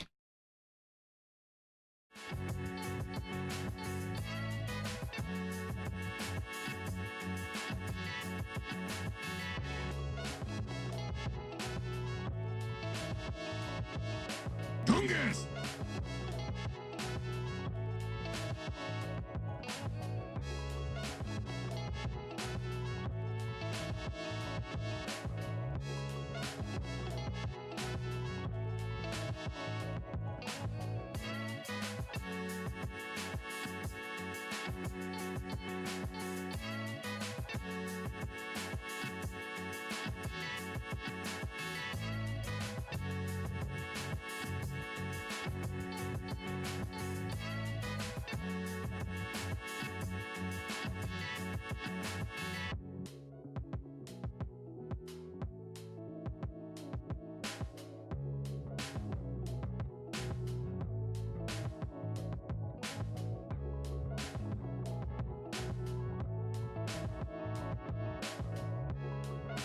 Valley. Giants swatted 5 dongs en route to an 11-5 win over the Diamondbacks last night. Logan Webb moved to 14-9 on the season, and the Giants moved to 3 back of the Mets for the final wildcard spot in the National League. Tonight, it's Robbie Ray versus Zach Gallen. Pregame 5:45, first pitch 6:45 right here on the. So you're telling me there's a chance, leader?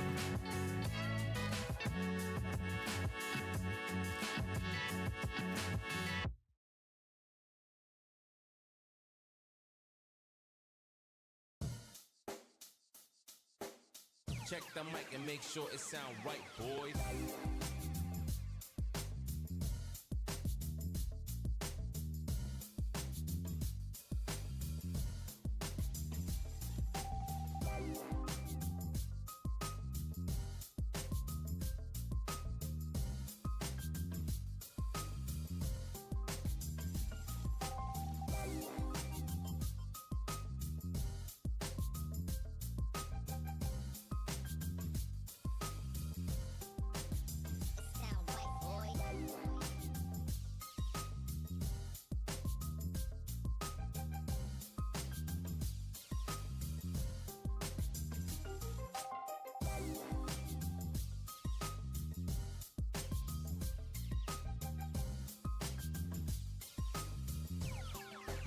It sound right, boys.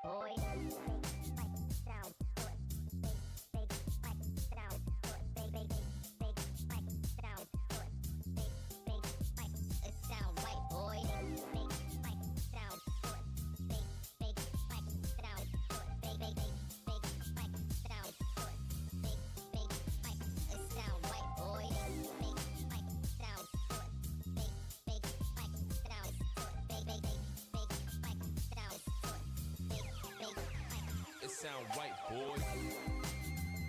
right, boys.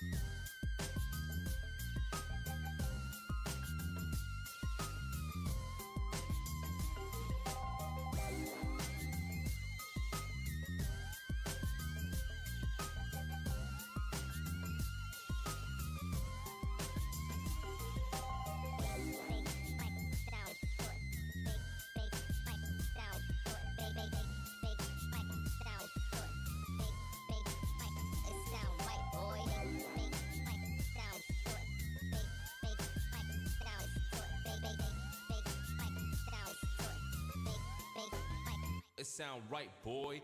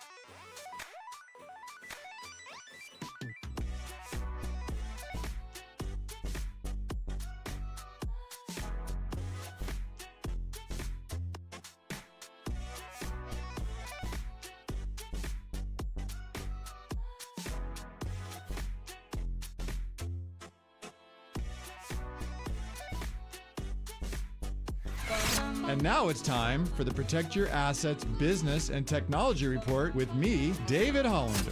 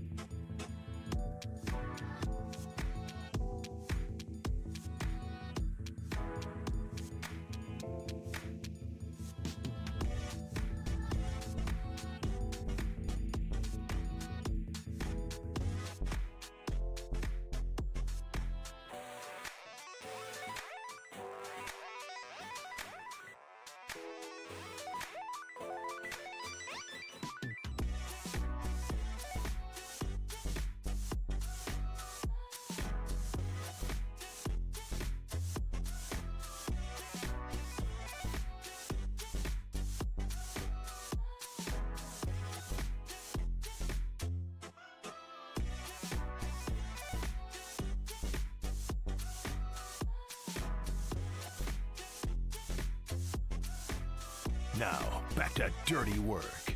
Adam Copeland and Derek Papa on KNBR 104.5 and 680 AM, the sports leader.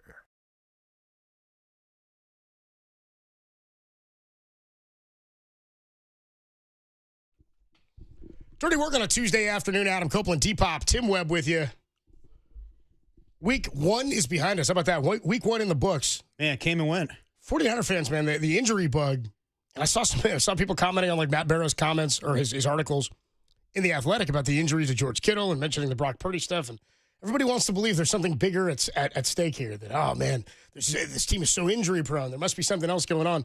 It's not like they're all just like training injuries or small tweaks. And I mean, George Kittle was healthy I mean, he didn't play a bunch in the preseason, which sometimes makes me wonder, like, are you ever really at game speed if you're not in a game? Like, you'd never be able to measure that unless you're putting the metrics on the guys in practice. But I do wonder that, like, when you ramp up and you have a soft tissue injury, does it affect you in the same way? But I can't imagine George Kittle was going at, not 100% in practice and running as fast as he could on some of these plays. He's a guy who practices balls to the wall. You know what I mean? So I don't know if there's anything bigger at stake here. Brock stayed in the game, made some incredible plays, including one that won the game. And, so how hurt was he? Who knows? When the adrenaline wears off after the game, then you're feeling the toe more, maybe you're feeling the shoulder more. I don't think there's anything bigger at stake here. I think it's football.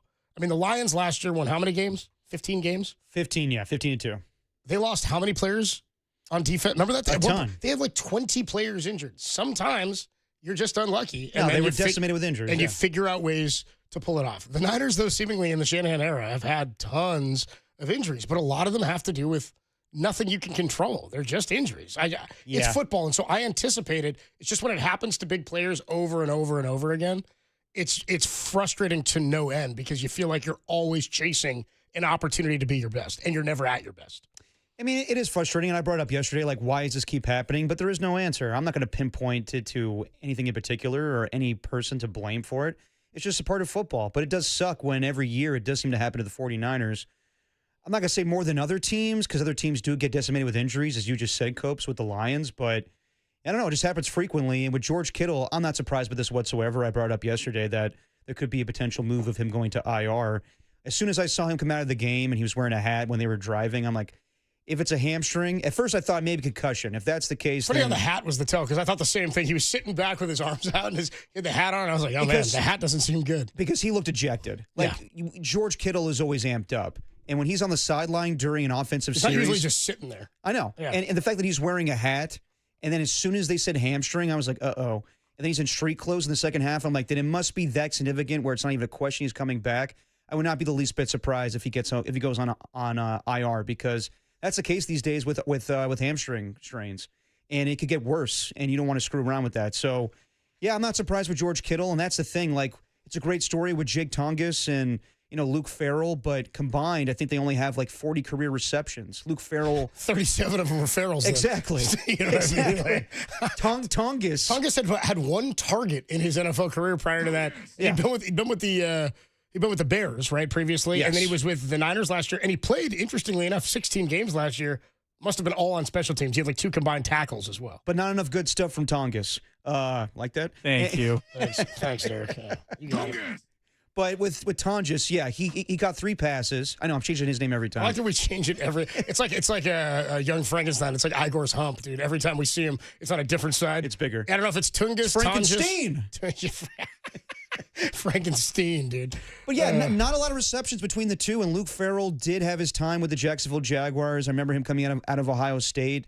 They like when they drafted him, they were considering having Tim Tebow play tight end for the Jaguars. That's when Urban Meyer was the head coach there. But yeah, I think that while Urban's kicking kickers and signing Tebow. Yeah, exactly. But with Kittle out for 4 weeks, you may need to bring back Braden Willis to have like a true receiving tight end. Well, there was there was some debate about whether or not he would be. That he would make the team anyway. Like, I don't think he was fantastic or anything in preseason. He did have a couple of moments, but I think there was some discussion. I remember Tracy Sandler, actually, when we were talking on pregame, I want to say she was one that thought there might be 4 tight ends that were kept and that he would be the 4th, That's sort of to what lot, you were but saying. yeah. But then, I mean, the roster shakeup and the injuries and whatnot, how you maneuver guys into what spots and designated to return IR, that all remained to be seen. But it was also likely that he could land on practice squad and wouldn't be taken by anybody else, which is where they are right now. My bigger question is, we're still seeing player movement. It's so funny where the NFL is now, relative to where it was when we were kids. Like, trades never happened. Trades never happened, it felt like, in the NFL. Sometimes in the offseason, never in season. Yeah. Sometimes right before the season where a player's going to get cut. Sort of the same thing we saw with, like, Brian Robinson. Like, that's a thing that's happened in the NFL for a long time. But players being traded of note or of, like, mid-tier help acquisition, like an Emmanuel Sanders trade deadline acquisition by the Niners a few years back. Right. That was a trade that just didn't really occur in the way that it does now. And it seems to happen all the time. The Niners now, I wonder, even this early in the season, would they consider trying to find, is there a player out there? I mean, we saw that Tank Bigsby just got acquired by the Philadelphia Eagles. Yeah, too. Not sure what was behind the scenes in that, about what his wants were. Or, well, apparently the Jaguars feel very comfortable with their running back depth. They need help in the kickoff return game, so that's where Tank Bigsby will be. Anybody out there feel good about their tight end depth? Because I just wonder, John Lynch is not afraid to pick up the phone, and he's done this on every player that's available. So is there anybody out there, mid-tier, aging, vet, somebody that you could pick up that you'd try to hold on to as maybe a pass catcher, see if it's worth going after? I wouldn't do that for a trade just because it's only 4 weeks. Are there free agents out there? Yeah, there's free agent names. There's Gerald Everett, who was a tight end for a long time in this league. With the Rams? Yeah, with the Rams. Similar offense? Yep. Also with the Chargers in recent memory, or he was with the Bears a year ago. CJ Uzomah, who was a... Uzomah, yeah. Yeah, Uzomah, either way. It was a tight end. I'm pretty sure it's Uzomah, my man. Okay, all right. Uzomah, tight end for the Bengals. Back in the day, he was with the Eagles a year ago. McCole Pruitt, who was a tight end for the Titans for a while. Jeff Swain, Hayden Hurst. Jeff Swain, yeah, I remember him. There's tight ends out there. Hayden Hurst, was he a Steeler? Hayden Hurst was a Panther, Falcon, and Charger. Okay, dude, it's so funny. Like, tight ends have tight end names. You ever notice that? Oh, yeah. A lot of them are double. McCole Pruitt. Dude, Hayden Hurst is a tight end name. Yes. Like, absolutely. Yes. Brock Bowers. If you're the same letter first and last, it's a good tight end. You're either a fullback or a tight end.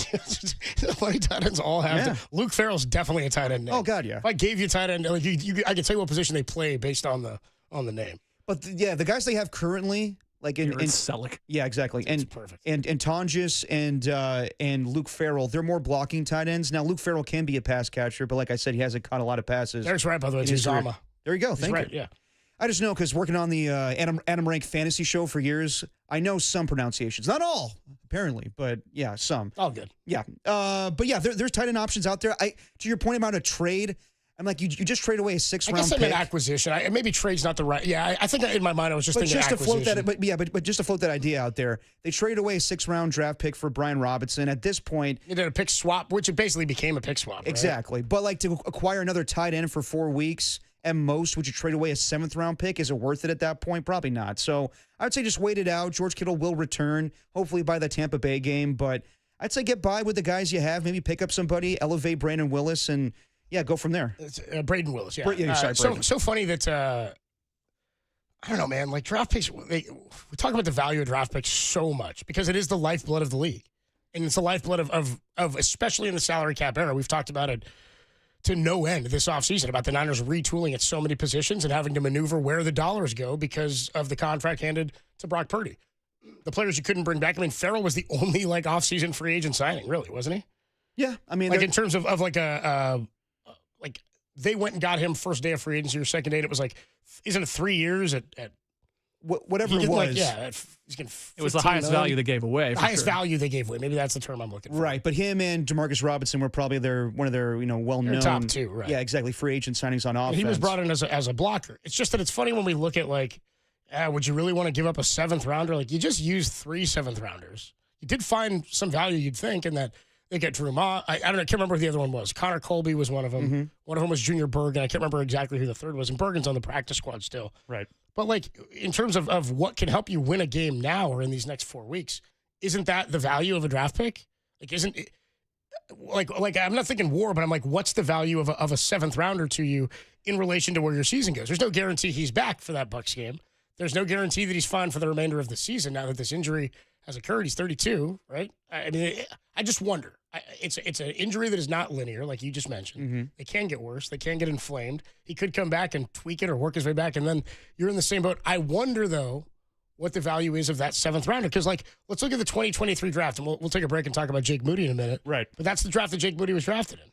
That draft went Jair Brown, Jake Moody, Cameron Latu, Darrell Luter, Robert Beal, D. Winters, Braden Willis, Ronnie Bell, and Jalen Graham. 3 7th rounders. You might use Braden Willis this week for the first time. What's the value there? I would say I think it depends on the player for sure. Of course, but I would say GMs value draft picks more than ever before because of the way that guys are getting paid. Yeah. So when it comes to, draft capital, guys don't want to move off of that so quickly. And when it comes to George Kittle, yes, he is integral to this offense. Like as I said yesterday, it's McCaffrey, it's Ricky Pearsall, and it's George Kittle. And him not being out there for the next 4 weeks, it's going to be a lot on McCaffrey, it's going to be a lot on Ricky Pearsall, and they'll have to figure things out. But I don't think John Lynch is going to say, okay, without George Kittle for 4 weeks, I have to make a big trade here, or just any trade to get a tight end here. I think they can find someone to replace him. When it gets to desperation mode, where it's like, I don't know if George Kittle's going to return at any point this season, then they'll probably make a trade. But for right now, with only 4 weeks, they'll play things out. They'll see what happens with Tonjes and Luke Farrell, and they'll elevate Braden Willis. I kind of want somebody else. I kind of want a vet. But there's plenty of options too in free agency right now. They kept bringing in all those receivers, Malik. They kept bringing in all those guys during camp, but ultimately it was Russell Gage and Marquez Valdez-Scantling, right? Exactly. I need a guy like that at tight end. That's what I'm looking for. I mean, Gerald Everett's not a great blocking tight end, but a great receiving tight end. And C.J. Uzama, these other guys, Jeff Swain, Hayden Hurst. To get by for 4 weeks, I'd rather do that than trade away draft capital. Pacers guy checked in. Actually, he checked in as Colts guy, and he said that Pacers guy is Colts guy? Oh, dude, we'll get him on this year to talk Colts. Okay. He said that Indianapolis has a lot of tight end depth. So what like a name like Mo Alley Cox, would that do anything for you? That's an 8-year veteran, good in the blocking game, can catch passes. Went to a Final Four, I think. Dude, Mo Alley Cox, was he a Final Four? Is that where he went? Because he was a power forward. He played ball. Yeah, he played basketball. Where did he play, though, Tim? Do you remember? Was he like Cincinnati? Was he at Cincinnati? No. Was he at Louisville? Maybe with like Russ Hancock and Luke Hancock and Russ Smith? No. Sorry, now I'm going like, where was he? He was at VCU? Okay, Mo Alley Cox, a VCU guy. A Shaka Smart product.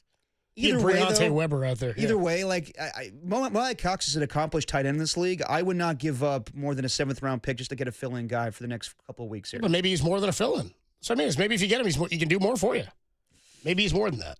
Yeah, I have to believe that Kyle and John are not thinking that right now. I think they just want to get by with these 4 weeks. But if it becomes a problem where George Kittle does not return, Mo Alley Cox is not a bad option. 808 KNBR 415-808-5627. Where are you? You feel good about just Braden Willis plugging that hole? That's the thing is now you really don't have pass-catching tight ends over the next 3 weeks unless you're relying on a guy who they haven't relied on or been willing to since the 2023 draft. It's not a guy who's made the team. They could definitely use, who's our guy from a year ago, Eric Saubert?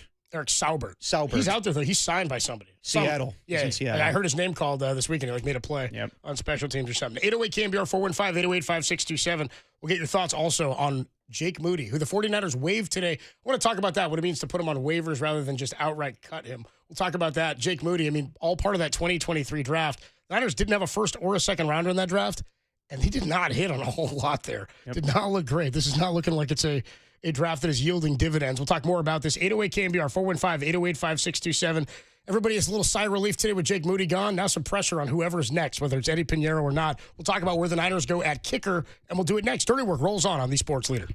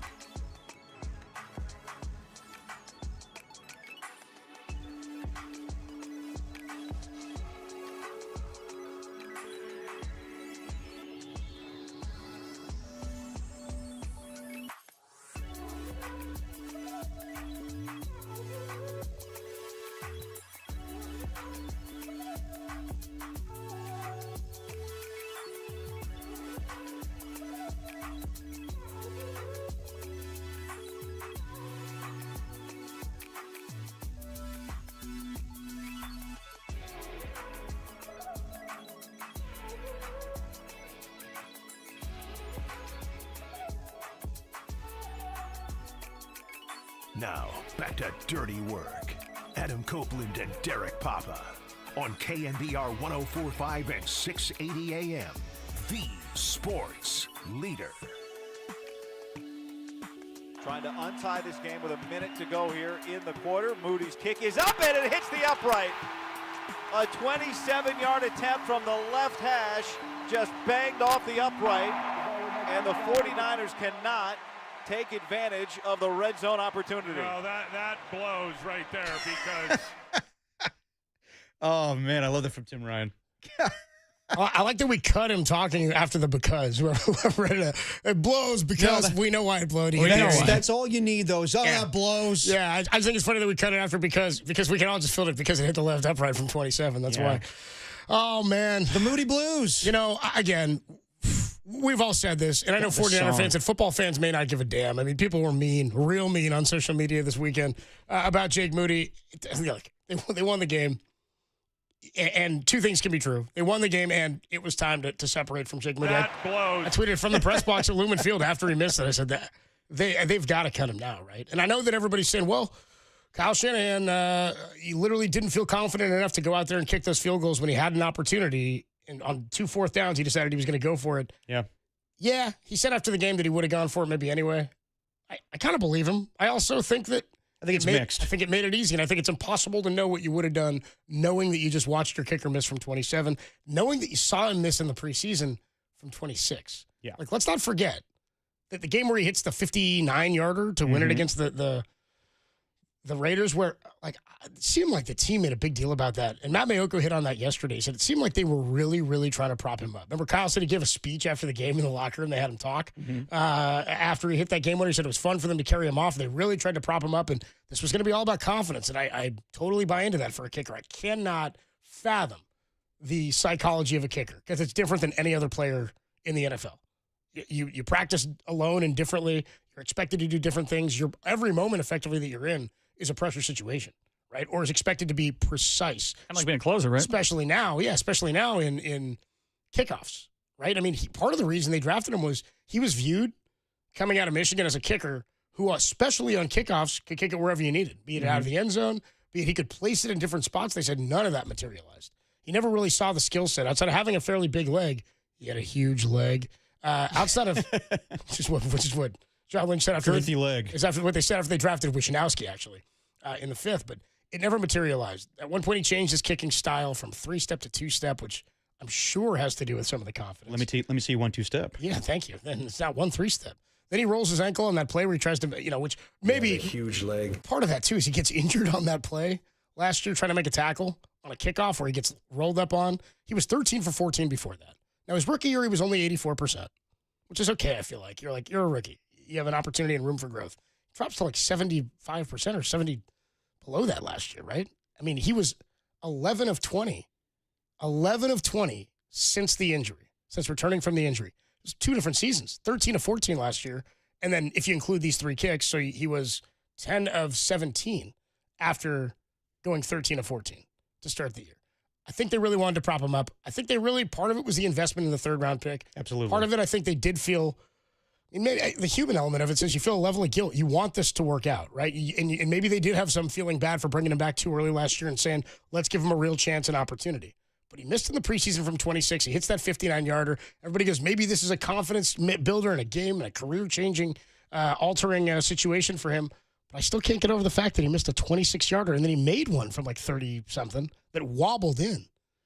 So, I feel bad that it's gone this way. We all do because you want it to work. You want all these things to work out. It's not a good draft pick at number 99 overall. He was the first player drafted above the 4th round since Roberto Aguayo was drafted in the 2nd round at number 59 overall by the Tampa Bay Buccaneers. He lasted a season. 69. That wasn't the number. But I mean, NFL executives and evaluators had been gun shy about drafting a kicker that high because of what happened to Aguayo and because of that onus that comes with being that draft pick. I mean, Janikowski, who knows about the off-field struggles and the things that he dealt with personally, how much that played into being a first-round draft pick. Who knows? He had his own stuff off the field, but he made it happen when he was on the field. He was a different beast. All these other guys since then, nobody's been drafted since 2005 above the 4th round since, besides Aguayo and Jake Moody, and neither guy. I mean, Aguayo's gone. Oh yeah, he only lasted that one year. season. So I don't know if this is it for Moody. I think that he could still have a career. I kind of think he is going to have a career. I think he may get an opportunity in the next season, the next 2, whatever it is. I think he steps away and then maybe he ends up working out and coming in for an injured somebody or something. That's how kickers get their gigs, right? Yeah. McLaughlin has a job with the Bucs because of an injury to Robbie Gould from years ago, and he got an opportunity with the Niners. That's how kickers kind of bounce around and get their opportunities. I was just of the belief that coming into this year, if it went bad early, there's not going to be any fixing it for him. And I'm actually of the belief that had he missed like a 53-yarder on Sunday, he might still be here, which is probably not for the better. No, the fact but that he missed a 26-yarder, and that's where you're like, I don't know what we can keep doing. Yeah, imagine if he whiffed an extra point. I mean, I know. I mean, it was going to be a short leash. Like I gave him the benefit of the doubt going into the preseason because yes, there was a horrible miss in the game against the Raiders, and then he, definitely made it right again by making that 59-yard field goal at the very end.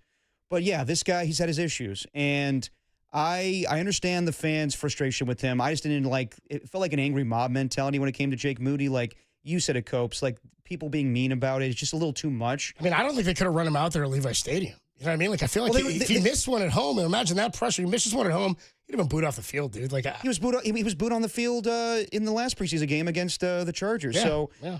I get it. I wonder if Kyle even wanted to draft him in the first place because it didn't sound like he did. I was there across the draft room in the we were like in a conference room across the hall from the John McVay draft room. And it was me, it was John Lund, it was Dante Whitner, I want to say, and it was Papa. Also, our guy barista Andrew Stern and Mike Huller were there.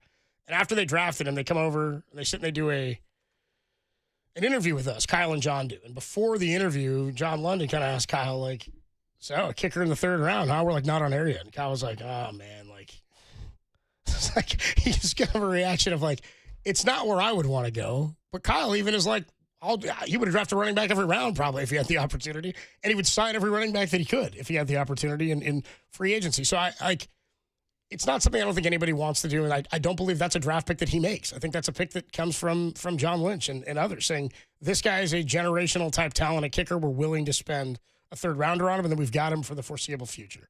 That just ended up not being the kicker that they thought he was.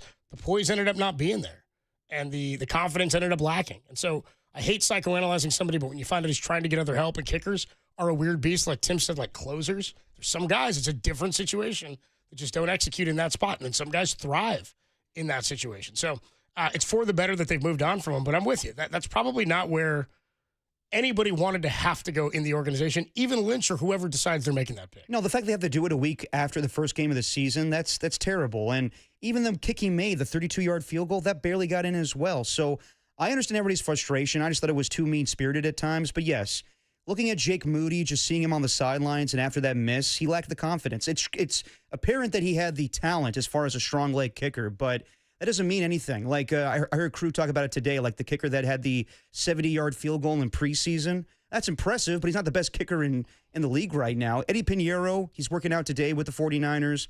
Maybe he gets the job. He's the third most accurate kicker in NFL history. By the way, Krug told us that. We were sitting here doing some prep out in the bullpen for the show. Krug just walked out of the studio. He was on with Greg Silver during a commercial break. He just flies out of the studio at like, 1:15. Yeah. And he goes, Eddie Pinheiro is the third most accurate kicker in NFL history. He wasn't talking to anybody.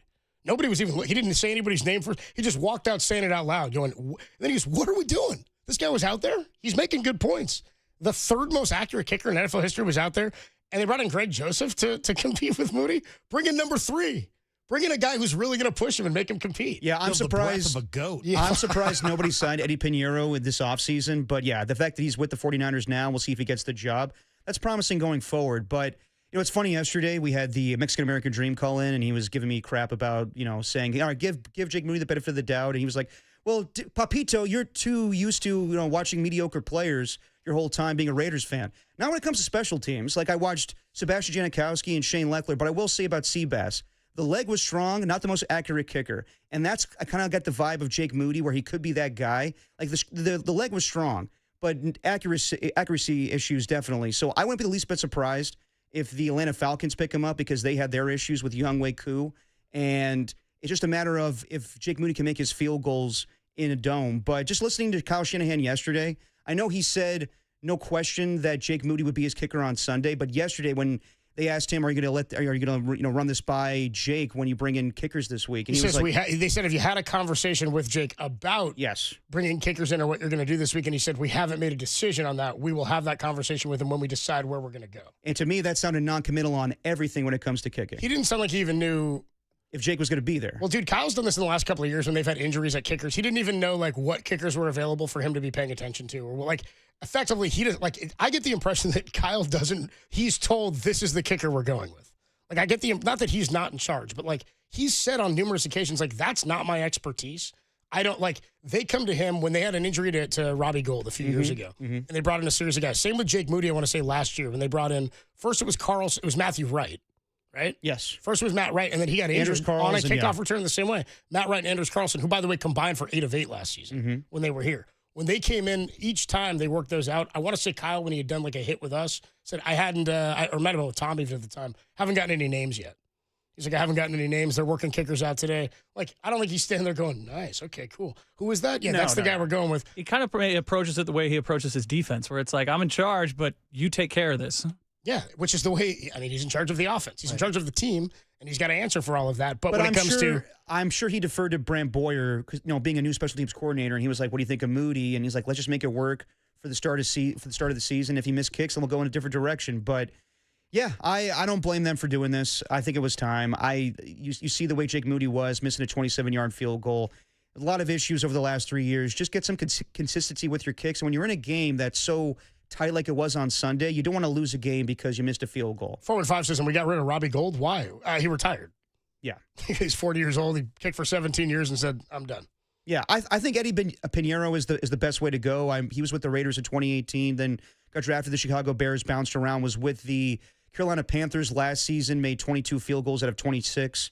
He's got career longs from like 55 yards, so He's got a strong leg. He'll be fine. But, yeah, you don't want to admit that you made a mistake with a third-rounder already, which it sucks for the 49ers, but when it comes to kickers, you just move on. Justin Tucker, the most accurate kicker in NFL history. You ain't signing him. Then you've got Harrison Butker, who's the Chiefs kicker. And just all-around good guy. Yeah. I said that facetiously. Yeah. And then you've got Eddie Pinheiro, who's the third most accurate kicker in NFL history. Yeah, we'll see if he gets the job, and then the Niners sign him today. But, yeah, I don't blame the Niners for doing this. It's better to do this now where you win a game and it didn't cost you than to lose a game because Jake Moody missed a field goal. 808 KNBR, 415-808-5627. Just real quick, some positive injury news courtesy of Adam Schefter. Somebody we don't like got hurt? Is that what that means? No, additional scans today on Juwan Jennings. Shoulder came back clean, and the 49ers wide receiver avoided any significant injury per source. Jennings will now be considered day-to-day and has a chance to play on Sunday against New Orleans. Interesting. And $5 million for Kendrick Bourne. Yeah. Interesting move that they signed Kendrick Bourne in addition.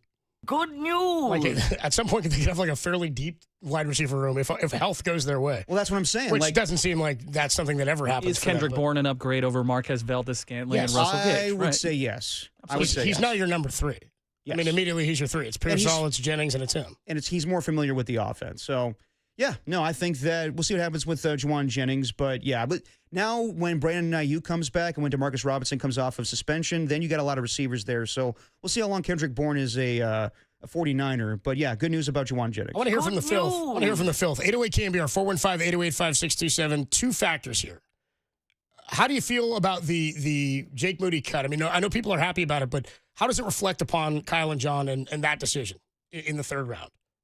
When you look back at that pick, I mean, that draft doesn't seem to be a great draft for them really at all. And you may see another guy this weekend from that draft, Braden Willis, with George Kittle landing on IR. So the 2 factors here, how does that draft pick in the 3rd round reflect on Kyle and John? If you remember, John Lund went, no, when they drafted him, no, in the 3rd round. They had 2 third-rounders, 2 picks from each other. I think they went him and Cameron Latu. That's right. Who's now on the practice squad for Philadelphia. Neither are on the team. 2 picks away from each other. And they went with those 2 guys. And the other one is George Kittle. Do they have enough with just Braden Willis, Tunjus, and Luke Farrell, or do you believe they should be scouring the practice squad, finding a veteran free agent, and bringing somebody else in, a la Russell Gage, Robbie Chosen, Marquez Valdez-Scantling? That's it. That's John Lund on the Moody pick. No! You hear Moody, kicker, Michigan. 808 KNBR, 415-808-5627. The filth. How we feeling about Jake Moody? How does it reflect on Kyle and John? And do you need somebody else besides Braden Willis? Your call's next. Dirty Work on a Tuesday on the Sports Leader.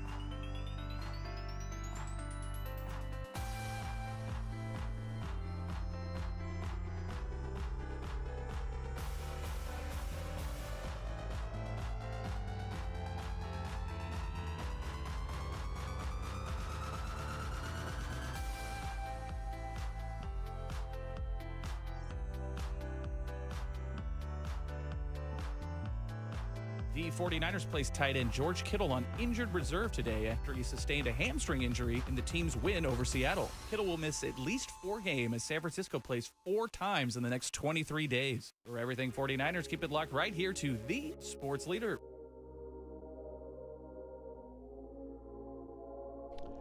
Hey, what's going on, everybody? Adam Copeland here. Friday, we're going to be down at the ballpark. 58 Social, getting ready for a little ball game on Dirty Work. But you know what we do every time we're at the ballpark on a Friday? There's only one thing that we do every single time. We live Moss. That's right, I'm talking Taco Bell. You need to download, because I've done it, download the Taco Bell app.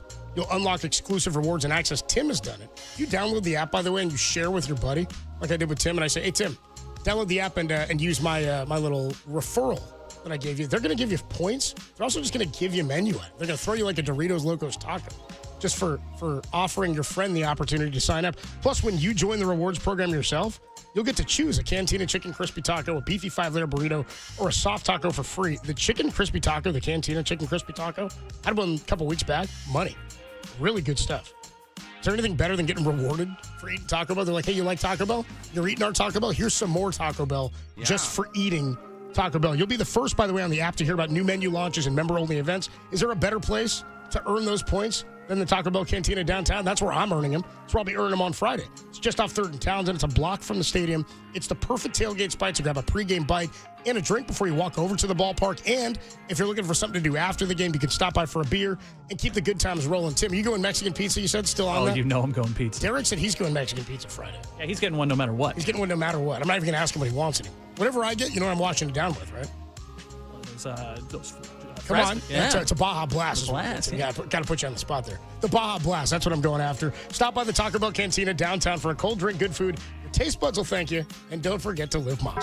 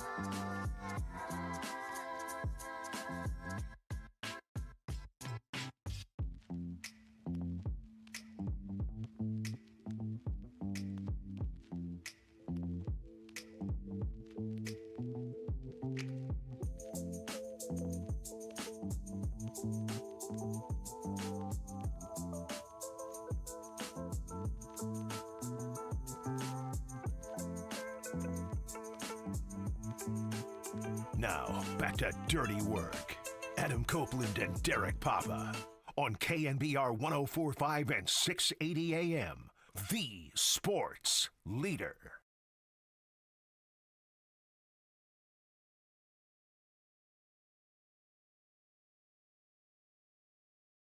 Dirty Work on a Tuesday afternoon, 808 KNBR 415-808-5627 is the number to call, and the number to text. Jake Moody out, and we've gone official. You have the news on it? Yes, Eddie Pinheiro is now your 49ers kicker. 1-year deal with the 49ers, thanks to his agent, Drew Rosenhaus. Represents Eddie Pinheiro and Juwan Jennings. Among others. Yes. Yeah. So Eddie Pinheiro officially signed by the 49ers after they've waived Jake Moody.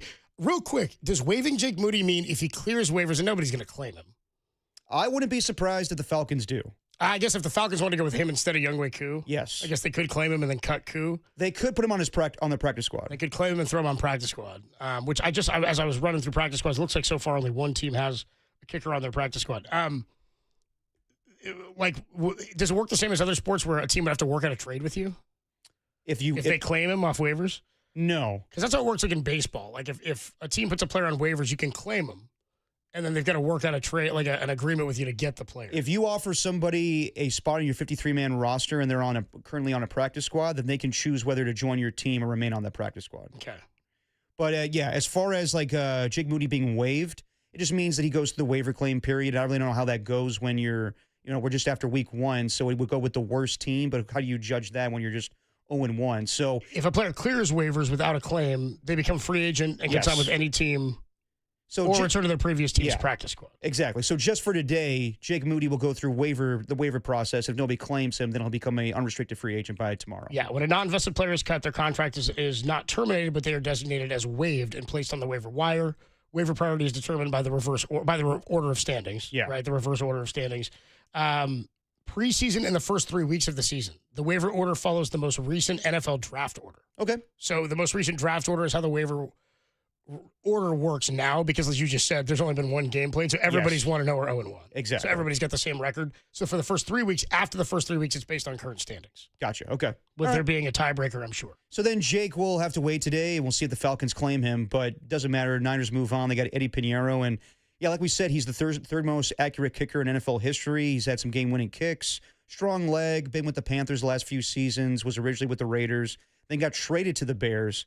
Yeah, he's been a solid kicker for a lot of years, and I would just say it's good to have consistency. It's a guy that, is clear-headed about making kicks. Like we talked to Joe Nedney, and he was on with Larry Krueger and Greg Silver today, and he talked about how it takes a while for kickers to, get acclimated to the NFL. And that's why, me personally, if I was running an NFL team, I would never draft a kicker. It's just not a position that you would do that with in 7 rounds of football. You'd rather have more high importance on every other position that plays offense and defense. Punter maybe, but kicker, you can find that through free agency and guys that play in other leagues. So I don't know why they drafted him in the first place. I know it was a position in need, but you can always find somebody as a free agent. And I just wanted to see the Niners give him time, but I get it. He missed a lot of kicks. I thought that it would have to take a ton of kicks for them to waive him, but the fact they did it after one game and it was a bad kick and you saw the frustration from Kyle Shanahan, not surprised.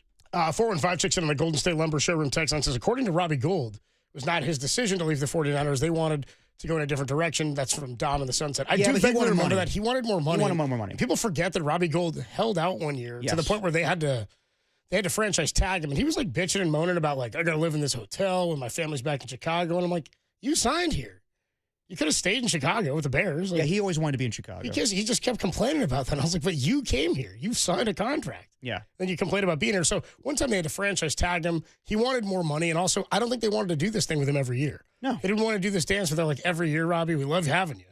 But we don't want to do this for every year.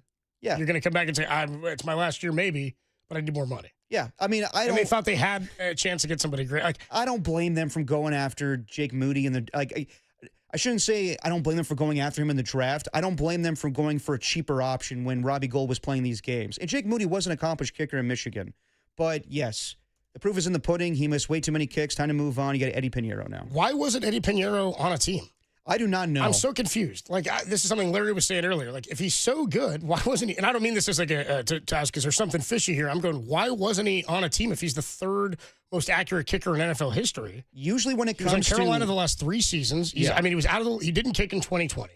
2019, he played in 16 games for Chicago. 2021, 5 for the Jets.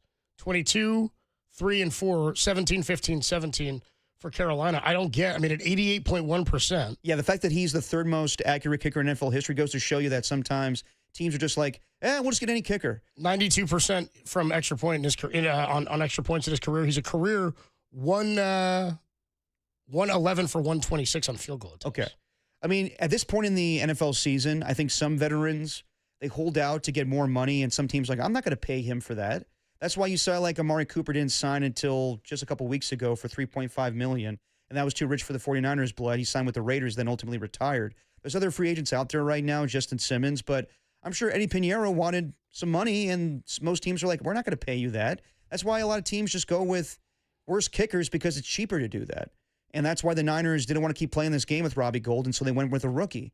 But Pittsburgh got so fed up a few years ago with like shit. It was Sweesham. Remember that? He kicked his way out of the league, to the point where Mr. Irrelevant. Tomlin was like, I don't even care. We're just gonna go for two every single time. He did that for like 2 weeks. Yeah, he's like, we're not even gonna handle or deal with a kicker. Exactly. And at one point, the Chiefs had that like DB kicking for him. Remember?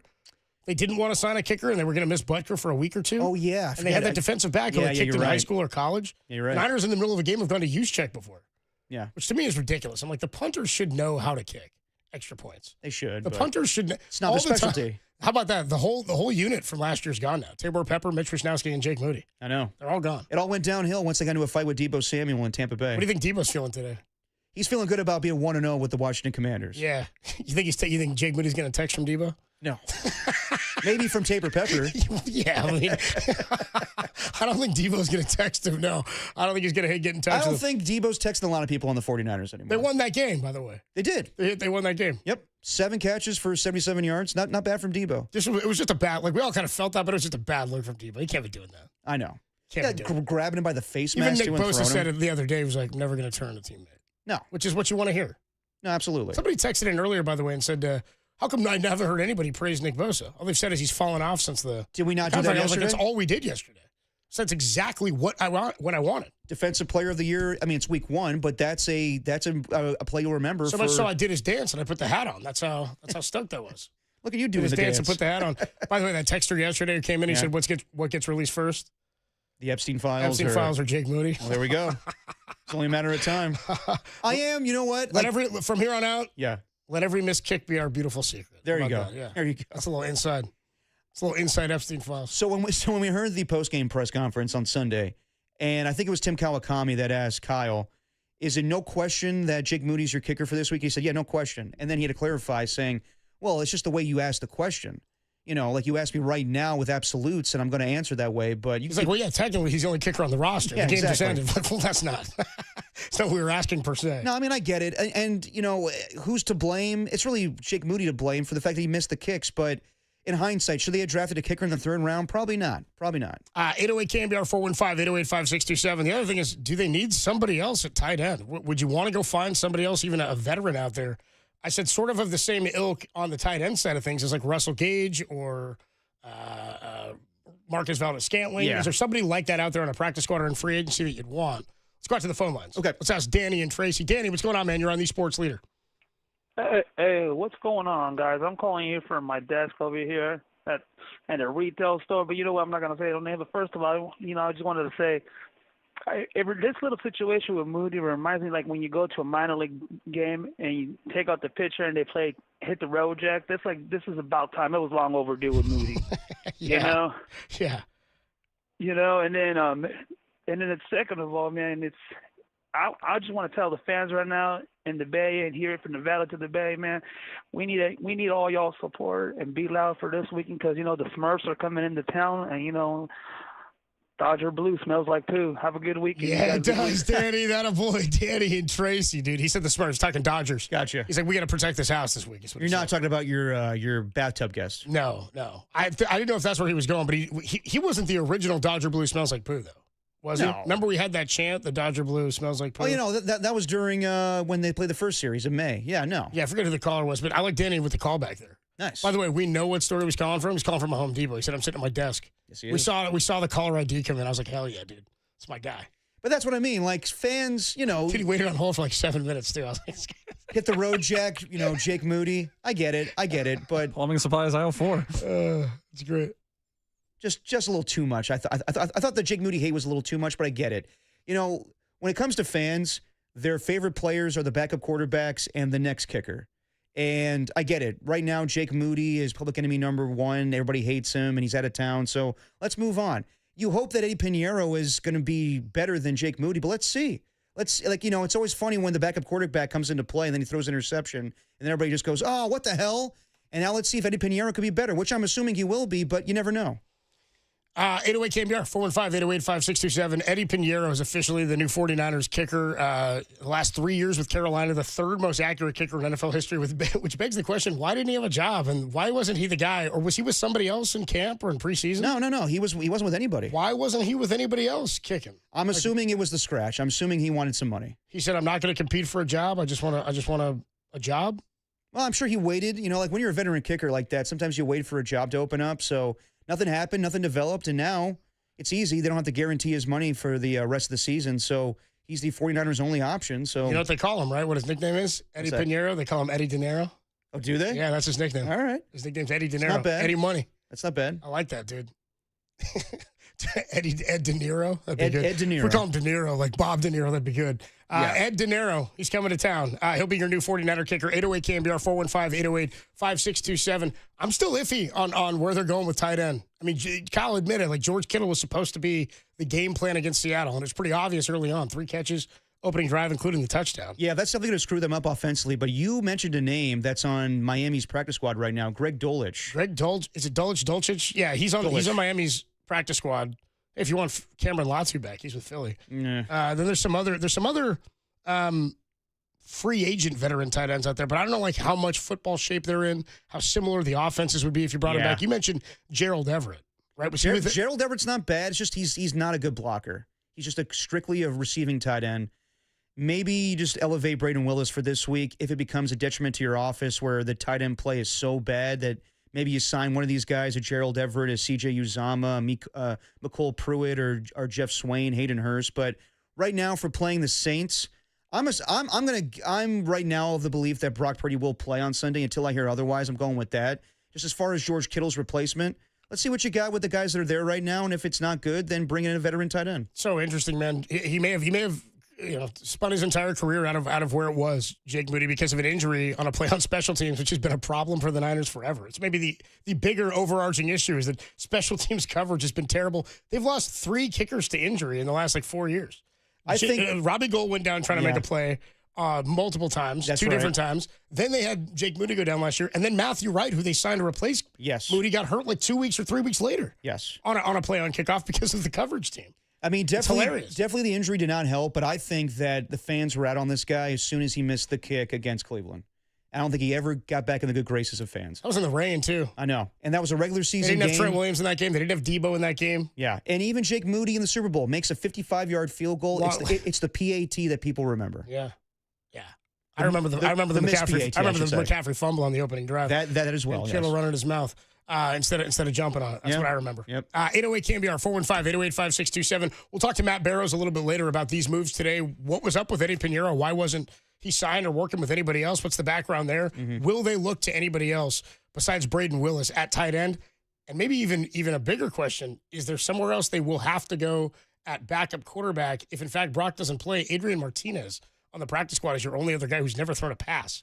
I would assume that is Tanner Mordecai or anybody on the practice squad right now? Somebody's hurt. No.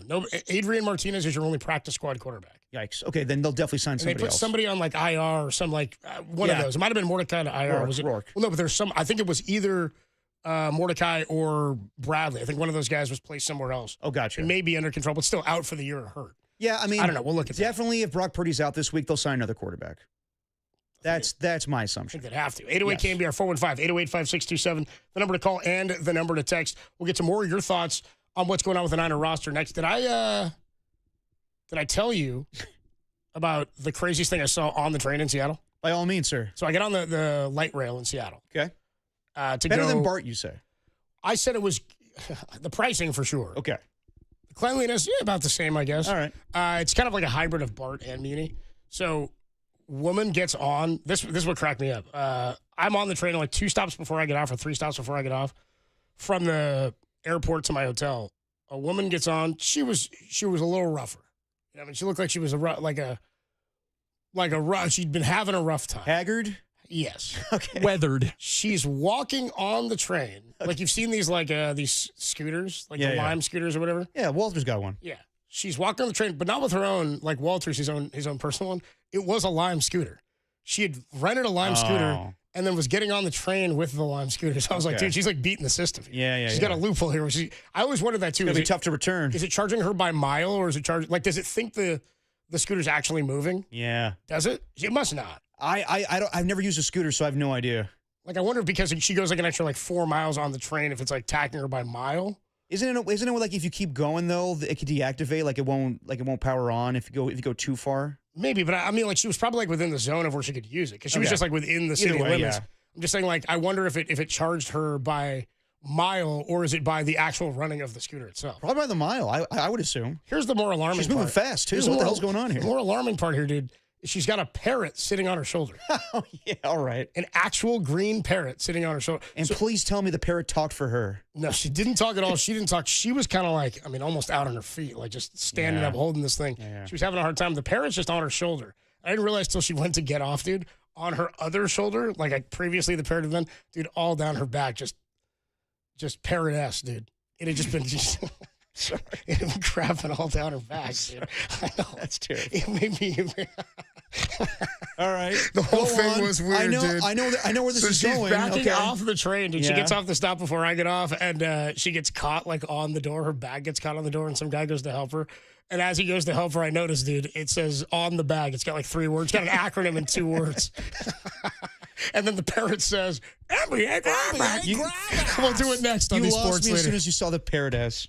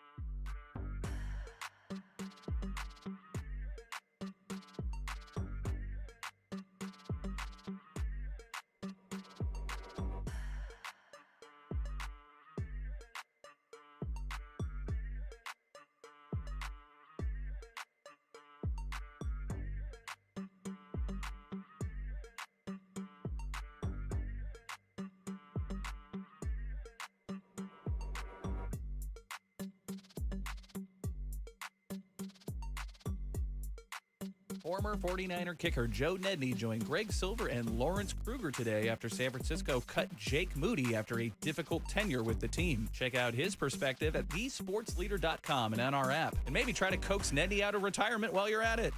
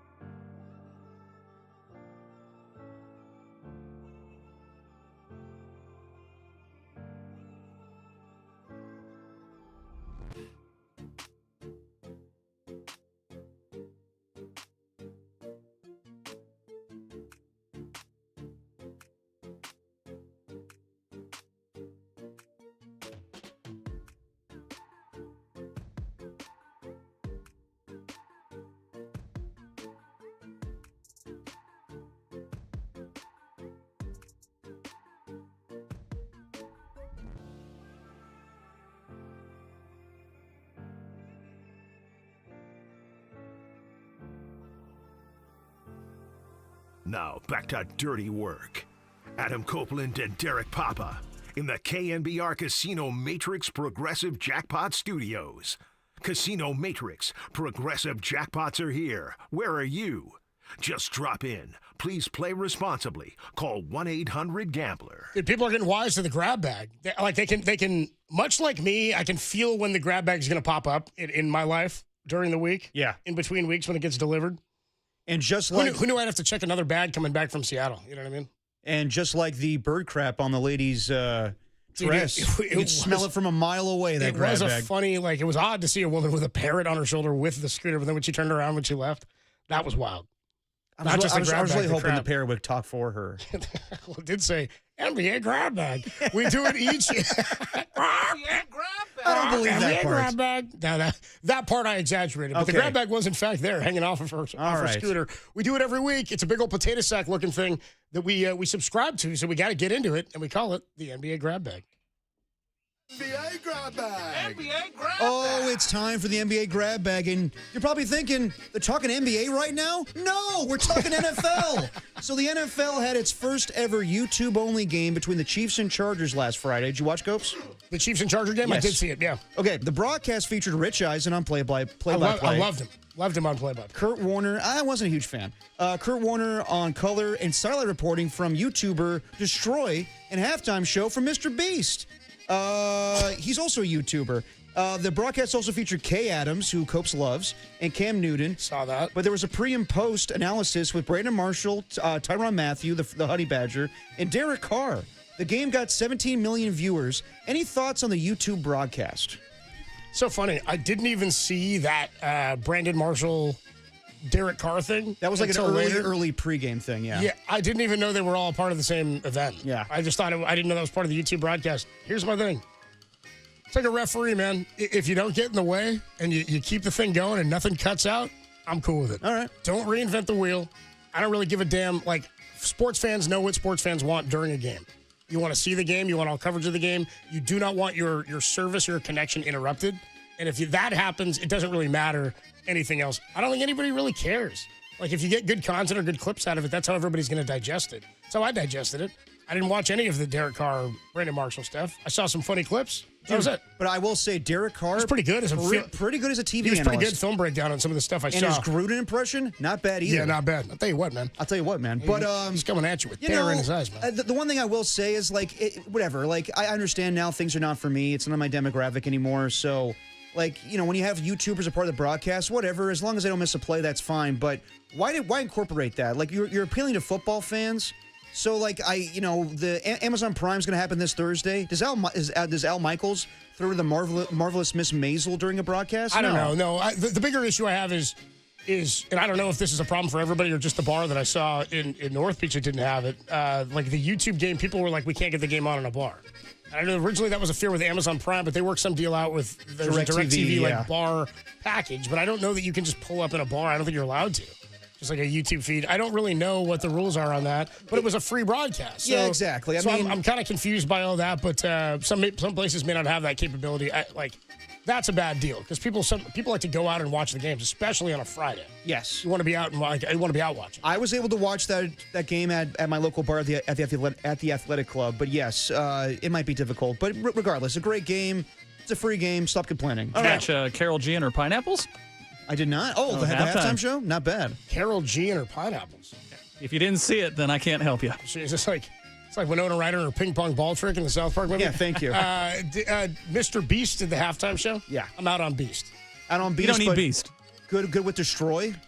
I don't know who we're talking about. Yeah, exactly. So Moving on the NBA Unless I grab saw bag. him, I might not know. I'm going to look him up. NFL Red Zone was under fire before week 1 of the NFL season for now including commercials. In total, there were only 1-minute commercials during the broadcast. Football was always shown in a corner, even when commercials ran. FanDuel had an unflattering graphic of Scott Hansen with the words underneath him, lasted 1 minute, in which many people commented online, I'm sure his wife doesn't love that.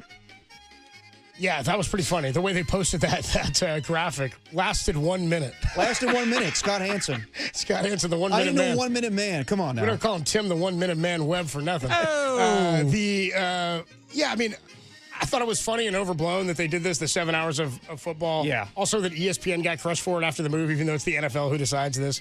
Also, 1 minute. Like, this is like when people freaked out about how much Taylor Swift was being shown on TV. Exactly. They were like, dude, it was like a total of 8 seconds or 10 seconds through a broadcast. Like, who cares? I don't know. I didn't catch much Red Zone because I was at Lumen Field doing pregame. So I was like, I was kind of watching it. Actually, they had it on the scoreboard in the stadium before the game, but it's hard to focus on that. So I was kind of watching like that. But I didn't notice the ads at all, even in doing the watching during the pregame show. It was much ado about nothing. People that watch Red Zone were, very entertained. It's just hilarious, though, that my pop's not calling games. So he's texting me while I'm at the bar trying to watch Week 1 games. Like, what channel's Red Zone on? And I'm like, you can find it. Just search for it. All right, fine. How do I get this quad box going? It's like, Craig, do I have to teach you everything when it comes to YouTube? Can I open the Octobox myself? Yeah. Well, JD had texted Papa during, right as we were getting going. He texted me, just said, hey, miss you, man. Happy Week 1, blah, blah, blah. We're in Seattle. And all Greg responded, no comment, was just a photo of his setup, which was like a computer, a TV. All Greg Papa responded to JD was just a picture of all the games on at once on like 8 screens. I was like, this guy's... It was like Greg's when he discovered that preseason football is really terrible because he's not calling it. It's like, it's really bad. Once you're out of it for a long time, and then you realize what other NFL fans are complaining about, then my dad can sympathize with I hope he got to enjoy it in a way that he hasn't gotten to in a long time. No, he definitely did. That'd be cool for him. And as far as Scott Hansen, come on now, this guy has stamina. He doesn't take bathroom breaks during a whole 7-hour shift of Red Zone. It's wild. I'm sure he tells his wife when they're about to do it, we're going to have 7 hours of uninterrupted sex. Does he drop a witching hour in there, too? Yeah, it's time for the witching hour. Oh, no. It's the witching hour where wins become losses. All right, moving on to the NBA grab That's bag. incredible. Good riff. NBA grab bag. Jalen Carter was fined over $50,000 today for spitting on Dak Prescott. Carter will play Sunday, as the league thought the ejection served as a suspension already, which may be something that Matt Chapman can argue about during this week. It carried over into college as Florida defensive lineman Brendan Bett was face to face with a UCF offensive lineman and spit in his face mask. That was ejected from the game. How about that? Jalen Carter spit on Dak Prescott's chest, but Brandon Bett face to face with a man spit in his face mask. Disgusting. Yeah, that's spitting's gross. Yeah, you can't do that. You can't spit on. It may be the single most disrespectful thing you can do. I would say so. In sort of any kind of heated moment, that's. I don't know. I can't get down with it. I don't know why Jalen Carter did it. He claimed he thought Dak spit near him. It's like, come on, yeah, bro. that's a stupid reason to spit on somebody else. We know what's going on. You're all jacked up, ready to play this game, exactly. and you've went too far. Yeah. So spitting, it's bad. Bill Romanowski and J.J. Stokes still don't speak to each other over the spitting incident years ago. You can't do that. No. You can't do that. And I understand it. I didn't understand. So it carried over. So it just happened again. Florida defensive lineman Brendan Bett just another defensive lineman. Was face to face lineman. with another player, and he spit in his face mask. He was ejected. Yes, disgusting. Not going to get fined, though, will it? No, not in college football. So no suspension, though, for Carter, just fined. Yes. Wonder what his game check is. Not sure, but 57K is a lot. Do you think that's a good argument? I know it's different leagues and different sports, but Matt Chapman could say, I already served my suspension. I didn't have an at-bat in that game last week in Colorado. Yeah, unless they think it should have been a 2-gamer, and then they're like, well, that's okay. We think it should have been 2. We gave you 1. Kind of crazy, though, that Jalen Carter, the NFL's like, nah, he served his suspension. He's ejected right away. Where I'm like, yeah, but the act was so vile. I don't know. He also spit on his chest, didn't he? Yeah. I don't know. Maybe it was a below the neck thing. It's better. It's like in the NBA. On the chest is always better than on the face. It's like in the NBA when it's like a flagrant 1 or 2. It's like, was it above the neck? Did he swing, or was he just contact? I don't know. I don't know why and how they come up with this stuff. Did he really hawk a loogie, or was it just it's like a minimal spit? Yeah, I don't know. It's all gross. Yeah, was there a wind-up? Was there a wind-up involved? Moving on the NBA grab bag. NBA grab bag. Meet Susie Connerly. She lives in Guntersville, Alabama. Was interviewed about potentially winning the Powerball lottery. Guntersville. What'd I say? Guntersville? Guntersville, yeah. Guntersville.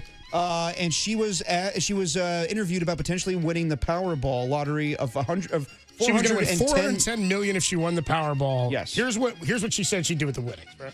Yep. I tell you exactly what I'd do with the first $70 million. I'd pay off Kalen DeBoer and get him the heck out of the University of Alabama, and then I'd take whatever else it took to get rid of the AD. She says she'd also give some money to her church and save some for taxes. I know I'm not going to win. I just hope I win some scratch-offs. I just do it for the fun of it. Dude, first thing I do is I'd pay off Caleb DeBoer to leave. Yeah. Get him whatever. Yeah, that was ahead of church, by the way. Yeah, dude. So this woman's just buying a ticket to the Powerball in Alabama, and she's like, I hate Kalen DeBoer and the Alabama AD. They've ruined it. Yeah, I mean, I get This it. woman was sending money to Saban for sure. No, I mean, Alabama fans are loyal, so. Get me Devontae Smith, Nick. Yeah, you know exactly. What I mean? She's out here. Get me, where's Tua? Get me to Tua out of, what do we got to pay for Hawaii? Let's do it. Yeah. The fact that she would win $70 million, the first thing she thinks of is Kalen DeBoer, you're out of here. Then I'd give to my church. Yeah. Dude, this woman, she wakes up every day and says faith, family, football. Absolutely. She's and football first. Football, family, and then faith, yeah. All right, last one in the NBA grab bag. Last Friday night during a Phillies and Marlins game, a man got a home run as it was hitting the seats in the upper deck. Yeah. The man gave the ball to his son and was immediately berated by a woman who thought she was entitled to the ball. The father gave up the ball, and the woman got what she wanted by screaming at him. The woman is now known as the Phillies Karen. The Phillies took care of the child who lost the ball who lost the ball with Harrison Bader signing his bat. I believe this was actually on the road. I think this was in Miami. Yes, it was. Actually, in Miami, it was all caught on the Miami Marlins broadcast. Everybody's seen this now. And the thing is there's like nobody there. So the Phillies fans who happen to be sitting near each other, he runs over because there's like empty seats. So it's like, hasn't everybody been to a baseball game when a ball's hidden near anybody and there's some empty seats? People all run for it. You try to get it. Usually when you get it, and when I say usually, I have done this. You look around. If you catch a foul ball, you get a foul ball. You look around. If there's a kid around you who's like a kid, 14, younger, it's kind of where I would go. I don't know if he's a kid. You look around. If he's near you or her, you give it to the kid. That's just what you do. No, absolutely. Then, by the way, then you get applauded twice. How about that? You got the ball and you get to give it away. And you get a pat on the back. Plus, that's just what you do at a ball game. This guy runs over and he certainly didn't look like there was any struggle for it. He just snatched it. Right. And she thought she was going to get it because it was like near her. And he gives it to his kid. She comes over. People are getting on the dad. And I was like, no way, dude. The dad's like, it's my kid's birthday. Yeah, some people were saying the dad's soft for that. I'm like, whatever. Yeah, whatever, dude. The Marlins then go and give the kid a bunch of stuff, and the Phillies get the kid downstairs and let him take a photo with Bader. And first thing I thought was, bro, Bader? Can't get Harper out here for this? Bader hit the homer. Yeah, we can't get Harper out here. I want to get Harper out here. No, it was fitting, though, with Bader. I was like, get Harper out here. And then, by the way, the woman gets the ball. There's all these funny tweets, too. Like, the woman's just coming for that bat, you know? Yeah. That he got from Bader. So I think Barstool also gave the guy, like, an RV. They said they're going to get him tickets to the World Series or some crap like that. Yeah. They're taking care of him a whole bunch. As they should. That woman's ridiculous. Also, I'll say this, and I agree with these takes people are having on Twitter. Everybody wants to find out who she is exactly. We don't need to ruin this woman's life. Yeah, we don't. We don't. She got enough of it on Twitter and is the Phillies Karen. I agree with that. We don't need to ruin this woman's life. There's worse things and bigger things going on. There's no point in ruining her life. We're all getting our licks in. Absolutely. You got your licks. That's it. We don't need to do any more than that. And that's your NBA grab bag. That's your NBA grab bag for Tuesday, September 9th, 2025. You know what I never did? I never told you how you can win tickets to go to a Stanford game this week. Take on Boston College. Can I tell you about that next? Yeah, let's do it. Let's do it next. Might as well before we get to our Stanford guest. Yeah, we're going to talk to Andrew Luck coming up at 3:50. So we'll do that for his weekly conversation at 3:50. When we come on back, quick thought on what happened around the NFC West in week one. We saw the Seahawks. How did the Rams and the Cardinals look? We'll do it next. Dirty work after an NBA grab bag on the Sports Leader.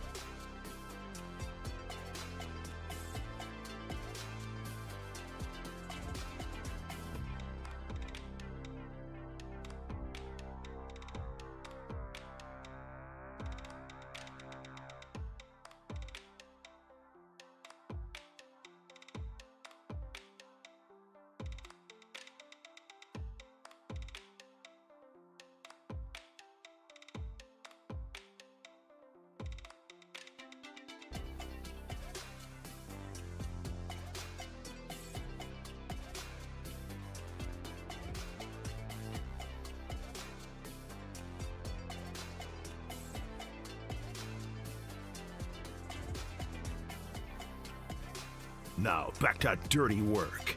Adam Copeland and Derek Papa in the KNBR Casino Matrix Progressive Jackpot Studios. Casino Matrix Progressive Jackpots are here. Where are you? Just drop in. Please play responsibly. Call 1-800-GAMBLER. Dirty work on a Tuesday afternoon. Adam Copeland, Depop, Tim Webb with you. We're going to talk to Andrew Luck, our weekly conversation in about 10 minutes. Is that right? Yeah, he's going to join us in about 10 minutes here.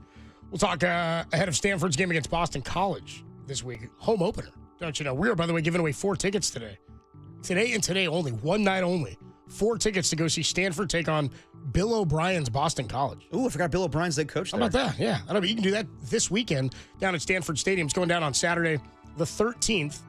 Stanford Stadium. Be there between 3 and 6. Oh, excuse me. Listen between 3 and 6, which is now and 6 p.m. We'll give you the cue to call. Be caller 10 to the studio at 415-896-KNBR, and you'll win those tickets furnished by Stanford. You can find the rules at KNBR.com. This is 4 tickets to Stanford against Boston College at Stanford Stadium this Saturday. Tim, what's the cue to call? Nope, doesn't have it yet, but we'll grab it. Oh, we'll grab it. Is this Jorda's fault? She in the runner mouth? Probably Jorda's fault. This, dude. I can blame her for anything. Hey, Tim, what's the cue to call? Hey, y'all. It's the cue to call. If you want tickets to Stanford against Bill O'Brien's Boston College right now. That's what it'll sound like. Almost. I got to go a little faster. Well, that's all right. We'll do it again. A little clip. All right. Yeah. I clipped it a little bit. So anyway, this weekend, we saw, by the way, the 49ers next 2 opponents, the Arizona Cardinals and the New Orleans Saints. Yes. See the Saints on Sunday. The Saints first, yeah. Arizona next week. Yep. For the Niners home opener. And then the Rams took on the Texans. The Texans, that's right, in a low-scoring affair where they kind of won at the end the same way the Niners did. They covered a fumble. I would say all 3 games in the NFC West this weekend were very similar, where the team that won didn't put up a lot of offense. They just played really good defense. But I would say out of all of them, the Niners looked the most impressive with, given what they've done in the past and the guys coming through, Brock Purdy. I think having a gutsy effort in the defense, with all the mystery behind them and Nick Bosa having that play at the end. But yeah, the Arizona Cardinals, just 20 points to win that game. And I don't know what to expect from the New Orleans Saints this season. I don't think they'll be very good. You had Spencer Rattler out there, and who's to say he's going to be the quarterback for much longer when they have Tyler Shuck. Part of it's judging by the opponent, too. Yeah. The Cardinals didn't do a lot against the Saints, but I never really thought they were going to lose that game. No, of course not. But then the Rams and the Texans, like how good do you think the Texans are? The Niners are going to see them later in the season in Houston. I actually picked the Texans to win that game just based off of Matthew Stafford not practicing a ton. That's kind of where I was at. I thought maybe they're rusty and just not. I mean, Stafford just hasn't been out there much. And I thought it was going to be a repeat of, remember a couple of years ago when they had the opener when the Rams won the Super Bowl, and you and I were watching it, and Matthew Stafford looked terrible. Threw 3 interceptions to the Buffalo Bills. I thought it was going to be a repeat of that. Yeah, they routed him. But the Texans still have problems offensively. So, yeah, very similar to the Niner game. The Rams win 14-9. Puka Nacua catches 10 passes. Devontae Adams gets in the mix. But, yeah, I think right now, just watching all 4 teams, and I'm not going to say I got to watch these other 2 games intently. I saw the highlights. But the Saints could have scored at the very end there to tie the game up. And the Cardinals played good defense. I think Budda Baker deflected the pass at the very end there to get them the win. The Rams, just a Kyron Williams touchdown and I think a Davis Allen touchdown catch from Matthew Stafford to win that game. That's all they needed offensively. I mean, Stafford looked pretty good. He looked fine. Like he was efficient. It's just a matter of how long that back's going to hold up. And we keep hearing all these reports, and I'm assuming Sean McVay's telling people this. They are 100% confident in Jimmy Garoppolo being their quarterback if Matthew Stafford goes down, which I would think. What's he going to say? I know. Of course he's going to say that. No, but he's saying it. No, but like he said it as a Jimmy Garoppolo being our back, like in the event of an emergency, we're confident. I mean, Jimmy's the kind of guy you want as a backup, I think. He's a guy who started at the highest level in the biggest game you can play in. Right? He's been around Super Bowl winning teams, and the fact that he was a Patriot. Yep. He's seen how to operate and go about your business and do it the right way. Definitely just wasn't a fit for what the 49ers needed and what Kyle needed in a starting quarterback's obsession with the game of football, I think, to win at the level that Kyle needed to win at. That was something I felt like they never really clicked on the same level. Again, Jimmy would go off for the offseason. He's like, football, it's offseason now. Kind of like when Barry Bonds didn't want to pinch hit on days where it was an off day because he's like, well, it's an off day. Like, well, yeah, Barry, you're on the active roster and we're down 2 and there's a runner on second. You know what I mean? In the 8th, we need you to pinch hit here. Mm-hmm. So for Jimmy, I think he's the kind of guy you're comfortable with as a backup for sure. You don't want it to have to be, nobody does, for a long-standing period of time. But I'd feel confident enough if he was the backup. Felt great about it when he was Trey's backup.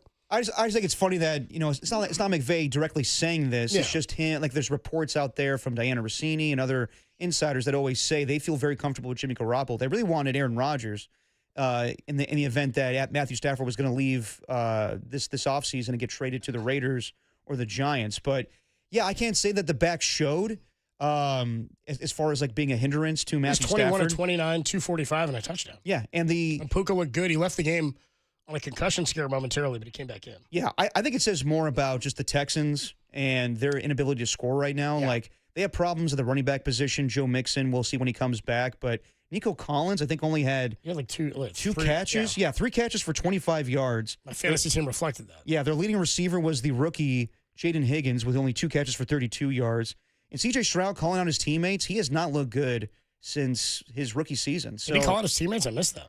He said, like, they were lollygagging and just not very good during practice this week. So he and Nico Collins looked really good for a whole first part of the season last year until Collins got hurt. Right. So, like, third year is always a big one for a quarterback, especially like year 2 for Jaden Daniels. Like, what will he do this year when everybody's seeing him? He's not sneaking up on anybody, playing a tougher schedule. They're looked at as a team that's going to be competitive. Big game Thursday against the Packers. Yes.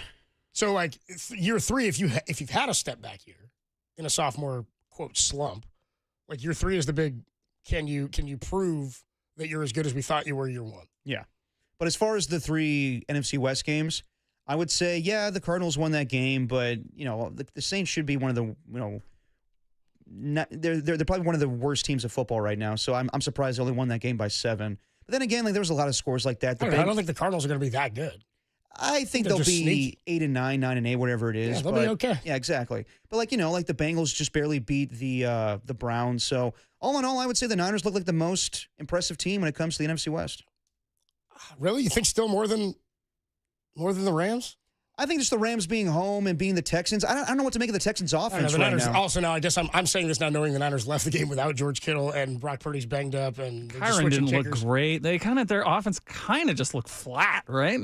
Neither team had 300 total yards of offense. Right. That's kind of what I mean. The Niners offense certainly did more. I would say, but 5 red zone chances and only finished 2 of them. I would say between the 3 games, the Niners going into Seattle, winning that game, I would say that's the most impressive win. Yes. Agreed. Most impressive win for sure. I would agree with that. Adam Copeland, Depop, Tim Webb. Let's take a quick break. We're giving away those Stanford tickets. We'll talk to former Stanford quarterback, current Stanford general manager, former NFL quarterback, Andrew Luck, about, I guess all things football. We definitely want to talk about that, the Brock toe injury. We definitely want to talk about that, and unfortunately, Stanford did not look good in their loss to BYU over the weekend. Yeah, turn the page. We're looking at Boston. We're on to Boston College. We're on to Boston College. We're on to Boston College. All right, we'll talk to Andrew Luck next, only here on The Sports Leader.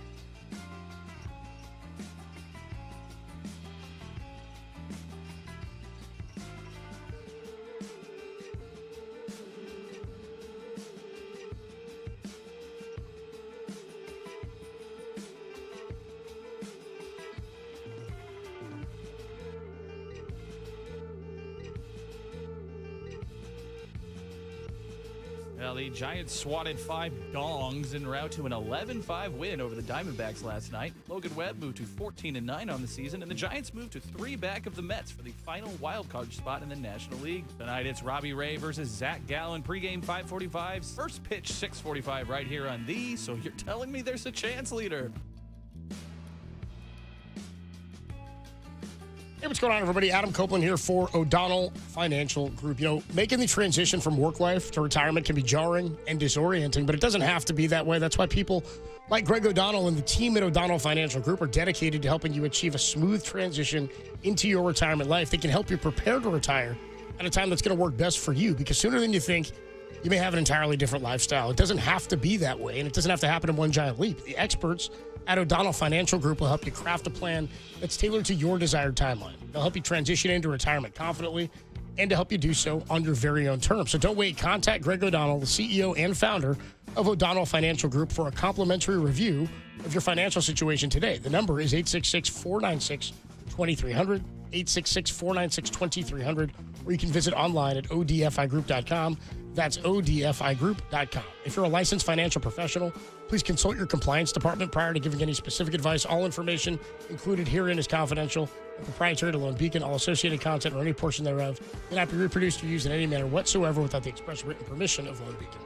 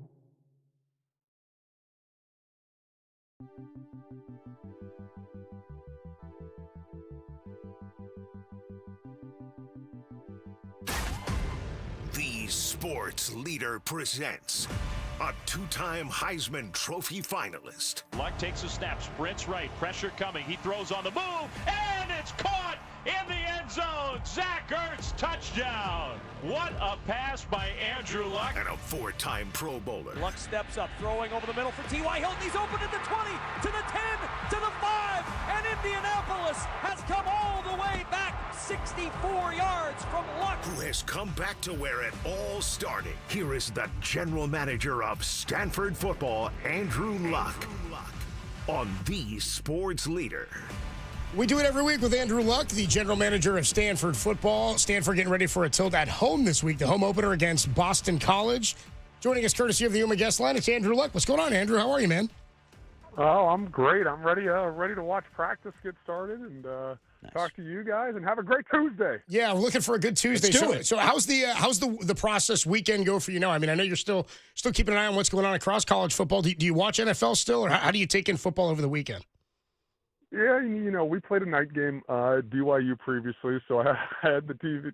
Those are long games waiting Sure. for the team to play. So I had the TV on, watched some college football. Certainly, check up on the scores after the game and on the flight home. And we got back to work. And one of the things I'd forgotten about living on the West Coast, I remember when I moved here my freshman year from Texas, like, oh my God, NFL games come on early here. Yeah. Like, you wake up and they're on. So. No, I catch as much NFL as I can, but we're the college process when you play on Saturday, you're back to work, win, lose, or draw on Sunday to start that process. So I did not have a chance to sit down and watch much, except for the game-ending fumble of the Seahawks Niners game. Yeah, there you go. But yeah, late game on Saturday night. Unfortunately, the outcome you don't want. BYU wins 27-3. So just your takeaways from the latest game for Stanford.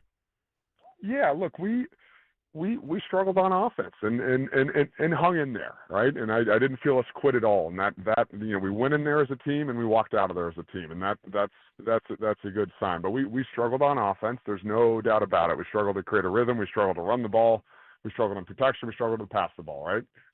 We got to take steps forward. And then defensively, I thought we played some really, really good football. I mean, our defense was put in a position where they had 4+ drives start in plus territory in the first half, and our defense, held us in there and went into the locker room down 14-0. I mean, that's incredible, right? To go 4+ territory drives and only give up field goal, punt. Awesome. Right. Right. So I think in many ways we improved. In many ways we got to keep improving. There's absolutely no doubt. But look, excited that we get back to practice here this Tuesday and prepare for a Boston College team and a fun Bill O'Brien, Frank Reich matchup. It's old school AFC South. Yeah, right. No, That's definitely. a funny one, man. Yeah, so I was watching the broadcast on Saturday. Plenty of shots of you on the sidelines during the game. What's it like to be on the sidelines now and not play? Are you pretty antsy? Are you just trying to get the guys fired up and give advice? Yeah, I was curious what it was going to be like, and I'm curious how this season would be. I anticipated being up in the booth, but after the opener we had against Hawaii, Coach Reich asked me to come down on the sideline for the games, and I checked with a bunch of other coaches. They thought that was the right move, and so I went down there to basically be a cheerleader and support our guys and provide motivation. Whatever that may be. Was I nervous? Yeah, I had the butterflies, like games that I played, which is a fun feeling. It's you don't get it. At least I don't get it in many other places in life like that. Yeah. Right. And no, I've completely accepted that I am not playing. And so it's a different feeling. It's more I'm nervous and excited for our guys. And when I say nervous, I mean, to me, it's an incredibly positive feeling because you work hard for this. And I know our guys work hard for every opportunity. And certainly want it to go well. I will say this. There was one point when there was some action on our sideline and a tackle about to come, and I turned and I ran as fast as I could about 15 yards away. I was not going to get rolled up on by guys in pass. I tell you that. Talking to Andrew Luck, nice enough to join us. We do it every week here on the UMA Guest Line. So funny you said that. I was wondering that too. And Derek asked about you being on the sideline because we've done a lot of shows with Dante Whitner over the years. He's worked at our station for a long time and has done a lot of stuff. I mean, one of the most feared hitters in the history of the NFL, the Hitman, right? And he told me one of the craziest things now because he's not a very tall guy. I mean, he's built like a rock, but he said when he's down on the field now, like after a game or before warmups, sometimes he'll see the size and speed of guys, and he says, "I can't believe I did that. I can't believe I was like a part of." Like he says, looking back, it surprised him. Is there anything that surprises you now, looking back at the game since you've been away from a player standpoint for so long? Yeah, I think with Dante, and I played against Dante, and he did earn his nickname Hitner. Well, right. there's fidelity to that nickname.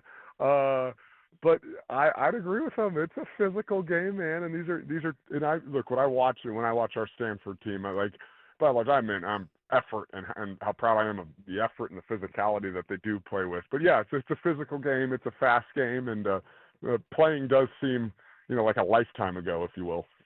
Talking to Andrew Luck on the UMA Guest Line, you mentioned it that it's an old classic AFC South rivalry back in the day between Bill O'Brien and Frank Reich. What was it like going up against Bill O'Brien back in the day with the Houston Texans? Yeah, no, great coach. I used to love watching their film when we had like opponents. I always thought he played and coached a offensive style of football I found intriguing. I think his teams always played tough. I know our teams, we play tough. I think we probably view football through similar paradigms, in that it's an inside-out game. Line, D-line being the anchors of what happened. So I know I was always a part of really fun games, especially against rivals. As you know, always has a way of being close. So a lot of respect for Coach O'Brien and what they're doing over there. Andrew Luck, nice enough to join us here on the UMA guest line. Derek and I were talking about this earlier because Kyle Shanahan revealed yesterday in his press conference after the game on Sunday that Brock Purdy's dealing with a little bit of an injury, maybe a shoulder and some a toe injury. We were talking about, because we didn't specify, or they didn't specify what foot. Now, if you had a toe injury, I don't know if it's turf toe, we don't know exactly what it is, but plant foot on your front foot when you're throwing, or your push-off foot on the back. What's he dealing with on either side of that, just from a quarterback standpoint? Oh, man. Look, I'm going to be I might not comment on injuries or even hypothetical Fair on enough, injuries yeah. very much. No, totally. Set. And I guess what I'll say about this, at game one of the NFL, everybody starts to pick up their nicks and knacks for the season and deal with them. and you deal with them the whole time. So I certainly it's part of the game. But I'm gonna stay away from commenting on that. Totally fair. enough. Totally fair. Okay, as far as former Stanford running back Christian McCaffrey, he had 142 yards from scrimmage on Sunday. You played with pass-catching running backs like Donald Brown and Vic Ballard and Naeem Hines. How helpful is it to play with a Swiss Army knife at a running back you can use as a safety net to just dump it down in the flat all the time? Oh, it's unbelievable. And I think a lot of football, you want to create matchups that are favorable for you. And when you have someone who is like Christian, and there ain't many people like Christian, but with some running backs who can catch the ball, you do end up having some favorable matchups. And even if it's just shoot, the guys are covered up and I got to get it down my back, it's a big deal. I mean, the last year I played, I got to play with Naeem Hines, who was really dynamic. He was just a rookie, but he ended up showing everybody that he could catch the ball, run routes, and he earned his spot on the field because he was a matchup problem. And Christian is certainly has been and always will be a matchup problem. You mentioned you saw the play where Bosa kind of created it was like the triple play there, the sack, the forced fumble, the recovery, where he kind of pushed his man into Sam Darnold, who fumbled. What was the most uncomfortable type of pressure for you to feel? Was it the backside? Is it up the middle? I'd say when teams can consistently constrict a pocket with a four-man rush, it's tough, right? Certainly when blitzes get home, it's not a good feeling, but by and large, blitzing also, creates opportunities for big plays, especially if you can pick it up. But I think a defensive front that constricts the pocket, that does not open up a bunch of lanes for scrambling, and just sort of pushes this sort of enveloping pressure on you. I always thought that was actually difficult to deal with, and that's a little bit what I felt from the last. I was walking by a TV and watched 3 plays, and it ended in that. But that's what I felt from that play, honestly. Talking to Andrew Luck on the UMA guest line. So the 49ers waived their kicker today, Jake Moody. I won't ask you to comment on that, but you played with one of the best kickers of all time in Adam Vinatieri. You're also on the other side of things in your last college game with Stanford when you played Oklahoma State in that bowl game that we unfortunately lost with Jordan Williamson, missed a few kicks. But what's it like to rely on the best to ever do it when it comes to kicking, but also be a leader and support your kicker when he's struggling? Oh, yeah. Look, a kicker is an incredible part of a team. And the specialists are, football's such an amazing game because so many different roles are embodied, right? And we have to have incredible respect for all the roles. And so I was fortunate to play with Adam, who is, undoubtedly the best ever, and it was a real treat too. And I was also fortunate to play with Jordan, who did, as you mentioned, had those misses, and then came back the next year and won a game at Oregon. Yep. And with a walk-off kick, and showed incredible tenacity and perseverance and making it there. But part of being a quarterback is also being a leader. I certainly, never played a perfect game or did everything perfectly. And if you get where you want to go, it's because you did it as a team in football. And that is what's so beautiful about the game. I mean, we were talking about it earlier, like it's such a unique position in sports, kind of like closer in baseball. Like it's just, you got to be a unique kind of person to do it. So many of those moments are pressure moments, while quarterback is such a unique position. You mentioned the specialist, like kicker. It's often the most pressure moment of a game. It can be the make or break. And all we can evaluate, really, fans, it feels like, is wins and losses or makes and misses. Yeah, no, and results matter, right? Like Yeah, that's sure. that's what's right about. That's what's true about life. It's what's true about sports. And yes, the specialists, the snappers, the holder, punter, kicker, they have such an odd role in football, and such an important role on every team. The Colts honored the late, great Jim Irsay on Sunday before their win over the Dolphins this weekend. And we haven't discussed it with you yet, but what was it like to play for Irsay, and how understanding was he when you decided to walk away from the game? Yeah, Jim was awesome to play for. Look, he loved the Colts, and you felt that from the day, at least I felt it from the day I was drafted, that he had a deep love and appreciation for the game of football, respect for the game of football, and a love for the Colts. And that was really cool to feel from the steward of the program. And I think I was obviously drafted after Peyton had that incredible first part of his career there and really redefined what it meant to be quarterback. And what I since having retired and looking back and trying to pay attention to quarterbacks and thinking about my own job, what I really appreciate about Jim is that he set up the Colts for a quarterback to succeed. Right? When I walked in the building, they had seen really good quarterback play for whatever it was, 14, 15, 16 years. And so the ecosystem pointed to supporting great quarterback play. And I was I don't think I quite understood it then, but looking back now, really appreciative of that. Both Jim, Peyton, and everybody in that organization that set it up for to be a place where I could succeed. A couple more minutes with Andrew Luck on the UMA guest line. So just some final thoughts before the game on Saturday. It's the first home game for Stanford this season. Just tell me how excited you are for everybody to get down on the farm and to have all the Stanford fans show up.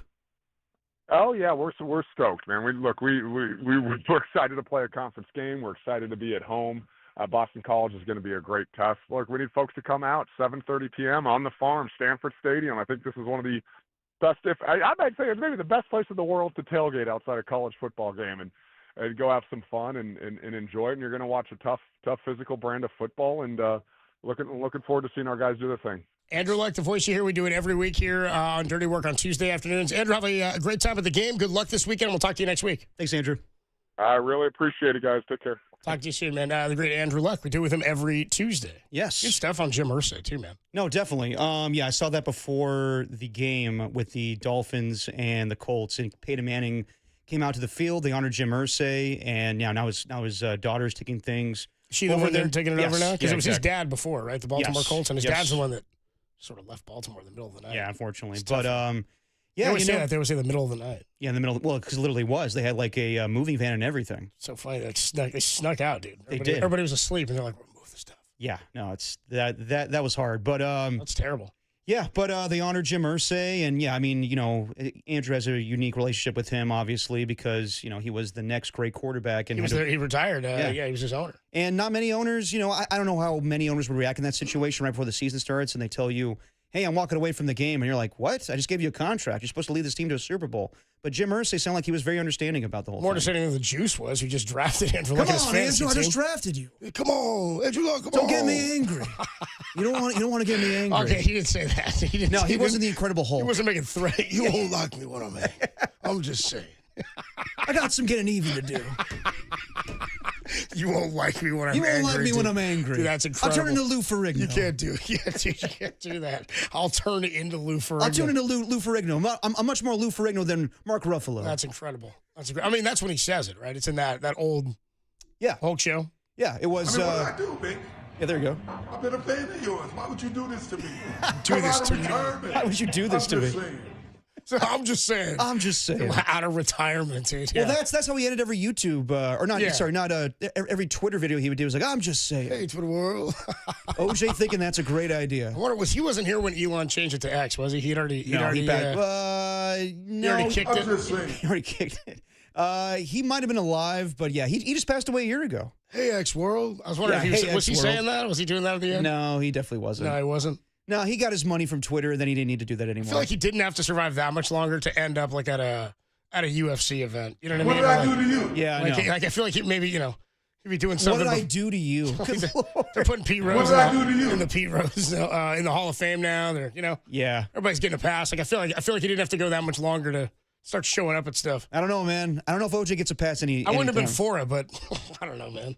That guy's a trip. You saw the new Naked Gun movie. Yeah. I really wish they They didn't did show. rip him, yeah. I really wish they didn't show that clip in the trailer though, because it was really funny It's to one see of the best that in moments, theaters. and they wasted I it in know. the trailer. I Yeah. know. It's a good buy. Good movie though. I've seen it. You've seen it. Tim's the only one of the crew that hasn't seen It's the new Naked Gun. It's tough to do, What did I do to you? It's tough to do a trailer for a comedy without Yeah, I giving know. stuff away. I know. Yeah, it's tough Because then a lot of times when you see it in the movie, sometimes the trailer clips either aren't in it or they're an adjusted version of that. which I prefer because I don't want to see the exact same thing. Because maybe it's a funnier line. Exactly. Exactly. I'm totally Yeah, with so- you on that. Anyway, Adam Copeland, Depop, Tim Webb with you. It's a Tuesday afternoon. You know what else happens on Tuesdays?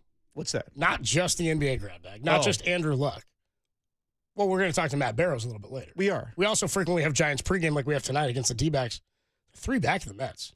But they're really, as somebody said in the text line, they're really 4 back. They are. Because they have to catch the Mets tiebreaker. and jump them because of the tiebreak, which the Mets have.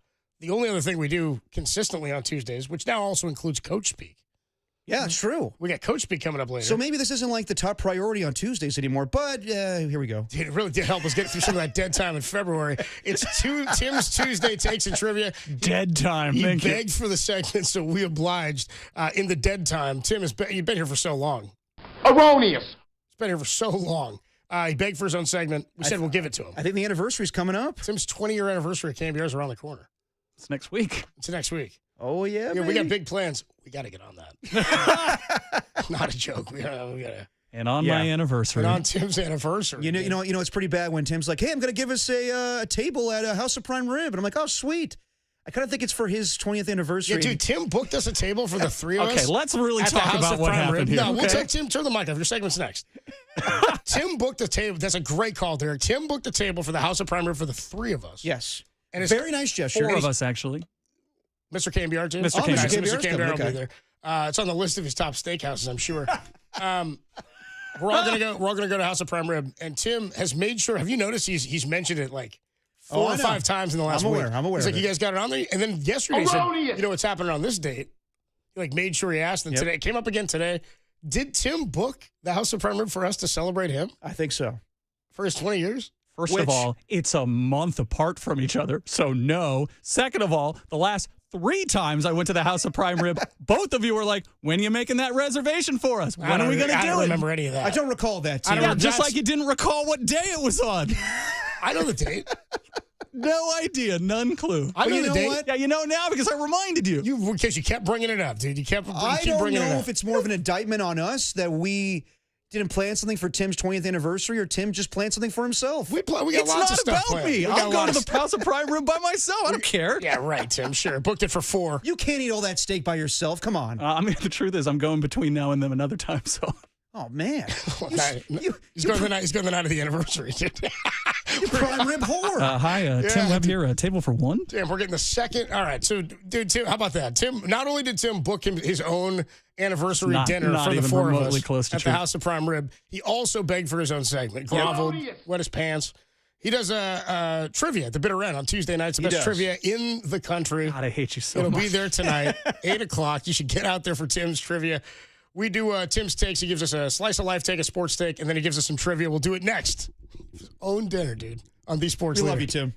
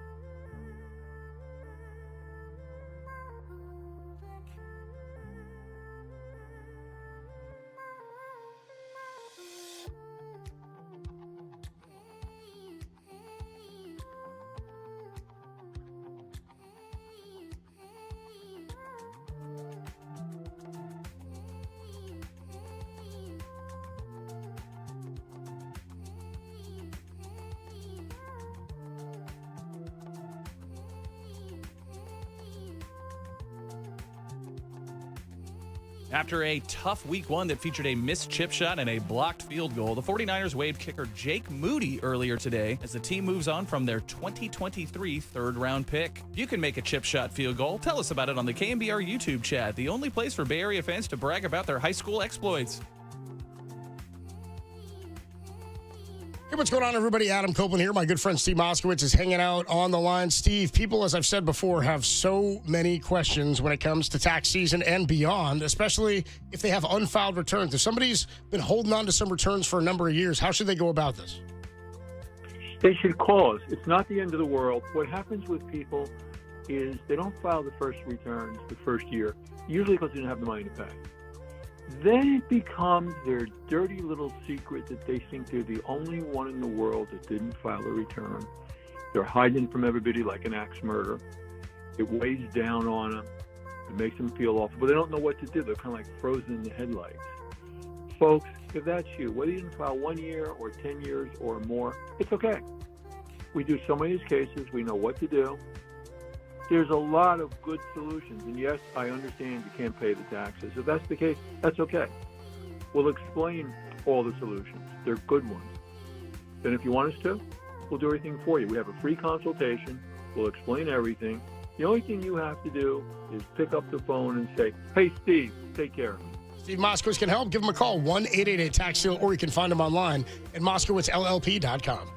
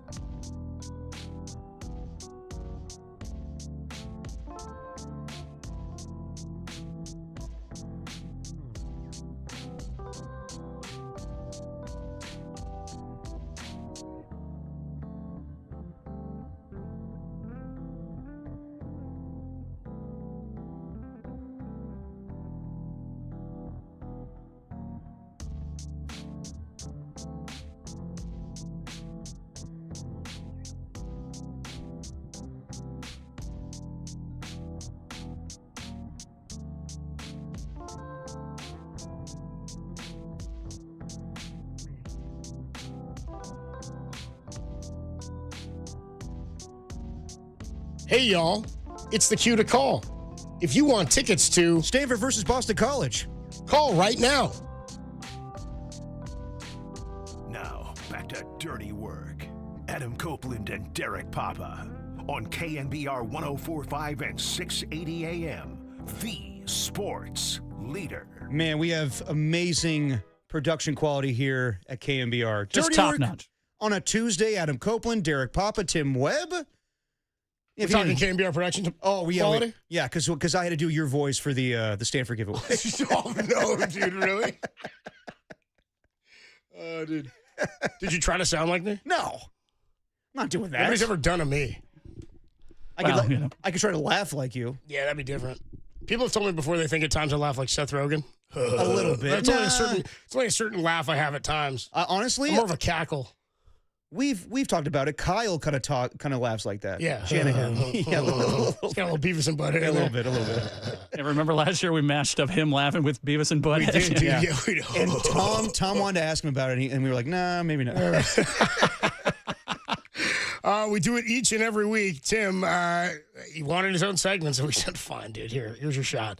He gives us a slice of life, take a sports take, and then a bit of trivia. You can see him at the bitter end, which is Otis Bird, noted member of the Filth over on the YouTube channel, said, is Tim's trivia at the bitter end, is it free? Can anybody go? Yeah. Of course. There you go. Otis Bird, pretty much universally loved, right? Universally loved. Maybe the nicest guy on the text line. Next event, whether it's the patio this Friday or us going to Jack's in Saratoga. Saratoga again. We're going down that way next Friday. Next for the Friday. Tailgate. For the 19th. Yeah, we'll be there. We 2 to need, 6. we need to meet Otis Bird. It's been too long. I want to meet this man because he is the nicest guy in any chat. Otis. Yes. Get your ass to somewhere we are. Let's go. We want to meet you. Stop doing your normal stuff. Otis, Come on. Otis, we want to meet you, but on our terms. Yeah, you know? come on, you nice bastard. all Let's right, go. Tim, start off the takes, bro. Let's go. It's time for Tim's Tuesday Get after it, Tim. Takes Come on. and Trivia on KNBR, the Takes Leader.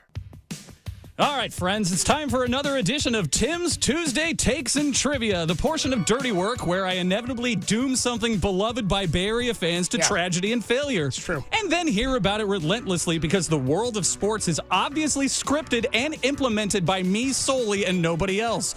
So by all means, send in that snot text you've been sitting on all week because I set your house on fire or because you came down with gout. The Tim Reaper is an equal opportunity harbinger of doom. But hey, I hear you saying right now, you're screaming into your prison radio saying, Tim, don't you dare say anything about my 49ers. Well, you can put your shiv down. This take has nothing to do with the Niners or football in general. God. Your fantasy team is safe, so let's all calm down. Instead, let's take a teeny detour away from pigskin to talk Giants baseball. And yes, I'll make it quick. It's going to doom the Giants now on the run? Oh, easy, Tim, easy. All right, well, the Giants sit 3, but really 4 games back out of the final wild card spot. The gravitational pull of 500 is in full effect, but I have to say, they kind of reeled me back into the point where the wins are fun and the losses sting.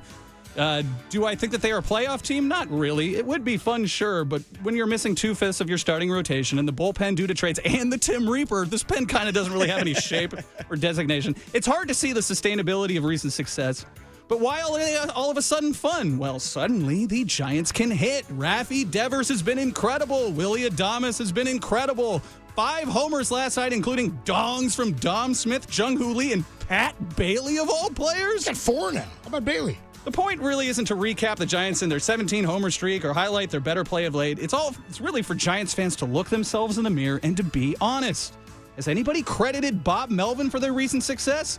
Not really that I've heard. Is anybody giving credit to Pat Burrell for their surging power numbers? I haven't heard Pat Burrell's name since everybody had his bags packed 3 weeks ago. Now, before you start convulsing with anger, by no means am I arguing that Bob Melvin or Pat Burrell should be retained next season.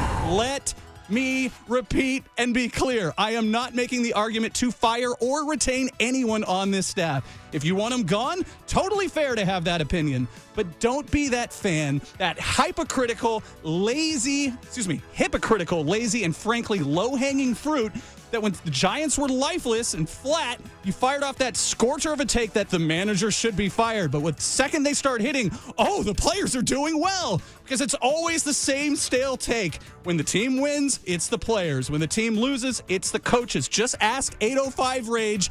Yes, he still calls. Yes, he still leaves angry voicemails that clog up my inbox worse than those Shen Yun ads I'm already getting. This was the point that we don't really know what happens in a clubhouse. Elliot Ramos, albeit very clearly, tried to make that point. Maybe it's because guys are getting comfortable, whatever the hell that means. Maybe it's because the team buried themselves so far in the standing that there really is no pressure. Maybe it's an infusion of psychotic youth that is Drew Gilbert, easily one of my favorite players right now on the team. No, Tim, what do you... I'm not saying anything nice about him. I'm just saying he's a psychopath. No, dude, everybody. But for whatever reason that the Giants are having success right now, it's never as simple as fire the hitting coach. So again, if you want Bob Melvin gone, that's totally fair. But be honest. If you're going to criticize the team when they're bad, at least be fair and give credit when things go well. What do you say? Yeah. I mean, I'm with you. That's fair. I'm with you. I was thinking about this earlier today. It's so funny. I was walking over to get my lunch. I was thinking about Bob Melvin, and I was like, okay, is this enough? Just these feels to save your job? And again, he's already been picked up for next year. So I'm anticipating he's back. I don't anticipate he's gone. I actually still didn't, even after everything that had transpired. What I said at this point last week was, that was incredible. Do it for like 2 more weeks, and you're probably in the playoffs. Or 3 straight weeks of good ball. Now, they've been okay. The problem is 2 times through the rotation now, every time through, you're like, oh, boy. It's no good. Like, I don't think they have enough to do it with Seymour and with Tang. Yeah. The bullpen scares me because they don't have a back end of the bullpen right now, right? Nobody feels comfortable with Ryan Walker there. They've made themselves interesting, and they've been fun to watch for the last couple of weeks. There's no denying that. And there are some pieces that make you feel like, hey, they could be back next year. But don't we all have to believe right now, like, if they run back the same squad next year with most of these guys, we could get the exact same result? Because the inconsistency's been there all year long. Drew Gilbert's been great. He's been a lot of fun. He's exciting to watch. Right now, he's still a young player. Young players fall flat. They end up not being the same guy. I think he's going to be all right because he was a high prospect, and he's done a good job pretty consistently through the minor leagues. Tyler Fitzgerald came out of nowhere last year. They were relying on it this year at second base.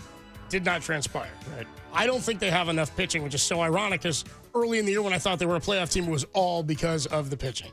And again, Buster gave up on the bullpen and on the pieces. Now, he did that and he got Drew Gilbert. The catcher that they acquired from the Yankees for Camilo Doval, he may be up at some point. He can hit a little bit. Like he just now started catching, I think, because he had been banged up. And he's a bat-to-ball guy. I don't know where they're going. They've been more interesting to watch. But in terms of Bob Melvin, like it's hard to give the credit because, again, they're still just about a 500 team. They've just been exciting at the time of the year where things are getting down to the nitty-gritty. They've still been they're only 2 games over 500, right? And they're not playing great teams. Like they beat up on the Cubs. That was great. That was really cool. It's to Tim's point, I'm intrigued. I'm paying attention. I'm like watching again. I'm like really, I'm into it. But I'm also like, do I believe they're good enough? Carson Wisenhunt could be coming back soon. He's on the IL. I mean, maybe I've got more confidence in him than either of the other 2 guys, and maybe they can patch that together. But if you get into a 3-game series or a 5-game series, they're dangerous because they have 3 starters. Yeah, they are. They'd have to be a hot team to get into the playoffs, and a hot team in the playoffs with a couple of starters is dangerous. And tip of the cap to Logan Webb, 200 Ks first time in his career.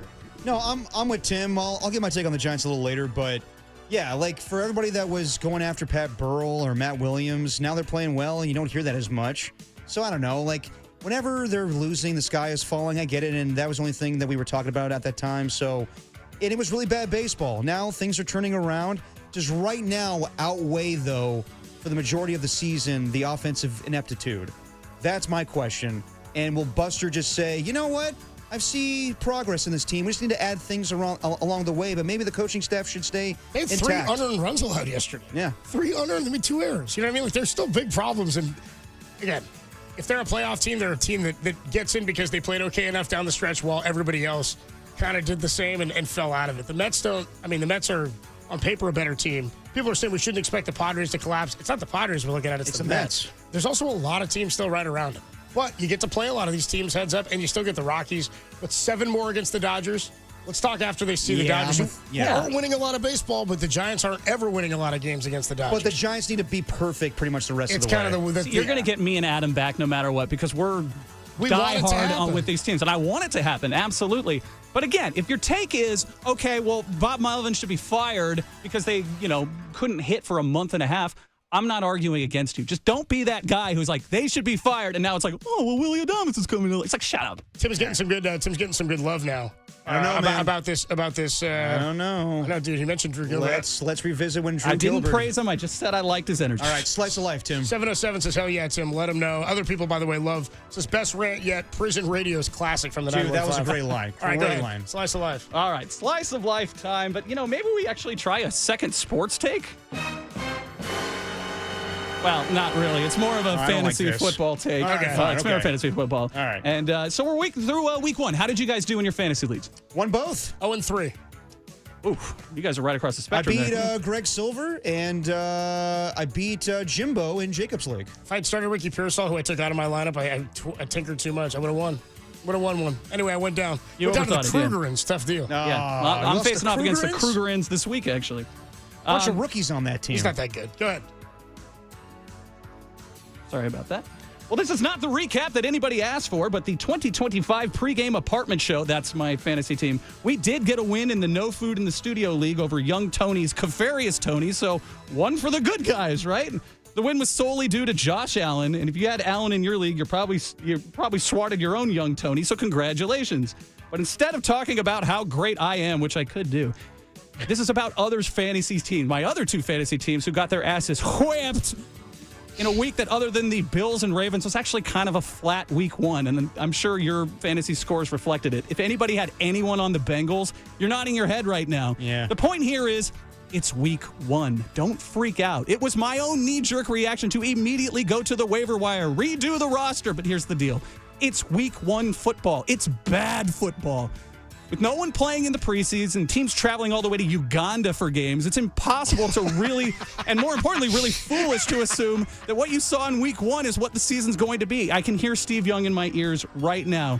He said the entire first month of the season is now the extended preseason. So give your squad a chance to find its level. If you pick Jamar Chase or Joe Burrow, it's going to be okay. Now, if you took George Kittle, our guy Tungus is out there. But other than tweaking your defenses and maybe shuffling your starters with your bench, give it another week and then proceed to nuke your team as you will. And yes, we will try to give No Food in the Studio updates whenever we can.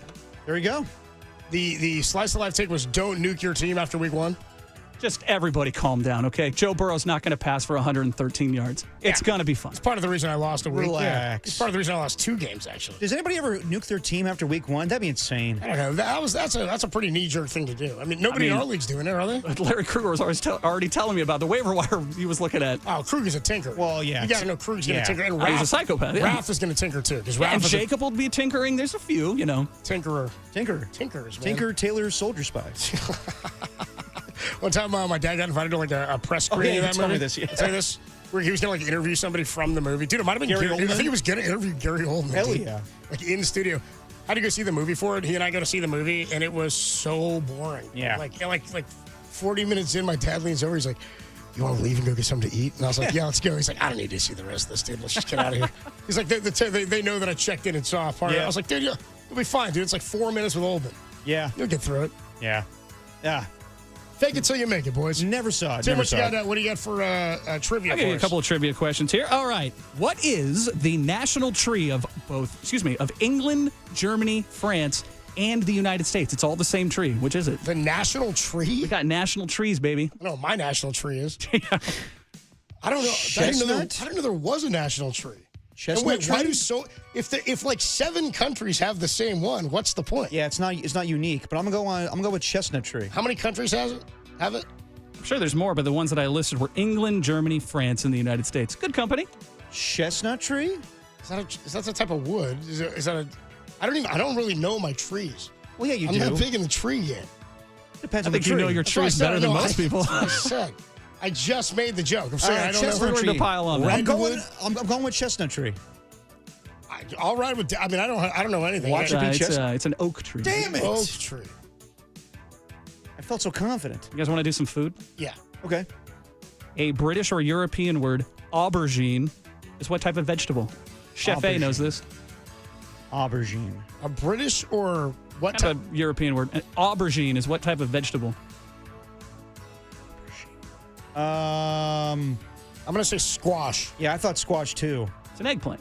Damn it. It's a close family. We were right there. All right, one more, Tim. All right, one more. This color M&M did not exist until 1995. It replaced tan, which was seemed redundant with brown. What color is it? And it's still in packs now. I'm going to roll. I feel like I remember this. I could be way off. I'm saying I remember this, and it's just totally made up. Is it green? Yeah, like wasn't it a whole Remember thing? they brought in the hot green M&M? Yeah. Well, Now she's not. They took away her sexy legs, so now, Yeah, now she's just an M&M. Like a Lola Bunny. Unfortunately, she's just an M&M now Yeah. for the rest of us. Yeah. You know? I really like that hot M&M. Those of us used to get off on that hot M&M. Now we just have to see the regular M&Ms come in. Yeah, it really blows. Anyway, yeah, I'm rolling with green. It's blue. Sorry, guys. Damn it. Where's blue? 1995? Yeah. I didn't like Tim's trivia today. That's Tim's Tuesday Takes in Trivia. We do it every Tuesday. We'll take a quick break. By the way, we're still going to catch up with Matt Barrows. We'll pick his brain about Eddie Pinheiro. Is that right, Tim? Blue M&M? Let's go to the internet, buddy. All right. I remember the crispy M&Ms being introduced, and the blue M&M was a part of that. But I don't think it was 1995. Okay. Believe me, I know How old were you? I know my M&Ms. In 1995, I was 4. Yeah, what do you know? This is like Derek saying, yeah, Seattle's a great town. I was like, when'd you go last? 20 years ago? But What? I do remember crispy M&Ms being introduced. Do It you? was like 2000. Okay, this is a color. Pepperidge Farm remembers. Yeah. All right. We'll talk to Matt Barrows coming up at 4:50. Giants pregame at 5:45 for a 6:45 first pitch. Giants and the D-backs game 2. When we come on back, a little bit more from week 1 across the NFL before we catch up with Matty Barrows on the 49ers' new kicker, Eddie Pinheiro, Eddie De Niro. More to come on the Sports Leader.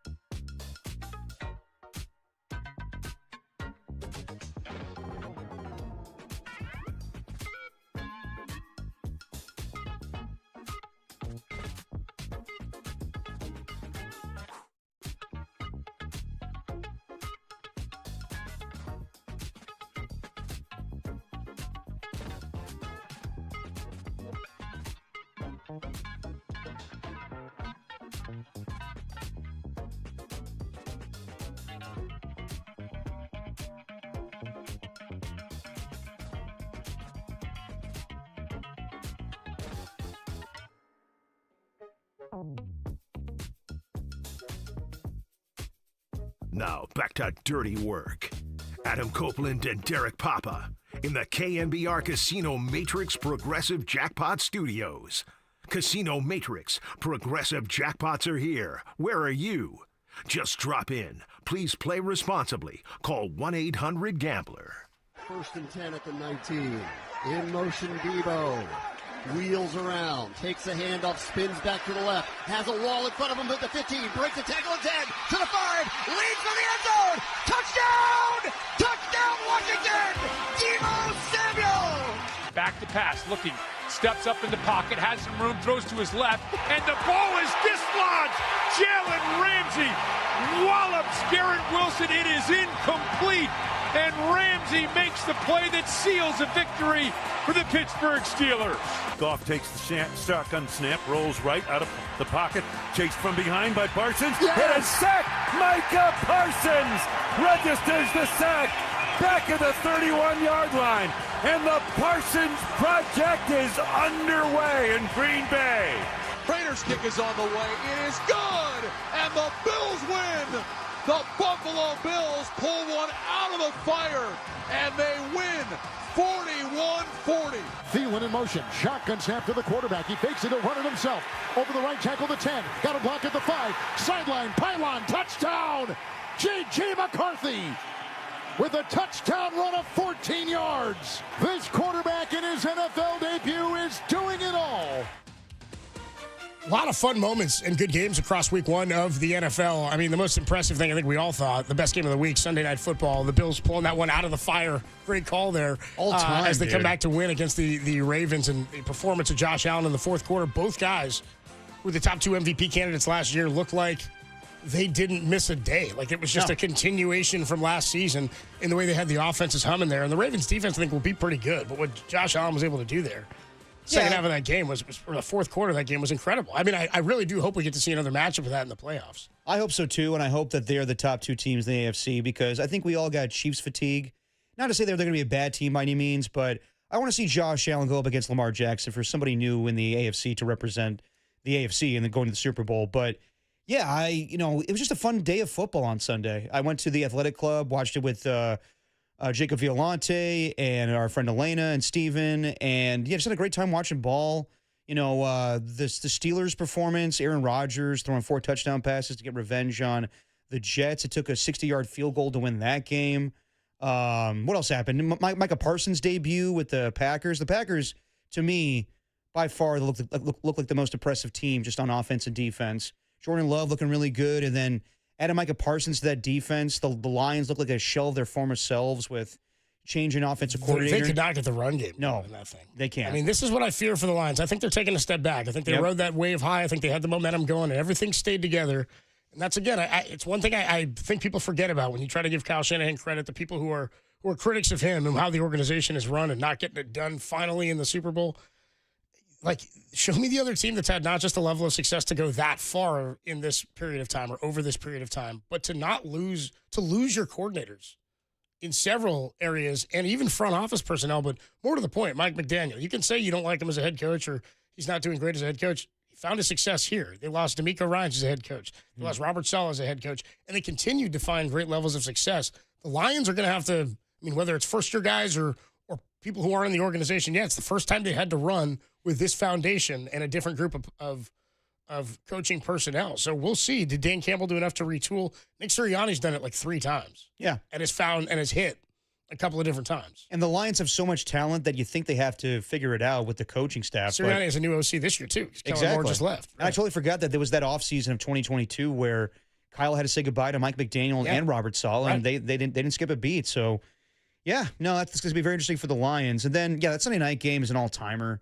The Lamar Jackson and Josh Allen going back and forth. Like, I in the fourth quarter when it was 40-25, I thought, okay, this game is over. Let's just see if the Bills can get back in it. But that deflected pass on 4th down that Keon Coleman caught, I mean, really the Bills could have just got back in the game had they converted some 2-point conversions earlier on. But the fact that Matt Prater, the new kicker, makes them win the game. And, yeah, now if they are tied at the end of the season, the Bills have the tiebreaker there to get home field advantage. So I really hope it's Bills and Ravens again in an AFC Championship game. And then last night, I thought things would change for Caleb Williams. He looked really good on the opening drive. Besides that, he started 10 for 10 in the game, I think. Or 11 for 11, something like that. And it was easy for him early on because he had guys open. But as the game went on and Brian Flores threw more stuff at him, he just plays so erratic. Like, it's just not calm. It's not cool. It's not collected. He's just running around, and it's just kind of crazy the way he plays, where J.J. McCarthy looked terrible to start through that pick six and then looked like a pro in the fourth quarter, throwing to Justin Jefferson and Aaron Jones, having a third and one run for a touchdown. So I would say the same old for the Bears, even though Ben Johnson's there, and the Vikings, they, had an ugly start, but looked pretty good with J.J. McCarthy. You want to finish strong. I like the candor and the demeanor. J.J. McCarthy, well, he threw the pick six, but I don't think he looked that bad. I just didn't think they were doing much. The offense couldn't really get going. They didn't have a good time running the ball. No, they didn't. I mean, Aaron Jones didn't run it well at all. He caught that touchdown later on. Nice back shoulder throw, too. He came down with it in the end zone. I thought McCarthy made some really nice throws. And I told you, I was not high on him. Like, I'm still not all that high on him. Mm-hmm. I don't know what to expect from him. I don't know about Caleb Williams. He's the number one guy. He's got a coordinator now, at least in a play caller, that I believe in. But it's also Ben Johnson's first time as a head coach. Do they have enough on the offensive line to protect him? I mean, I think he's got a couple of good receivers in Moore and Adunze. Yeah, and, right? they also got Luther Burden that they drafted. Yeah, but, they've got two tight ends for him. Like, I think he's got some weapons. And they made enough changes on the offensive line where it should be better. But I just, I don't know. We'll see what happens. The Lions are talent-wise still a very good team. Their offensive line is not nearly what it was last year. No, I mean, the run game is going to suffer, I think, in terms of play calling. The creativity is not going to be there. Yeah. Because Ben Johnson was the wizard behind all that stuff, right? Absolutely. And just seeing Micah Parsons line up, like, in different spots where they had him at defensive tackle at one point and then, at his true defensive end role, like, they already have some good pass rushers on that team with Rashawn Gary and Lucas Van Ness. But if he's a part of that, I would anticipate them and the Eagles are probably going to be your top teams in the NFC. And then just watching Debo with the Commanders, he fits in so well with their scheme. Like I'm not surprised at all that Adam Peters wanted him. Jaden Daniels looks really good. Russell Wilson, I'm not sure how much longer he's going to be the Giants quarterback. Just because Did you see that report where it said Dable went to the front office? No. About starting Dar. I don't know if that was a real report. I didn't see who that. I'm going to refrain from saying because I don't know if it was a real report or not. Okay. But I know that there was questions about Russell Wilson starting this week. Well, it's 3 straight years where the Giants haven't scored an offensive touchdown in week 1. And Brian Dable needs to save his job. So, I'm sure they'll play Russell Wilson because he's the veteran for the time being. But to save his own ass and Joe Shane's ass, I'm assuming they're going to make the change to Jackson Dart at some point here. But, yeah, Washington looked good. The Colts looked really good with Daniel Jones. I wouldn't be surprised if he has a Sam Darnold type of resurgence in this offense. He may just fit the scheme very well. Our guy Mike McDaniel, having a hard time with the Dolphins. He's already. I told you I thought he was going to get fired in season. You said no, I'm not. I said I think he might get fired in season. Yeah, the way that it's coming down with the media, like you see Rex Ryan call him Nerd Boy on TV. Like Rex Ryan, good Lord. I mean, I get it. Like you were the your defensive coordinator and you're more of a hard ass and everything, but calling him Nerd Boy, like that, I think it's a little too much. Because like he's saying like, oh, he's so small. Like Rex Ryan calling him Nerd Boy? Yeah. And like it's kind of what Rex does. Yeah, I know, but like, would you ever call Belichick that? Like Belichick never played football. No. Just because Mike McDaniel looks, small. Belichick's not really a nerd though, yeah. Yeah. He doesn't fit that mold, Yeah, probably not. I mean, not many nerds are, have 24-year-old girlfriends. Went to Yale, Yeah, that too. I don't know. I mean, I know everybody's all upset about it. And I'm like the name calling. Sure, you don't want to see Rex Ryan do that. Yeah. I get it. I'm also like, this is exactly the Schrager thing with Ryan Clark last week, right? It's the you don't know or you're a twerp. And Rex wants to still be coaching too. Don't forget that Rex wants to be a coach. Oh yeah, no, we had that audio of him a year ago being like, I want to be a Jets coach. I'm getting the Jets job. No, you're not. No, you're not at all. And then the Raiders look pretty good with Pete Carroll. Ashton Genty not getting a ton of rushing yards, but Geno can sling the ball, man. And defense is playing well, so we'll see how that goes. All in all, I'd say, not the biggest offensive productivity across the board in week 1, but pretty good games, I'd say. We got to take a quick break. Matt Barrow is going to join us to talk 49er football next. Eddie Pinheiro has been signed the third best Most accurate kicking kicker. percentage, the most accurate kicker in the history of the NFL, behind only Harrison Butker and Justin Tucker. So Eddie Pinheiro is your new 49er kicker after Jake Moody was waived today. Also placed on IR, George Kittle. We'll talk about whether or not there's anybody else the 49ers could take a look at tight end besides Braden Willis, who's a 7th rounder from 2023 on the practice squad. Matt Barrows joins us next. Do I have something else to do, Tim? I got something else I got to read here. Redwood Credit Union is our sponsor. I didn't even remember my dinner. Jeez. Sponsor Dirty Work. Whether you're dreaming of a new home, planning your children's future, or growing your business, Redwood Credit Union is a financial partner that feels like home. Learn more at redwoodcu.org. Federally insured by the NCUA. I was thinking we should give Tim a House of Prime gift card for his anniversary, and then he has to use it on us when we go. We'll take a quick break. That's not bad. Matt Barrows joins us next on the Sports Leader.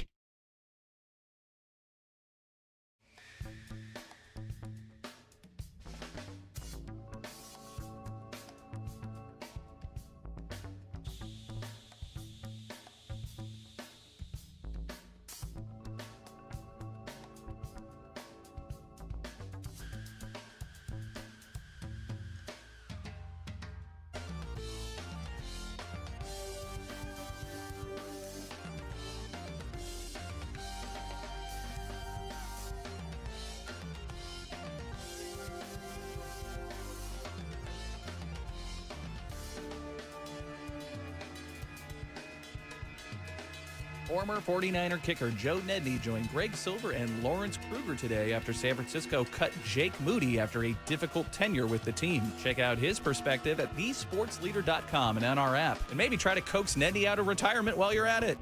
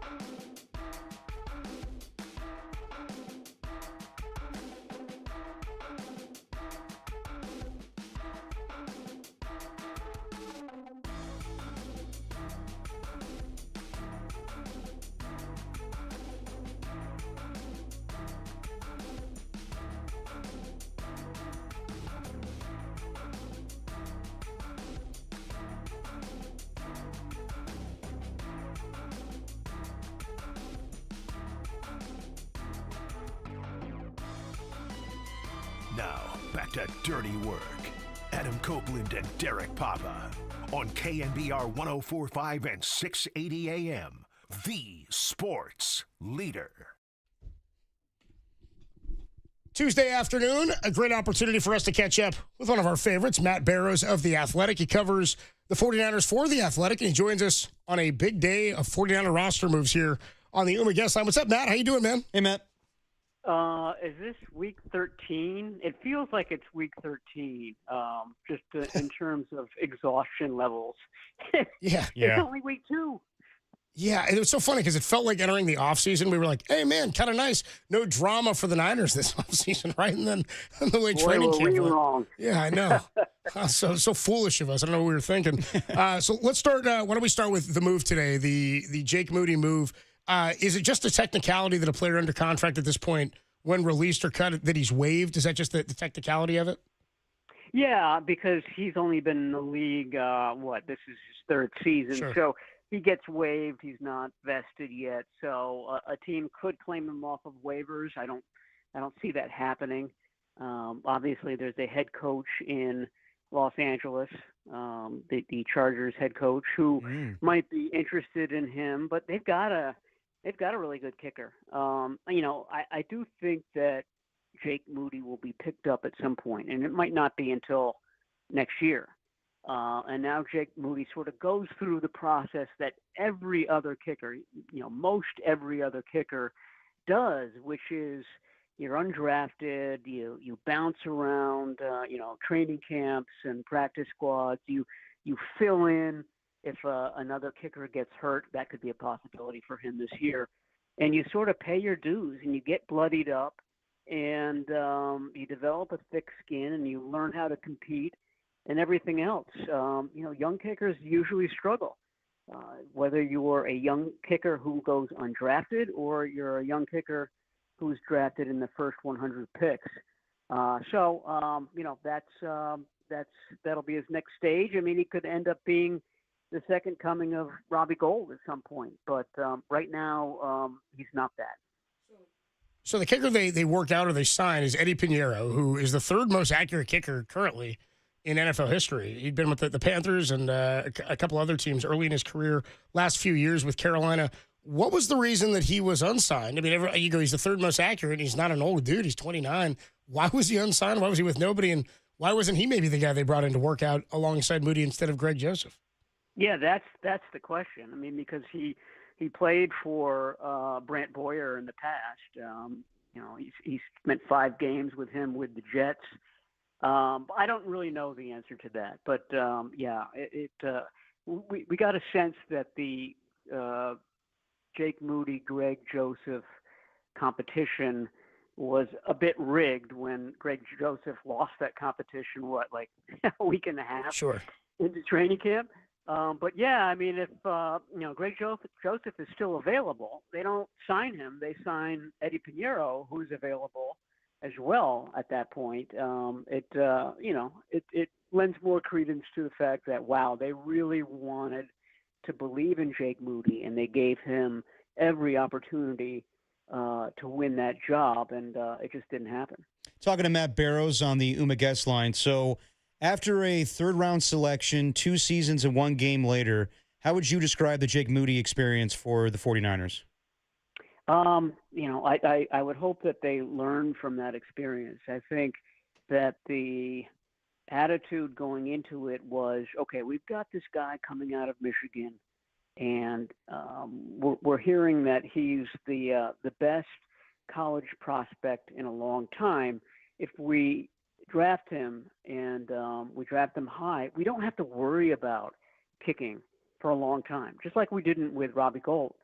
I don't think that the 49ers want to be concerned with that. They didn't want to go through that process of, bringing in the young guy, seeing if, the young undrafted guy, the journeyman, having a competition. They wanted it taken care of. And that didn't happen. And, I would think that's something that they would think about moving forward at that position at punter. Remember, they drafted Mitch Wishnowsky fairly high, too. I think 5th rounder, right? 4th rounder. Yeah. And he didn't work out. So there's a bit of a history here now. You want to draft this uber talent, but it seems like it's mainly because you don't want to have to think about it anymore. And I think that's been sort of a theme with special teams. Do you think that Moody had a longer leash these last 3 seasons based on the third-round draft selection? Yeah, that and the fact that, I said this on our podcast earlier today, is that, Kyle Shanahan gives a lot of players a short leash. Dante Pettis, all those third-round running backs that came and went. Kyle Shanahan knows very quickly whether those guys are going to be good or not. That's his area of expertise, the offense, especially the skill positions. They don't have an expertise with kicking and special teams, and you have to rely on other people's judgment. And everything that they heard from the kicking experts, from the special teams experts, was that Jake Moody was special. He had attributes. He grew up in Michigan kicking in bad weather situations. He nailed big-time kicks at Michigan in the Big Ten. He could sort of aim his kickoffs to specific parts of the end zone or to the goal line really well. That was supposed to be a forte of his. It didn't turn out like that. We never saw it that way. And I think that they were relying on the fact that, okay, all this talent we're hearing about is going to materialize at some point. And we'd be foolish if we got rid of this guy now and he ends up being a stud for the Dolphins or the Falcons or the Panthers or some other team. That's the risk, is that you get rid of the guy too soon and he becomes a star somewhere else. I think Shanahan is comfortable when he gets rid of a receiver, knowing he's not going to be a star somewhere else. A kicker, I think that they were a little bit more hesitant about. Talking to Matt Barrows of The Athletic, covers the 49ers. Nice enough to join us on the UMA guest line. The other news today is George Kittle officially going to be placed on IR, so not eligible until Week 6 after that Rams game before the Bucs. The Niners go to Tampa to play the Bucs. Do you think there's a chance that Braden Willis, also from the 2023 draft and 7th rounder on the practice squad, do you think that there's a chance they go outside of the organization here, maybe try to find a veteran free agent in the ilk of like a tight end version of Russell Gage or Marquez Valdes-Scantling? Could that be a possibility? Yeah, it could be. I mean, that player would have to get, well-versed pretty quickly in this offense. That's always a challenge. Luckily, a lot more teams are playing this offense. One guy who could be available is Cameron Latu, also from that same illustrious 2023 draft class. He's on the Eagles practice squad. I know that they like his blocking ability, which is something that it is hard to find among tight ends. So that could be a possibility. Ross Dwelly was sort of the last tight end to be cut on this team. He could be back. He's versatile, just like Jake Tondras is. I do like Braden Willis, though. Let's just say that Mac Jones plays Sunday in New Orleans because of Brock Purdy's injuries, plural. Mac Jones had a good rapport with Willis in training camp. Mac Jones is playing with the second teamers, so he's playing with a lot of the guys that are going to be on the field on Sunday in New Orleans, meaning that that chemistry that you worry about when the substitute quarterback goes in. He's got that with some of the guys on this team because of all the injuries elsewhere. So to sort of piggyback on that, on the worst case scenario for Brock would be if he is unable to go this week and it's Mac Jones.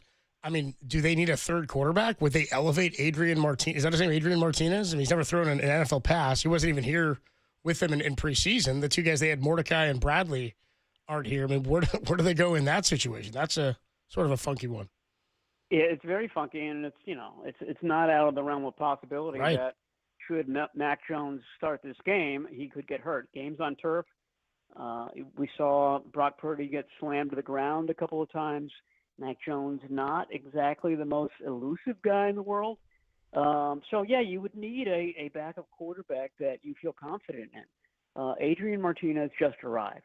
So very doubtful that he's, he could run the offense. He could get you through a game, but it's not ideal. Another practice squatter that, I came across. I spent a lot of time, guys, scouring practice squads today because of all these questions. C.J. Beathard is on the Detroit Lions practice squad. Obviously, knows the Shanahan offense. Shanahan really likes him. Did not work out great here, but, when you're in a pickle like the 49ers are, you can't be choosy. He might be a good guy to re-sign. Talking to Matt Barrows on the Uma guest line. Yeah, as far as Brock Purdy, I mean, we'll get a better idea tomorrow as they hit the practice field what he's dealing with this shoulder and toe injury. But from your what were your impressions of Mac Jones in training camp and the idea of him potentially having to play on Sunday? My impressions were good. I mean, I feel like the 49ers have each of the last 3 years brought in a good backup. Sam Darnold a couple of years ago. I thought that Josh Dobbs was good last year, and I feel like Mac Jones is the same. In fact, Mac Jones might be further along right now than the other guys were at this stage. I just think that this offense really caters to him. I think that's what the interest was back in 2021 during that draft. And it's something that Mac Jones wants to master because, like Sam Darnold, if you can master the Shanahan system and if you can kind of show off, you're going to be much more coveted in free agency when that rolls around. So he's been good. Like I said, a lot of throws to Braden Willis. So there were a lot of small, short, and medium throws from Mac Jones. I thought that was probably a theme for him.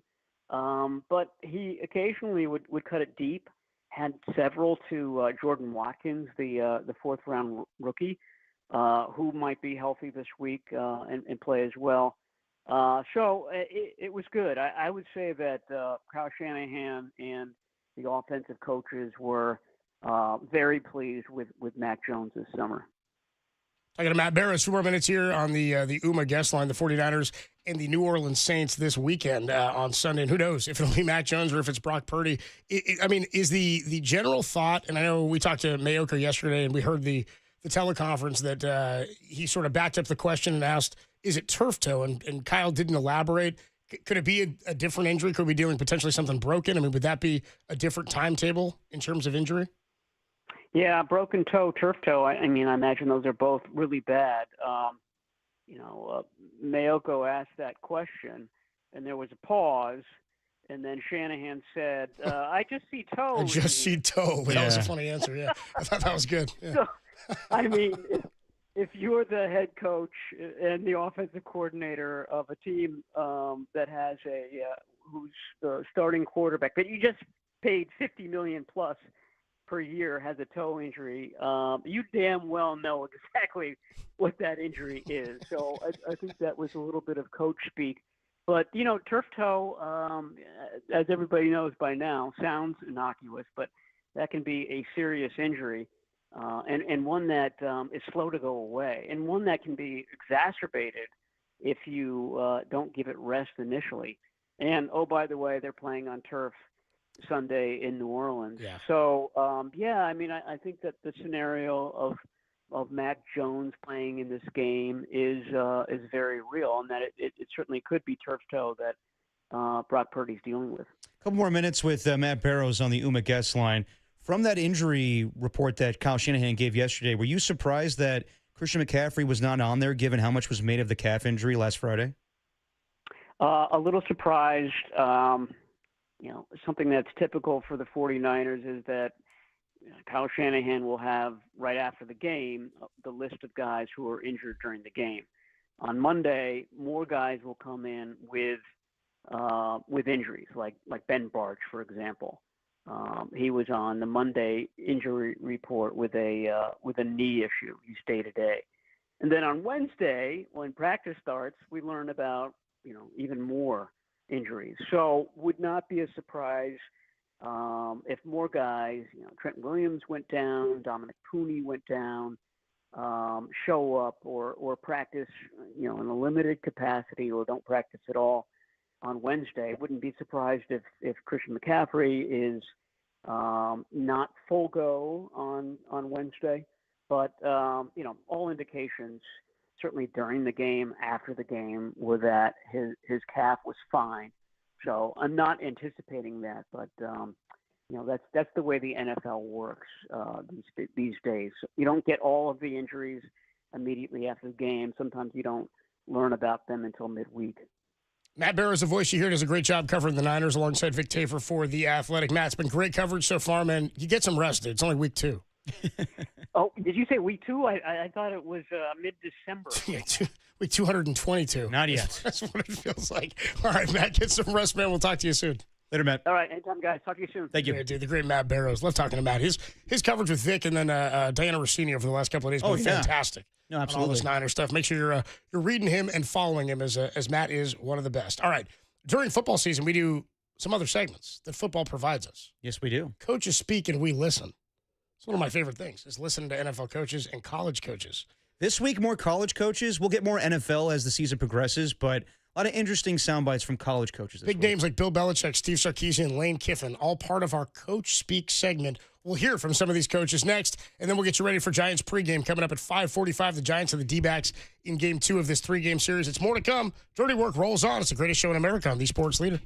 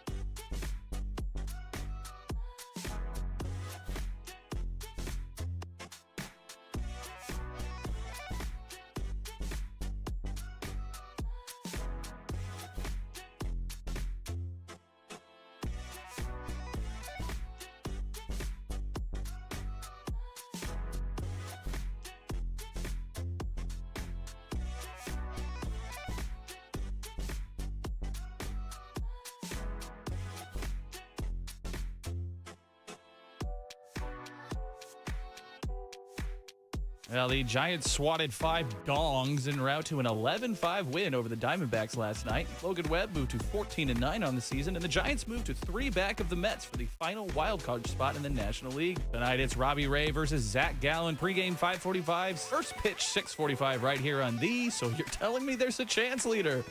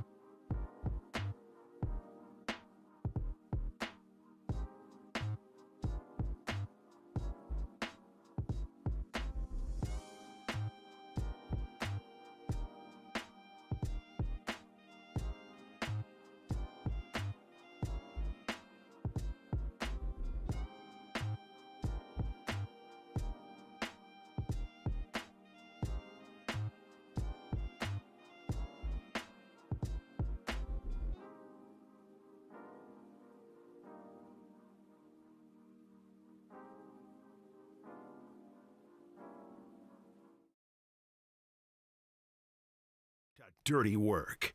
Adam Copeland and Derek Papa in the KNBR Casino Matrix Progressive Jackpot Studios.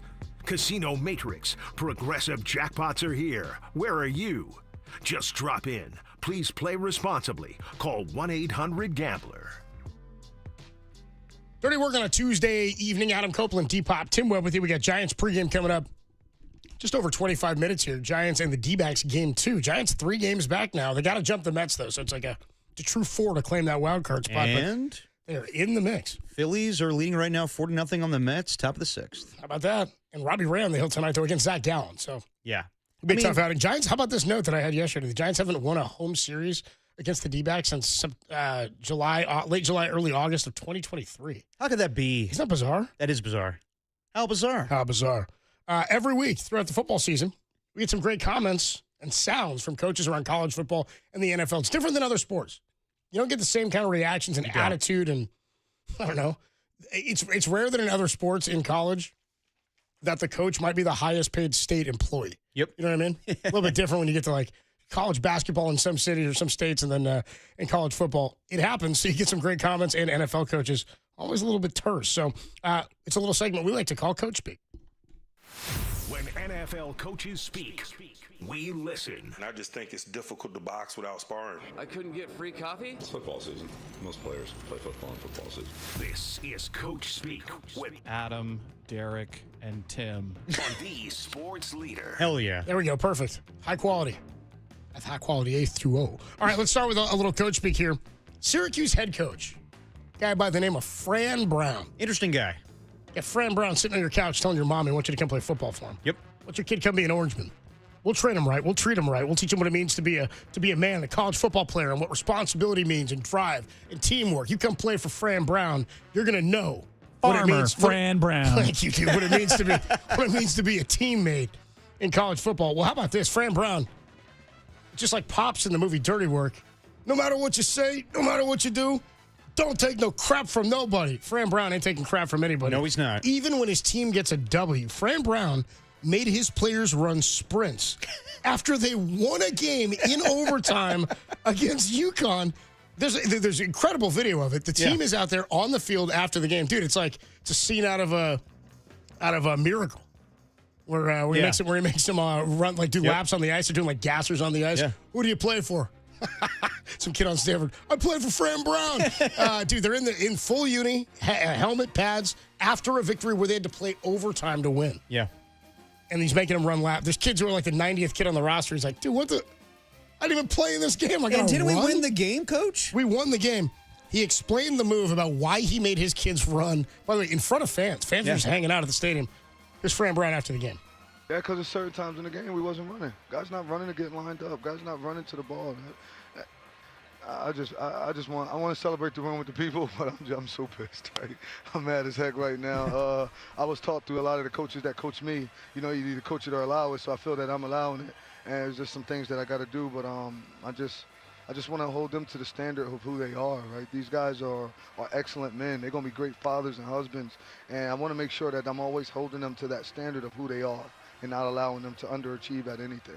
I mean, I appreciate that. It's more of a high school thing to do, but I appreciate coaches that are authentic. So this guy stayed true to himself. It is a little weird. I'm sure some players are like, what is this crap? I'm getting NIL money. You're making me run. But you know what? If he says that guys were kind of lollygagging during the game, then I like it. We're lollygagging in and out of the dugout. Yeah. We're lollygagging on the field. That's a little Bull Durham for you. Yeah, exactly. Dude, but you know this guy's, he's talked about it. This shouldn't surprise us that he made his team do this. It does not. If you guys remember, this guy was hired last year. Yep. For Syracuse. Here's what he said. This is Fran Brown. Quickly becoming one of my new favorite coaches across college football. My team won a game. I was on Fran Brown before anyone.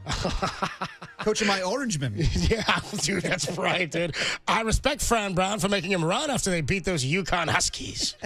I'm all for it at the Carrier Dome. Here's Fran Brown last year talking about how after they lose games, he really wears it. He wears the loss until they get a win. Here's Fran Brown a year ago. We shouldn't be surprised by his attitude.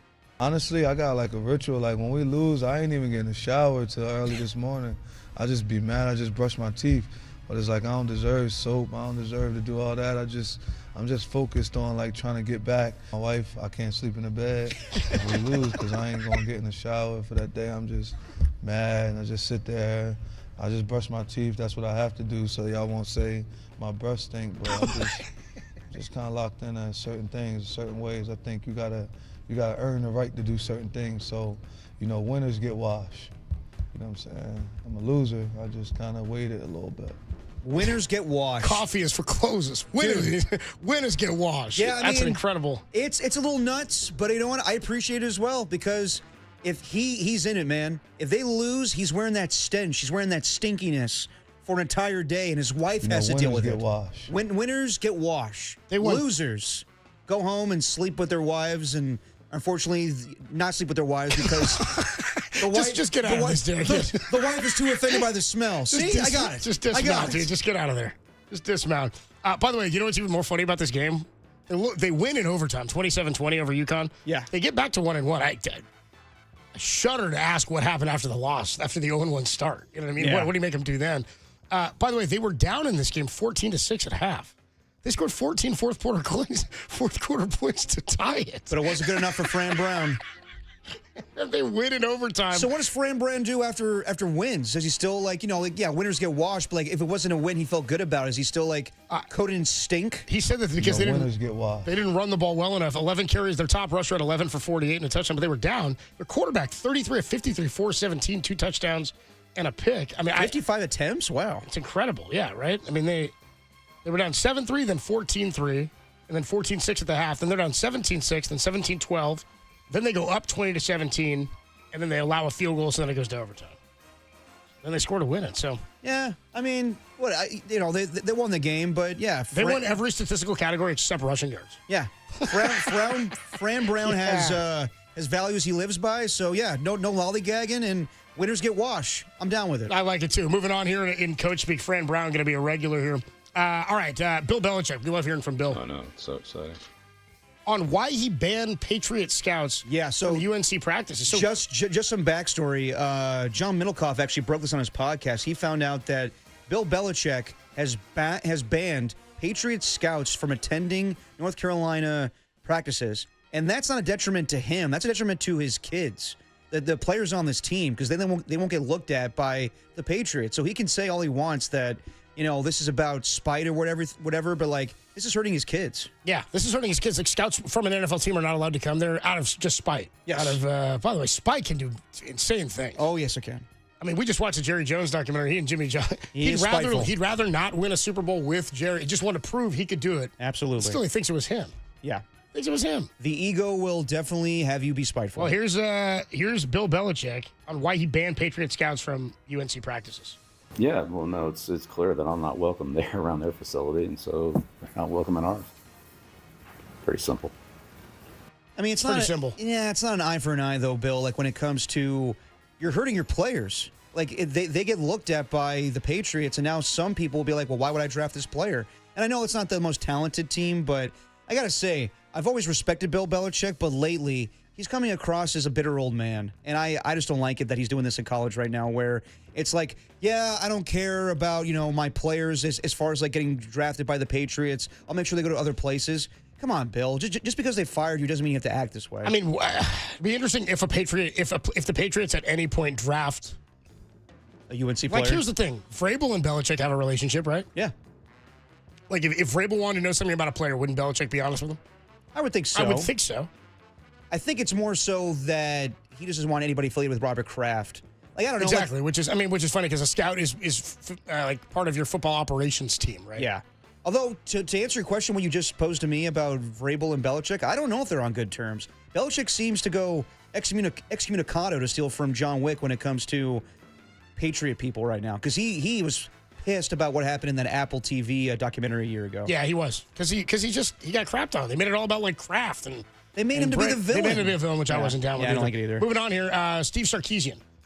Yeah. Head coach of Texas. Your Texas Longhorns. So, just to give some backstory on this one as well, during the game against San Jose State, Arch Manning is throwing passes, but he's wincing while he's doing it. Looks like he's in some pain. Yeah. And this is not anything where there's a injury designation for Arch Manning. It's just that there's a clip going on social media where he doesn't look great. Here's Steve Sarkisian talking about. He sort of makes a comp here that's not off good. the wall, dude. Steve Sarkisian asked about Arch Manning wincing while throwing. Yeah. Doesn't really want you asking about it. Here you go. Arch Manning seemed to be having some throwing pains by the According to fourth who? quarter. Arch?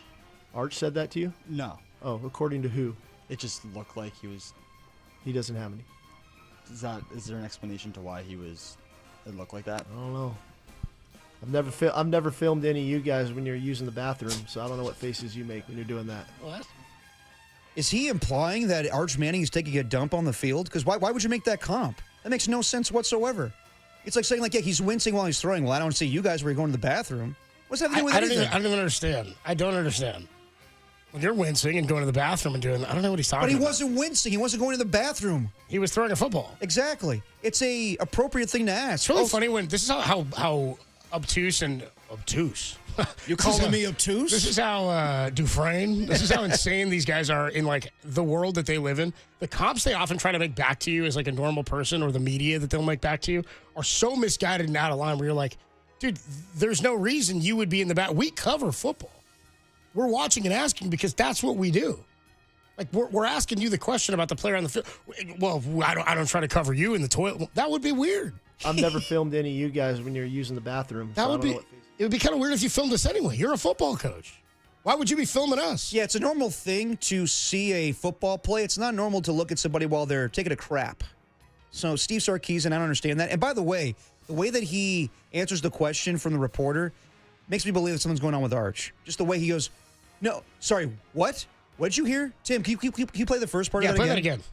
It's like going to the bathroom in front of a lot of people and not caring. You just wanted to play. Damn it, Tim. That's how it was, Tim.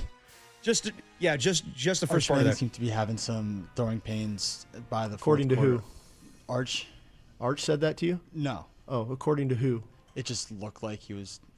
He doesn't have any. Yeah, okay, so from that alone, that makes me believe something's going on because he immediately goes, according to who? Who's leaking this to you? Yeah. Arch said that? Yeah. Uh-oh. Oh, it's not? Oh, it's anybody not a important? leak? Yeah, dude, this guy, I don't know. It's not. It tells me there's fear within that He's like, hurt. he doesn't like that. He's hurt. He doesn't like the stuff getting out. Yeah. No, he's hurt. He's not doing okay. I miss Fran Brown. What would Fran Brown? I mean, he wouldn't. Yeah. I got Beak checked in on the text line. He says, dude. Winners get washed. Yeah, he said Fran Brown is officially the coach of dirty work. I love this dude. Yeah, because he gets dirty in the process. Dude, his team put up 461 yards of total offense. He's like, not good enough. Not good enough for Win me. in overtime? I'm mad as hell. He said, I'm mad as hell. He's like, I can't even. Winners get washed, and sometimes they even in that case they don't. What was the end of that clip with Fran Brown though, Tim? What did he say about like how mad he was? I'm so mad right now. Like he was pissed. Couldn't believe they only ran for 44 yards in the game. That's pretty funny. One in yards per play, passing yards, total yards, points. Yeah. They did it all. Not good enough for Fran Brown. How about this? I'm mad as heck right now. Okay, so Ole Miss were 8.5-point favorites over Kentucky. Yep. Playing the Wildcats in SEC Until. They're leading 30-20, so they're up 10 with 8 seconds left. Randomly, Kentucky decides they're going to kick a field goal. to make it 23-30. Yeah, make it a little closer. I get it. Why? Why would there? This It's makes a 7-point game, and then if they get the onside kick and a Hail Mary, they tie it up. You got to get 2 scores. You take Was one. there time on the clock when after Yes. they kicked it? So 8 Yes. seconds left. So they were going to onside it and try to return it. Yes. Well, no. Onside and recover. Fall on it. Yeah, but all and Hail within 8 Mary. seconds. I mean, you fall and then Hail Mary. bottom line is they kicked the field goal to make it 30-23. So now the 8.5 points are going Kentucky's way. You're covering if you took Kentucky. Yes. Here's what Lane Kiffin says after the game. Mentions the spread. Here you go. You know, they fought hard. That's a really hard team and plays really close games. So proud of our guys. Sorry to a lot of gamblers there at the end. He apologized to the gamblers. And you know what? I'm not surprised that Lane Kiffin did that. If an NFL coach did that, God, he would be in so much crap today. I don't know. He's in the position to do it because he wasn't the coach of the team that changed the spread. Right. He was on the side where it's like, well, they just kicked the field goal. There's nothing I can do about it. We were up 10. It had nothing to do with him. He's aware of the spread going into the game, and there's nothing wrong with that. I don't care. It shouldn't change anything. But why even acknowledge it if it wasn't your fault? I'm sure if Kentucky did that, it's Lane Kiffin. Yeah, it's more. To me, this is more about Kiffin being, hey, I'm Kiffin. You know that he's the number one guy that Alabama fans want as far as taking over for Kalen DeBoer. That's who I would want. Yeah, guy flips programs. Oh yeah, he goes from school to school. Carries an attitude with him that people like. Yep, he can deal with. He's been at some of the biggest places. OC for Saban back in the day. Yeah, I could see that. I don't know, man. That'd be good. And he went back to be OC, didn't he? Yes. Yeah. That'd be kind of sweet if he went there. Moving on here. Last one here in coach speak. Oregon State head coach Trent Bray. Yes. This is his halftime interview while they're losing to Fresno State. Here's the end of the half interview with Trent Bray. Yeah, we're fine. I mean, we've allowed ourselves to create their success, both in special teams. Joke, right? And then on big plays on defense, 2 long runs for touchdowns that shouldn't exist. They did nothing to harm us. We got to stop killing ourselves. Appreciate the time, Coach. And we'll offer our apologies for that. Oops. Clearly emotions getting the better of the head coach. And you know what? He just voiced what all Beaver Nation here voiced during the entire first half. Awkward. Dude, that was pretty good, man. I like him laying into his team on TV at halftime, man. And in the end, they ultimately lost to Fresno State. 36-27 was the final. His team in the second half, 12 total points. They give up 16 in the fourth to Fresno State. But Coach Bray, you can't be dropping the F-bomb on the CW. Come on now. That was the CW game of the week? CW game Love of the week. the CW game of the week. Dude. By the way, you know what it is this week? Actually, a good one. I think it's, sorry, hold on. Is it UFC? Is it UCF taking on Florida on the CW? Nice Beaver. UCF plays Florida this week? I think so. Oh wait, no, UCF already beat I Florida. was gonna say, didn't they just play this past week? There was that whole spitting incident. Hold on, there's a whole big game going on the CW this week. So big you Hang on. can't even remember it. I know it's that big. We care about the CW. We care about the CW game of the week. Here you go. What's the other date? Miami. Sorry. UCSF going on against Miami on the CW. Who is it? UC San Francisco, UCSF Medical Center? No, South Florida versus Miami. USF. USF. Medical Center's got a good team this year. Yeah. Go Bulls. Go Bulls. That's going to do it for your Coach Speak Tuesday, September 9th, 2025. We'll take a quick break. Did I say UCSF? Yeah, you did. Yeah, you did. You'll do that. By the way, I do have to remind you, Dirty Work is sponsored. It's still a shock to me, too, by Redwood Credit Union. Whether you're dreaming of a new home, planning your children's future, or growing your business, Redwood Credit Union is a financial partner that feels like home. Learn more at redwoodcu.org. Federally insured by the NCUA. We'll take a quick break. When we come on back, we'll put the show to bed. Giants and the D-backs coming your way. Plus, I think we got a little audio from Eddie Pinheiro, the 49ers' new kicker. Do we know? Call him Eddie De Niro. We'll let you hear that next before we hand it over to Giants pregame at 5:45. Dirty Work rolls on the Sports Leader.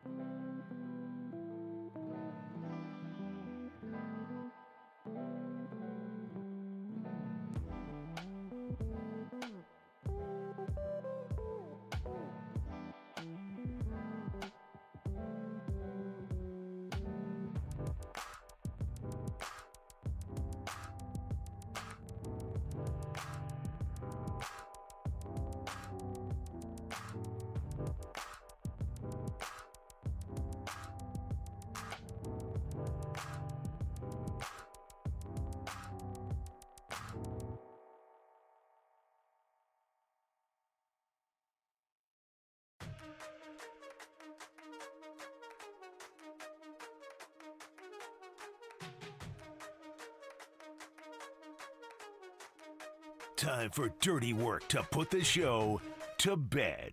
Are you crazy? I don't need a bed. On the sports leader.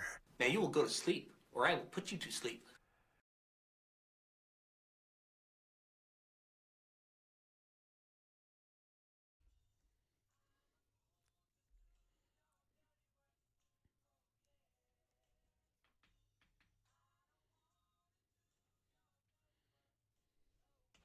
Dirty work on a Tuesday evening.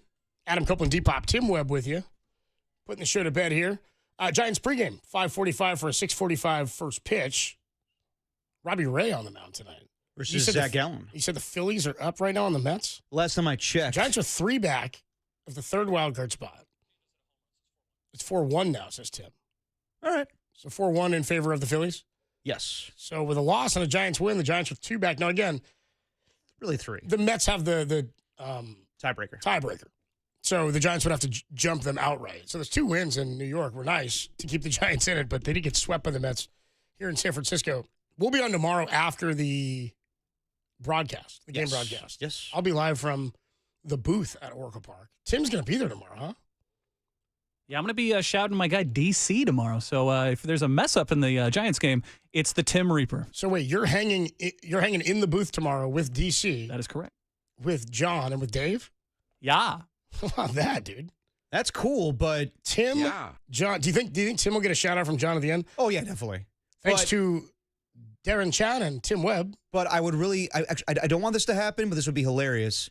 If something does happen to Drew Gilbert, I want John Miller to announce this on the air, being like, I was made aware that Tim Webb has a segment every week on this program called Dirty Work. Oh, I hope they roast me so bad. I'm thinking it's going to happen no matter what. They roast DC pretty bad anyway. And apparently, Dave, he is the culprit for Randy Rodriguez being out for next season. Yeah. How could this be? How could this man be in our booth right now? And a fastball misses on the outside corner for ball 1. The shores of McCovey Cove. Yeah, dude, on the shores of McCovey Cove. That'd be great, dude. If John started You getting have on to tell John and Dave the situation and see if they bring it up on the air. about the Tim Reaper. Yes. Yeah, dude. Tim is to Bay Area athletes what like Vance is to the Pope. You know what I mean? You know what I'm saying? We're the couches. By the way, Friday we'll be at the ballpark, 58 Social We will, for yes. a broadcast Friday. Come on out, hang out. Giants and the Dodgers on Friday. Live in Moss. We'll be living Moss on Friday from 58 Social broadcast. Or for the game, the show starts at 2. We'll be with you through Diamond Notes. And then next Friday, we'll be in Saratoga. We are, yes. At Jack's Restaurant, where we did our KNBR, our 49er draft party. Yeah, I'll give you the place. It's live from Jack's Restaurant and Bar at 1502 Saratoga Avenue in San Jose on September 19th. So there you go. That's ahead of week 3, the Niners home opener, Niners and the Cardinals. The Cardinals at Levi Stadium. So the Niners, I mean, the big news today, George Kittle lands on injured reserve. Yep. They waive Jake Moody, officially the Jake Moody era over, and Eddie Pinheiro, the 3rd most accurate kicker in NFL history, is signed to keep Tim Webb away from him. Keep his name out your mouth, Tim. Yep. And then the other big news today was that Tim booked us a dinner at the House of Prime Rib to celebrate his own 20th anniversary at KNBR. That's my inkling. It's unbelievable that happened. Yeah.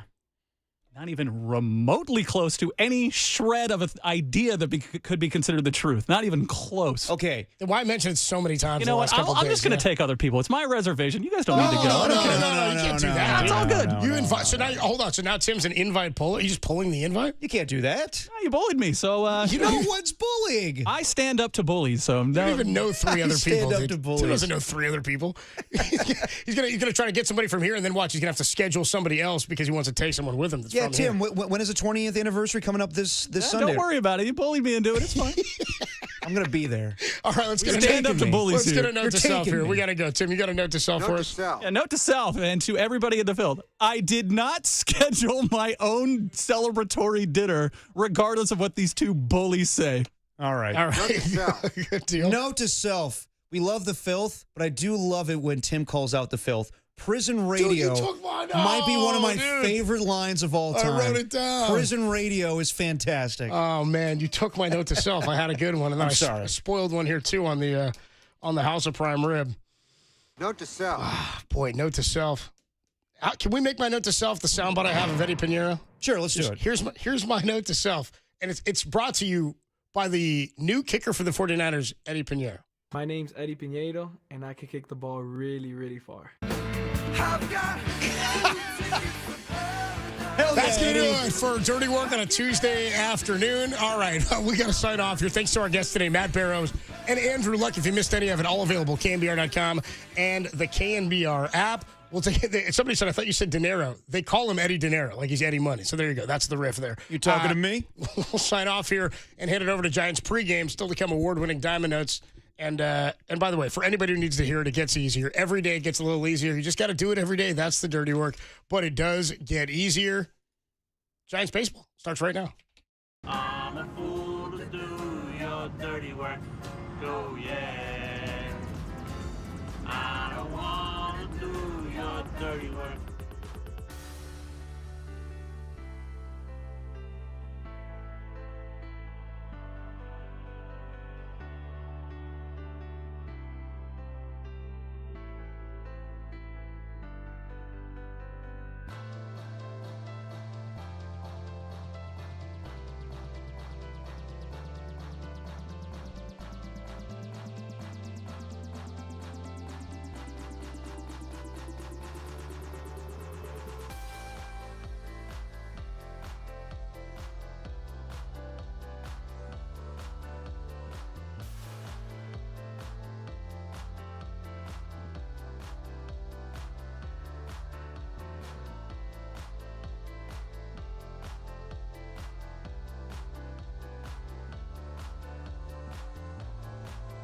It's Tuesday night. We're at Oracle Park in San Francisco, and it's Giants baseball on the radio. The Giants and the Arizona Diamondbacks for the second game of this three-game series. Giants trying to keep it going. Nice win last night. Tonight they give the ball to the left-hander Robbie Ray up against the Diamondbacks right-hander Zach Gallen. I'm Dave Fleming, along with John Miller.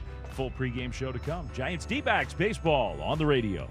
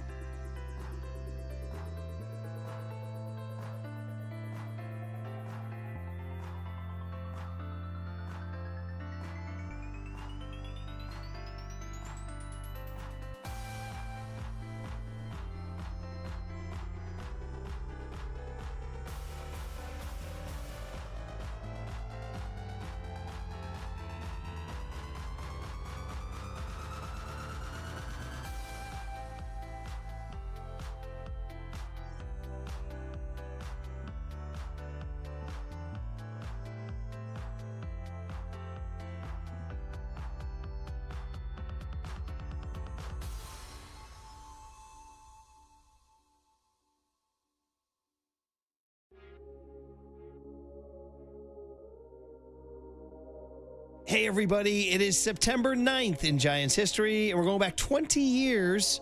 Can you believe it's been 20 years since Matt Cain broke into the big leagues and was making only his third big league start? Wow, 20 years ago. Holy moly. Time is flying. So it's Matt Cain, young Matt Cain, taking on the Cubs and former Giant Jerome Williams. Shout out Jerome Williams. They were calling it SBC Park in 05. Hated that name. Jerome Williams, by the way, had been traded to the Cubs along with David Aardsma, former Giant draft pick, for relief pitcher LaTroy Hawkins. So that's how Williams wound up in Cub blue. And the Giants score first in the bottom of the third on an Omar Vizquel ground ball, knocking in the very pitcher we talked about, Matt Cain. He was on third base. Now, Cain does give up a solo shot to Derek Lee in the fourth. It's a tie ball game, 1-1. Bottom of the sixth, 2 on, 2 out. Dan Ortmeyer, former Giant farmhand, gets an RBI single to score Moises Alou. He could hit. Giants are up 2-1. And here he is, 20-year-old Matt Cain doing the rest. It's the top of the ninth, and he's still in the game. Giant killer Jerry Hairston Jr. who parenthetically, as producer Danny Dunn notes, was once heckled by Joe Montana. We'll have to get that story later. He gets a single to lead off the inning, but Kane was not fazed. He retires former Giant Nafi Perez and Derek Lee. They each pop out, and then the last batter, Cubs outfielder Jeremy Burnitz. The pitch on the way, swinging the ground ball to second. Durham's got it. He bobbles it. He picks it up. Throws him out. The ball game is over. And Matt Cain with his second big league win, and this one a complete game, a two-hitter to beat the Chicago Cubs here in San Francisco. What a night for Cain. Yeah, Matt Cain, 20 years old in his third big league start, gets a complete game, 2-hit shutout with 8 strikeouts. Cain had 7 starts in 2005. He went 2-1 with a 2.33. And this Dayton Giants producer Danny Dunn says that Hairston once revealed on a podcast that Montana was teasing him when Hairston was in the on-deck circle and Montana had those really good seats. So there you go. That all happened on September 9, 2005. And this has been Brian Murphy with this date in Giants history.